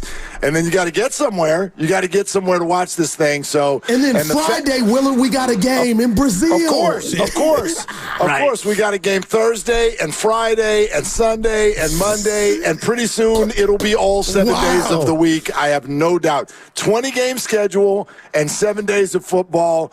Book that. I'll take the under in 6.5 years. Man. Yeah, that's probably, depending on when the next collective bargaining agreement comes up, because the players aren't going to give into that until they know they're getting something back. And none of that, I don't believe, will get examined until the next CBA, which I think, if memory serves, is 2030. So 6.5 years, the under might be about right. But we're going to get there. And pretty soon, I believe it's going to be the Super Bowl on President's Day weekend anyway. As it should be. Which is going to be perfect for America, what's everybody's wanted for a long time. Does that mean we'll have the Monday off after? That's correct. We won't. As I sit next to, look. Win the big he there? days. Well, if the Niners aren't over us. Hey, that's my The Niners have to be in the Super Bowl for us to work that day, I would think, right? Mm-hmm. Yeah, if the Bucks are playing the Patriots, I'm out.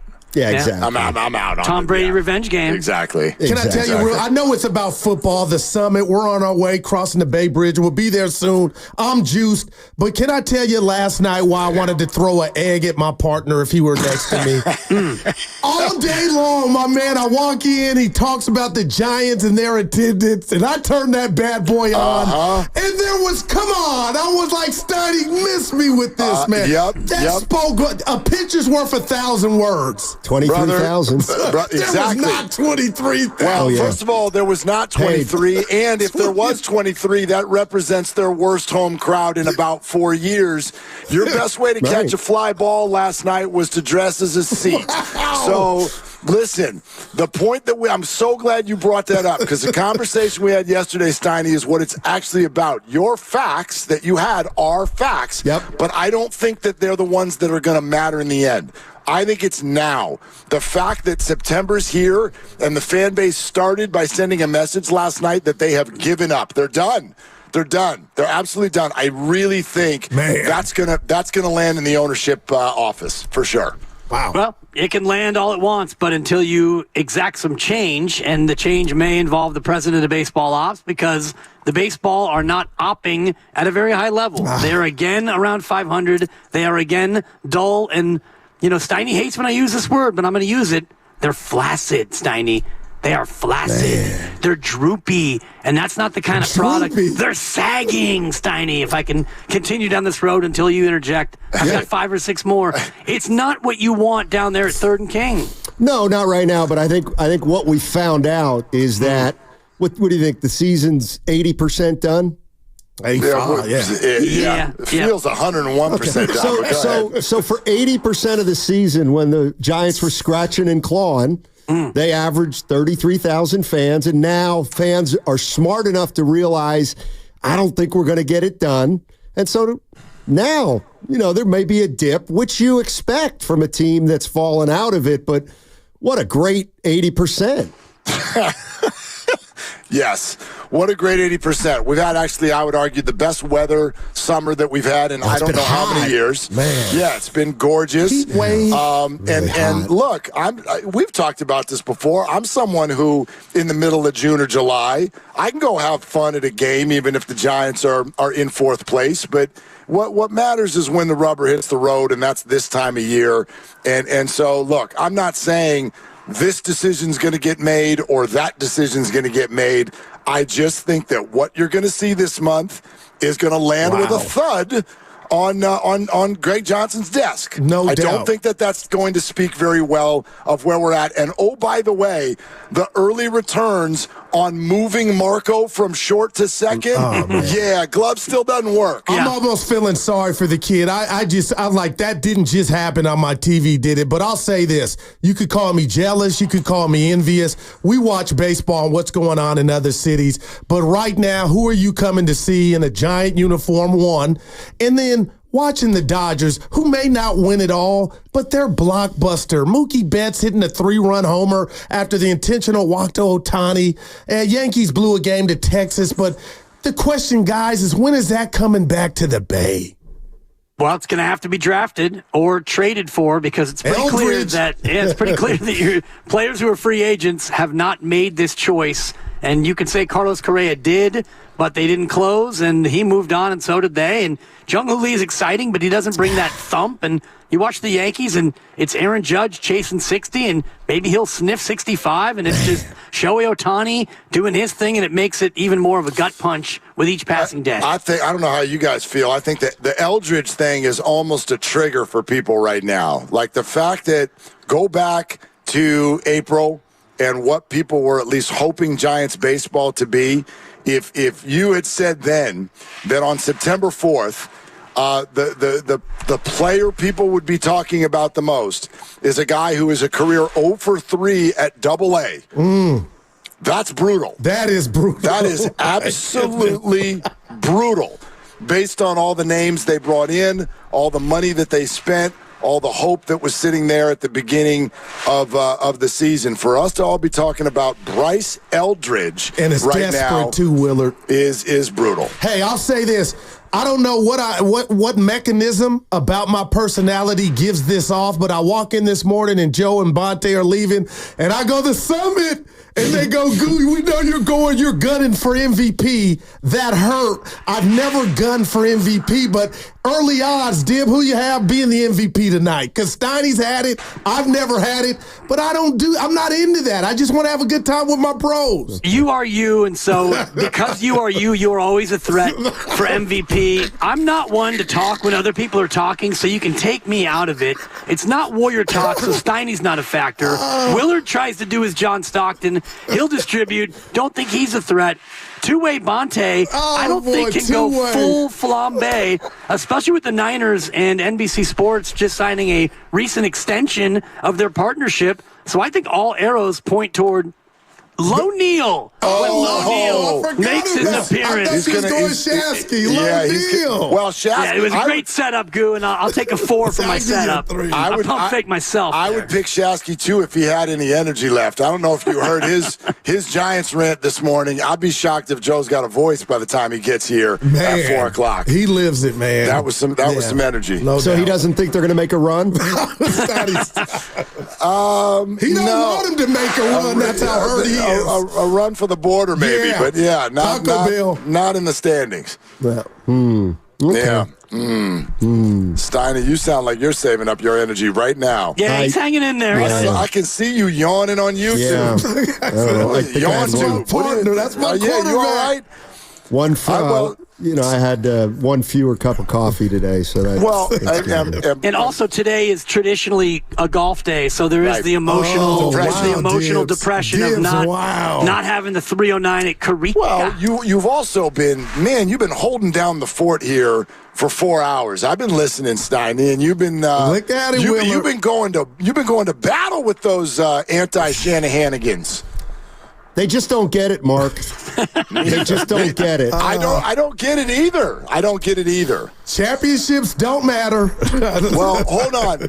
Okay, Goo. Let me go ahead, baby. It's almost 2:00, so let me prepare to. Bullets too. No, I know, but let me challenge you on something because I heard, and this to me is where this conversation goes, where at least I get frustrated. Watch the cycle that happens. It's actually amazing. I wonder if Kyle ever pours himself a Manhattan, puts his feet up, and listens to the way we all do this.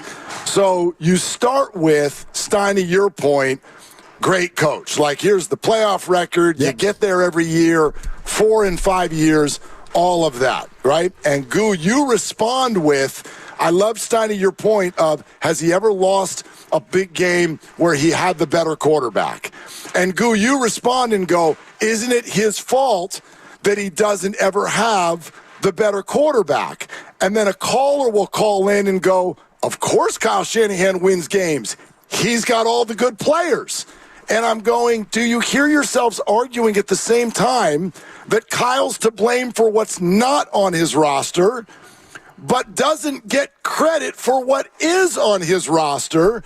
And I'm sitting here going, I need to cut both my ears off. Dude. You're all arguing opposite points against one another, like everybody's got two sides of their mouth and we're all using But them. Mark, fundamentally, I'm not looking at the quarterback as like that's some issue. I'm like, no, Brock Purdy was good enough to win that game, and I'm not blaming him. So when Steiny says who's got the bigger name, I get that, but I'm not looking at the Niner quarterback. Even with Garoppolo of, you're going in that game, you have no chance to win. I'm a guy that thinks the Niners should have 2 Super Bowl victories. And I get that. Foolish. But at the same time, it is foolish. But what's embarrassing about losing to Patrick Mahomes? Nothing. In overtime. Well, it feels like that's what some people think. Kyle's a choke. He's embarrassed. He's embarrassing. And so that's my point. If you're going to point at him and go, whoever we've got at QB, that's your fault. Then I am not using that word, right? No, but I heard your first caller after you guys had this argument was very anti-Shanahan and goes, of course he wins. We got 5 of the top 30 players in the league. Oh, I remember that. If you're going to point to Kyle about who's the quarterback, then he gets all the credit for what they do have at all the other positions. You can't have both. All right. We're going to see you guys shortly. Before I go, you're listening to 95.7 The Game, KGMZ FM and HD1 San Francisco. Always live on the free Odyssey app. Twitch and YouTube powered by First NorCal Credit Union. Stay tuned for Willard and Dibbs 2 to 4 and the Summit 4 to 6. Sir. Join us at Fremont Bank, ladies and gents, on 95.7 KGMZ. They're longtime friends. Let me tell you something real quick about Dibbs that I'm sure not everybody knows. And first-time partners. Hang in there, big guy. There'll be brighter days ahead. Now, these 2 homegrown Bay Area boys finally come together to take over sports talk. Get the hell off of my doorstep. Major League Baseball, you stink. It's Willard and Dibbs on 95.7 The Game. I'm not even going to waste any time. Fan royalty has already walked into the building. Yeah. It's 2:00, and someone is on time. If we were to do a painting of the Last Supper with our 12 most hardcore listeners, ladies and gentlemen, Judas is in the building. There he is. There he is. And by the way, I've got 3 kids who are in school right now, and they do not look forward to the 3:30 bell any more than Steiny looks forward to 2:00. It's tough. Yeah. Unbelievable. Yeah, and, he gets the bag on the shoulder when he knows that 2:00 is allowable, like today when he's going to be driving on down. And we encourage all of you, drive on down. Fremont Bank. Perfection is the weather and also the scene set here inside. And we've got a lot of 49er topics to tackle. No doubt. Until 4 and then all the way until 6. Absolutely, yeah. So to set the stage, and for those of you who don't know, today is a special day. The Red and Gold Summit here at 95.7 The Game. That will not sound any different from 2 to 4 than it normally does with me and Dibs doing our thing. And we're thrilled, beyond thrilled, to have the great senior producer of NFL Films, Greg Cosell, join the show, not just today, but every Wednesday throughout the whole football season. He will be on in exactly 1 hour. But at 4 o'clock, we will welcome in our brethren. Bonte and Joe will be here. Steiny and Goo, as you just heard, are on their way. They will join us. We very much hope that you will join us. If you're driving around, you want to play a little hooky from work or whatever's going on, we really encourage you to do it, as Dib said. Beautiful day, beautiful setting. We're on the rooftop deck of Fremont Bank, right in the middle of Fremont at 39150 Fremont Boulevard. We got all the tables set up. The chairs are set up. The view is set up. We're set up. We're ready to go. And we're going to talk out just about every possible thing that's going on with the 49ers as this season sets to begin. Yeah, and we counting it down. And then after Thursday and Friday, we'll get into Monday, and it'll be a full-on Jets preview mixed with, oh, my God, week 1. How awesome was that? Because even if it's bad, it's really, really good because of fantasy and gambling and stuff's going to happen and all the rest of it. So today we really focus on the Niners, but also with at least one eye toward Monday night, because this is a special kind of opener, not only because it's the Packers, although they've played the Packers a couple of times in season openers during Aaron Rodgers' stint in Green Bay, so they do have some familiarity with Aaron in the opener, but this is Aaron Rodgers and Robert Saleh and the Green Machine with renewed hopes of actually being decent. Well, listen, I'm interested. I think we all are. America's interested to see Aaron Rodgers because we haven't seen him in a while. And by the way, the last 2 times we saw him, not great. Not great, Bob. Like, if you really do go back to his last year with the Packers, it was not Aaron Rodgers-esque, and then the mobility is not there in the same way, and he went down. And on the 4th play of the season a year ago was lost for the year. And then we spent a few more months talking about how he was superhuman and was going to recover from a torn Achilles, like ayahuasca, 800% faster than anyone in the history of ever. Right. And that was a big pile of you-know-what. But now he's back and he's 40 or about to be. I don't even know. Has he had the 40th birthday Oh, yeah, yet? he's coming up on 41 in December. He'll be 41. 40 years old, coming off a torn Achilles, brand new team. And so, I heard Baldy yesterday on the roast talking about how the NFL is not dumb. Like, if you look at what is about to unfold in front of us at Levi Stadium on Monday night, I mean, in fact, all of these primetime games, look what's about to come at us starting tomorrow night. The Chiefs and the Ravens, Patrick and Lamar. The very next night, we're going south of the border, way south of the border, and you're getting Jordan Love and Jalen Hurts. On Sunday night, you are getting a reboot of your boy. Hang in there, big guy. You were right. Ryder days were ahead. No doubt. You're getting the Jared Goff Bowl again with the Lions and Rams, followed by the Niners and the Jets. These are 8 of the most high-profile teams, most high-profile quarterbacks in the entire game. We're getting all of them over the next 5 days. So I'm with you. Like, there's the simple part of Monday night. 49er fan, opener, excitement. Let's root, let's yell, let's scream, have a drink. That's great. But I want to see the Jets, too. Yes. I want to see what this team looks like. Well, last year they had such promise. They have a great defense. You got Quinnen and Sauce. And, we can get into some of the individual matchups that they may not go head-to-head, but Trent going up against Quinnen and Sauce trying to check Brandon Ayuk and Deebo Samuel. And, there's a lot of that intrigue. Nick Bosa trying to get at and get a piece of Aaron Rodgers. It'll be 364 days since he went down in the heap in the opener for the Jets. That was 9/11 of last year. This game's on 9/9, add in leap year, 364. So I would expect there to be rust, but as he plays his way into the game, I do think it's important the Niners jump on early to try to, if Rodgers does start to get comfortable later, maybe they have a little bit of a cushion. Well, I really do want to encourage people to be with us at 3 o'clock for Greg Cosell, because if you've never heard him talk, some of what you were just talking about is exactly what his cup of tea will be. Sauce Gardner against Brandon Ayuk. Let's talk about it. Trent Williams going against Quinnen Williams. Let's talk about it. That defensive line for the Jets, which is good, chasing Brock Purdy. Let's talk about it. How about the other way around? I don't know squat about the Jets offensive line, and we have so many eyes on the Niners defensive line, what's their chance to get after an immobile Aaron Rodgers? Breece Hall was one of the top 5 picks in fantasy for most of you who have had your draft. Let's see what he looks like. Garrett Wilson's a target monster. Now he's got a quarterback. That's my receiver. There are big names that are going to be out there in this one, and that's when we'll start to get our answers. So absolutely looking forward to that, and that kind of sets the table for what we're doing today. The Red and Gold Summit, 39150 Fremont Bank, Fremont Boulevard. Come and join us and hang out. The gang will all be here. And yes, as you've mentioned, Loneel will be hanging out a little bit here and there in the 5 o'clock hour also. A chance to meet, and I used to call him the big fella, but now he's just the medium fella because he's slim in the waist and pretty in the face, as that was always one of the famous low isms. Yep. And now he truly is both of those. I know he'll be here in the afternoon and shaking some hands and kissing some babies if you bring your baby. Baby might get smooched. So, Loneel, the pre-summit MVP odds-on favorite, according to me. Yeah, according to you. Yeah. And so, look forward to that. Glad you're with us. Until then, from 2 to 4, as we said, it's going to pretty much sound like it always does here on Willard and Dibs, and you can join us at 888-957-9570. Here's one thing I was thinking about, though, as this starts for the 49ers.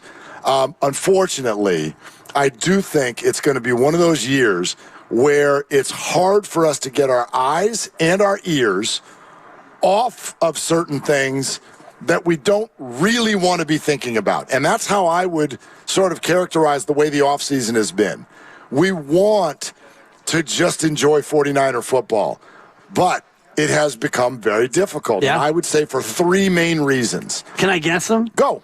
One would be the scepter of the Purdy contract. That is absolutely yes, that is one of them, which is Brock's money. Right. I mean, every incomplete, $59.9 million a year. Throws a dime in coverage, $60.1 million a year. I think that you're right about the yo-yo of that emotion. Okay, so that's one. You want to get, there's 2 more. You want to guess them? Yeah, I think one of them will be the Brandon or Debo. Not Brandon and Debo, but Brandon or Debo. Well, I want to talk about that in a second. Okay, that's not one of them. I'll give you a green check for this reason.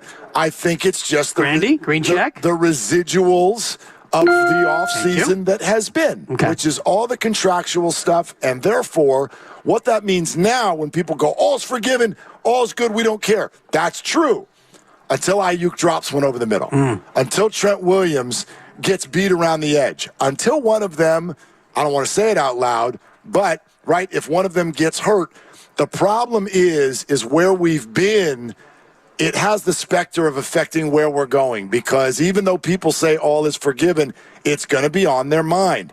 You do what they just did, especially Brandon, you are now expected to perform at an elite level. Last year, he did, but we didn't expect that, and so we weren't demanding that. Now it gets demanded. Yeah. That's a totally different emotion. For sure, and I also think that, you know, as he starts to do well, and maybe Debo has a bad game, and the idea of, well, they can't afford to keep both, even though Cap Schmap, Mark Schlereth agreed in many ways, and they've been very good at doing the financial gymnastics. Maybe they can keep both, but I do think the narrative of one or the other, when Brock gets his money, it's going to be one or the other. So I do think they'll be pitted against each other in ways. You're not wrong that that's a thought or in the mind of the fan. However, I do want to point out something that because of the time of the week and Trent Williams and Ricky Pearsall, I thought this got lost in the shuffle yesterday. And it happened after Mark Schlereth came on our show and mentioned what he mentioned.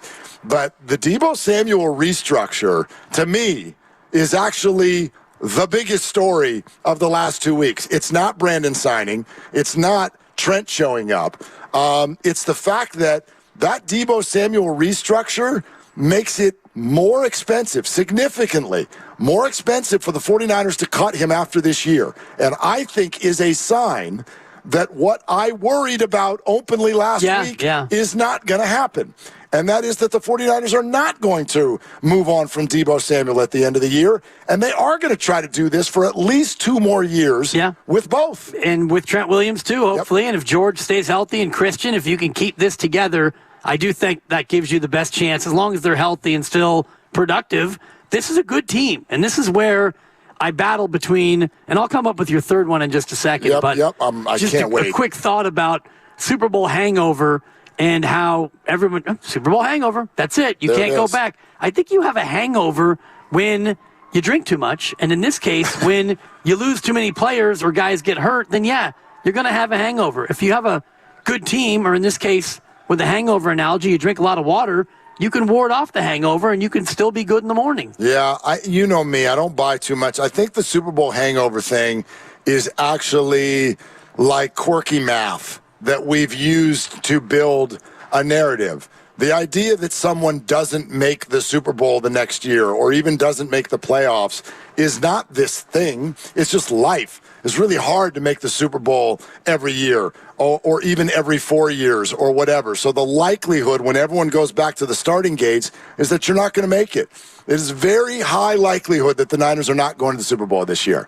There's a very high likelihood that the Chiefs will not. That's why you're allowed to make 6-1. Yeah. If you go put $20 on it, they're going to give you a bunch more money back if you end up being right, because it's highly unlikely for everyone's journey to just end there, which does, I'll give you a clue, lead to my number 3 if you want to take a shot at it. I think that it's something that I say mostly just to bother you, and it's Super Bowl or bust. That is a good way to say it. Here's what I think is going to be hard for fans this year, to stay in the moment. Right. I think it's going to be next to impossible. You know why? Impossible. Because it's Super Bowl or bust. Right, but it's not. It's not. I know you don't think so. Well, I think that I actually have facts here. What does bust mean? Bust means you bust the thing up. And the restructure for Debo does elongate it, I think, a little bit. You're not as desperate. They're not busting this thing up after the year. What is bust who up? Bust how? Who's leaving? You start shipping people out. Who's leaving? Depends who plays poorly, or depends on how things go. But okay, I mean the core is not going anywhere after this year, I would argue, unless there are things that happen this year that right now we don't know about. Right, and if it ends in a season where you go 9-8, you might look to bust it up. I don't think that they will. I've got them going 11-5-1, not to give up too much of my material early. You're giving us a tie? That's so disappointing. No, it's so perfect because the over-under is set for 11.5, and so everybody who's going to go Pom-Pom City, I bet the over, they're going to be furious because they're going to tie Arizona. You better not have a tie. And I already thought about exactly how it's going to go. Kyle this time is not going to take the ball in overtime. Arizona's going to go down and score and go for 2 and get it. It's going to be like Bob Melvin. And he's going to have to answer. And react to something that happened bad the night before by doing the opposite the next time. Randy, I hope you mark the tape. It's going to be 8 points apiece in overtime and a good old-fashioned sister kisser. 11-5-1. I'll bet you right now. You got to give me 5,000 to 1 odds. That's a bold play. If I put the over-under on ties this year at a half, I'll take the under. For the Niners? Yep, and I'll take the under and give you odds. What kind of odds? 3-1. That's not enough. Well, do you realize how often ties occur in the National Football League? Yeah, a few times a year. The true odds to that are probably closer to 40-1.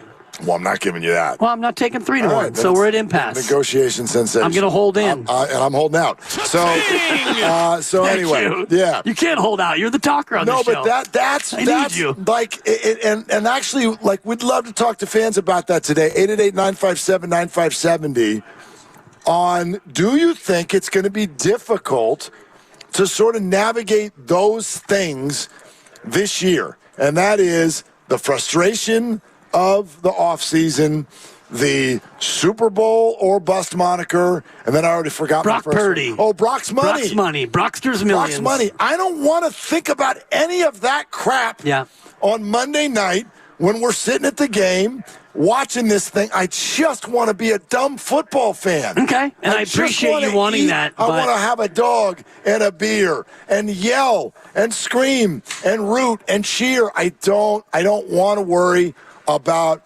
Brockster's millions. Right. I don't want to worry about contracts, and I certainly don't want to worry about the Super Bowl in week 1. Yeah, well, you can't win the Super Bowl in September, but you can sure lose it, Mark. If you go 0-4. I mean, I know the numbers are against you, but you're allowed to come back and win the rest of the game. You are allowed to. You're allowed to. And this game is not a must-win. It's not a huge one. And we can go through more of the schedule coming up, but the early part of the schedule is where you can make a lot of hay. I think it's on paper the easier part. You get into the Kansas City, Dallas, and Buffalo portion with some really bad rest disadvantages. And later in the year, I think you've got a tougher road to hoe after the bye. But for this one, yeah, you can't. It's not Super Bowl or bust in week 1, but I do think the Broxers Millions one is going to be tough to avoid because everybody's fixated on Mr. Irrelevant making $900,000, and how big is that bag going to be? I don't want to get into a semantics argument, but can I read a comment that just came in on YouTube? Sure. Let's talk about this because it clearly does. It gets to me, and I know it gets to some of you, the whole Super Bowl or bust thing. So first of all, thank you for being on YouTube, listening and watching our show, Mike Rotunda. And thank you, San Jose Jazz fan, for being the first one one in the building. I didn't mean to paint you with my Last Supper analogy. It was just a joke. You will always be John the Baptist to me. I know. He's like... Assuming he was there. He went and got himself a soda, and he's drowning his frustrations. Right back. But let me read this. Okay. Mike says, nobody is saying bust this team up. We're saying we want to win the Super Bowl. I don't understand why it's so difficult for you to understand that. That's aimed your way. Yeah. Mike, I do understand that. That's not Super Bowl or bust. Get a different slogan. Get a T-shirt that goes, "Yay, Niners." That's Super Bowl or all bum you're saying. Is what he's saying. Right. Super Bowl or bum. Which is exactly what we've been talking about for the last 2 years. Super Bowl or try again. I get that you want to win the Super Bowl, but I do think two things. A, there is no bust. There is no break it up. There's no send everybody out. Some of the reports you've seen on social media in the last 48 hours are totally bogus. So there's none of that. And outside of that, the idea that we're having this conversation in September, I find to be not a good thing. No, it's a great thing. It's not a good thing. No, it's a good thing because if Why? you go across 32 teams in the NFL, there are only about 6 to 10 that can have this conversation. Carolina doesn't get to do it. I understand Tennessee, that. Well, you they miss can. me. Minnesota, no, you get laughed off the air. You probably lose your job in Carolina. Tennessee's going to be improved. Super Bowl or bust. Will Levis, Super Bowl or bust. Give me a break. Stay off the Tennessee whiskey, and let's get back to some real topics about you being 500. Take Tennessee and the points this weekend. I think they're in I'll get Chicago. back to you. I got to check my sheet. That line is totally based on excitement to see Caleb Williams. Yeah, no doubt. Tennessee's going to be a squad this year. Take them plus the points. The Super Bowl or bust conversation is not a bad thing. It just means that you are good enough to actually talk about it. You know what I mean. I do. You're not wrong. However, and yeah, you should stay in the moment. But if you get to 4-5-0 like last year, you start to think about booking rooms in Vegas. No, which is New Orleans this year. I know. Yeah, totally fine to dream again, but I just don't want people to miss out on the fun.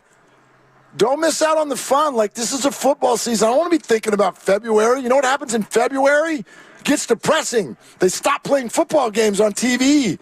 Like, and I know the answer is no, but I would love to be able to have a week-to-week conversation about the 49ers and not crater into a hole if they lose a game and freak out. They were in the NFC title game 3 years ago after being 3-5. Yeah. They were 3-5, and they ended up Jaquiski Tart hold on to the ball away from going to the dance. So, that's all that I'm saying. Yeah, and I know everybody fans differently. Yeah, and, I know you can do it however you want, but that's just call it a suggestion then. Yeah. Let's go out Monday night and have a good time. Oh, and we will. Yeah. And, the fans who are already here in jerseys and, the people do need to know that the parking lots are opening at 1:45 for the Monday game. 1:45, parking lots will open. Get there as early as you can. Well, if you want to get there at noon, you can sit in traffic on Tasman. Tasman's closed, but 1:45, the parking lot's open. Still this closed? from the 49. No, it's closed at 9 a.m. Okay. They close at game I day see what you're saying. I at know they 9 were doing a.m. construction there a few weeks ago. You're fine, Okay. but just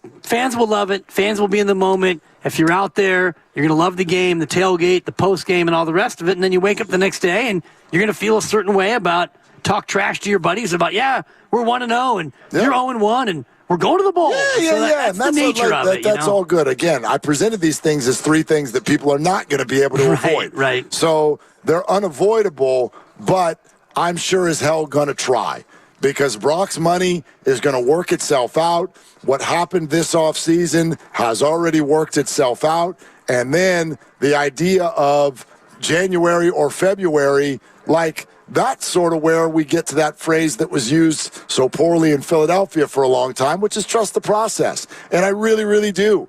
I really do. It was a frustrating process at times this offseason, but we're here. And I'm going to take the lesson from this offseason and apply it to the season. That's a lot of hand-wringing for 6 to 8 to 12 weeks about who's going to be where and this and that, and we're mad, and I don't like how this one's handling it, and who's this guy think he is, and all of that. And we get to today, and it's the Red and Gold Summit, and everybody's practicing, and we good. We good. So just stay right here, because that projection about the, oh no, what's going to happen around the corner, it's fake. It's not real. It's real when it happens. So you're allowed to project these things out, and you're allowed to wonder what the team's going to be like in 2 years, and if Brock is really the real deal. Or some fans who are still, the jury's out on Brock Purdy. They don't believe that he's good enough to get $60 million. So those fans are going to look at the game in different ways than you are, who's already made up his mind about Brock Purdy being the future quarterback. Well, I also don't think about it in those terms. Good enough to make $60 million. I don't know. Well, if you're the franchise quarterback, then you're good enough to make $60 million. Well, then this. And there are some fans who don't believe that he's shown enough to where they think that he's good enough. Now, fans' opinion don't matter when it comes to the contract. All that matters is Kyle and John and the front office and ownership. But there are fans who still have their thoughts that the jury's still out. Yeah, but okay, you said that in two different ways, and I'm curious. You said that he's worth XYZ amount of money if he's good enough to be the franchise quarterback. Yeah. I think that's two different answers for a lot of people. Some are like, they attach it to the money. Oh, he's not good enough for $60 million, but he's good enough to be the franchise quarterback. Well, that's what a franchise quarterback will make next year. That's why Trevor Lawrence is making 55. Like, do you have any questions? Does anybody in the room have any questions that Brock Purdy is good enough to be franchise quarterback? Scream and yell right now if you still think that's like a maybe. That's silence. Yeah. Okay, well then the room is still building. Then so what do we? It's a pretty small sample. Yeah, we got about 20 people out of 7 million in the Bay Area. But we went 0 for 20 on anybody having questions. Yeah, okay. Okay. There you have it. No, he is not.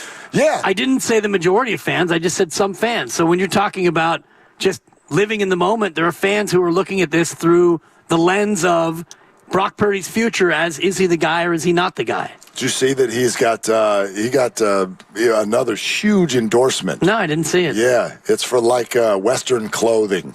Okay, that fits.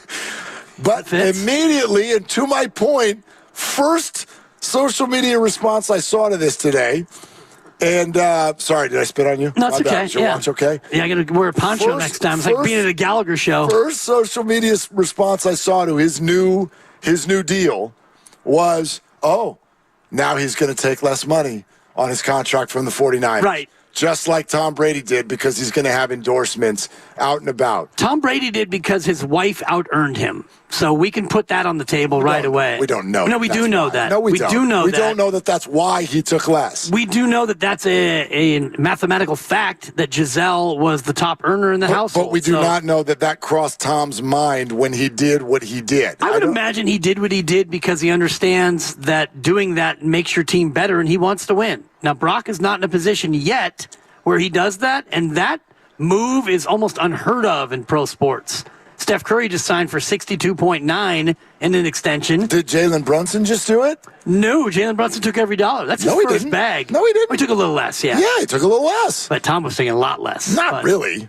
Not really. He I have wasn't to look taking at the a lot salaries at less. the time. He's taking like 14. He was doing fine. He was doing fine. It's not about what you're doing or how you're doing. It's just a choice he made, and no way is Brock Purdy going to make that choice. Yeah, well, and again, for me, the point is more about where our minds go the second XYZ or happens, and that is, it's almost like what we've watched with LeBron James for years, and why whenever we get into that MJ-LeBron conversation, it's not even about sharing an opinion on who's better, but it's pointing out that there's one thing that LeBron has navigated that Michael Jordan never did, and that is playing in an age of social media, where literally his legacy was supposedly on the line on every possession.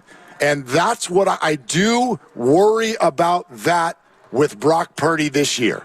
Are we going to see a drop back in the second quarter, and he throws a pick and a deflected ball, and we have this grandiose response to it, rather than just a guy threw a pick But now instead, we got to have a whole conversation about whether or not Brock Purdy is a good player again. Rinse, repeat on every possession. That's the way that goes. I already have 17 tweets in my draft folder just ready.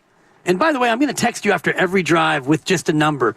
The baseline will be 60 million, and depending on how Brock does, we're just going to go up or down from there. See how I do my phone during the show? Yeah. Face down. Yeah. Same way during a game. Okay. Yeah. Game's over. You'll be able to follow my thoughts in 27 convenient texts. Click. That hurts. Red.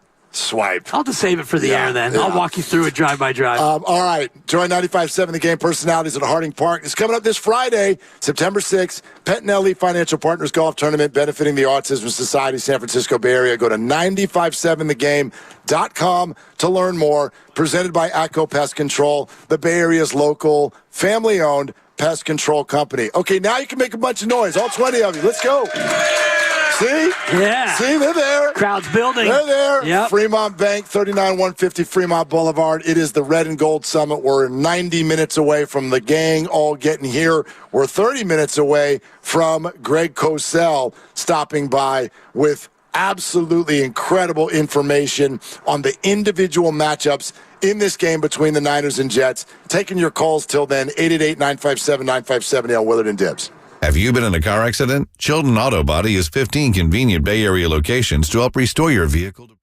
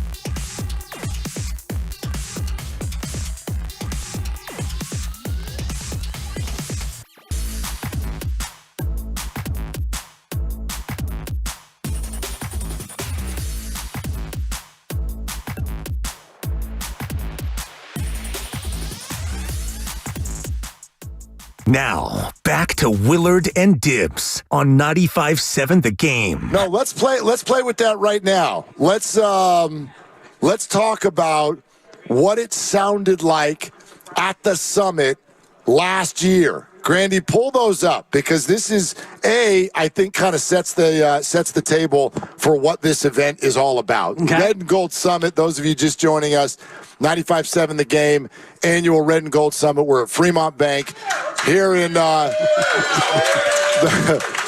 sun-splashed roof deck of Fremont Bank, 39150 Fremont Boulevard, open to the public. First come, first serve. Come join us.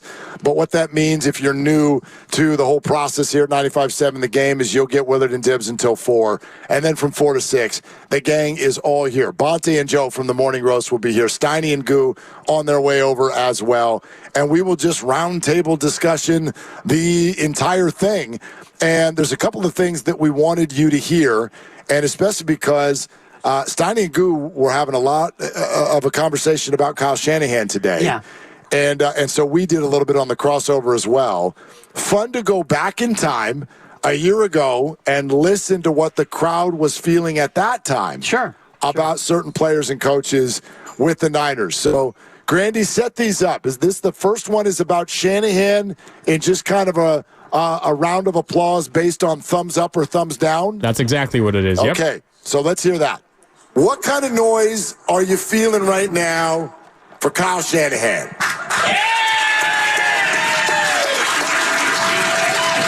No, that was pretty interesting. Yeah. A couple of you moaned. Oh, boy. A couple of you moaned. What do you think it'll sound like if we do that again today? It had better sound better, even more boisterous. Yeah, I don't know what more you want from a guy who's been for the last 5 to the last 4 in pro football. You know the answer to that. Well, of course. You want him to win the last one. Of course you do. And if you want to go through the history of the National Football League and the Super Bowl era and count how many coaches have actually won the darn thing, it's 34. So 34 out of, 800 coaches who have ever coached, or 1,200 or 1,740, whatever the number is. He is among the elite few who've been to multiple, and yes, he hasn't won one, but your team's in a great spot. Your roster's in a great spot. I don't know what more you can want other than win the last game, sure, but he gets you there. Yeah. You're able to fan in January and sometimes in February. You know I'm with you. But at the same time, I get, and maybe this is just kind of there's two kinds of people in the world type of a question. I don't know if it is, but yes, Kyle Shanahan has all of the markers of success throughout seasons. And it's maybe, even if it's not fair to say, but you got to win the big one. It's not just the loss of the big one, but there are some things about how he lost the big one. Absolutely. It's like if you just get beat by the Chiefs, you just got beat.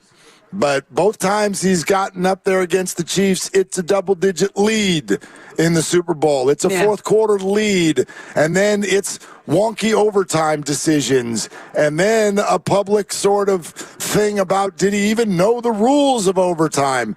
And part of that is just because there's so much attention on it.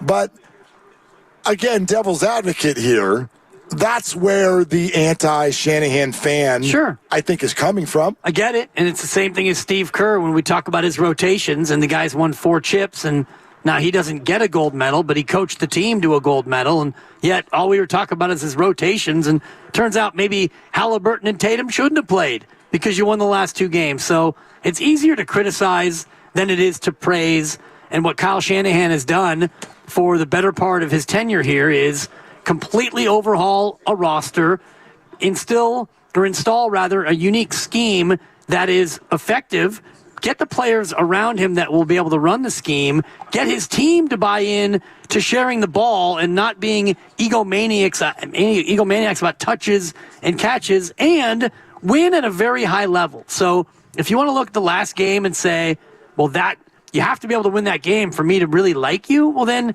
you're going to be somebody who's impossible to please. Well, I'm just trying. Well, a lot of fans are impossible to please. I'm trying to put our minds back to where we were a year ago, because the Niners had gone to the NFC title game. They had lost that one in a way that is much less the, I'm going to use air quotes here, coach's fault. The quarterback gets knocked out in the first quarter. Some people will say that the play call was atrocious. And you there's had always your backup tight end protecting Brock Purdy. Yeah, there's always how that. How could you? But remember the year. Tyler Kroft? Was it? I think so. Anyway. I can't even remember. Yeah, whoever. So, but remember the arc of that whole year. You didn't just get to the NFC title game. You did it with Brock Purdy, who opened the year as QB3. Remember where we started that year. Kyle was apparently on a mission to get Trey Lance hurt on purpose. There was that whole... It worked. There was that whole 4 weeks.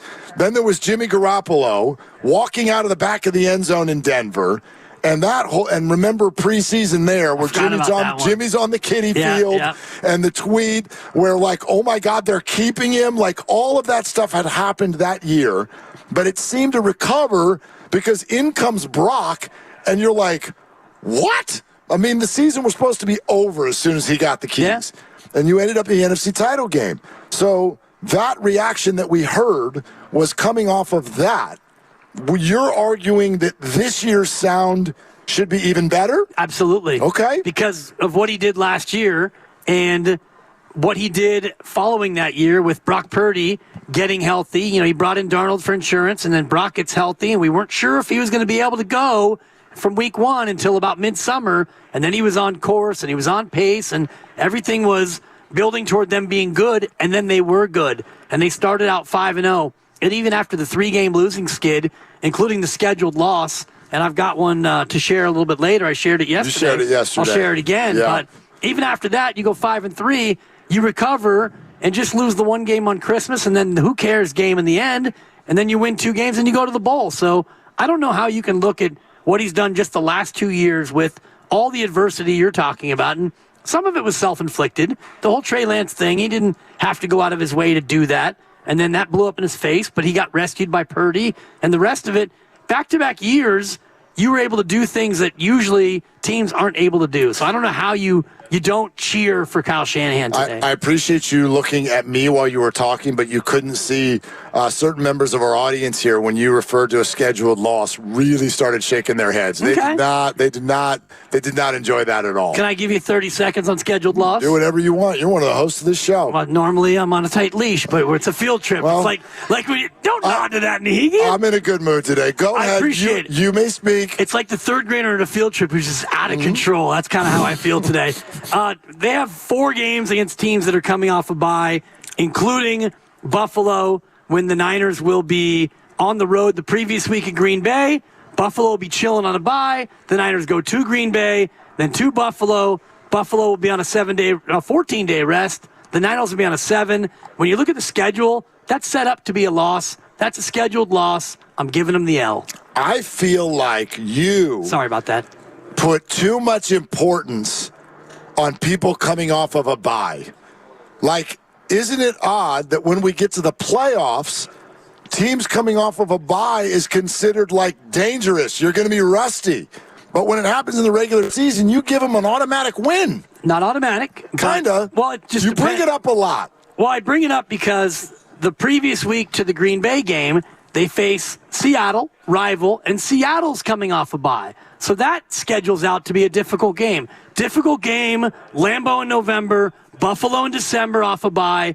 Those things stacking up. And see, Mark, don't you get it, as I do my Steiny? Niners can do hard things, Dibs. They can. They can do hard things. Oftentimes they do. Yeah. Yep. And, they've got Kansas City, and they've got Dallas off a bye. And so they have a bit of a gauntlet. I think when they get to the end of that gauntlet, Dallas, Buffalo off a bye, that becomes a very difficult game. Sure. They're allowed to go 17-0. No, only one team has. Yeah, Buffalo is good.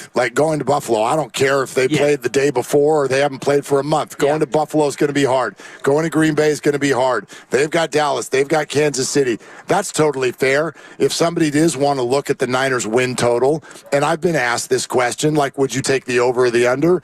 I say this as a huge 49er fan with all optimism. I would bet the under.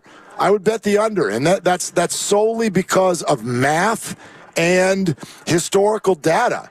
In order to beat an 11.5 game win total, everything's got to go so right, like it did last year, where you only ended up a half game higher than that.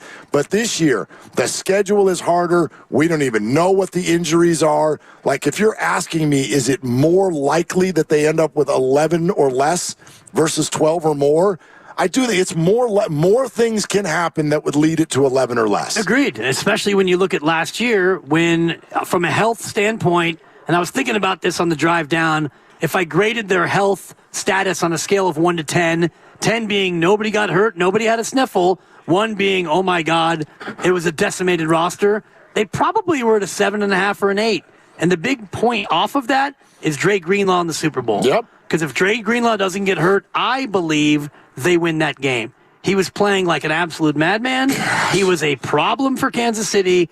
And I think if he plays 4 quarters, you don't need a 5th quarter. You win the Super Bowl. So for me, that one blow of health is worth a lot in the overall scheme. It's literally, I think, of all the look back at the Super Bowl things, it's the most painful one. When you say that, because it's like, if a guy gets hurt playing football, fine. But you're literally saying that the Niners lost the Super Bowl because Dre tried to walk onto the field. It's just mind-boggling. Hey, it's mind-boggling. He was just trying to run on out there and tackle somebody on the next play, and he did that little split step. You know, I mean, you start to run, you go split step, and you push off the back foot, and then I mean, we've all seen the Kyle Shanahan video now, where he looks at his assistant coach. He's like, "Did Dre just get hurt running onto the field?" Mm-hmm. Yes, he did. Yeah, badly. Yeah, and I do think that those factors are much more important for a team going back to the Super Bowl than some cockamamie statistical hangover like you were talking about. And we can go through every Super Bowl, going back to the Bills when they lost 4 straight. The teams that lose the Super Bowl, more often than not, were one-offs. They aren't that good. The Cam Newton Carolina Panthers. Yeah, not that great good of a run. team. Yeah. Not that good. This team is good. They've got supreme talent, and I'm going to ask Greg Cosell at 3 o'clock just what he sees on the film about this talent. Well, I mean, think about now, again, they've only been to 2 Super Bowls, I say only, but go back the last 5 years of 49er football and use this same idea. Oh, things didn't work out, so that means this year will be bad. Well, how's that going? 4 out of 5 years they've ended up in the Final Four. So actually, and the one year they didn't, they had no quarterback. That's right. And actually, some of the years that they did, they had to use 4 quarterbacks 2 seasons ago and still ended up in Philadelphia with a chance to go to the Super Bowl. So there are moments where I look at it like that and I go, God, unless something really bad happens, they should be there in the end. Should be. I just think that there's so much, though, this year about the NFC that we don't know yet. I look around that conference, and it's the point I was trying to make yesterday, where I think there's only 2 or 3 teams that you can really just eliminate and be like, that's just not a good football team. Yeah. New York Giants, Carolina Panthers. Outside of that, maybe Minnesota. I think everybody is either good or it wouldn't surprise me if they were. Yeah. Like there's teams like Chicago and now all those NFC South teams. Atlanta's got a quarterback now, and the Bucs have a really good defense. And look within their own division. Kyler Murray, a year removed from injury. Rams have a scary receiving core. Coaching is all different in Seattle. That's an interesting group. Like, I do think that this is going to be a harder mountain to climb because that's another way to look at last year. You ended up in the Super Bowl. You won an NFC that nobody thought really had any good teams. And in both of your playoff games, you still almost lost anyway. Exactly. And I was thinking on the drive down about what you need for any team in any sport at any level to win a championship. And you need talent, coaching, culture, health, and breaks.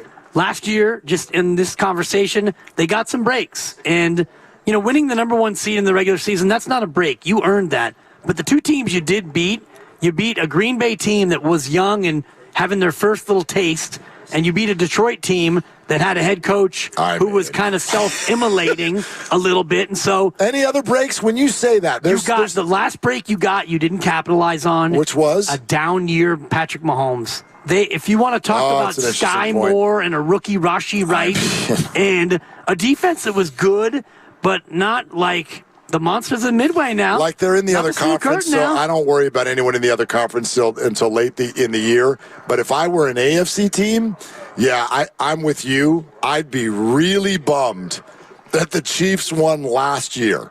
Right. Because on paper, the things that offense didn't do well last year, they fixed. They fixed him. Well, and he's got more weapons this year than he did last year, for sure. Correct. And just last year, if you want to talk about breaks, one of the breaks Kansas City got was Baltimore forgetting that they were a run-first football team. That was a weird game. So Baltimore abandons the run, and, Mahomes, didn't they crush Kansas City, and then they went to Baltimore, and they had, that's a game that Baltimore should have won. Baltimore's looking at the Niners thinking, we owned you once, we're going to beat you again. I think Kansas City's road was the snow game against Miami. Right. And then did 2 road games. Yeah, the road. Did they go to Buffalo? They did go to Buffalo. Yep, good call. And they grind one out over Josh Allen, and then they go to Baltimore, and they started fumbling the ball at the 1 yard line and all of that stuff. I still think Baltimore. Well, I can't wait for tomorrow night. I think Baltimore is as good. I think they are every bit as good as Kansas City. No doubt. They might be more well-balanced, quite frankly, than Kansas City even. And the whole thing about, Lamar, is he ready to win the big one? I think he was last year, but for whatever reason, the play calling and the decision-making, and, they got into such a pass-happy mode, I think that it really prevented them to have the chance. So Kansas City got breaks. The Niners definitely got some breaks, but you do need some things to go your way, a couple of ball bounces. Maybe you face a team whose quarterback is out. That's the kind of thing you need to go back-to-back. Willard and Dibs with you. It is Red and Gold Summit, Fremont Bank, Fremont Boulevard, 39150, the address. You can come see us. Free to get in. First come, first serve. Greg Cosell is going to be on in 10 minutes. Senior producer, NFL Films. Breaks down the matchups like no one else. You see this all over social media now. This is the OG. This is the guy who's been doing it for a long, long time. I can't wait to have him on, and we'll do that in 10 minutes. We played for you last year's Summit's reaction to Kyle Shanahan. Let's play one more for you. This is when we took the crowd through the idea of who's the most important 49er by a show of noise. So, Grandy, let's hear that one from last year's Red and Gold Summit. By a show of applause, is the most important player Brock Purdy? Wow. Wow. Is the most important player Deebo Samuel? How about Christian McCaffrey? Okay. Whoa. Wow. Nick Bosa. Voice. Wow. George Kittle. Fred Warner. That felt like McCaffrey 1, Purdy 2, Bosa 3, Debo 4, Kittle 5, Warner 6. Okay. CMC. Couple things. Go for it. Old number 71 wasn't included. Trent Williams. Neither was number 11. Number 11. We've just been screaming and yelling for 2 months about 2 players that didn't even make our list last year. Are we going to reprise the bit? And if we do, I want Spencer Burford to at least get one mention. Maybe not. We could do that again and add Brandon and Trent into this whole thing. Audience participation's always good. How would you answer that? Would you adjust your answer? You know my answer. Your answer is, Brock. My answer is the quarterback, no matter who it is. I'm just kidding. I had a whole sonnet planned, but I couldn't get into it. It's completely an unfair question. It is. I mean, it's like, of course. Christian, here's how I'll answer McCaffrey. McCaffrey is the most important running back in the league. He is the most important running back in the league. But if you asked me, especially now, I think part of that answer last year came from people's wackadoodle thought that Sam Darnold would come in and the team would look exactly the same. Whoa. Do it again this year and tell me, if I had to yank one of them guys off the field Monday night, who are you more comfortable with? Jordan Mason as the running back or Josh Dobbs as the quarterback? Well, the correct Brock Purdy's the most important player on this football team. Trent Williams is the most important person on this football team. He's incredibly important. So when they need a yard, they go Trent's way. When they need somebody to get absolutely run over by 360 pounds of multimillionaire, they call his number. I'd still take the combo of Brock Purdy and Jalen Moore over Josh Dobbs and Trent Williams. Give me no Dobbsy. question. No question. Can't be Dobbsy. Dobbsy, stop it. I was on Darnold last year too, and you better be careful what you say about Sammy D now. Why? You're going into facing his him house. Week 2. His house. Boom, boom. Does he even?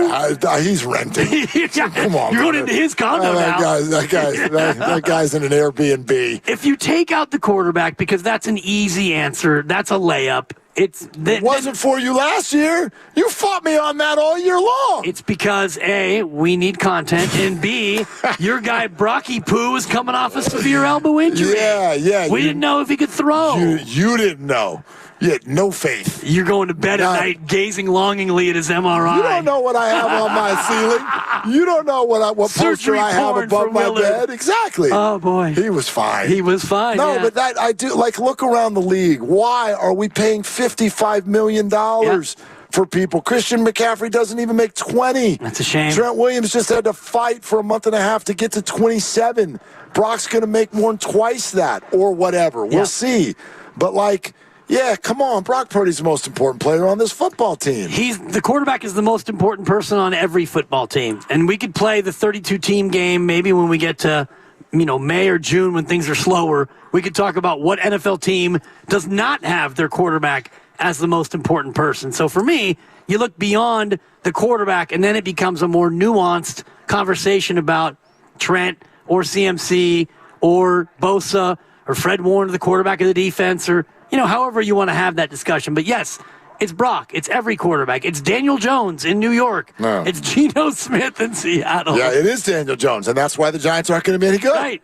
That's why they're not going to be any Caleb Williams good. in Chicago. It's that simple. If Caleb is really good this year, they've got a chance to be great. Which is why I will reboot my point. There's another thing I don't want to hear this year, and I'm going to lose this battle because we're going to hear it all the time. But probably today, too. Absolutely, that the window is closing. And if the window is closing, I firmly, I will drive to Parag's office, and I will tell him, do not re-sign this player. Do not bring him back. I do not want Brock Purdy on the team anymore at all if you're telling me that the window is about to close because you're signing him.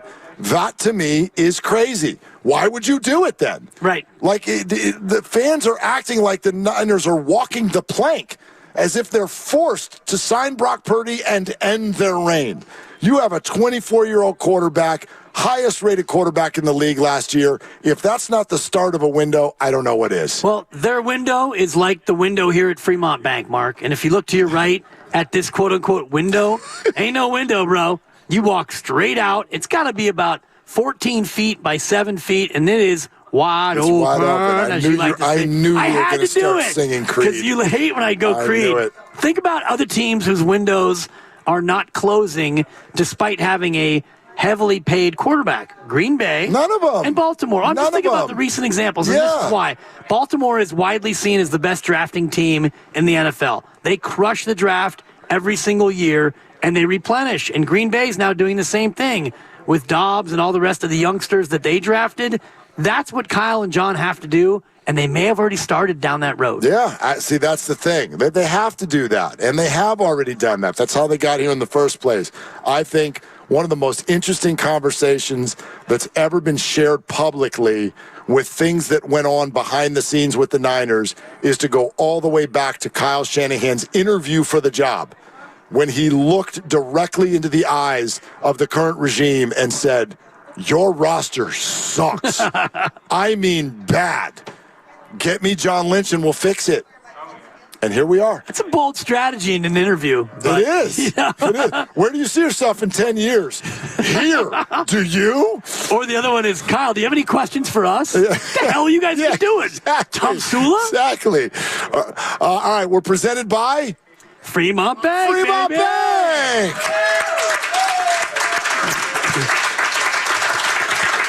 Celebrating 60 years of full-service banking with no compromises, and celebrating the presence of all of you here today at our Red and Gold Summit, which will be on full blast in exactly 1 hour when Bonte and Joe and Steiny and Goo all get here and we really dive into it. But speaking of a deep dive, coming up next, senior producer, NFL Films. Greg Cosell. You want to know about Sauce against Brandon? Ooh. You want to know against Quinnen against Trent?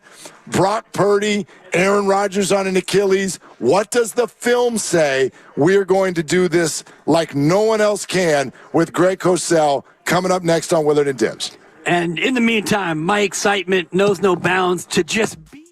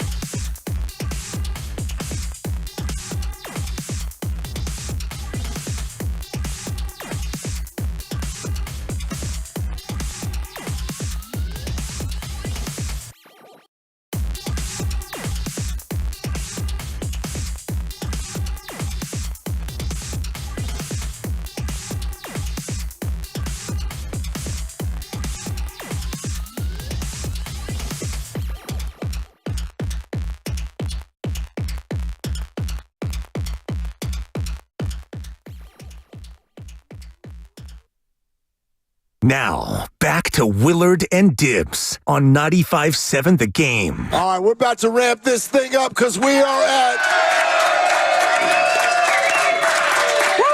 the Red and Gold Summit. Willard and Dibs for another hour before the rest of the gang gets here, and we're going through all of the Red and Gold as the season starts right here on the rooftop deck at beautiful Fremont Bank. You're damn right. You're damn right. That's a 3. Why are you shaking your head? Full service banking, and you're supposed to say. Yeah. Dude, where are you on that one? 357. Stay tuned. 357. Straight to me. Come on, man. I thought you were Mr. Fremont Bank. Yeah. Anyway. Anyway. I told you not to victory lap until we executed. Yeah. Anyway. We'll get him next time. Speaking of execution, that's what this man does better than anyone. He has been one of my favorites for a long time. You notice in the world of football content on social media today, there are thousands of people trying to show you tape and break it down in the all-22. There is one man and one man only who has been doing this longer and better than anybody, and it is the senior producer at NFL Films, and a name we all know, none other than Greg Cosell, who is going to join us every Wednesday right here on Willard and Dibs during the football season. And we are beyond thrilled to be a part of this. So welcome, Greg. Thank you so much. Hey, guys, it's really good to be with you, and we'll have some fun this year. We darn well are going to. There's no doubt. So right here on the River Islands guest line, it is Greg Cosell. And one of the first questions I want to throw out there is specifically because of what just went down yesterday. We get to game week. We wake up to the news that Trent Williams is back. Greg, how would you describe through his career, especially with the 49ers, the difference in offensive execution with and without Trent? Oh, it's significant for a number of reasons. And we can start again. You guys know that all I do is study tape. So let's look at it both from a passing game and a running game perspective. From a running game perspective, what you get is the fact that he gives you mobility on the edge. So their run game can be so much more diverse, multiple, because of his ability to work to the edge. He looks like a running back when he moves. And that's the critical piece in the run game, is it gives them so much more multiplicity. In the passing game, what you have to think about with the passing game is this. In the NFL, what is the most important down? It's third down. If your offensive tackles cannot protect one-on-one on the edge, then your whole passing game changes, because that means you have to keep in a back and or a tight end, not only maybe as a primary pass protector, but to chip. And that changes the route concepts. All offensive coordinators want to send 5 eligible receivers out. Trent Williams can block anybody one-on-one, and that allows the 49ers passing game to be as multiple as it can be, and that's what Kyle Shanahan wants. Hey, have you seen any slowdown in his game since he's gotten into his mid-30s? No. I mean, look, let's understand one thing. It's the NFL. Do guys get beat once in a while? Of course they do. It's the NFL. You're playing against great players on a weekly basis. But no, overall, and I've watched every game for years and years and years and years, I would say that no, last year was not a case where I felt like, man, Trent Williams is really slowing down. So, of course, he's missed time now. We'll see. Don't forget, he's still older, and it is week 1, and we can certainly talk about the Jets because they've got a really, really good front six, and they put a lot of pressure on you. Yeah, I look forward to getting some Jets questions in there, but I want to ask you, Greg, about the totality of the offensive line, where they had a couple of breakdowns in the Super Bowl that may have cost them a touchdown in overtime. What do you make of the unit outside of Trent Williams and how they match up to other teams they're going to face? Well, I think they're really strong on the left side. Williams, we just talked about. I think Aaron Banks has turned out to be a really good player. Brendell's been really solid at center. I think the right side is a question mark. As we speak right now, is it going to be Burford or Pooney starting on Monday night? Do you know? Pooney, yeah. Pooney's going to get the gig this year. Yeah, he was very impressive on tape in college. So we'll see how he does. He's still a rookie. He's one of those guys that strikes me that he'll just be a really solid player. McKivitz, he to me is a little bit of a question. I remember watching him coming out of West Virginia. I think he struggles at times in one-on-one pass protection. And as I said, that can be a concern in the pass game, particularly on third down. But obviously he's going to be the starting right tackle. He did that all of last season. He had some tough moments at times.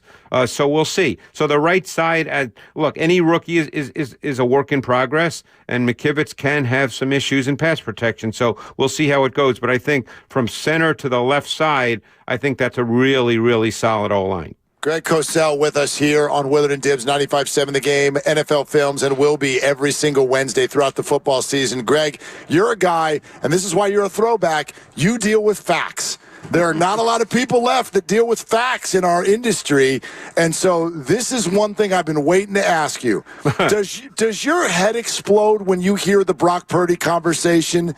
Because you watch things on film. Right. That I feel other people twist into things about the draft and the system and all of that. So what do you see when you watch him on film? Well, it's funny you say I deal in facts. I deal in watching film. Now, people can say that different people can have different interpretations of film, but I deal in film. I don't deal in takes or interpretations. Brock Purdy does two things exceptionally well that were very hard to see coming out of college, because the college game, he really didn't need to do those things. Number one, and this is really, really impressive, is he is so good responding in half a second, and that may be too long, responding to late coverage rotation, to when a defense disguises coverage and they move at the snap of the ball and the coverage changes. He sees that instantly, picks it up, and knows exactly where to go with the football.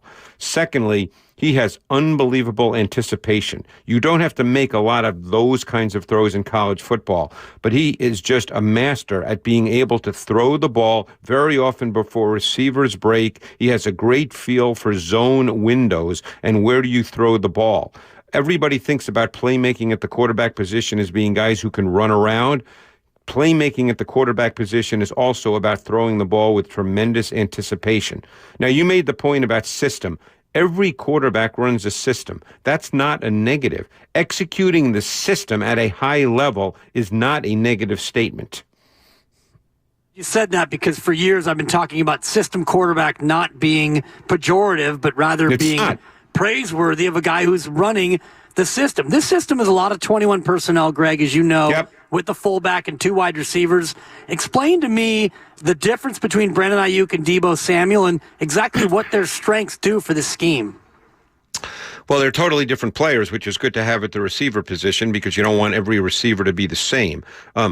I would say that Ayuk is a really good receiver. I wouldn't say he's a true explosive vertical receiver in that he's going to just run by and get on top of corners with speed. So you don't necessarily say, boy, he's a big-time three-level dimension. He can win over the top at times with route running. But I would say Ayuk, and don't forget, this is where system does come into play as well, and that's not a negative. The higher percentage of his splits came inside the numbers, okay? So that means very often that these reduced splits, they almost always result in free access into his routes. He's very quick into his route. He has tremendous route quickness. So what happens is that really challenges off-coverage corners. And he's got stride length because he's long. So he can challenge these off-coverage corners. Those are two things that are strengths of his game, route quickness and stride length. So Ayuk's a really, really good receiver in that sense. I thought when I watched his tape, and I'm so glad he got his money. I mean, I never begrudge anybody getting money.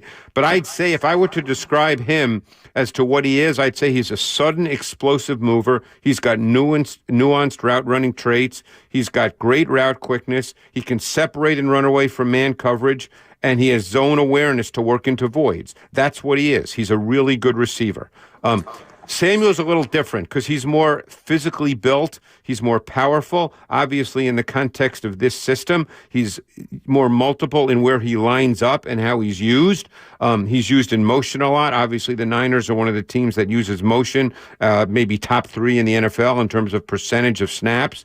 So they're two different receivers. Samuel is really, really good run after catch. Greg, I think this fan base is waiting for this answer. It might be a little bit of a weird question for you, but because Nick Bosa missed camp last year, and it seemed like at minimum he started slow, and he sort of spoke to that a little bit.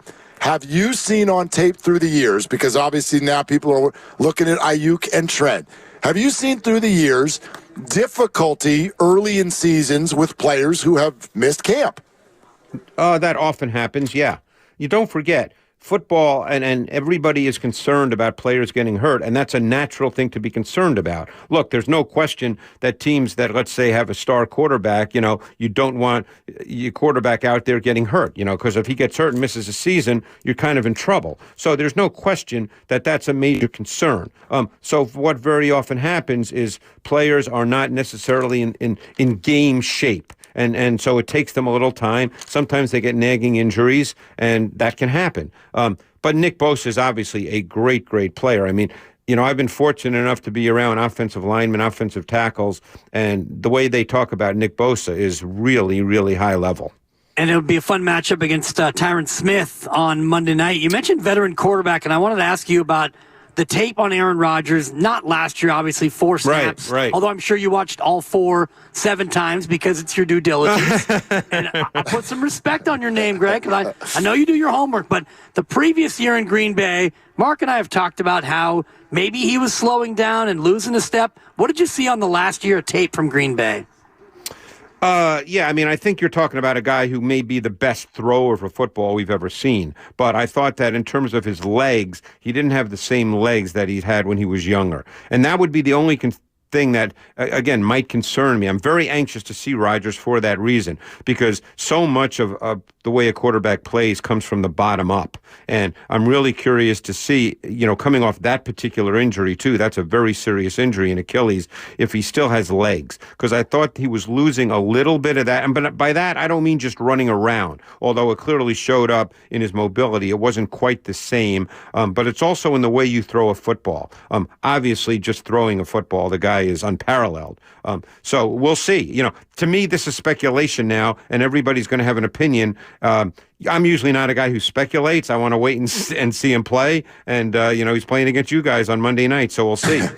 Greg Cosell, senior producer, NFL Films, joining us here, Willard & Dibs, 95.7 The Game. Greg, what about Sauce Gardner? What's your take on him and how they'll line him up against either Brandon or Debo or both? Well, let's understand a couple of things. Now, certainly something could change, although I doubt it will. But Sauce Gardner is not a matchup corner. He has not been in his couple of years in the league. He lines up at left corner. DJ Reed lines up at right corner. They don't play them as matchup corners. So it's, he's not necessarily going to play only versus Samuel or only versus Ayuk. He's going to be at left corner. And the Jets, the strength really, I mean, those two corners are really, really good. And Gardner is so long and so athletic, and he moves so easily for someone with that kind of length.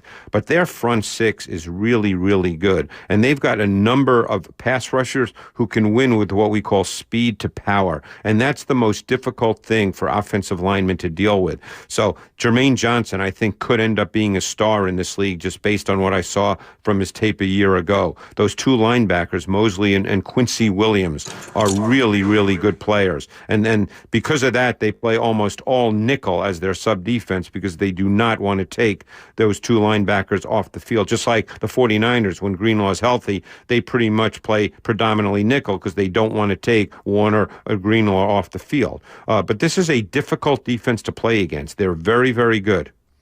Will they play more man or more zone and coverage? And also, looking back at the Super Bowl, Greg, the Chiefs played a ton of man, and it seemed to bother the Niners. Is that a trend that you see on film, that the Niners are better against zone than they are against man-to-man coverage?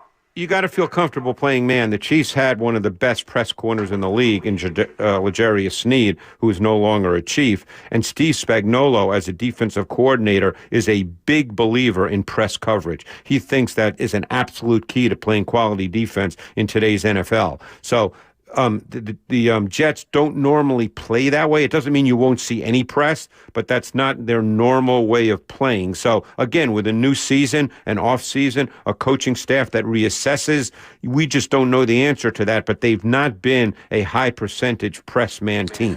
Greg, when you look at these two defenses, and I know we haven't seen them yet this year, but there's a lot of the same characters in place, do you think these might be two of the, if not the two, best defenses in the league? I'm always leery of saying that before a season starts, but you're dealing with defenses that have a lot of really, really good talent. So, look, the 49ers have a new play caller on defense. We'll see how that goes. Sometimes that can take time. But I thought some of the moves they made, I watched a ton of the Houston Texans defense this summer, actually. In the summer, I tend to rewatch a lot of NFL just because I can watch it differently. And Malik Collins is a really, really good player. That's a really good signing for the Niners. Leonard Floyd can still play. I've always liked Devondre Campbell. They have two linebackers now that have tremendous length. So you're dealing, the main question to me is who's going to play corner opposite Ward. I loved Renardo Green coming out of Florida State. I don't know if he's ready to start. Only they know that. But, I think there's a lot of talent on the 49ers defense. There's certainly a lot of talent on the Jets defense. This is a really good test week one, for in a sense, for both teams. Without a doubt, and new faces, as you mentioned, new coordinator as well. And one player, unfortunately, who won't be there is Ricky Pearsall, who was victim of a terrible incident earlier over the weekend. What do you make of his ability in this scheme when healthy for the 49ers? Yeah, I loved his tape coming out. And by the way, I love Jacob Cowing too, by the way. Loved him. But Ricky Pearsall, to me, when he got drafted by the Niners, I thought that was a really, really good spot. It's funny. I remember the year they traded up and took Ayuk. I was sitting home watching the draft, and because I had done Ayuk, obviously coming out of ASU, I just said to myself, that's a perfect spot for him, an absolutely perfect spot.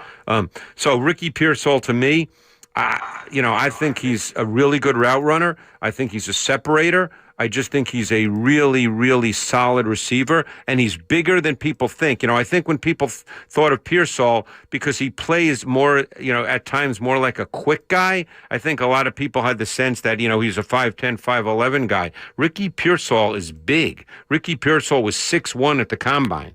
I just think that he turned out to be one of my favorite receivers to watch. I thought he was one of the better route runners. I thought he had a refined understanding of how to use his vertical stem. I just thought that he was really detailed and nuanced for a college receiver. Greg Cosell with us here on 95.7 The Game as we move toward Niners and Jets. And, Greg, I wanted to ask you this one, not only because it's significant for this game, but there's probably people listening who have fantasy football teams who would love to know your take on Breece Hall. Last year, he was coming off of a major injury, and by the end of the year, it looked like this guy could turn into, the best running back in the game, not named Christian McCaffrey. What's your take? Yeah, no, I loved Breece Hall. I thought the year he came out, I thought he was the best back in the draft. He's big. He can run. He has an explosive element to his game, so he can take it to the house. He's a very, very good receiver. He is a complete back. In some ways, your point is correct. As a complete back, he could be right there after McCaffrey, who's obviously the most complete back in the league. I don't think there's any question about that. But Hall has those kinds of traits and that kind of skill set. And he's about 215 pounds, so you're not dealing with a scat back kind of body. So Breece Hall could end up being a big-time back. The Jets definitely improved their O-line, assuming Tyron Smith can stay healthy. When he was healthy last year with Dallas, he played at a really high level. He looked like Tyron Smith. So if it really is a function of can this Jets O-line stay healthy, because they've definitely upgraded it. Selfish portion of the program, Greg. I've got Garrett Wilson on my team. What do you see from Garrett on tape? And how is this going to look Start him or sit him, Greg. No, I'm kidding. What do you see on the tape from Garrett Wilson that I'll be able to enjoy this season? Yeah, no, he's really, really good. I mean, he's a complete receiver. You'd love for him to be a little bigger. He's only about, 5'10", 5'11", 180 some odd pounds. But in this era of the NFL, where more and more teams use motion and they get receivers free access off the ball, and there's a lot more formation variation, the size issue or lack thereof is nowhere near the same issue it was, 15, 20 years ago. He is really sudden. He's quick. He's explosive. He's a true 3-level receiver. So Garrett Wilson, I mean, he'll be the number 1 receiver on this team. Now, Mike Williams, assuming health, I assume he's going to go Monday night from everything I see. He's really a tough guy to deal with, too, because he is big, he's physical, and he has speed to be a vertical player. So it's going to be really interesting. The Jets, this offense could be really good, by the way. Greg, can we go back to Brock Purdy as well for this? I love the way you talked about some of the intricate things that he does. What I would love to know is who else around the league does those same things well? Because comparing him to other players who are 6'4" and the number 1 overall pick becomes really difficult for people. Who would you compare him to in the league? Oh, I'm not good with comparisons, just like I'm not good with lists, because everybody's different. Purdy he's a timing, rhythm-based player. He sees it quick and sees it well, sees it right. He's asked to make a lot of difficult throws. Don't forget, in this offense, a ton of throws are between the numbers and between the hashes. Those are difficult throws. There's a lot of bodies there. The timing that's required and the precise ball location that's required to do that at a consistent level really says a lot about what kind of player he is. So it's not a matter of comparing him. He's a really, really good player. The reason I imagine people that have questions about him, and look, he's only played 2 years, but the reason I'm sure they do is because he's not as big as you like. He doesn't have a power arm. He doesn't have a gun. He has way better mobility than people might think, and we've seen that a number of times. But he just knows how to play the position innately. And, those are traits, too. People lose sight of what I spoke about earlier and what he's really good at. Those are traits. Everybody thinks of traits being, he can run around, or, man, he's got a big arm and can throw it hard. The quarterback position is a very nuanced, subtle, detailed position, and Purdy is really, really good at those elements of the position. We can't wait to do this every single week. So good. Especially when we got a game to look back on. So next Wednesday, we're already counting down the days, man. Thank you so much. I can't wait to be with you guys every week. Thanks. Okay, there it is. The senior producer at NFL Films, Greg Cosell. That was meaty. That was good. And I'll give you the first thing that went through my head just listening to all of that. Okay. Sounds like he thinks the Niners nailed the draft, too. Yes, and sounds like he thinks, pending the tape, because we don't do prognostications, that would be a prognostication sensation is what that would be. Yeah. But what he does, what I hear him say is that they have a lot of really good players and a coach who's really good at scheming offensive football. He thinks they're going to be good. Yeah, although same for the Jets. Yeah. There's a lot of good players in this game, man. And you know what I just realized? There's a lot of good players in this game. You and I were poking through the depth chart getting ready for Monday. You know what this game is, right? No. Javon Kinlaw revenge game. It is. Bum, bum, bum. Yeah, looking at that Jets defensive line, I was like, good player, good player, good player, and Javon Kinlaw. Well. So there's that, too. I guarantee you he's going to be motivated in this game. Sure, also, he will. DJ Reed, revenge game, former Niner in the secondary. And he is a good player. And he's probably less agitated by the recent doings. No question, no question. All right, we are getting so close to where this really ramps up next level. Bonte and Joe Steiny and Guru are going to be here in a half hour. But coming up next, the assembled crowd, we're going to get you guys involved a little bit with some Niners-related questions as we sort of use you as a precursor to the even larger crowd and group that'll be up here in front. So we're moving toward the Red and Gold Summit. Starts at 4, right here live, Fremont Bank, 39150 Fremont Boulevard. Got to come join us. Beautiful day, beautiful setting, right here on Willard and Dibbs. Have you been in a car accident? Chilton Auto Body is 15 convenient Bay Area locations.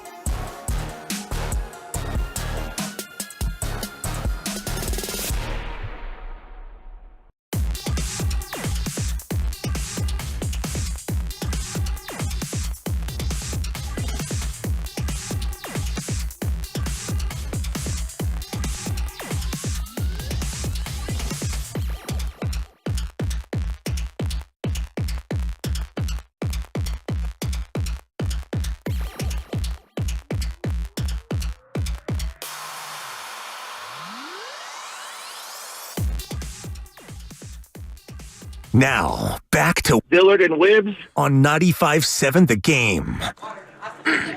All right, here we are at Fremont Bank. Woo! And so glad you're all here. The gang is not quite all here, but they will be shortly. One more half hour before Bonte and Joe and Steiny and Goo. And then a little bit longer after that before Lone Neal gets in here. And a little birdie is telling us that maybe some former 49ers might stop by the building. That's not for air.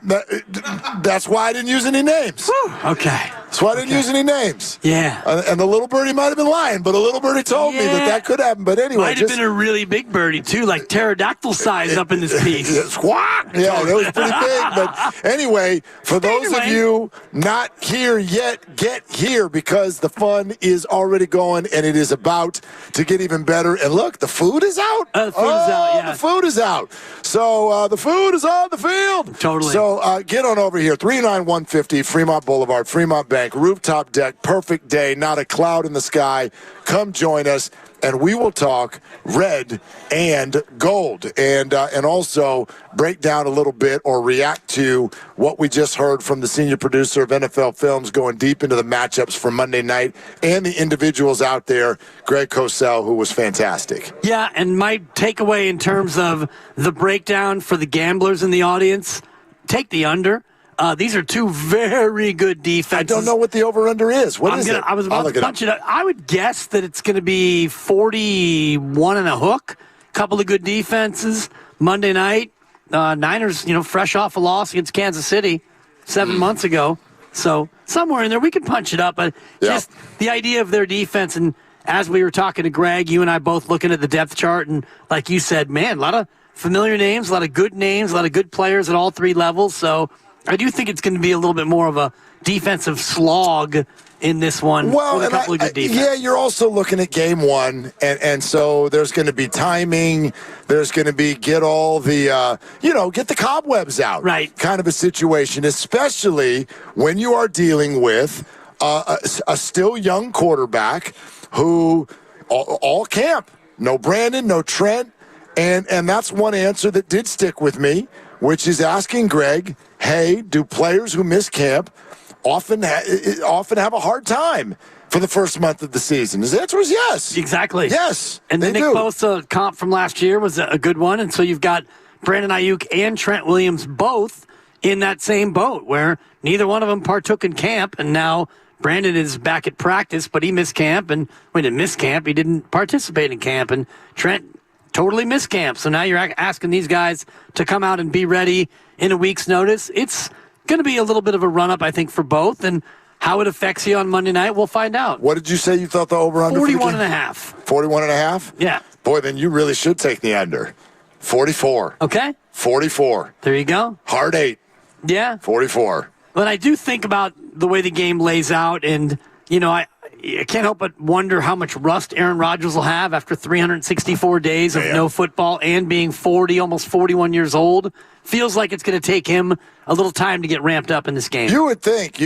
And obviously his primetime Levi's Stadium record is not good. I know that you did some Aaron Rodgers research and data. Yeah. And I'm curious to hear what you found, because I do think us 49er fans, we think of Aaron Rodgers and we think, Niner defense is going to make life hell for him.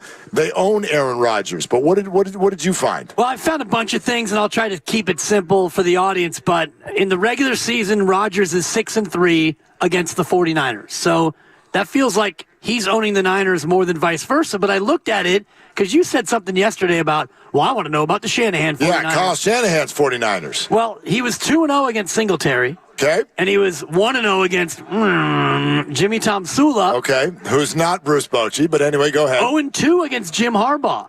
And interesting. Aaron Rodgers is 3-1 against Shanahan in the regular season, but he's 0-2 against Shanahan in the postseason. In the playoffs. Okay. So an even 3-3. What my research told me, Mark, to just distill all this down to one real takeaway, Aaron Rodgers struggles against the Niners when the Niners are good. Well, that's what I like. You when say the Niners aren't very good, he has his way with there them. You go. You say he's 3-3 against Shanahan. My recollection, and I could be wrong, is that the 49ers have won the last 3. Is that correct? Well, because I'm trying to remember 3 games. No, they haven't won the last 3. Okay, but there's the NFC title game. They blow the Packers out, right? Yes. Okay, there's the Hufanga game. Correct. In Green Bay, and then there's a regular season game that I want to say was on a Sunday night. That's the game the Packers won. 30-28, Mason Crosby. I'm talking about at Levi's Stadium. They blew Aaron the heck out. I remember the game. They blew the Packers out. Yeah, that was. I'm just giving you the list of games. 2018, Rodgers wins. Okay. The Niners were 4-12 that year. Okay. 2019, the Niners win. The Niners were 13-3 that year. 2020, the Packers won. That was the injury year. Yes. 6-10. 2021, they won a thriller. The Packers did, and then they would go on to lose in the NFC Championship game, or and in the divisional game. Yeah. And the Niners lost. So in the playoffs, the Niners are 4-0 against Aaron Rodgers. In 2 of those years, the Niners went to the Super Bowl, and the other 2, they went to the NFC Championship game. I don't even know how much you can take from that, but if you're going to take anything from that, I would argue that like the Niners would be in good shape on Monday night, because you said that Rodgers doesn't beat the Niners when they're good, and I think they're good on Monday night. Right, and I think that this team reminds me, this Jet team reminds me more of Aaron's second to last year with the Packers when, they were really good. And that was a game at Levi's, and the Packers won it 30-28. It was week 3, Mason Crosby with the winning field goal to beat Jimmy Garoppolo. And I just went into that game trying to remember it for myself, and I was looking at the Niners' leading rusher in that game, Trey Sermon. Trey Sermon. You didn't need to say that one twice. No, I did. I got 10 it the first carries time. for 30, because I was looking at the stats. Yeah. And the Niners rushed John for... Sally. Thank you. John Sally. The Niners rushed for about 57 yards, and I thought, that doesn't seem right. That was the Trey Sermon era. Wow. That was Jimmy Garoppolo. I forgot that even happened. Trey Sermon. Yeah. And Sanaman Hanu was also on that team. We're going to get the audience involved here in a sec here at Fremont Bank. 888-957-9570 is the number. Let's also take some calls right here in Fremont. Let's go to Neil. Neil, thank you for calling Willard and Dibs. What's up? Awesome. Doing well, man. How's your guys' week going? We're doing pretty good, Neil. Yeah, thank you, man. No, I'm excited. I think we've been counting the weeks since week 1. Me and my wife got married last weekend, so it's been a really fun time on my end. But now we're at the hours, right? We're right down that home stretch, and we have Thursday night football right around the corner. I wanted to talk some lines with you guys, though, because you got me excited to talk about the Niners game, which I do love. The Niners minus 3.5 on Monday Night Football. But I wanted to pick your brains on 2 games that I think stood out to me. One of them was the Titans against the Bears. Yep. And the reason why is because I saw Caleb Williams, as great as he is, QBs drafted number 1 overall are 0-14-1 in their first start since 2002. So that's the first game. I'd love to hear what you guys think, who you're siding on, and who you think is going to cover and win that game. Well, just correct me or back me up on this. Is the number in that game 3.5 in favor of the Bears? Is that right? I believe it's 4, so Chicago's a minus 4 favorite. Yeah, I love, and I mentioned it already, I love the Titans plus the points in that particular game. I think that they've got a reworked defense. I think, obviously, they've put weapons around Will Levis with joining DeAndre Hopkins. You've now got Calvin Ridley. You've got Tony Pollard, who I like in the backfield, but it's more to me about their defense, which I think is going to be a good one this year. And I think that spread is based on Caleb Williams' excitement rather than any data, because there is no data. Totally agree. No, I think that's absolutely true. And I think you're right. I mean, that's the thing about these early on quarterbacks. They're rookies, right? So, I mean, it takes time for them to get accustomed. But, hey, I'm on the same mindset as you, and it feels a lot better knowing that you're saying that as well. Yeah, but what do I know? Try another one. Neil, do you have another game? Ask Dibs. I do, and this is a fun one. It's the Raiders at the Chargers. And the reason why it stands out to me is because, it's practically a home game for the Raiders from what it seems like. But their defense with Wilkins, they sound a lot better. So I'm not sold on Minshew, but I think that team may be pretty tough to beat. I'd love to get your take on, I think it's +3 now. It is. The opened up Chargers, to +4.5. Chargers are a 3-point favorite in that game. Yeah, when these two teams get together, you can throw the records out, especially when they're both 0-0. That's not my big takeaway. But that's a good take. It's a wonderful use of a cliche that was Neil. Radio brilliance. Neil, aren't you glad you called so that you could get that? Please continue.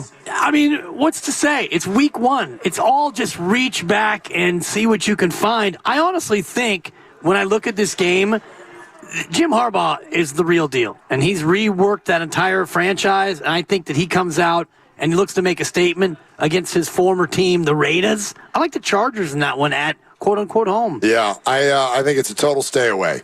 I would not touch that game at all. You're getting a 3-point spread between two teams that seem to always play a 16-13 game. Yeah. There is no home field when it comes to that whole thing. You're right. You got new coaching staffs with both teams. I got no idea what to expect. I ain't even putting $2 on that game. Well, while we're in the gambling space, let me offer you a couple of stats, if I may, about your guy, Brock Purdy against the spread, and Kyle Shanahan against the spread. Okay. How do you think these two guys have done over the balance of their career thus far?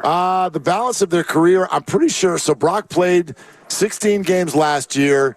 And are you including playoffs? They've got 27 games listed for Brock Purdy. Yeah, I think that includes playoffs because didn't he go 16 and it was 6 the year before that and then the playoff games? Yeah. I would argue that Brock is probably only narrowly over 500. If it's 27 games, I'm going to guess that he's 15-12. Look at the big brain on Brett. Did I nail it? Nailed it.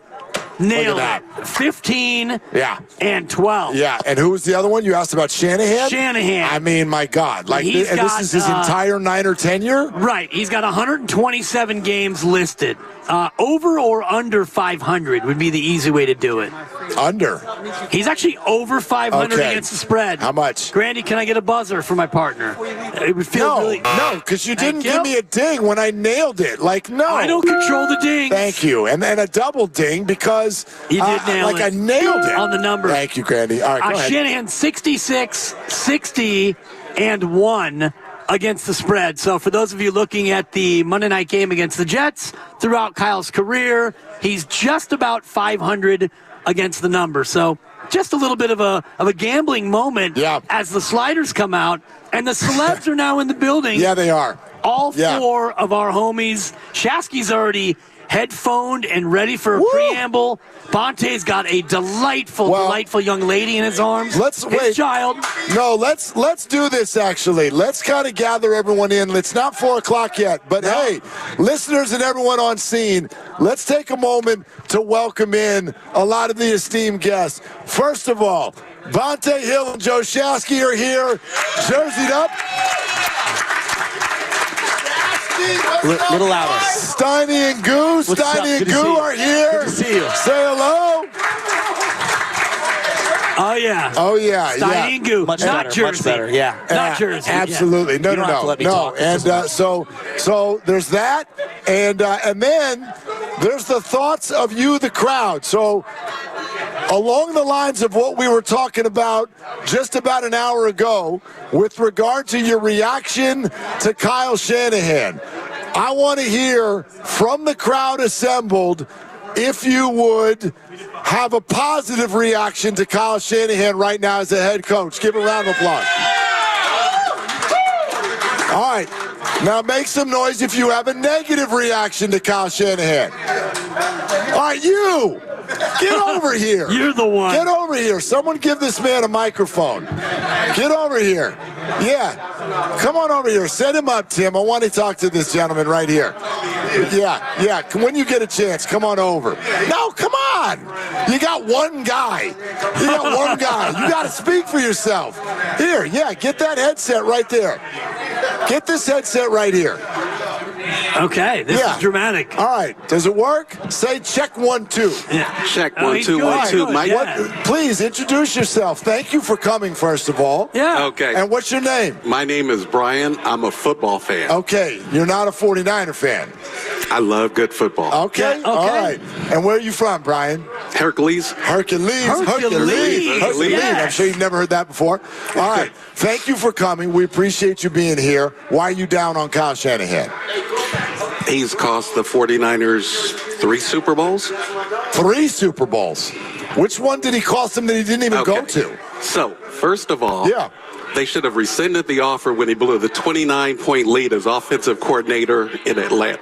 All right. If I may quickly, sure, please. It was 25, but it wasn't really that because when he was coordinating and they got the ball back, it was actually 28-9. So that's become one of my pet peeves. The narrative of him blowing a 25-point lead. New England scored on the opening possession of the third quarter, so he really only blew, if you want to put it on him, a 19-point lead. Please continue. We can go into onside kicks if you want to talk about coming out the second half. Sure. If we're going to do all the different As a possible coordinator, scenarios. not his call. But that's side. okay. Okay. They could have just taken a knee, but he drops back seven-step drop back. The quarterback's sacked, fumbled, and now they give up 7 the other way. But we won't get into that. No, like I say, they should have rescinded it at that time. Have you ever blamed a loss on a coordinator before? Before that, that's my question. Is there any other game in NFL history that we put on the OC? There were, but okay, all right, we won't enough. get into it. Fair enough. Go ahead. Now, why else? Yeah. Who's the greatest quarterback in NFL history? Who said I'm sorry. Purdy? Now, who's the second greatest? Brock Purdy. You keep piping up. You're fun. All right. So, Tom Brady, Joe Montana, in my opinion, is Dan Marino. Okay. Okay. Now, no quarterback so you coming. have a bunch of incorrect opinions. Okay. But go ahead. No quarterback coming out of college is worth 3 number 1 picks. So when you look at your Dan Marinos, if you want to throw in Tom Brady or Joe Montana, saw some Jim Plunkett jerseys out here. Yeah. But like I say, no one's worth a 3 number 1 draft picks. So what they did was they gave up 3 number 1 draft picks for Trey Lance. Why would you argue that no quarterback is worth 3 number 1 picks? Unknown commodity. Well, but unknown commodity. But it might be like would you trade 3 first-round picks for Mahomes now? Mahomes today, yes. Yeah. He did not go number 1, 2, or 3 when he came out of college. I hear you, but like the concept that a great quarterback is not worth 3 number 1 picks, I would disagree with. They obviously completely failed the pick, but you're going for it, right? Right. Okay, I'm go just ahead. saying, Peyton Manning, the legacy, the parents, he's probably the best recruited coming out of college. Okay. But like I say, no number 1, unknown. Plus, Trey Lance didn't have, because of COVID, the full years. So they wasted 3 number 1s on a Trey Lance. Okay. Now, if you had Jalen Waddle was Miami's number 1 pick that they traded. But if you had Micah Parsons as the other number 1, with those 2 players, you mean to tell me the Niners wouldn't have beaten Kansas City in that first Super Bowl with Garoppolo? The last Super Bowl, if they had 2 great players that they gave up for Trey Lance, right? They might have blown the pick. Right? It could have been Javon Kinlaw. They could have blown the pick. I'm just saying. But did they get credit for all the picks that they did do well that have led to this roster? Like, do we? I'm just saying that's the difference. But I know, but those 2 number 1s. Well, we don't know that actually. No. We don't even know who It's they would have impossible picked to if know. they had kept those. I guess that's always my response. Like I get what you're saying, but if you're gonna only focus on the misses, we could probably do this with everybody, right? Well, it's not that he missed, but he gave up and sold the picks, and he never should have made that big of a gamble. Now he has to pay for it, and that's all I'm saying. Brian, thank you for Brian. grabbing the microphone. Brian, yes. Thank you for your courage. Took a lot of courage against this angry mob now. It should have. Angry mob, they're all pounding sliders and Sprite. Y'all are out here with sliders, and you don't even care that Brian's over here ripping Kyle Shanahan. I mean, he made some good points. I don't know. The whole thing is, to me, it's always kind of a push-pull, yin-yang type of a conversation. And that's why we were talking earlier about, like, the two kinds of people in the world of Kyle Shanahan assessment. Sure, there's the misses, there's the blown leads, and then there's the, wait a minute, like they've owned the 5th round or they've owned the 3rd round. And there's the supposedly someone who chokes away playoff games. I saw him rally in the 4th quarter and win 2 of them last year. My dear friend, who's going to be here in about an hour, no, not Matt Steinmetz, but Lorenzo Neal, he has a saying, you can't pray for rain and then complain about the mud. And the 49ers were in the mud. And I was running this down earlier, Shasky. I'm glad you're here, about Aaron Rodgers' record against the Niners.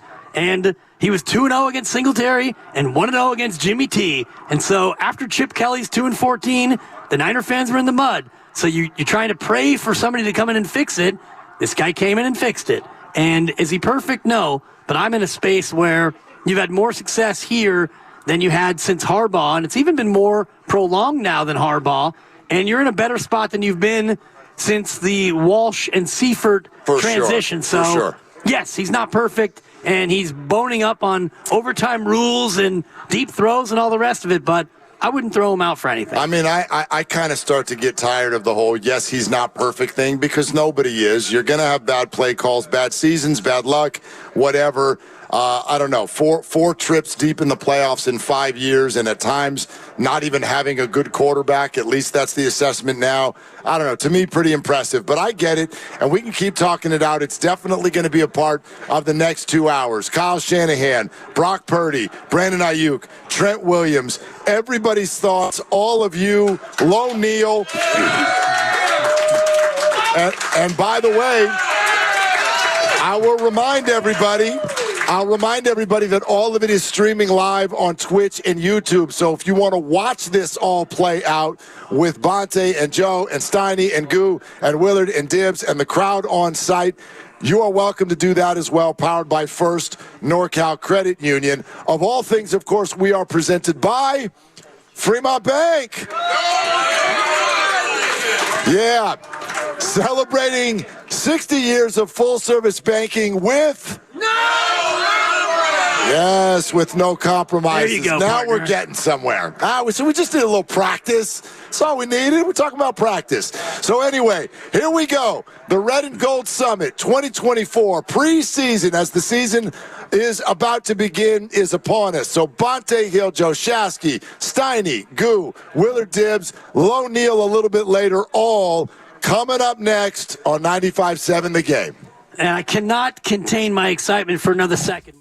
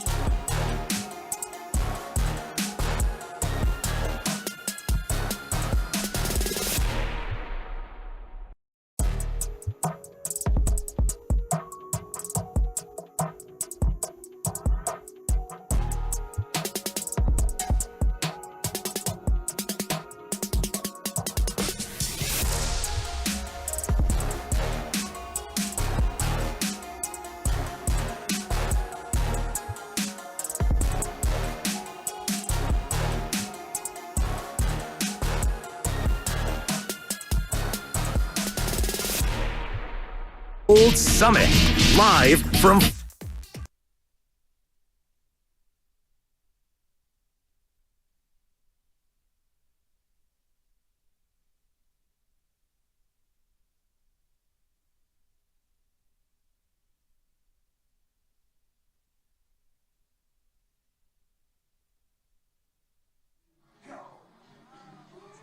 You're darn right. Here we go. Let's hear you.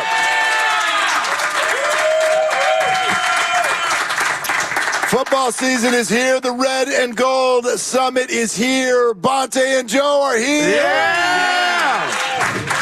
Steiny and Goo are here. Yeah. So, look, obviously a lot to get into after just a crazy offseason and the excitement of beginning, but I always start these shows, and I know we just did it off air, but I want to do it on air as well. 4 to 6 in the afternoon here on a Wednesday. That is when Dibs and I are always on the air. I want to thank these four for coming back out after you did your shows, coming back all the way out here and hanging with us in Fremont and doing some more. So thank the four of you. Mark, if you and Dan really cared, I've got a babysitter bill I'll send you in a yeah, no doubt. And Bonte does not because he brought baby Jazz right here. Yeah. I can't afford one. Baby Jazz. MVP. I love it. Radio. I can't afford a babysitter. Look at him. Never before in the history of a summit has somebody done the show with their child on their lap. And so here we go. It's going to be rough. Here we go. But why don't we let the two of you actually, Niner jersey-clad gentlemen, start off with some opening statements on what has brought us to this moment in 49er football. What do you mean, like the opening season? The beginning of the year? Yes, indeed. Like when I became a fan? Well, it was 1981. My dad was at Candlestick sitting in Section 7. How about from the emotion of when, was it Mecole Hardman scored the touchdown to now when we're in Fremont Bank? What's your journey been like? What are your thoughts? What are your feelings and emotions? We were sitting in actually a table almost identical to this, up in the corner of the end zone, way high up. Allegiant Stadium. Bonte grabbed me. I threw a notebook, and some people from Sacramento were like, "Oh, it's so sad that the Niners lost." Like, you've been in 7 markets. Bonte said, "We're leaving right now," and we got up and we stomped out, and it was the saddest walk I've had since the 2011 NFC Championship game when the Niners lost at home to the New York Giants. It was a horrific loss. Then we went to Popeyes, and Popeyes ran out of chicken. I couldn't believe it. It was the worst night ever in Vegas. And you want to talk about the saddest place in the world, the Excalibur after a Super Bowl loss. Woo! I was sad. And so this offseason's been very tumultuous because we've been talking about everything other than football, right? Oh, my gosh. Contracts for Purdy. Contracts for Christian. Contracts for Debo. Will he get traded? Ayuk, Trent. Finally. And then sadly, obviously, what happened with Ricky Pearsall. Finally, we're at least here, and thankfully he's okay.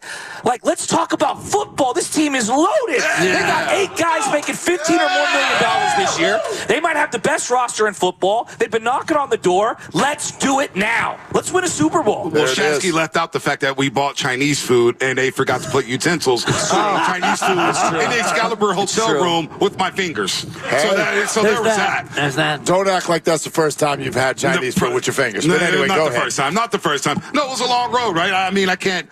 Shansky said it perfectly. The Warriors don't make the playoffs. The Giants are the Giants, which is a 500 baseball team. So it's been tough to avoid the Niners and trying to get over that Super Bowl and trying to get over the contract negotiations, the hold in, the holdouts, everything that went to it. And finally, we're here. September the 9th, Monday Night Football against the New York Jets. Big Trent is back with this big old dog. Brandon Ayuk is signed. Ricky Pearsall's going to be fine. He's in a weight room already. Finally, we get to talk about a game. Talk about a game for once. So the drama's over, and now we get to lock in on the New York Jets. Yeah, I agree. I mean, I said the same thing yesterday, that like going back to the playing game against the Sacramento Kings, this game Monday night is like the first real sit-down Bay Area sports event since then. So it's been a long haul, but Steiny and Goo, hello. Good what's going on? Good to see you. Hey. That's it? How do you? Come on. I'll walk. Look at it. I'll walk. My man. They're a reflection of you, Steiny. Yeah. They're a reflection of you. But no, I wonder how you guys see that offseason that we've just had and how it affects what's about to happen next. Well, everybody knows my beautiful partner, and he is the real Russell Crowe, a beautiful mind.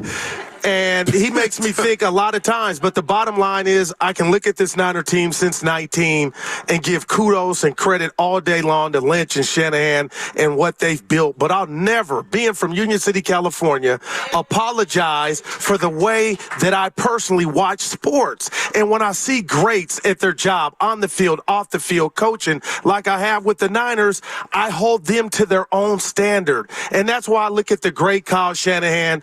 I feel like an opportunity got out of their hands last year in Vegas, 2019. So for my partner sometimes to make it seem like I'm coming across like Kyle's no good, I understand what they've built. But as we see with Ricky Pearsall, thank the Lord that he's okay and he's still with us. The bottom line is tomorrow is not promised. The Niners have lost 3 straight Super Bowls. 2 of them they should have won the last 2. So damn it, get it done. I'm going Larry Cable guy. Get her done.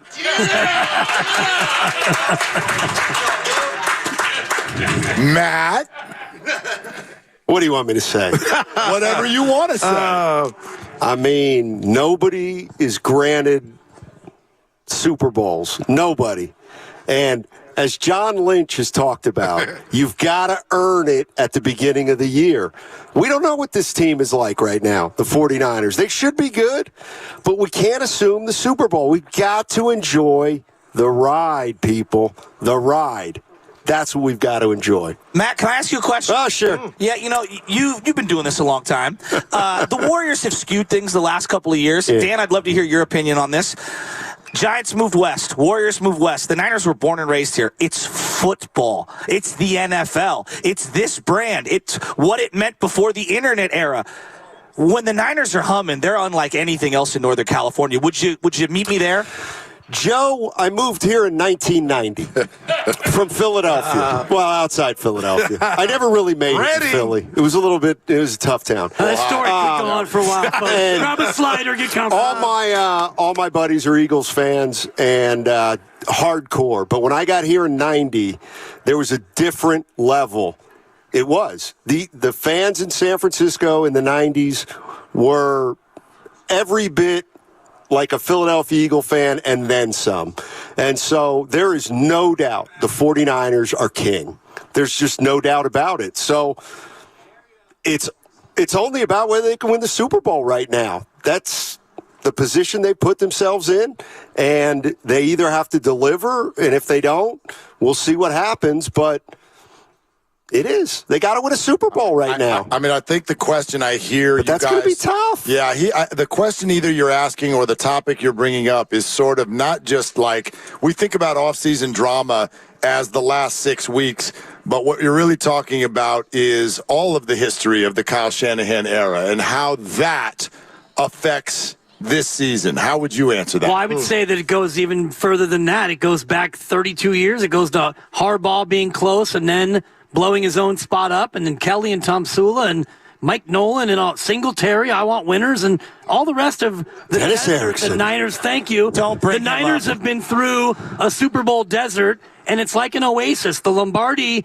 is like that body of water with the 2 palm trees that you read about, the oasis, and you feel like you're going to get there, and then poof, it disappears, and you have to start over. Guys, we talked earlier about, I mentioned 5 things you have to be a champion, and I believe they have all 5. You need talent. They've got maybe the best roster in football. Okay. You need coaching. Their coach is considered one of the 2 or 3 best. You may not love what he does in the big game, but he's widely regarded as great. You've got to have culture. Their culture looks pretty good. Might be a little fractured with all this hold out, hold in. We'll see. I think they can survive it. And you need health, and you need breaks. If they don't have health, if they lose certain players, you can forget about it. Last year they were healthy, they were talented, they were well coached, they got a couple breaks, and they were there in the end of it. So I see a team that avoiding devastating injuries and a couple of horrific breaks, the refs, the ball, whatever, they should be right there again.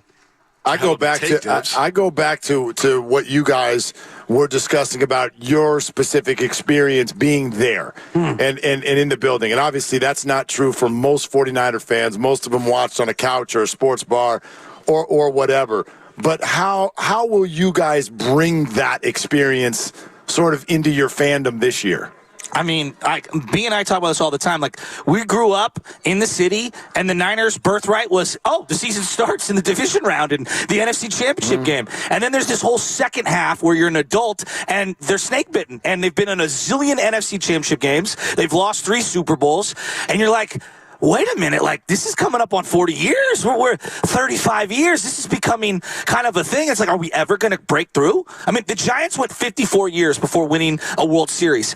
What are the Niners are at 31. This is going to be the 31st season? I mean, that's insane. It's kind of insane. And they've been wildly successful knocking on the door. Yankee fans haven't won since 2009, and they're ready to pull their hair out and fire everyone and trade everyone. Niner fans are the same way. Have you seen the stands? Did you see the preseason? Tennessee, Bonte said. Did you see Tennessee in a preseason game? And it's all red and gold. Niner fans are everywhere, and the thirst for winning in this sport is faster than ever, and it's higher than it's ever been. I mean, I don't know if I could do another heartbreak. Well, you asked I really don't. Right. Yeah. Well, that's real. But we would, though. We would. We did a heartbreak in 2021 SoFi Stadium. Was as heartbreaking as it gets. Walking out of that stadium, there was hugs from every Niner fan. Tears were flowing. It was like, boy, we got to get back up. And then you go to Philadelphia. And that was tough. You lose your quarterback 6 plays into the game, and we're sitting there, and Shaq's going, I think we got a shot. I'm thinking, we have Josh Johnson playing quarterback. He almost fumbled in the first quarter, let alone the second quarter, and then we know what happened in the third, where he gets knocked out the game, and you're basically running a Wildcat wing tee offense the rest of the way. Got back up, went through last season, and we'll do it again after Las Vegas. And look, the Las Vegas experience, when Mahomes threw the interception and the Niners didn't score, in my mind, which I'm trying to deflect this mindset so bad, but in my mind, when Mahomes threw that interception and the Niners didn't score, I thought to myself, boy, how are they going to lose this game? Winning that game never came into my mind. I was thinking, how are they going to lose this game? How? And I'm trying to debunk that mindset. And so, we're going to go buckle up and get ready for the Jets, and hopefully they get the 1 seed. But that experience lives on forever. Hell, I haven't got over the New York Giants when Roger Craig fumbled in 90. I haven't got over the Dallas Cowboys in back-to-back seasons. That's how I am. Kyle Williams, when Green Bay came to Candlestick in 97, and Antonio Freeman was cooking Rod Woodson in the rain. I haven't gotten over that one, so the losses stay with you. But you appreciate the wins a lot, much more when you do get those big victories. Hopefully they get that this season. Joe said something, and the word you used is birthright, and I want to drill down on that because that's really the feeling I get. And the Warriors dynasty has been unbelievable, but it feels very Steph-centric. When he's gone, it's gone, and it might already be gone. We don't want to get into that now, Steiny, but for the Niners, it does feel like the bar is always up there. The birthright that you grew up with and I grew up with when I was a teenager, they just won. And if they didn't win, it was like a Roger Craig thing or something crazy, and that was the way it went. So that feeling, I think, is what surrounds the expectations for me. Well, that's what's actually really been hitting me in the face lately, and part of that is just because we got guys like Mark Grandy and Evan Giddings and people we love at the station who are of a certain age where it's almost like they don't even know about the dynamic you're talking about because they've never seen it. Like, Joe, how old were you when the Niners last won the Super Bowl? We were 12. 12 years old. And look at you. Congratulations. I went to Mission You've got one in your lifetime. Yeah. Look at Congratulations. Now wait another 32 years. I remember 3, though. The Bengals Super Bowl at Joe Robbie Stadium. Of course. I remember the 55-10 like it was yesterday. As a kid, knowing the stats inside and out, John Elway and the Broncos actually had a 3-0 lead in that football game. And I remember when they beat the Chargers. And the real Super Bowl was against the Dallas Cowboys in the NFC Championship game. That's a good point. This current thing against the Chiefs feels very Dallas Cowboy-like, where you can't get over the hump against this particular team and that particular player. And it's driving everyone nuts. And not only has Mahomes won 2 against you, where you've become his Cincinnati Bengals to his Joe Montana, right?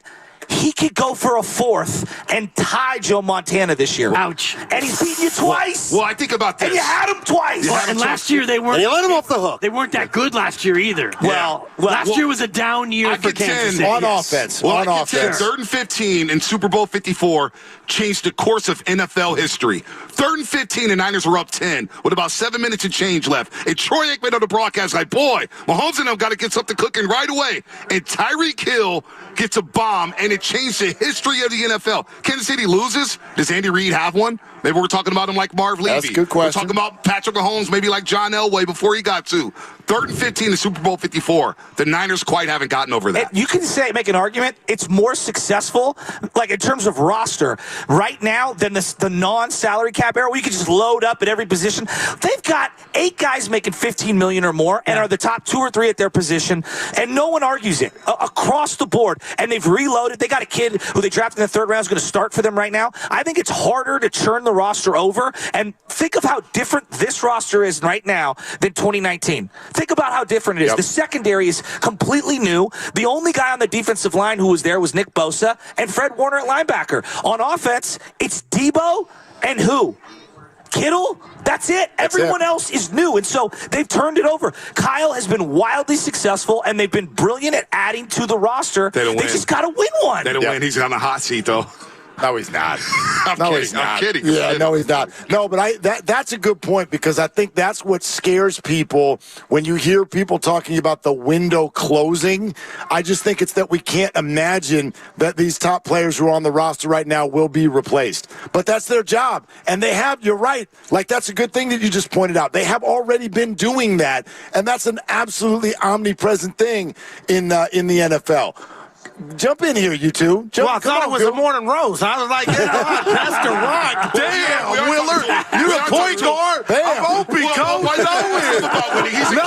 I'm talking about point guard. That's all. I love what y'all was saying, boy.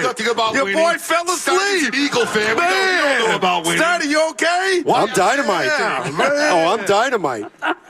Not playing. Go ahead. The floor is yours. I forgot the question. I didn't ask you one.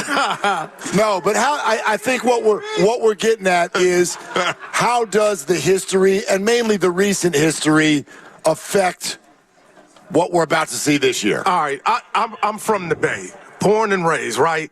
And this man gets mad and I know I have family, I got best friends, 49er Frankie, shout out, and I know the pulse at the Bay.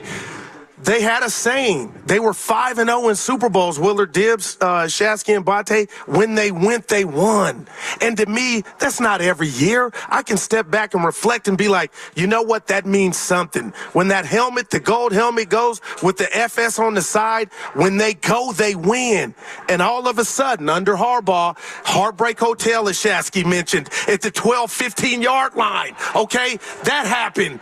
Then you had the Kyle Williams fumble, as Bonte talks about. Then you got the drama in 2019. And I'm just a grown-ass man that knows when I watch football and said team is up 10 points in the second half, that's a winnable game. But they didn't win it.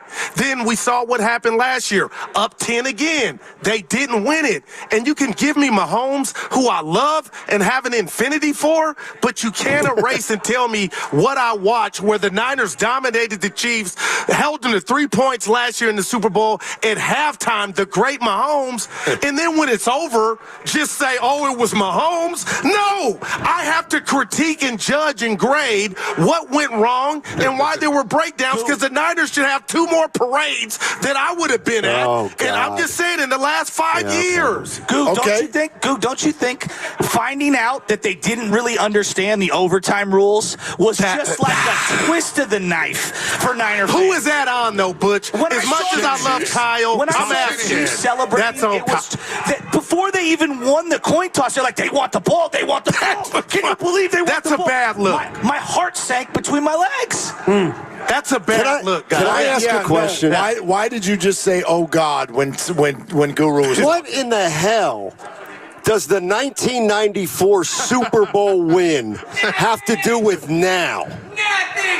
Thank you. Who's my man? Wait a minute. It doesn't matter. It matters to the psyche and the emotions of the fans. Yeah, how do you mean Half of the fans weren't even alive at that point. But the ones that were. Like, talk to the ones that were alive. Like the Boston Celtics were like, oh, man, we're still getting over that 87 loss to the Lakers. I mean, what are we doing? No, but Boston Celtics fans and Lakers the fans. Every time one of them gets to the finals, they're sitting there with their little tote board. Let me help you all out. 18 to 17. So, no, Steiny. 1994 is irrelevant. No, it is to you. Irrelevant, It is to you. Of course. Because you're not a fan. Because you're not a fan. Not and a fan. and But you're not- how does it impact what happens on the field? Steiny, let me tell you. Doesn't It impact doesn't. what happens. Thank you. It impacts the fans. Well, I don't care about you all. Who are you? You guys mean nothing. Cut that. You mean nothing.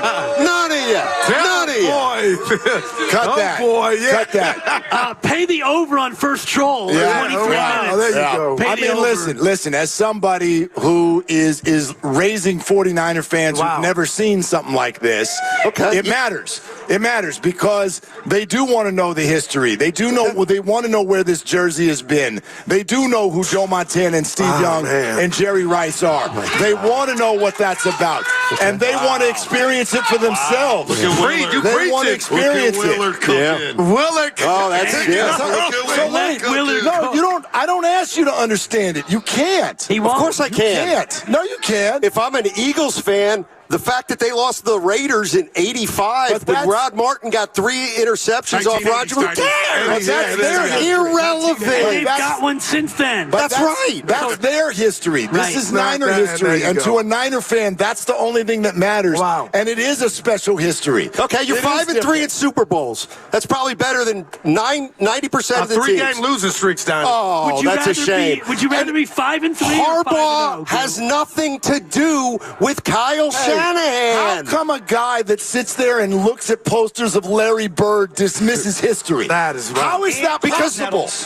Even though I love Larry Bird, he's irrelevant. He's not irrelevant. He's completely irrelevant. No. I don't hold any team to a standard of 30 years ago when you can't even compare sports. Listen, I would argue that at all times where we've been shades and affects where we're going. I would even say that in the recent history. Okay, well, I would say 5 Super Bowls has made this fan base completely and utterly unrealistic. That's fine. Okay. So what? That's our history. Fair enough. That's all that we know. So you're not deemed to win a Super Bowl. No, but Matt, no one's that's saying all that. I'm saying. No one's saying that. In the last 15 years, in terms of winning percentage, playoff wins, all that, the only 2 teams that are better than where the Niners are at are the Patriots and the Chiefs. Okay. And those are the teams that have Super Bowls. They've won. My point is this. What do you guys deserve more than a Detroit Lions fan? The Detroit Lions haven't knocked on the door literally 7 times in 15 years. Right. They've been on the NFC Championship 7 times. I'm not saying we owe anything. It's just eventually, can they get through? Yeah, we'll see. Can they win one? We'll see. You're a product of your environment. That's the bottom line. Like the Lions fan base, you look at them. They're up 24-7.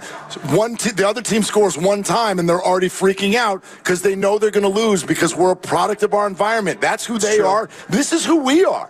This is where we've been. And that matters, even in a very, very sort of like vacuum sort of a way. You're a Yankee fan. So the Celtics this year were playing for all those teams in the 60s. For a lot of fans, they were. Oh. For a lot of fans, I don't think they're playing for that. But what does it mean? Like, what does it mean? How is it relevant? It's not relevant to X's and O's. It's relevant to the fans. Right. Okay, that's relevant to the people fans. that you that's just all. roundly dismiss. Yeah, They exactly. stink. Yeah. They stink. All right. Come on, guys. You know I'm right. Stop expecting a Super Bowl and enjoy where we're at. The troll counter is at 2. That is the great Matt Steinmetz. Steiny and Goo, Bonte and Joe, Willard and Dibbs. It's the Red and Gold Summit. Coming up next, we're talking Kyle Shanahan. We're talking about our biggest concerns. We're getting you, the audience, involved in all of this. Thank you very much for being here. The gang's all here on 95.7 The Game. Head to Safeway this week for these digital deals. Sweet corn.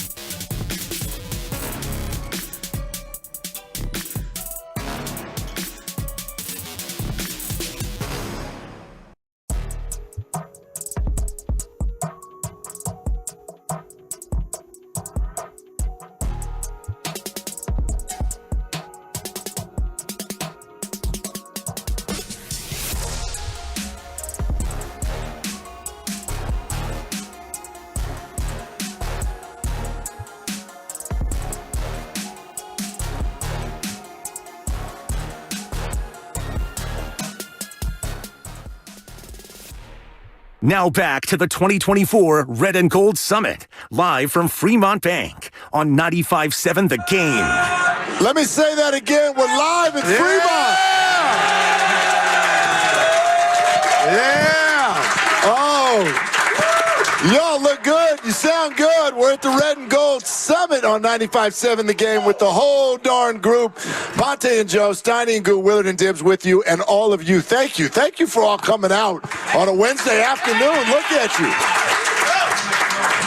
I mean, it's one thing to come out for us. It's another thing to come out for the spectacular view here at Fremont Bank. It's another thing entirely to be greeted by delicious food. Yeah, pretty good, pretty good. Massimo's in Fremont, best Italian restaurant in the whole area, and they have been wonderful to us today, and everything's delicious. Y'all try everything. Guru, did you get some food? Feathers, I didn't have so many wings. Yeah, that's what I'm talking about.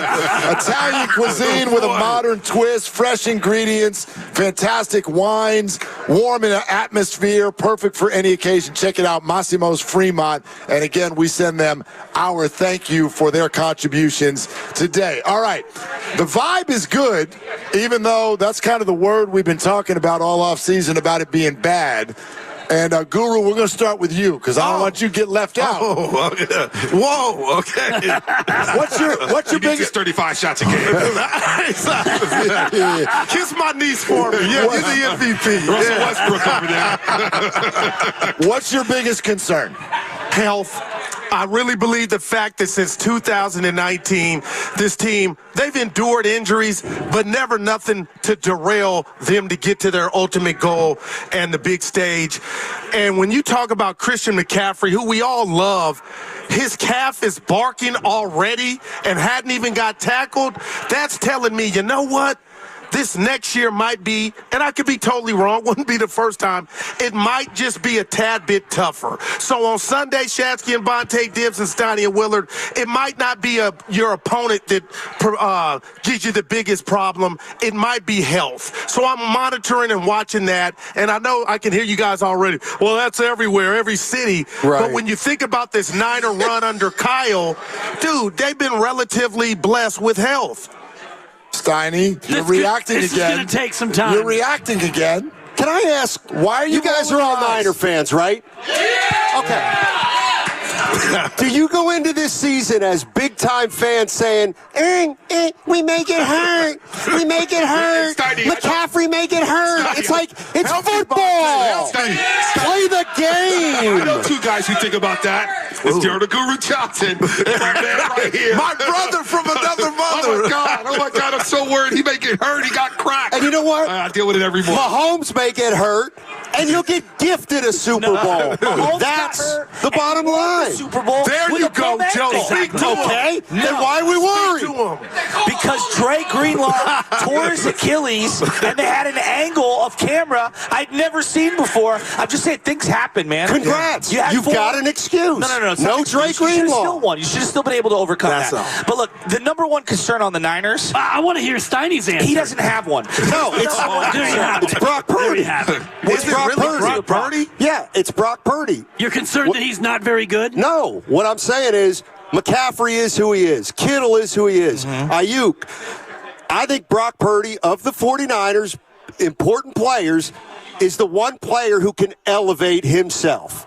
And if he can take the next step. They can win a Super Bowl. He's already had a great fourth quarter, a second half against Seattle in his first playoff run, fourth quarter against the Dallas Cowboys, and then the coinciding year, the following year, the drive with Green Bay. The unbelievable drive with Green Bay. And the second half against Detroit, he was excellent. I thought in the Super Bowl, if we're just ranking players, he wasn't bad. CMC had a bad game. Yeah, Nobody's saying Kittle was invisible. Trent had a bad game. Like the offensive line, Trent Williams was then you're answering your own questions. No, Brock Purdy was actually one of the best players on the Niners in the Super Bowl. Yes. 23 for 38? Look, guys have to make plays outside of him. Quarterbacks have to make plays. Brock Purdy, to your point, Sandy, he can grow. Of course he can. Throws against Green Bay. The Super Bowl, he was okay, but he wasn't great. He missed a couple in the end zone. He missed IU. He got his ball batted down. He wasn't great, though. Better than Kittle. He wasn't good enough to get over the hump. He was better than by Burford and Brendel. Thank you. That's where my concern is. We talked to Greg Cosell what about 3rd and 5? every Wednesday at 3 o'clock. Oh, wow. He talked today about Colton McKivitz. He said, I don't know about Colton McKivitz, guys. And he said the left side of the O-line is good. The right side, not so much. He's a little bit curious about that. He likes Pony. Yeah, he but likes his college Pony a lot. tape. He likes the college tape. Yeah, he likes That's Pony. my concern, though, is the offensive line, the right side of the offensive line. I think the guy who's got to step up, and I said this morning, it's Nick Bosa on the defensive side of the football. Man. Nick Bosa held out last year for about $20 extra million. 5 years, $170. He held out, which I was fine with. But when you hold out, you got to go play ball. And midway through the year, he's pointing the finger at Steve Wilkes. He's pointing the finger at himself saying, well, I got to experiment. I'm not ready to go. Well, that was your fault. So I expect Nick Bosa with Leonard Floyd on the other side, who I think is going to be really good. Collins in the middle. You got safeties. You got the best cornerback room the Niners have had in my lifetime. Nick Bosa has to play close to a DPOI. He's got to be top 5 in the DPOI rankings when it comes to that award. Who crashed down twice on 4th down in the Super Bowl and let Mahomes run? And that's not Wilkes' fault, Bosa. You got to be better. And on the final drive, you watch it, Bosa on the sideline, huffing and puffing, needing to blow on the last possession of regulation in the Super Bowl. And so my guy, I'm looking at number 97 to step up and be a guy. I want to add to that because if you think about some of the guys, Reggie White did it in the playoffs in the fourth quarter. Charles Haley did it in the fourth quarter in the playoffs. I watched Aaron Donald take over the fourth quarter of the NFC Championship game against the Niners. He took over. We've watched Chris Jones twice against the Niners take over. And I don't want to hear about holding calls that woulda, coulda, should have been called. You have to make plays and you have to fake. You can make an argument Chase Young was more impactful than That's incredible. That can't happen. And when you're making 122 large and you bent everyone over and you waited till 3 days before the season started, I'm sorry, I'm with B. You better have a monster year. Willard, is that valid? Because to me it is, man. Well, I think that's valid for all of the guys that are getting paid. Like, I mean, when you're paid to be an elite player, you have to be an elite player. And Nick Bosa was an elite player, but last season, he wasn't elite last season. He was very good. He was not elite. He was good, but he was really good. Sacks is not the only measurement. Yeah, that's a stat. Cosell said something to us today that I think carries weight, and he said in talking to offensive linemen around the league, Nick is about the hardest person to deal with. Wow. And that's true last year as well. I get where you're coming from. And I'm totally with you on game record. The bottom line is in big moments when you're a big player, you got to come up big. And I think that's for Nick, that's for Brock. Although Brock's not getting paid yet, you guys watch. That's going to be the effect for Brandon Ayuk this year. Bygones will be bygones, but now you've got to go be an elite receiver because you spent 6 months telling the Niners you better pay me like an elite receiver. They do. Oh, yeah, agreed. Now you got to go be an elite receiver. That comes with the territory. That's the way it works. Yeah. You know, they make so many excuses. A lot of fans make so many excuses about Bosa getting held. Bosa gets held. Bosa gets held. I don't hear from Max Crosby. I don't hear from Myles Garrett. Wow. I don't hear from T.J. Watt. So I don't know if you want to say he was That's elite also last because season. they're not in big games, though. But they Max played the Crosby's playoffs. never been in a game that matters. Chris Jones is. Absolutely. Right? You know? Absolutely. Micah Parsons did against the 49ers. Yeah. I watched Tyron Smith just manhandle Bosa in that playoff game. He's quiet in that game. And Penny You see him Sewell on did Monday too. night now. And I also watched a young Aiden Hutchinson dominate the 49ers in the first half of that game. Now, they made adjustments and whatnot. Right. Aiden Hutchinson didn't get 122 large guaranteed. Like, I'm sorry, when you're making that kind of money, He's going to it, extra too. pressure, the pressure does get ratcheted up by the contract. And Exactly. I'm more worried about Brandon Ayuk living up to that contract than I am Nick Bosa, because Ayuk is not going to get the targets. He's not going to get the catches. And if there are a couple of drops or maybe a fumble or something, I think Niner fans will be quicker to turn on Brandon Ayuk than they would Nick Bosa. I mean, George Kittle went MIA for weeks on end in the playoffs, and no one said boo-hoo. So as long as I hear what you're saying. What was the Super Bowl stats, George Kittle? 2 catches. Yeah. Wow. How many targets? 4th down. How many targets? Not good enough. Yeah. And I love George, but that's not. He also couldn't lift his arm if you watch Our the guy, receiver. John Taylor, where is But he? that was at the end of the game, though. And then Super Bowl 54. The fourth quarter images was George Kittle blocking on pass That's plays. terrible, Great man. blocker. Great blocker. He is a great blocker. But boy, I need you to be a two-way player, man. You got to make some. Yes, but you remember the Chiefs played a ton of man, and they also were getting through the offensive line. You needed extra help on the block. But also with Brandon Ayuk, is Baldy pointing out in the video, because a lot of people were telling me all season, well, Ayuk's replaceable. Second team All-Pro, please. 4th option this, 4th option that. Well, Baldy broke it down since we're breaking down Greg Cosell and everything, and I respect these guys. Greg Cosell, he knows a lot. Baldy's awesome. Baldy broke down the Super Bowl videos. Wow, Ayuk was getting bracketed multiple times. Wow, look at McDuffie and Steed bracketing Ayuk. Well, look at Ayuk run block. Best run blocking wide receiver in pro football. And then when he does get one-on-one, he makes plays. Wow. So I do think Ayuk deserves that money. He's the best wide receiver on this football team. He's the best downfield threat on this football team. And Purdy and Ayuk, it gets overlooked. He had 1,000 yards with 3 different quarterbacks, and then last year he explodes. Ayuk and Purdy have a rapport, and that's why he had to keep him. I think he's going to be worth every penny when it's all said and done. The rapport is true. We all love CMC, right? We love CMC. Who doesn't? I mean, he didn't play a great Super Bowl. It's okay to say monster season. The fumble was huge. The fumble was devastating. One great catch on the little flip pass where he did the stutter step. He was quiet. This is a team that rode him all year. I don't think they can ride him like that I agree with this. expect the same production come January. He was shut down in the Dallas game last year. He was relatively quiet in the Philly game. Now your quarterback got hurt, so we can throw that out the window. If he is not all-world CMC, it's a totally different And his offense. calf is barking already. Well, you can say, I don't worry about that, Guru. It's a They said fact. if they had a game 2 weeks ago, he would have played. Yeah, he's You fine. can play, but can you be the best version of yourself? That's all I'm But you asking. can't wear him down in December. I think that's something they learned this year. You can't wear him down in December. And just like the Warriors, you can't chase 73 wins and bite your nose off to spite your face. Okay, first of all, want to again remind everybody that we're live in Fremont. The Red and Gold Summit.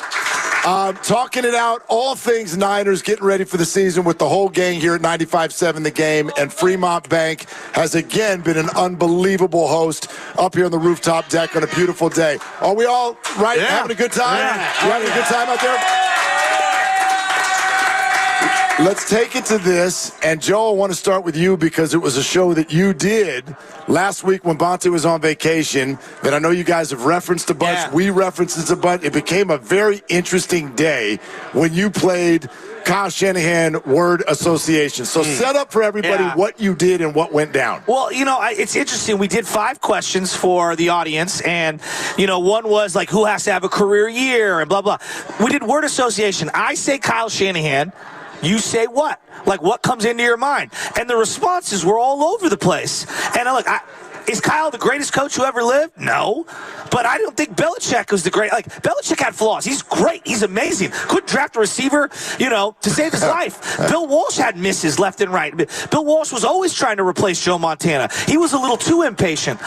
Kyle has this bugaboo late in games in these crucial losses, and he's got to get over it. So we were asking the audience. I say Kyle Shanahan. You say what? I said he's a winner. He just hasn't won yet, the big one. I heard tortured genius. I heard schematic, you know, mastermind. I heard tortured soul. Can't win the big one. Say the word. The responses were everywhere. Say the word. Joker. I heard Joker. You heard Joker. I heard Joker. Is that fair? Steiny, is that fair? Yeah. Okay. I didn't mean to wake you up. Yeah, no, okay. Yeah, no, Kyle Shanahan's a choker. Okay. No, that Go ahead and cut we'll that. just boil it down to that. If he's a choker, then you should fire him right now. Because then he won't win it. Some people do want to fire, which is crazy. It's crazy. What do you say to fill in the blank? Kyle Shanahan is what? When you say Kyle Shanahan, what do you think of? He's among the best coaches in football. I agree. Among top 3. Amidst top 3. A foot. Top 3, okay. But I would retort to, what's the goal? To be one of the greatest coaches ever in football. And to do that and be invited to the championship dinner, you got to cash that chip that the Niners have been trying to since 2019. And in my world, on the Guru computer, I watch a 9 quarters of Chiefs-Niners Super Bowl, and the Niners won 7.5. Okay, hold on now. They won 7.5 quarters, and they have nothing to show for it. And McVay's got a ring. That's the other thing. His contemporary has the ring. McCarthy that he has a doesn't ring, have. right? Yeah, but let me challenge you on something. I'm good. Because here's obviously that's where everybody wants this to go. Right. And obviously it's very hard and only one per year and that whole thing. But I heard you guys talking about this earlier, and I wanted to make note of it and ask you. If someone wins a Super Bowl, does that automatically make him a great coach? Yeah. Do you affix that label to all of them who've Doug done Peterson, Mike John McCarthy. Harbaugh. Mike I'm going McCarthy. right down. Sean McCarthy. Payton. You know, I'll tell you what, guys. I would rather have one than none all day, and I'm going to respect the craft. So those guys are greater than said coach that's at 0. You're taking Gary Kubiak over Mark Levy? The Cougs. Yeah. I think I am. Just he cashed the chip. You taking Brian Mike Billick? McCarthy, John Gruden. Okay, yeah. This is how I work.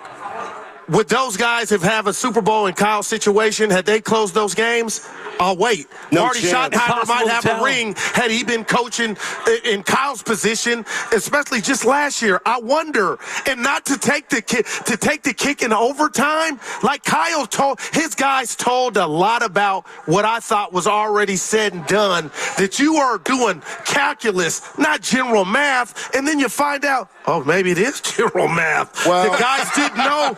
You know what I mean? Like you didn't know the rules, Kyle. Your guys told on you. I just have, like, that bothers me for Kyle. And on the flip side, real quick, Willard, yeah. the Kansas City Chiefs were prepping for that moment every single week. Defensive meetings, offensive meetings, and they were so buttoned up. And just the entire week of the Super Bowl with Kyle and the Red Cup and Media Day, there was questions about that. There was questions, well, we don't want to practice at UNLV. We're going to go back to Santa Clara. Seriously, why would you want to practice on an asphalt field in 93-degree heat? I'm not saying it's an excuse. No, I know, but there were things that were distracting and led him away from the ultimate goal that he was trying to get. Bonte, let me ask you this one, because this is like, I wrestle with this. Was Philly stupid for letting Andy Reid go and then winning a Super Bowl after Chip Kelly with Doug Peterson, and now they're stuck with Sirianni and they're kind of in a weird spot?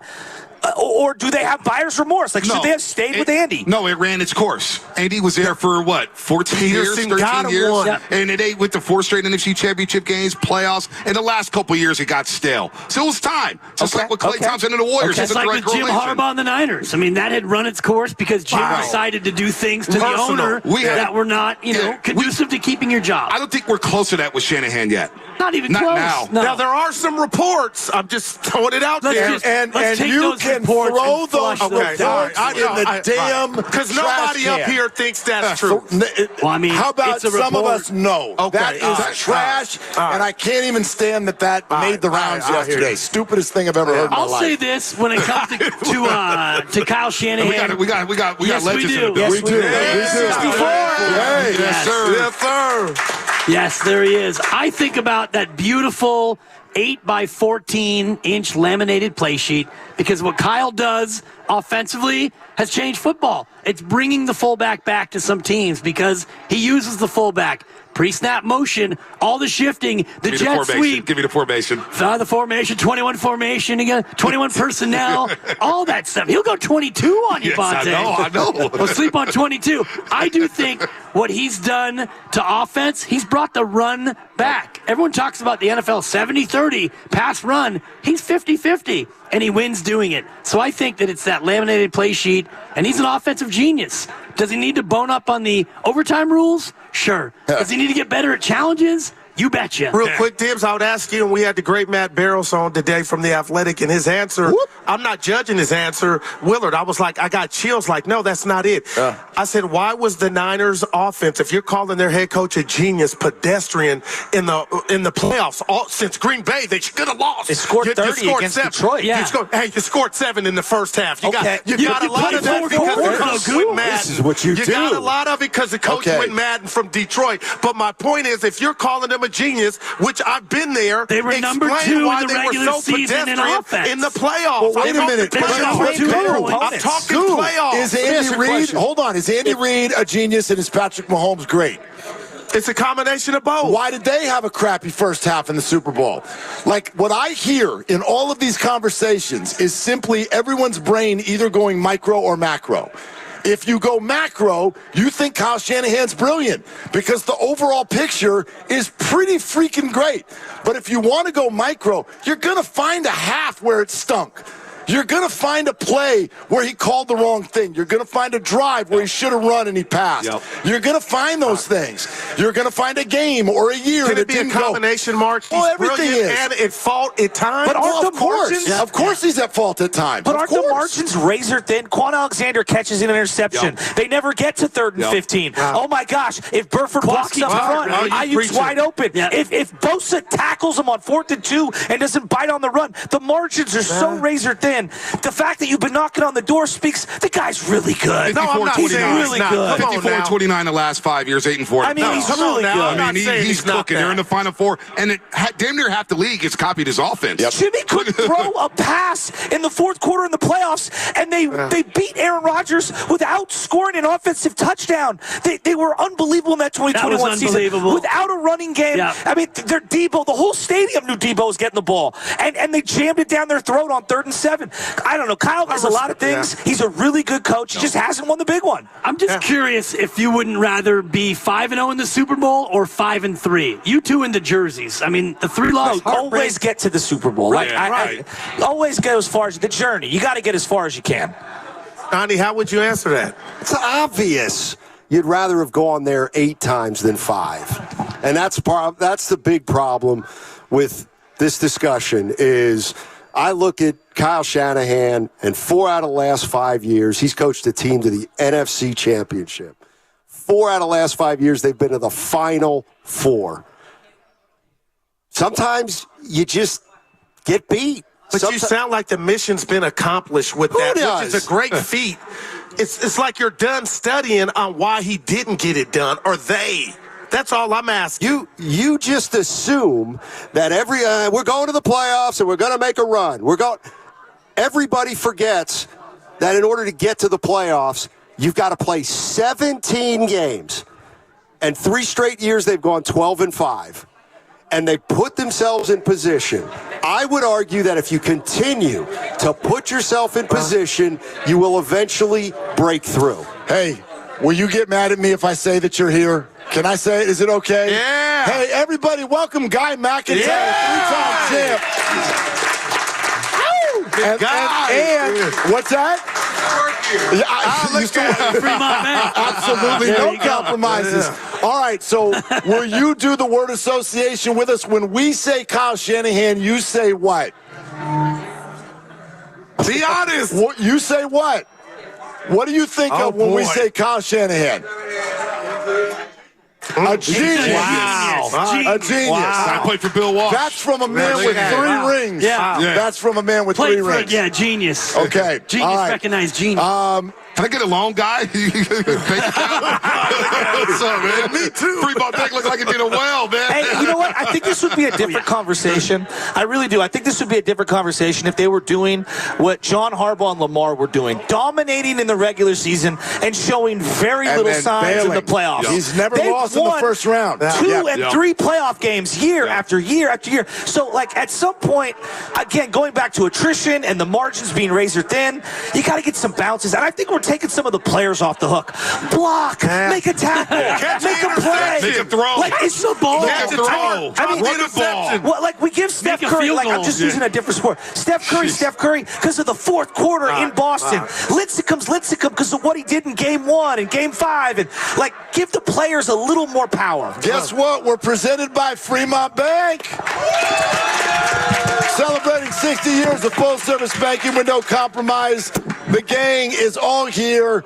This is the Red and Gold Summit, and we're talking about Brock Purdy coming up next on 95.7 The Game. Do you have a car or truck sitting in your driveway?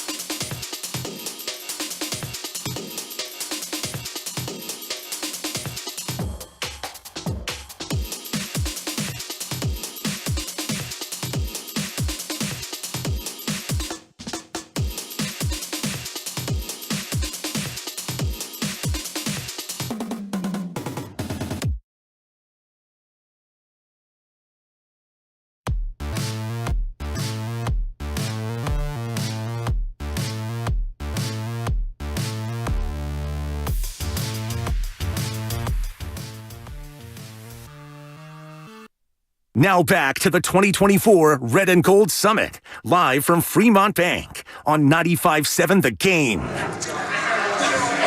All right, we back at it. Let's go. Yeah, baby. Yeah. Red and Gold Summit, Fremont Bank, the host, and my gosh, NFL royalty keeps on just rolling on in. We go from Guy McIntyre in the building to Lorenzo Neal is in the building. Low Neal, the Hall of Famer. And Lowe will probably jump on here in a little bit, but let's keep on rolling. Red and Gold Summit, all three shows together for a full 2 hours. Bonte and Joe, Steiny and Goo, Willard and Dibbs, and you. We appreciate you being with us, especially those of you on site.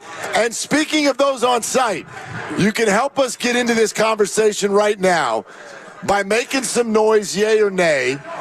And the question is, are you 100% sold on Brock Purdy as your franchise quarterback? Who says yes? Who says no? Okay. Wow.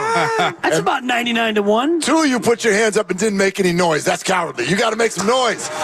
You got to make some noise. All right. Where are you on Brock Purdy, Goo?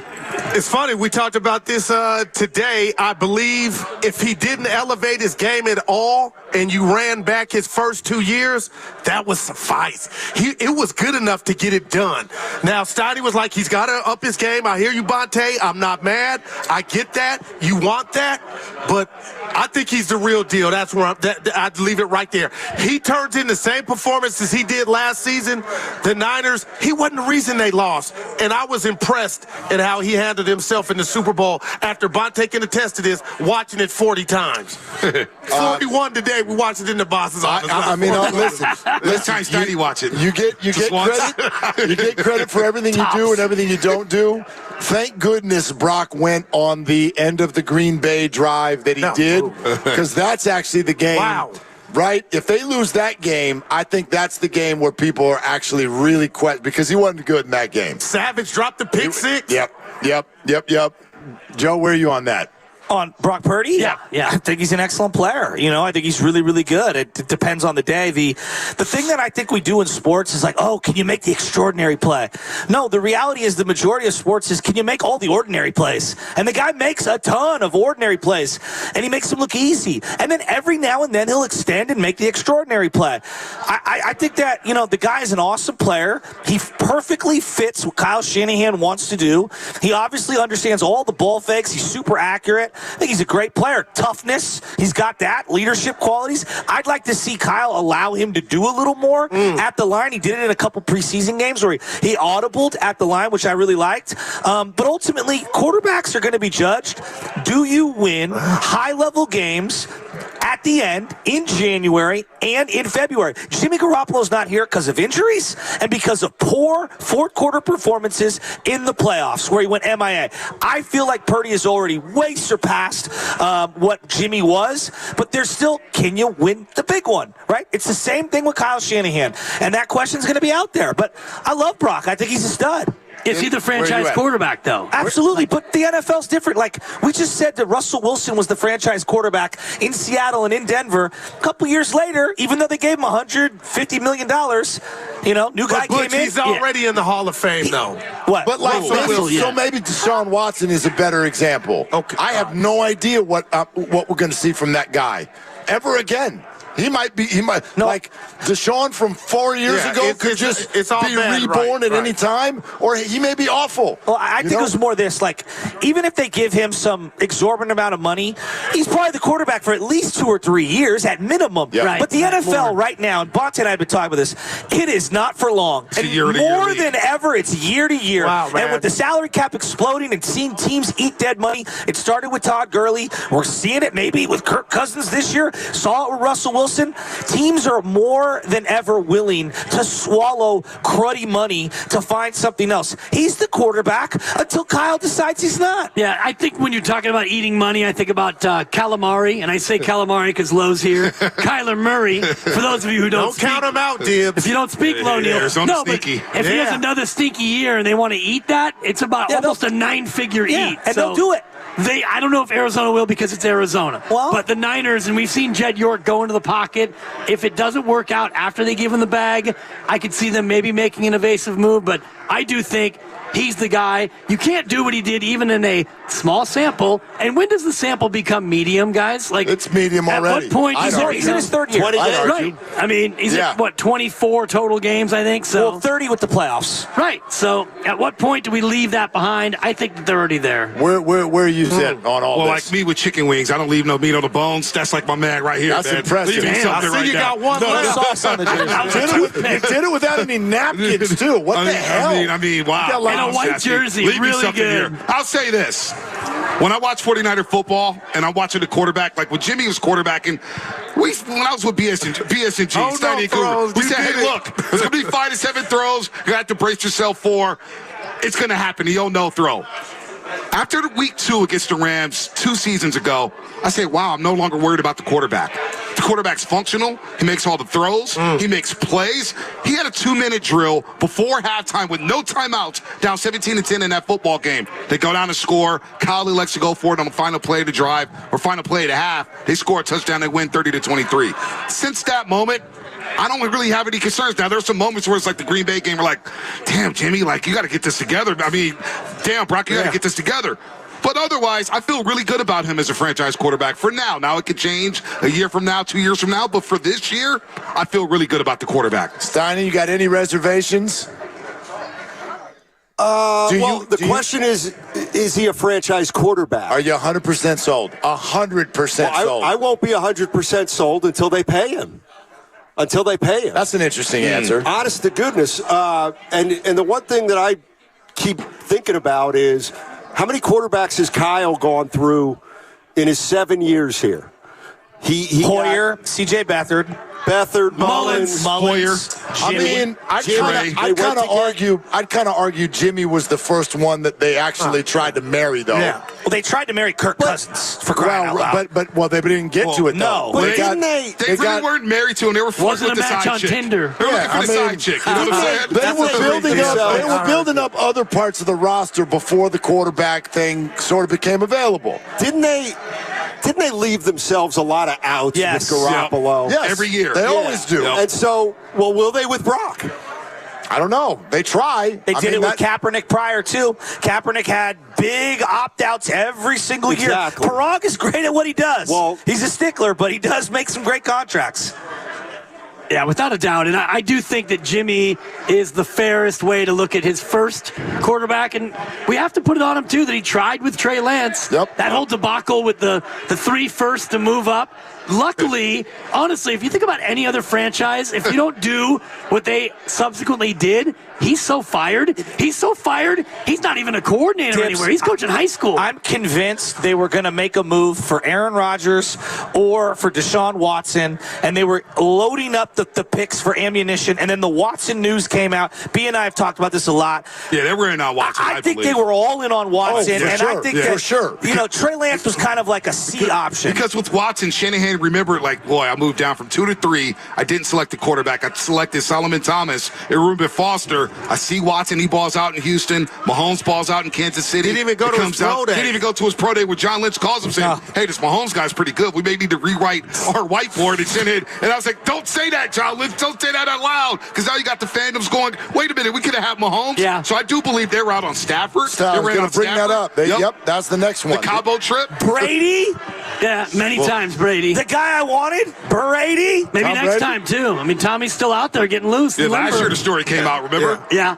Oh, hey, Brock, we're going to bring Brady in, but we're going to learn from him. I think if Brock, I don't want to say it out loud, but if something were to happen to him this year, I think they call Tom again. I think Aaron Rodgers is on the table. I think Kirk Cousins is on the table. The Super Bowl. When Tom said 3 weeks ago that I will not rule out returning, it was the first thing I thought of. Mark, the play-by-play guy, said I wonder here, this is halftime of the Green Bay games. I wonder if they go to Sam Darnold in the second half. You think the play-by-play guy is just coming up with that old willy-nilly? Wow, man. He's getting that from somewhere. I couldn't believe that. To be fair, the play-by-play guy, former co-host. As a thrower of the football. He loves Sam Darnold so much that he thought Sam Darnold would be the guy. He said it earlier. He says, boy, Sam Darnold gets his playbook. He may not be far behind Brock Purdy. So, the quarterback position makes us all crazy. Then he lost to Carson Wentz. Willard, I got to add this because Steiny brought this up today real quick here, and it's stuck in my craw. So, you handpicked Brock Purdy as your guy. Steiny today, they handpicked Well, they drafted him. He's your guy right now. If you pay him and put that ring on his finger, you no longer, not Steiny or the Steinies in the world, can say, you lost that Super Bowl because you went up against Mahomes. If you identify after this season Brock is your guy and you pay him accordingly, that has to go away. It can't be, Purdy's not up there with Mahomes. If you choose to put 50, 60, whatever it takes, and Brock Purdy's your future, your franchise quarterback, Steinies of the world can't say, why did you think you were going to win the game? It's Mahomes against Purdy. Okay, Purdy now is married. But two thoughts on that. Do you, let's go all the way back to the Michael Jordan era in the NBA. Do you do that with Charles Barkley and Patrick Ewing? Or do you say, hey, they were going up against Jordan? I say they were going up against Jordan. We may get there. We may get there where it doesn't matter who the quarterback is. You shrug and go, you're going against Mahomes. But here's Michael never went Game 7. Well, the Niners went overtime and had a 10-point lead in the fourth. Here's where I'll agree with you. What you're saying, the whole he was going up against Mahomes. Yeah. Nobody does that for Lamar. Nobody does that for Josh Allen. Well, damn. Nobody does that for Joe Burrow. They don't say, you're going. No, they hold it around. We elevate Burrow for beating him. Get better. He did. We elevate Burrow for beating him. He did. Yeah, And I guess that's the next step for Brock Purdy, elevating teammates, right? Correct. We saw during the 3-game losing streak without Trent and Debo, they went 17. He threw 5 interceptions. Now, I don't blame him. He's only in his first full season playing quarterback last year. So I was like, I'll give him a pass. Still a young guy. But that's the next step in terms of being a franchise quarterback. Like right now, he's the guy. But if you pay him all that money where Jed York says, hey, we're going to reset the quarterback market, which tells me that Jed York's not hurting for cash right now. Right. That's another situation. He just broke off about $100 million over the past 2 weeks. He broke off like $450 million. Out of pocket. So when you do pay him, that's where it's like, hey, Brock, you have to elevate the rest of the team. That's the next step for him. If Ayuk is out, if Debo's out, can you function as a quarterback and help this offense score a lot of points? Same point we made earlier. Once you get paid to be elite, you got to go be elite. And it's going to be the same thing for him. Okay, new question. Dibs, you start. Okay. 49ers the best team in the NFC? Are they the best team? Yeah, on paper. And unfortunately, the game's not played on paper. I don't want on paper. I want in your brain. Yeah, in my brain, they're the best team. Does that mean they have the best regular season record? Not necessarily. But come January, they should be the team that emerges and goes to the Super Bowl. And who's the biggest threat?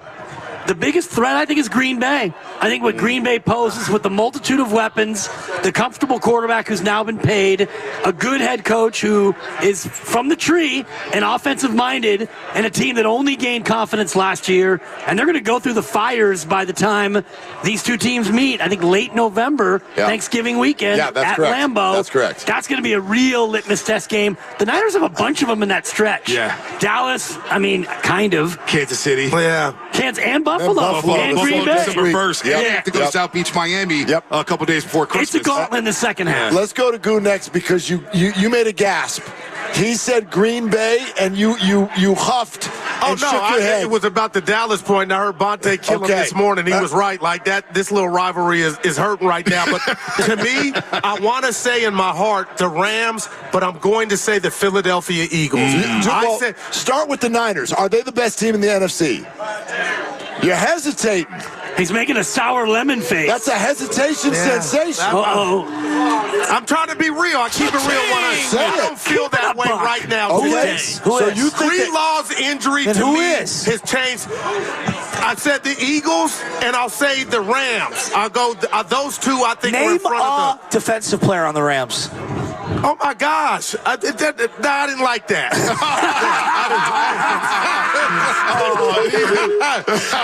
Hey, Boots, I didn't like that.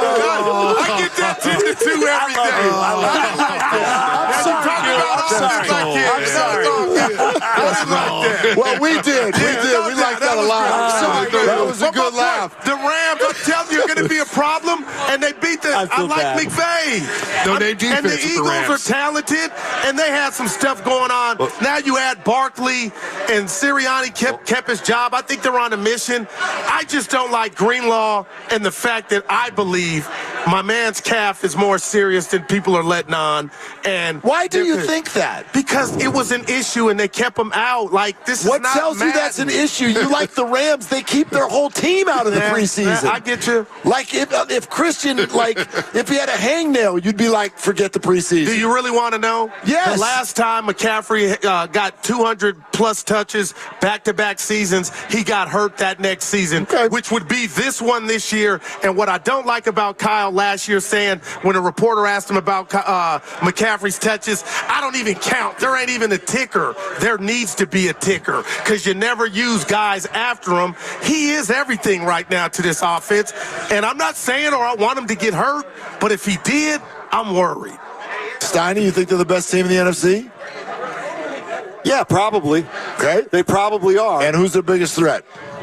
I think Philadelphia, maybe Green Bay. Green Bay. But I think the point, like, the one thing, and I'm going to switch a little bit here, like, isn't the big thing with Purdy, you know what? You like Brock Purdy? You know what? He's pretty good. I like Brock Purdy. Okay, let's see how much you like him at $50 million a year. We'll get there. We'll get there, Scotty. That's 4 summits away from now. Can we do this summit first? Yeah, no doubt. Before we get to the 2027 summit? The next summit needs to be at 8 a.m. Right. Because 8 a.m. next summit. I'm in next summit at 8 a.m. Because in the city, Matt. It's important for this year. And what I'm saying is, if the 49ers fall short this year, we got a branch. You're telling me you're going to go make Brock officially your franchise quarterback, and also acknowledge at the same time you're going to have less talent on offense. You may. With the way the salary cap is manipulated, you have no idea how it works. So, to your question, do the Niners have the best roster? I think the Niners are better than last year. Their quarterback room is deeper. I think their defensive line will work together better. Now, linebacker could be an issue. Could be an issue early on. Could be an issue early line. But you know what? We love D. Winters. Bethune from Florida State. Devontae Campbell's got a lot of pressure on him. We'll see about that. Offensively, I think they'll just build. But I was just in Philadelphia, and a lot of Eagles fans, Jason Dumas, shout out to him, he got married, and a lot of Eagle fans were there. And he knew exactly who we were. Oh, you guys are the boys from 95-7. They have their eyes on the 49ers. Well, I have my eyes on the Philadelphia Eagles because nobody is talking enough about the Saquon Barkley move. They have a legit 3-down running back. They're pissed off from last year. They haven't said anything. They're laying low in Brazil. I got my eyes on the Philadelphia Eagles, and I think when it's all said and done, they'll be there to challenge the Niners for their supremacy in the NFC. Let me tell you something about a dynamic of a quarterback getting paid, and I mean this. In Philadelphia, they are way more skeptical and concerned about Jalen Hurts than 49er fans are about Brock Purdy. They booed Santa Claus in Philadelphia. They're skeptical about everything. They lost Shane Steichen. They lost Shane. This goes back to losing their coordinator. They don't like Sirianni. Jalen Hurts doesn't respect Sirianni's X's and O's. That's a totally different conversation. And that's Philadelphia fans. They freak out about everything. And I love the Philadelphia guy. They don't like the Phillies each other. too. I lived with them for 5 years. I'm like, dude, relax. Lost the center also. Lost the future Hall of Fame center. How do you answer it? You think they're the best team in the NFC? They are. They're the best team with the best coach in the NFC. And that being said, they've beaten Green Bay multiple times, different iterations. They beat Jordan Love. They beat Aaron Rodgers with LaFleur. They have beaten Detroit. Just say it out loud. Jared Goff and Dan Campbell are going to beat Shanahan and Purdy? Well, they were close last year. Sorry. We left.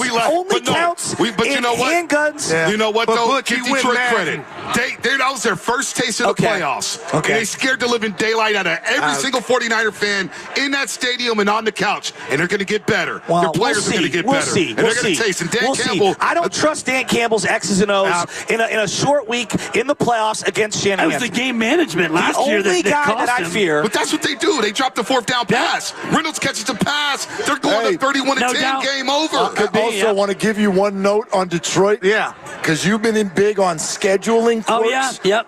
When Detroit comes here on December 30th, second to last week of the season, that will be only their third outdoor game all year. Their third and final outdoor game all year long. But they're built for outdoors, though.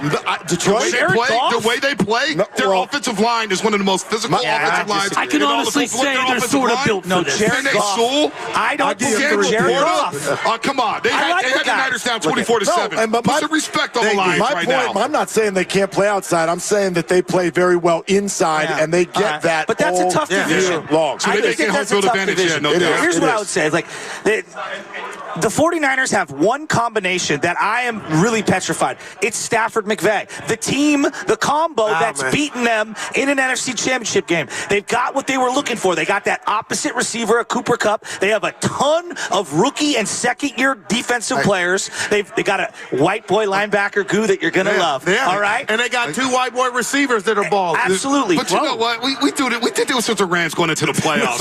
Even Baldy came on the show. The team to fear is the LA Rams. It is. And they bowed out in the first round and went out to But Detroit. they have a run game. I'm so sick of the Rams. The Rams won one game against the Niners. That was the most important game. But the Niners own the freaking Rams. The Rams, McVay's Shanahan's son. He has a Super Bowl. Can he really be his son? They got the one win. I'm stuck on the fact that Puka Nacua is white. I didn't know where were you going with that, dude. But anyway, Talk about white everything. This is the summit in Fremont. Say hello.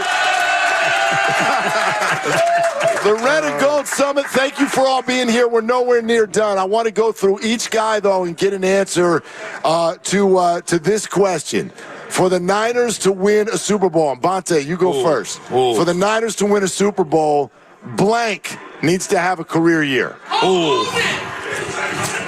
I'm going with Nick Bosa again. Wow, man. I'm going with Nick Bosa. He's got to have the year he had 2 years ago, and he has to dominate to the point where offenses don't even want to draw play-action passes his way. They don't want to run the ball his way. They want to double and triple team him, which frees up Leonard Floyd and Hargrave. My guy, number 97, Nick Bosa, has to have a monster/career year for the 49ers to win that Super Bowl. So if you're going to take him, I want to take someone like Jair Brown, who's going to be in the back end of that defense. But I'm going to take Brandon Staley and Nick Sorensen. Wow. The combination of them. If the Niners can get back to being a top 5 defense that's humming on all cylinders, and you have this secondary to go up against the Eagles wide receivers, the Rams wide receivers, Detroit, the Packers, that is what can separate the 49ers defense from all those other defenses. So I'm going to say Sorensen in his first year with Brandon Staley. Hibbs? Deebo Samuel. He's a game changer. He's a chain mover. And when he's healthy, their offense is completely different. The pre-snap motion, the jet sweep. You can be the running back. He's the yak boy. He's the boombox carrier. He matters so much more than just the catches. Brandon Ayuk is going to play. He's going to do exactly what he did last year, I would imagine. He's reliable. If McCaffrey's healthy, he's legit. Purdy is solid. If Deebo elevates and has a career year, your offense becomes unstoppable. Well, the best friend. The best friend of a good offense is obviously a great defense, and we hear cliches like defense wins championships. I'm going to answer that by saying Fred Warner, because that's the spot of my concern. Is Fred has been able to be the best linebacker in football at times because he's next to Dre, and now he's not. And I don't know what they're going to get out of that other position. I like D also, but we'll see how that thing all shakes out. Save that sound. Yeah, Fred. You're welcome. Pause. You're welcome. I like winter. All the way. Breathe a little bit.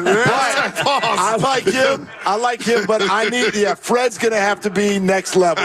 Save that back there in the studio. That's for you. He's blushing. Go ahead, Steiny. Who's got to have a career year? You can't take Juszczyk, Steiny. You can't take Juszczyk. All right. He's down on Juszczyk. Be careful talking about fullbacks. We got one in the building. Yeah. Well, we got a real fullback in the building. Wow. We got a guy who actually carried the ball Not as a decoy.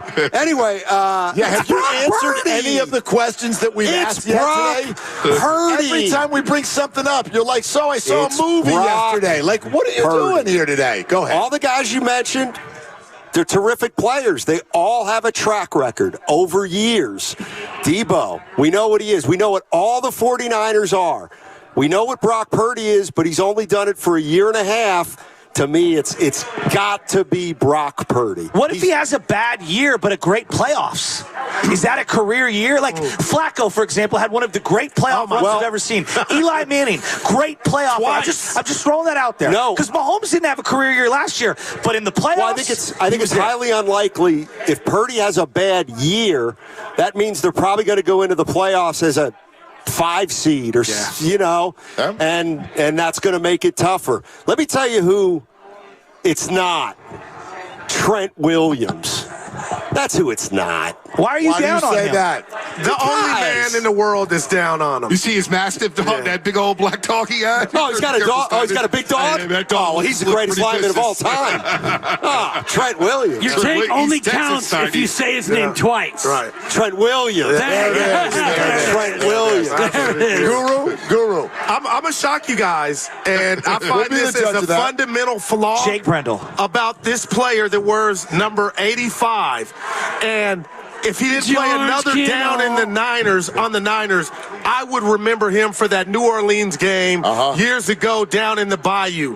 And watching the receiver doc, and I'll wrap it up on Netflix, lets me know this is the ultimate team guy, but he can do more. I'm not telling you he's Travis Kelce, but he has hands. And my last time mentioned in the Bay Area Sports Hall of Fame, being Bonte's +1, the great John Taylor said he's told Kyle he would like the Niner offense to use George more in the passing game, and maybe that's my answer as to why their offense was so pedestrian all playoff long. So it's George Kittle. Forget blocking. That's not all his job. He can help you and be a mismatch downfield. Yep. So give me 85 more, and maybe you might be wearing some bling. George Kittle. Yeah. Does anybody love it? Does anybody ever? Don't hate on me. Does ever, the weaponry?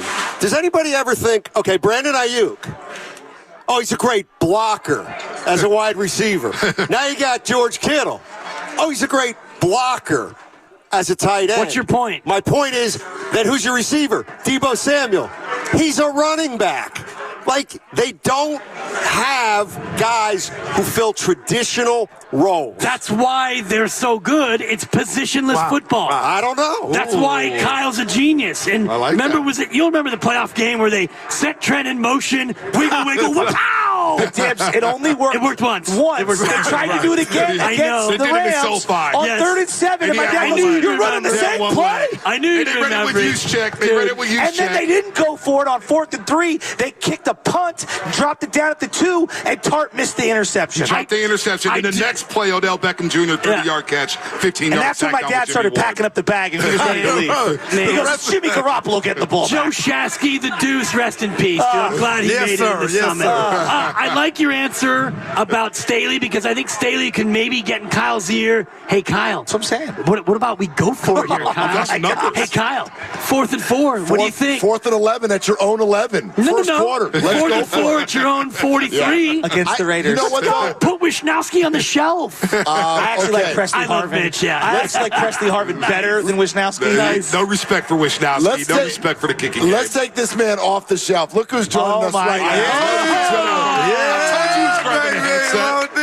Look at him. There's the boys. Looking like Tyson. Joe Montana's up in the club. Hey, you look like you play right now, man. Come on. You inspired me. I saw you running the stadiums, running the stairs, hands up, panting. You were getting it in. Philadelphia. Philly. Hey, low deal. And True you went, story. like you did it once. You was like, I'm sure you can. Let's go. And you had everyone. Hey. You had everyone's watching you. I was like impressed. Hey, true story. Low Neal, Raiders training camp was like, Bonte, wake up and work out with me. I woke up and work out with Low Neal, and trust me, I almost died. Hey, Low Neal was like, young man, I'm surprised you made it. I thought you were going to quit. In my head, I was like, I wanted to quit 15 minutes ago. But we made it, Low Neal. We made it. And then he brought breakfast, too. We did it. We did. Shout out Low Neal.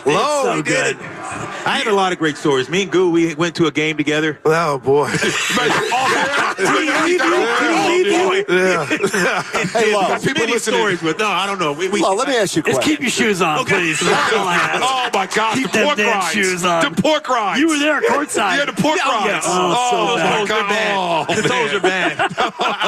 I'm surprised that Dip's fingers didn't fall off. They look like chitlins, man. Hey, Low Neil. I say Kyle Shanahan. You say what? What do you say about the guy? He's a legend. I think that this Shanahan, what he's able to do with the consistency, how he's done it over the years, that's hard to do. I know we've been coming up short, haven't won the Super Bowl, but to get in the playoffs, go ask a bunch of other teams how hard it is to get in there year in and year out and be successful. Okay, you did that for the fans. Areas of improvement.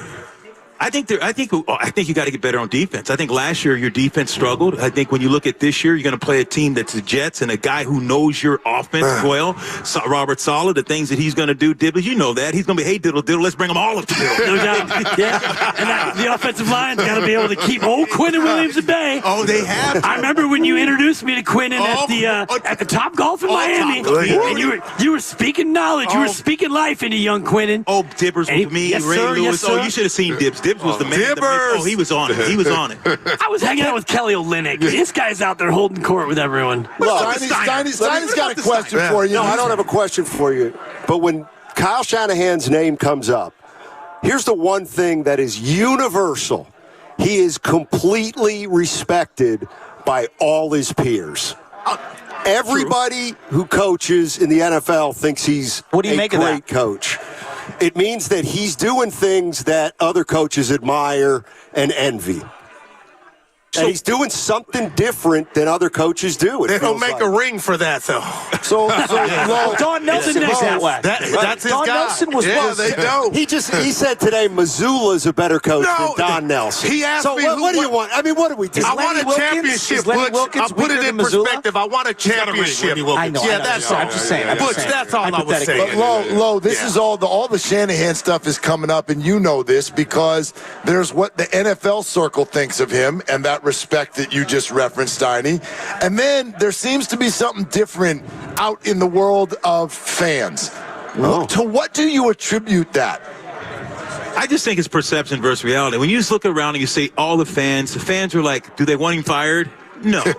You look at coaching. I think the talking heads that say, hey, let's win a Super Bowl. The Warriors look at the great dynasty now. They're saying, okay, get rid of them. Is Kerr there? What's going on? It's tough, man. When you're playing sports and you're a coach, whoever you may be, look at Belichick. Here's a guy, look at his legacy. It was unbelievable. One of the greatest coaches ever. And everyone wants to talk about, well, was it Tom or Belichick? What came first, the chicken or the egg? I mean, you got to have great players. You got to have great coaches. It goes hand in hand. If players win, yes, but you got to have coaches to make sure that you're being able to execute the plan. I mean, I've been on teams where you look at underachieved that should have won Super Bowl. The Chargers. Marty Schottenheimer. Do you see comparisons? Wow, man. No, the reason why I hold Marty in high regard, right? But he didn't win big playoff games the way Kyle has. Do you see comparisons between Marty Schottenheimer and Kyle Shanahan? You would have to say that you would have to give. I love Marty. Rest in peace. Awesome guy. I'd run through a wall for Marty Schottenheimer. I mean, this guy knew how to get you fired up. And I thought, hey, playoffs, I think that later on in his career, he wanted to win so bad that sometimes logic went out. And sometimes players and sometimes coaches say, okay, they want to win so bad for the coach, you stop doing your job and you start trying to do too much. Marlon McCree, me and Dibs, we used to talk about all the time. Marlon, just fall down. Lay down. Before the game, before the game, he said, I know. Okay, stop. I'm sorry, Lo. I love that Chargers team, man. So you guys are good. And those are the things that you just like, look, fall down the games, but a guy's trying to do too much. Why? Trying to make a play. But you got LaDainian Tomlinson to make the play with offense. 21, it's like lay down, let it go, let the offense come back and just kill the clock, and then instead you fumble the ball, give it to him on the short field, and it's over. Yeah. So you bring up LT. How does McCaffrey avoid the 400-plus yard carries last year, the touches, the 400 touches, and do the unicorn thing that LT did? What did LT 8 straight years? 8 straight years of 400 touches. How did he do it? Well, you're looking at it right there. Yeah. Smooth sailing behind the big fella. Yeah. No hits at the first level. He's not going to say it, but there's been a lot of internet stuff going around about LT's highlights, and I love to watch it because you see big old 41 sticking the big old moneymaker. He was the in the grilled McNair cheese. doc. He was in the Take this, White Chick. Take this. No doubt. I think a lot of it has to do, you got to be blessed, you got to be lucky, but you got to look at McCaffrey and LT. What do they have in common? I think people they don't take big shots. That's right. Yeah. You never elusive. Yep. You never seen LT get just knocked. Squared up. You don't really see that happen in McCaffrey because they're able to get out of the way. They know how to get the last yards and get down. That's how you're able to do that. He's not like, you look at Jerome Bettis. Look how many times he used to carry. But look, when Jerome would get close, what would you just get little? Get on the ground. Big as he was. Yeah. So you have to be smart. McCaffrey didn't play preseason for a reason. They're going to have to lean on him. They're going to have to lean on him heavy this year because, and it's going to start early. You got the reason why him and LT, I think a lot of similar. They can do other things that a lot of backs can't do, and that's out of the backfield. You know that, man. What they do out of the backfield is just amazing. Underrated, too, pass blocking in the backfield on third down, giving the quarterback time to throw the ball. Nobody talks about that stuff, Steiny, when it comes to blocking. McCaffrey, that's why Jordan Mason is Steiner. Wait, say what? Blocking. What about blocking matters? McCaffrey. Don't worry about it, Steiny. Thanks for putting your headset back on. So you're saying McCaffrey has the luxury of running behind Juszczyk and Trent Williams. Okay. And Kittle. This might be the most Aaron Banks. important. 49ers play with two left tackles. Guys, Get him back on the rail. Yeah, get on the rail. Go ahead, this Will. might be the most important question any of us could ask Lo Neal. And first of all, Red and Gold Summit, Fremont Bank, thank you again, all of you, for being here.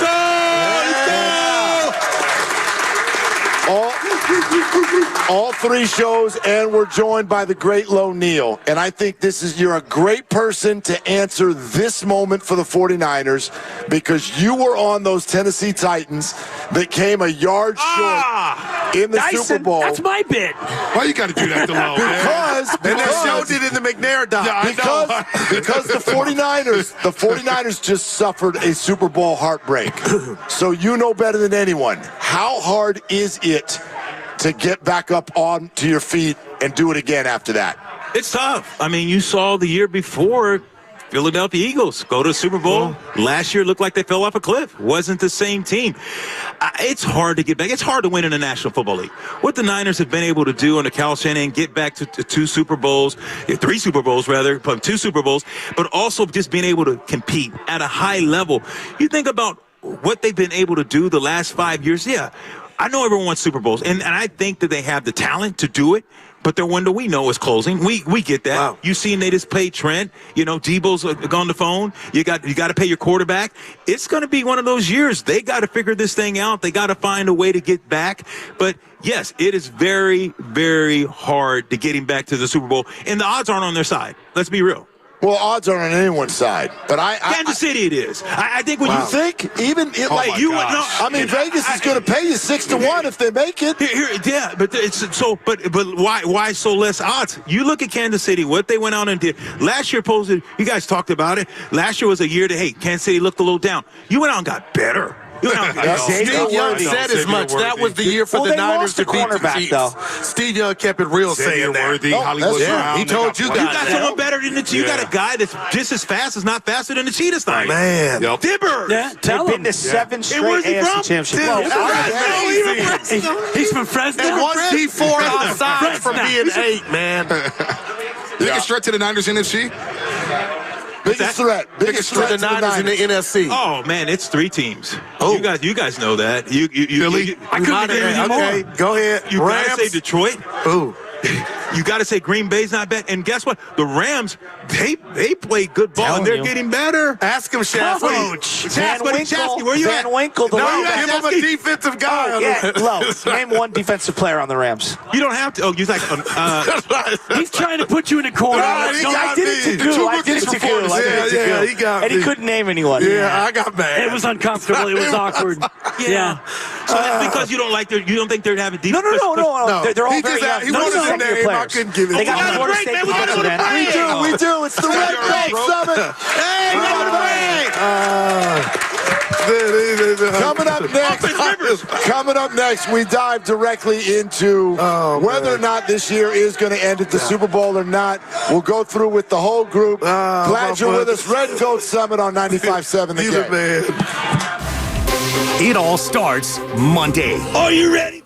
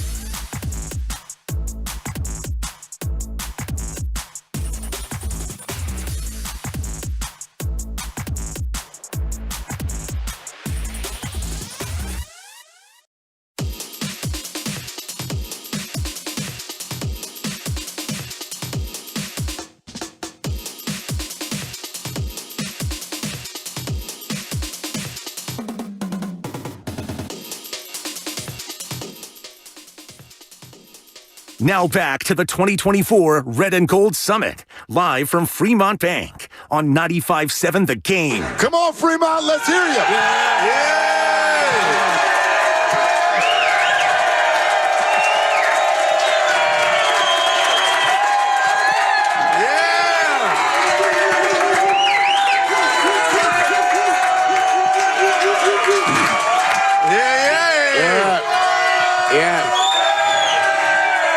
Oh, yeah. Yeah, you guys are doing it. You did it today. Great Yes, job. sir. Great job. Thank you for being here. And in fact, you can help us with our discussion up here by weighing in on kind of a fun question that I actually think we may get a lot of different responses to, and it's this. If the Niners were to go to the Super Bowl again this year, do you want to see the Chiefs again or not? Hell yeah! Okay. That's what I'm talking about. Yeah. So, To beat a man, you got to beat the man. Let's go. Make some noise if you want the Chiefs again. That's what I'm talking about. That's what I'm talking about. Make some noise if you're like, the Bills would be cool. I'm in for anyone not named Mahomes. I'll just try something different. You know? Hey, if the Texans make it that far, congratulations, and we'll roll them. You know? I don't know about that. The Texas looks scary. I mean, I'm sure everybody would agree on, like, who cares, win the darn thing. Of course. Right? But, like... Is Jerry West feel like that with beating the Knicks? Oh, man. I just like, do we have Mahomes PTSD or no? Yes, you should, because in the regular season, it was the same story. And you get him again this year. So he is, if I were ranking him, it used to be Brett Favre, and it wasn't even close. Yeah. To me, he's the ultimate Niner killer. It's not, he's beaten you once, but twice in the Super Bowl. Yeah. And you manhandled him for a good portion of both games. Yep. And then somehow he pulled the Joe Magic coolness and he figured it out. And so to me, Brett Favre was the number one. Then it was Russell Wilson, but he was never, because he didn't knock you off in the playoffs the way Favre did. The 1 year. One time, Kaepernick. But he kept you from winning divisional To championships. me, that was the Crabtree game, but I hear you. to me, that was more about the Legion of Boom than it was Russ anyway. Mahomes is like the Night King. See, This is the Game of Thrones. Good reference. Mahomes is great. You're spot on. I hate him. But it's been a Shanahan problem in the second half. Oh, come it's been a Shanahan problem. Butch, that's not real, calling the man. timeout in the first half, letting 30 seconds, 40 seconds go off the clock, not calling the timeout. Calling 4 straight pass plays from the midfield with 1:49 left and 3 timeouts when you don't trust your quarterback. Run the damn ball. Don't let Mahomes get another shot. Because if Emmanuel Sanders scores, there's 1:30 left and Mahomes is cooking. Do you want Mahomes with the ball with 1:30 left? No, we don't. And then last year, the Super Bowl, Shanahan, you just saw it. He coaches tight in certain times. So it's a Shanahan problem. But if Nick Bosa wraps up, Shanahan's a champion. And what about if Jimmy Garoppolo sees George Kittle down the damn seam? Like More than once, Warler. I get stuck on looking at what Jimmy Garoppolo has done since leaving the 49ers and just trying to figure out how the hell Kyle Shanahan took that man to a Super Bowl. Well, that makes you fonder of Kyle. It should, Of course. There's no doubt. Of course. Yeah. And in fact, I think that's one of the things that's still sort of dogging Brock Purdy. Is because you see what Jimmy looks like away from Kyle. That's why people are hesitant to believe what they're seeing honestly, in Brock. Didn't you get Jimmy G flashbacks to that Green Bay game? For sure. Jimmy doesn't have that drive at the end. 100%. It's incredible. Of course. What we be talking about right now. In the fourth quarter of any playoff He would have game. gone backwards. Yeah. He would have gone backwards like 6 he did in SoFi. interceptions. Yeah. No, there's no comparing the two. I get that. But I do think that's why some people are slow to come around to Brock. But I would go even farther. Like, for me, I thought Kaepernick was going to be the man. You know what I mean? And at one time, a lot of people thought Alex was going to be the man or Jeff Garcia. And so since Steve Young, there's been a lot of guys who he's the dude. Yeah. And for whatever reason, they haven't been able to get it done ultimately in the playoffs, and it sucks. So every time you wrap your arms around somebody, the bottom falls out. Yes, but I think that the bottom won't fall out as much now because you have what Alex Smith never had, stability and genius. And I sometimes think about Brock's better than Alex. He's so much better than Alex Smith was able to quarterback with Shanahan how his career would have been different. I don't know if he would have been a Super Bowl quarterback, but a lot of times you are the product of your environment. And today we talked to Greg Cosell, and the system quarterback thing, it should not be disrespectful. It's actually a praise of a guy who in that system can be successful no matter what the system is. Yeah, but it's always whether or not he's the product of that system. Right. No, it's no problem being a quarterback who runs your system, but is he a product of the system? And Greg, this is getting into the weeds a little bit, but the thing he was talking about in terms of how when a defense is disguising what it's doing, that Brock's reaction time to that and a pivot to what's next is next level. And he's that's elite Dak's at that. weakness. Yes. Okay, I think Lamar is not great at that. That's just me. Jared Goff was not good at that. I think that's why he's underrated, but that's a hard conversation to have in a barbershop or a bar. Yeah, but when you say to people who are the best quarterbacks of all time, one of the first two qualities for both Montana and Brady is the brain. Yep. It's the pre-snap, post-snap recognition. No doubt. It's real.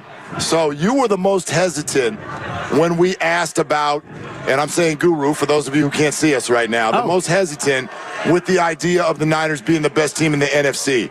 So let's get into where we think this year is going. Okay. And how I you need see to it. elaborate.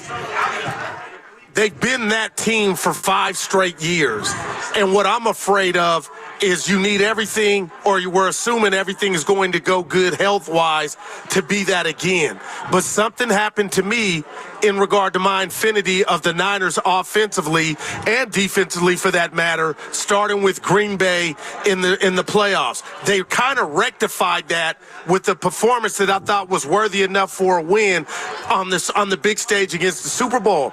But I am wondering now, if you play Detroit on the road, if you get Green Bay, who now might not be afraid of a Greenlaw-less defense with the Niners, those are just questions I have, Mark, about. And I'm not sitting here telling you I think Detroit's better, but I think now it's the fourth quarter of we've had a lot of things go our way, and now you're going to be without Hufanga. You're going to be without Greenlaw. It's real. Are those guys done? Are those guys done for the year? No, Greenlaw will be back midway through the year. Oh, okay. But it's so funny to be you that has no thing invested in nothing. They're going to miss the first 3 games. No, Big it's deal. Not. It's bigger than that. No, it's not. You're the guy that says, hey, nothing's wrong with losing a couple Super Bowls and NFC Championship games. More from but these if you're two, emotionally 10-2. attached to that, The fight that's continues. Heartbreak Hotel keeping you up at night, needing Blue Chew because you can't concentrate on what you need to concentrate on because the losses hurt. Oh, my God. That's real. Guru, how many wins and where does the season end for the Niners? 11 wins, and I mean this. Don't answer it yet. Okay, Don't answer it okay. yet. All right, Don't I answer got it yet. you.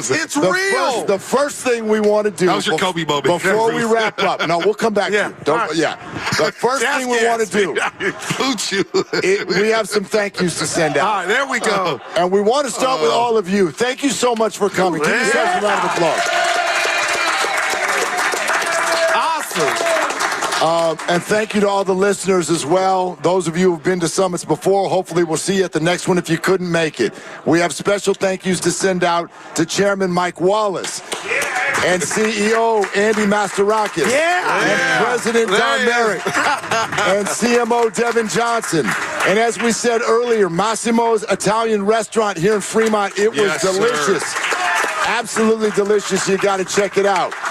And I want to send one more time, the same way we started, a special thank you to you, Steiny, and you, Bonte, and Joe, for doing 2 shows today. Appreciate thank you guys. very much. We get paid overtime, Matt? Last thing is this. Each one of us, if I give you $1,000 to bet on one team to win the Super Bowl, all the odds are the same. Who are you picking? Guru, go. I think it's going to be the first time we ever seen it, a three-peat from the Kansas City Chiefs. Kansas City Chiefs. Steiny? God, I hate to agree with him. You don't have to. You never do. This is the Niners' year. I am not a crook. That's the I am not a crook. Richard Nixon. As always, Matt Steinmetz, man of the people. Let's hear it. Let's hear it. We're going, fans. We're going. Who are they beating? Dibs? Who I'm are not they beating? following that. You're not following No it. chance I'm Fine, following I'll that. follow it. 49ers, whatever. There you go, Whatever. Jasky, what about you? I've already got my bold take of the year. I got the Buffalo Bills making it to the Super Bowl. Wow. And I got the 49ers beating the Buffalo Bills. Okay. I do. Okay. I do. Wow, good. The old Chris Berman pick. Exactly. Yeah, okay. Honestly, we look No at- digs. I know you guys all want to face the Chiefs. I get it. Believe me, I get it. Let's beat the Bills in the Super Bowl and then come back around and beat them for the 2-peat. Let's go. Let's beat anybody. Who you got? I'm taking the Detroit Lions. My neighbor is on the staff, Cameron Davis. I'm pulling for you, Cam. Cammy Cam. They're a good Maybe. team, too. They're a good team. Yeah. Bonte, bring us home. Derek, We got all be on Bourbon Street. I'm putting my money on the Niners. Wow. I'm putting my money on the Niners. $1,000 and let it Who rock. are they beating? The Kansas City Chiefs. The Kansas City They're beating Chiefs. Kansas City That'd in the be so Superdome. sweet. Yeah. Again, thank you so much to Fremont Bank, celebrating 60 years of full-service banking with no compromises. If you missed our first hour here on the Summit, it is coming up next, starting at 6 o'clock, right here on 95.7 The Game. Again, thank you, everybody. Take us out. The Red and Gold Summit. Debo. Let's play football.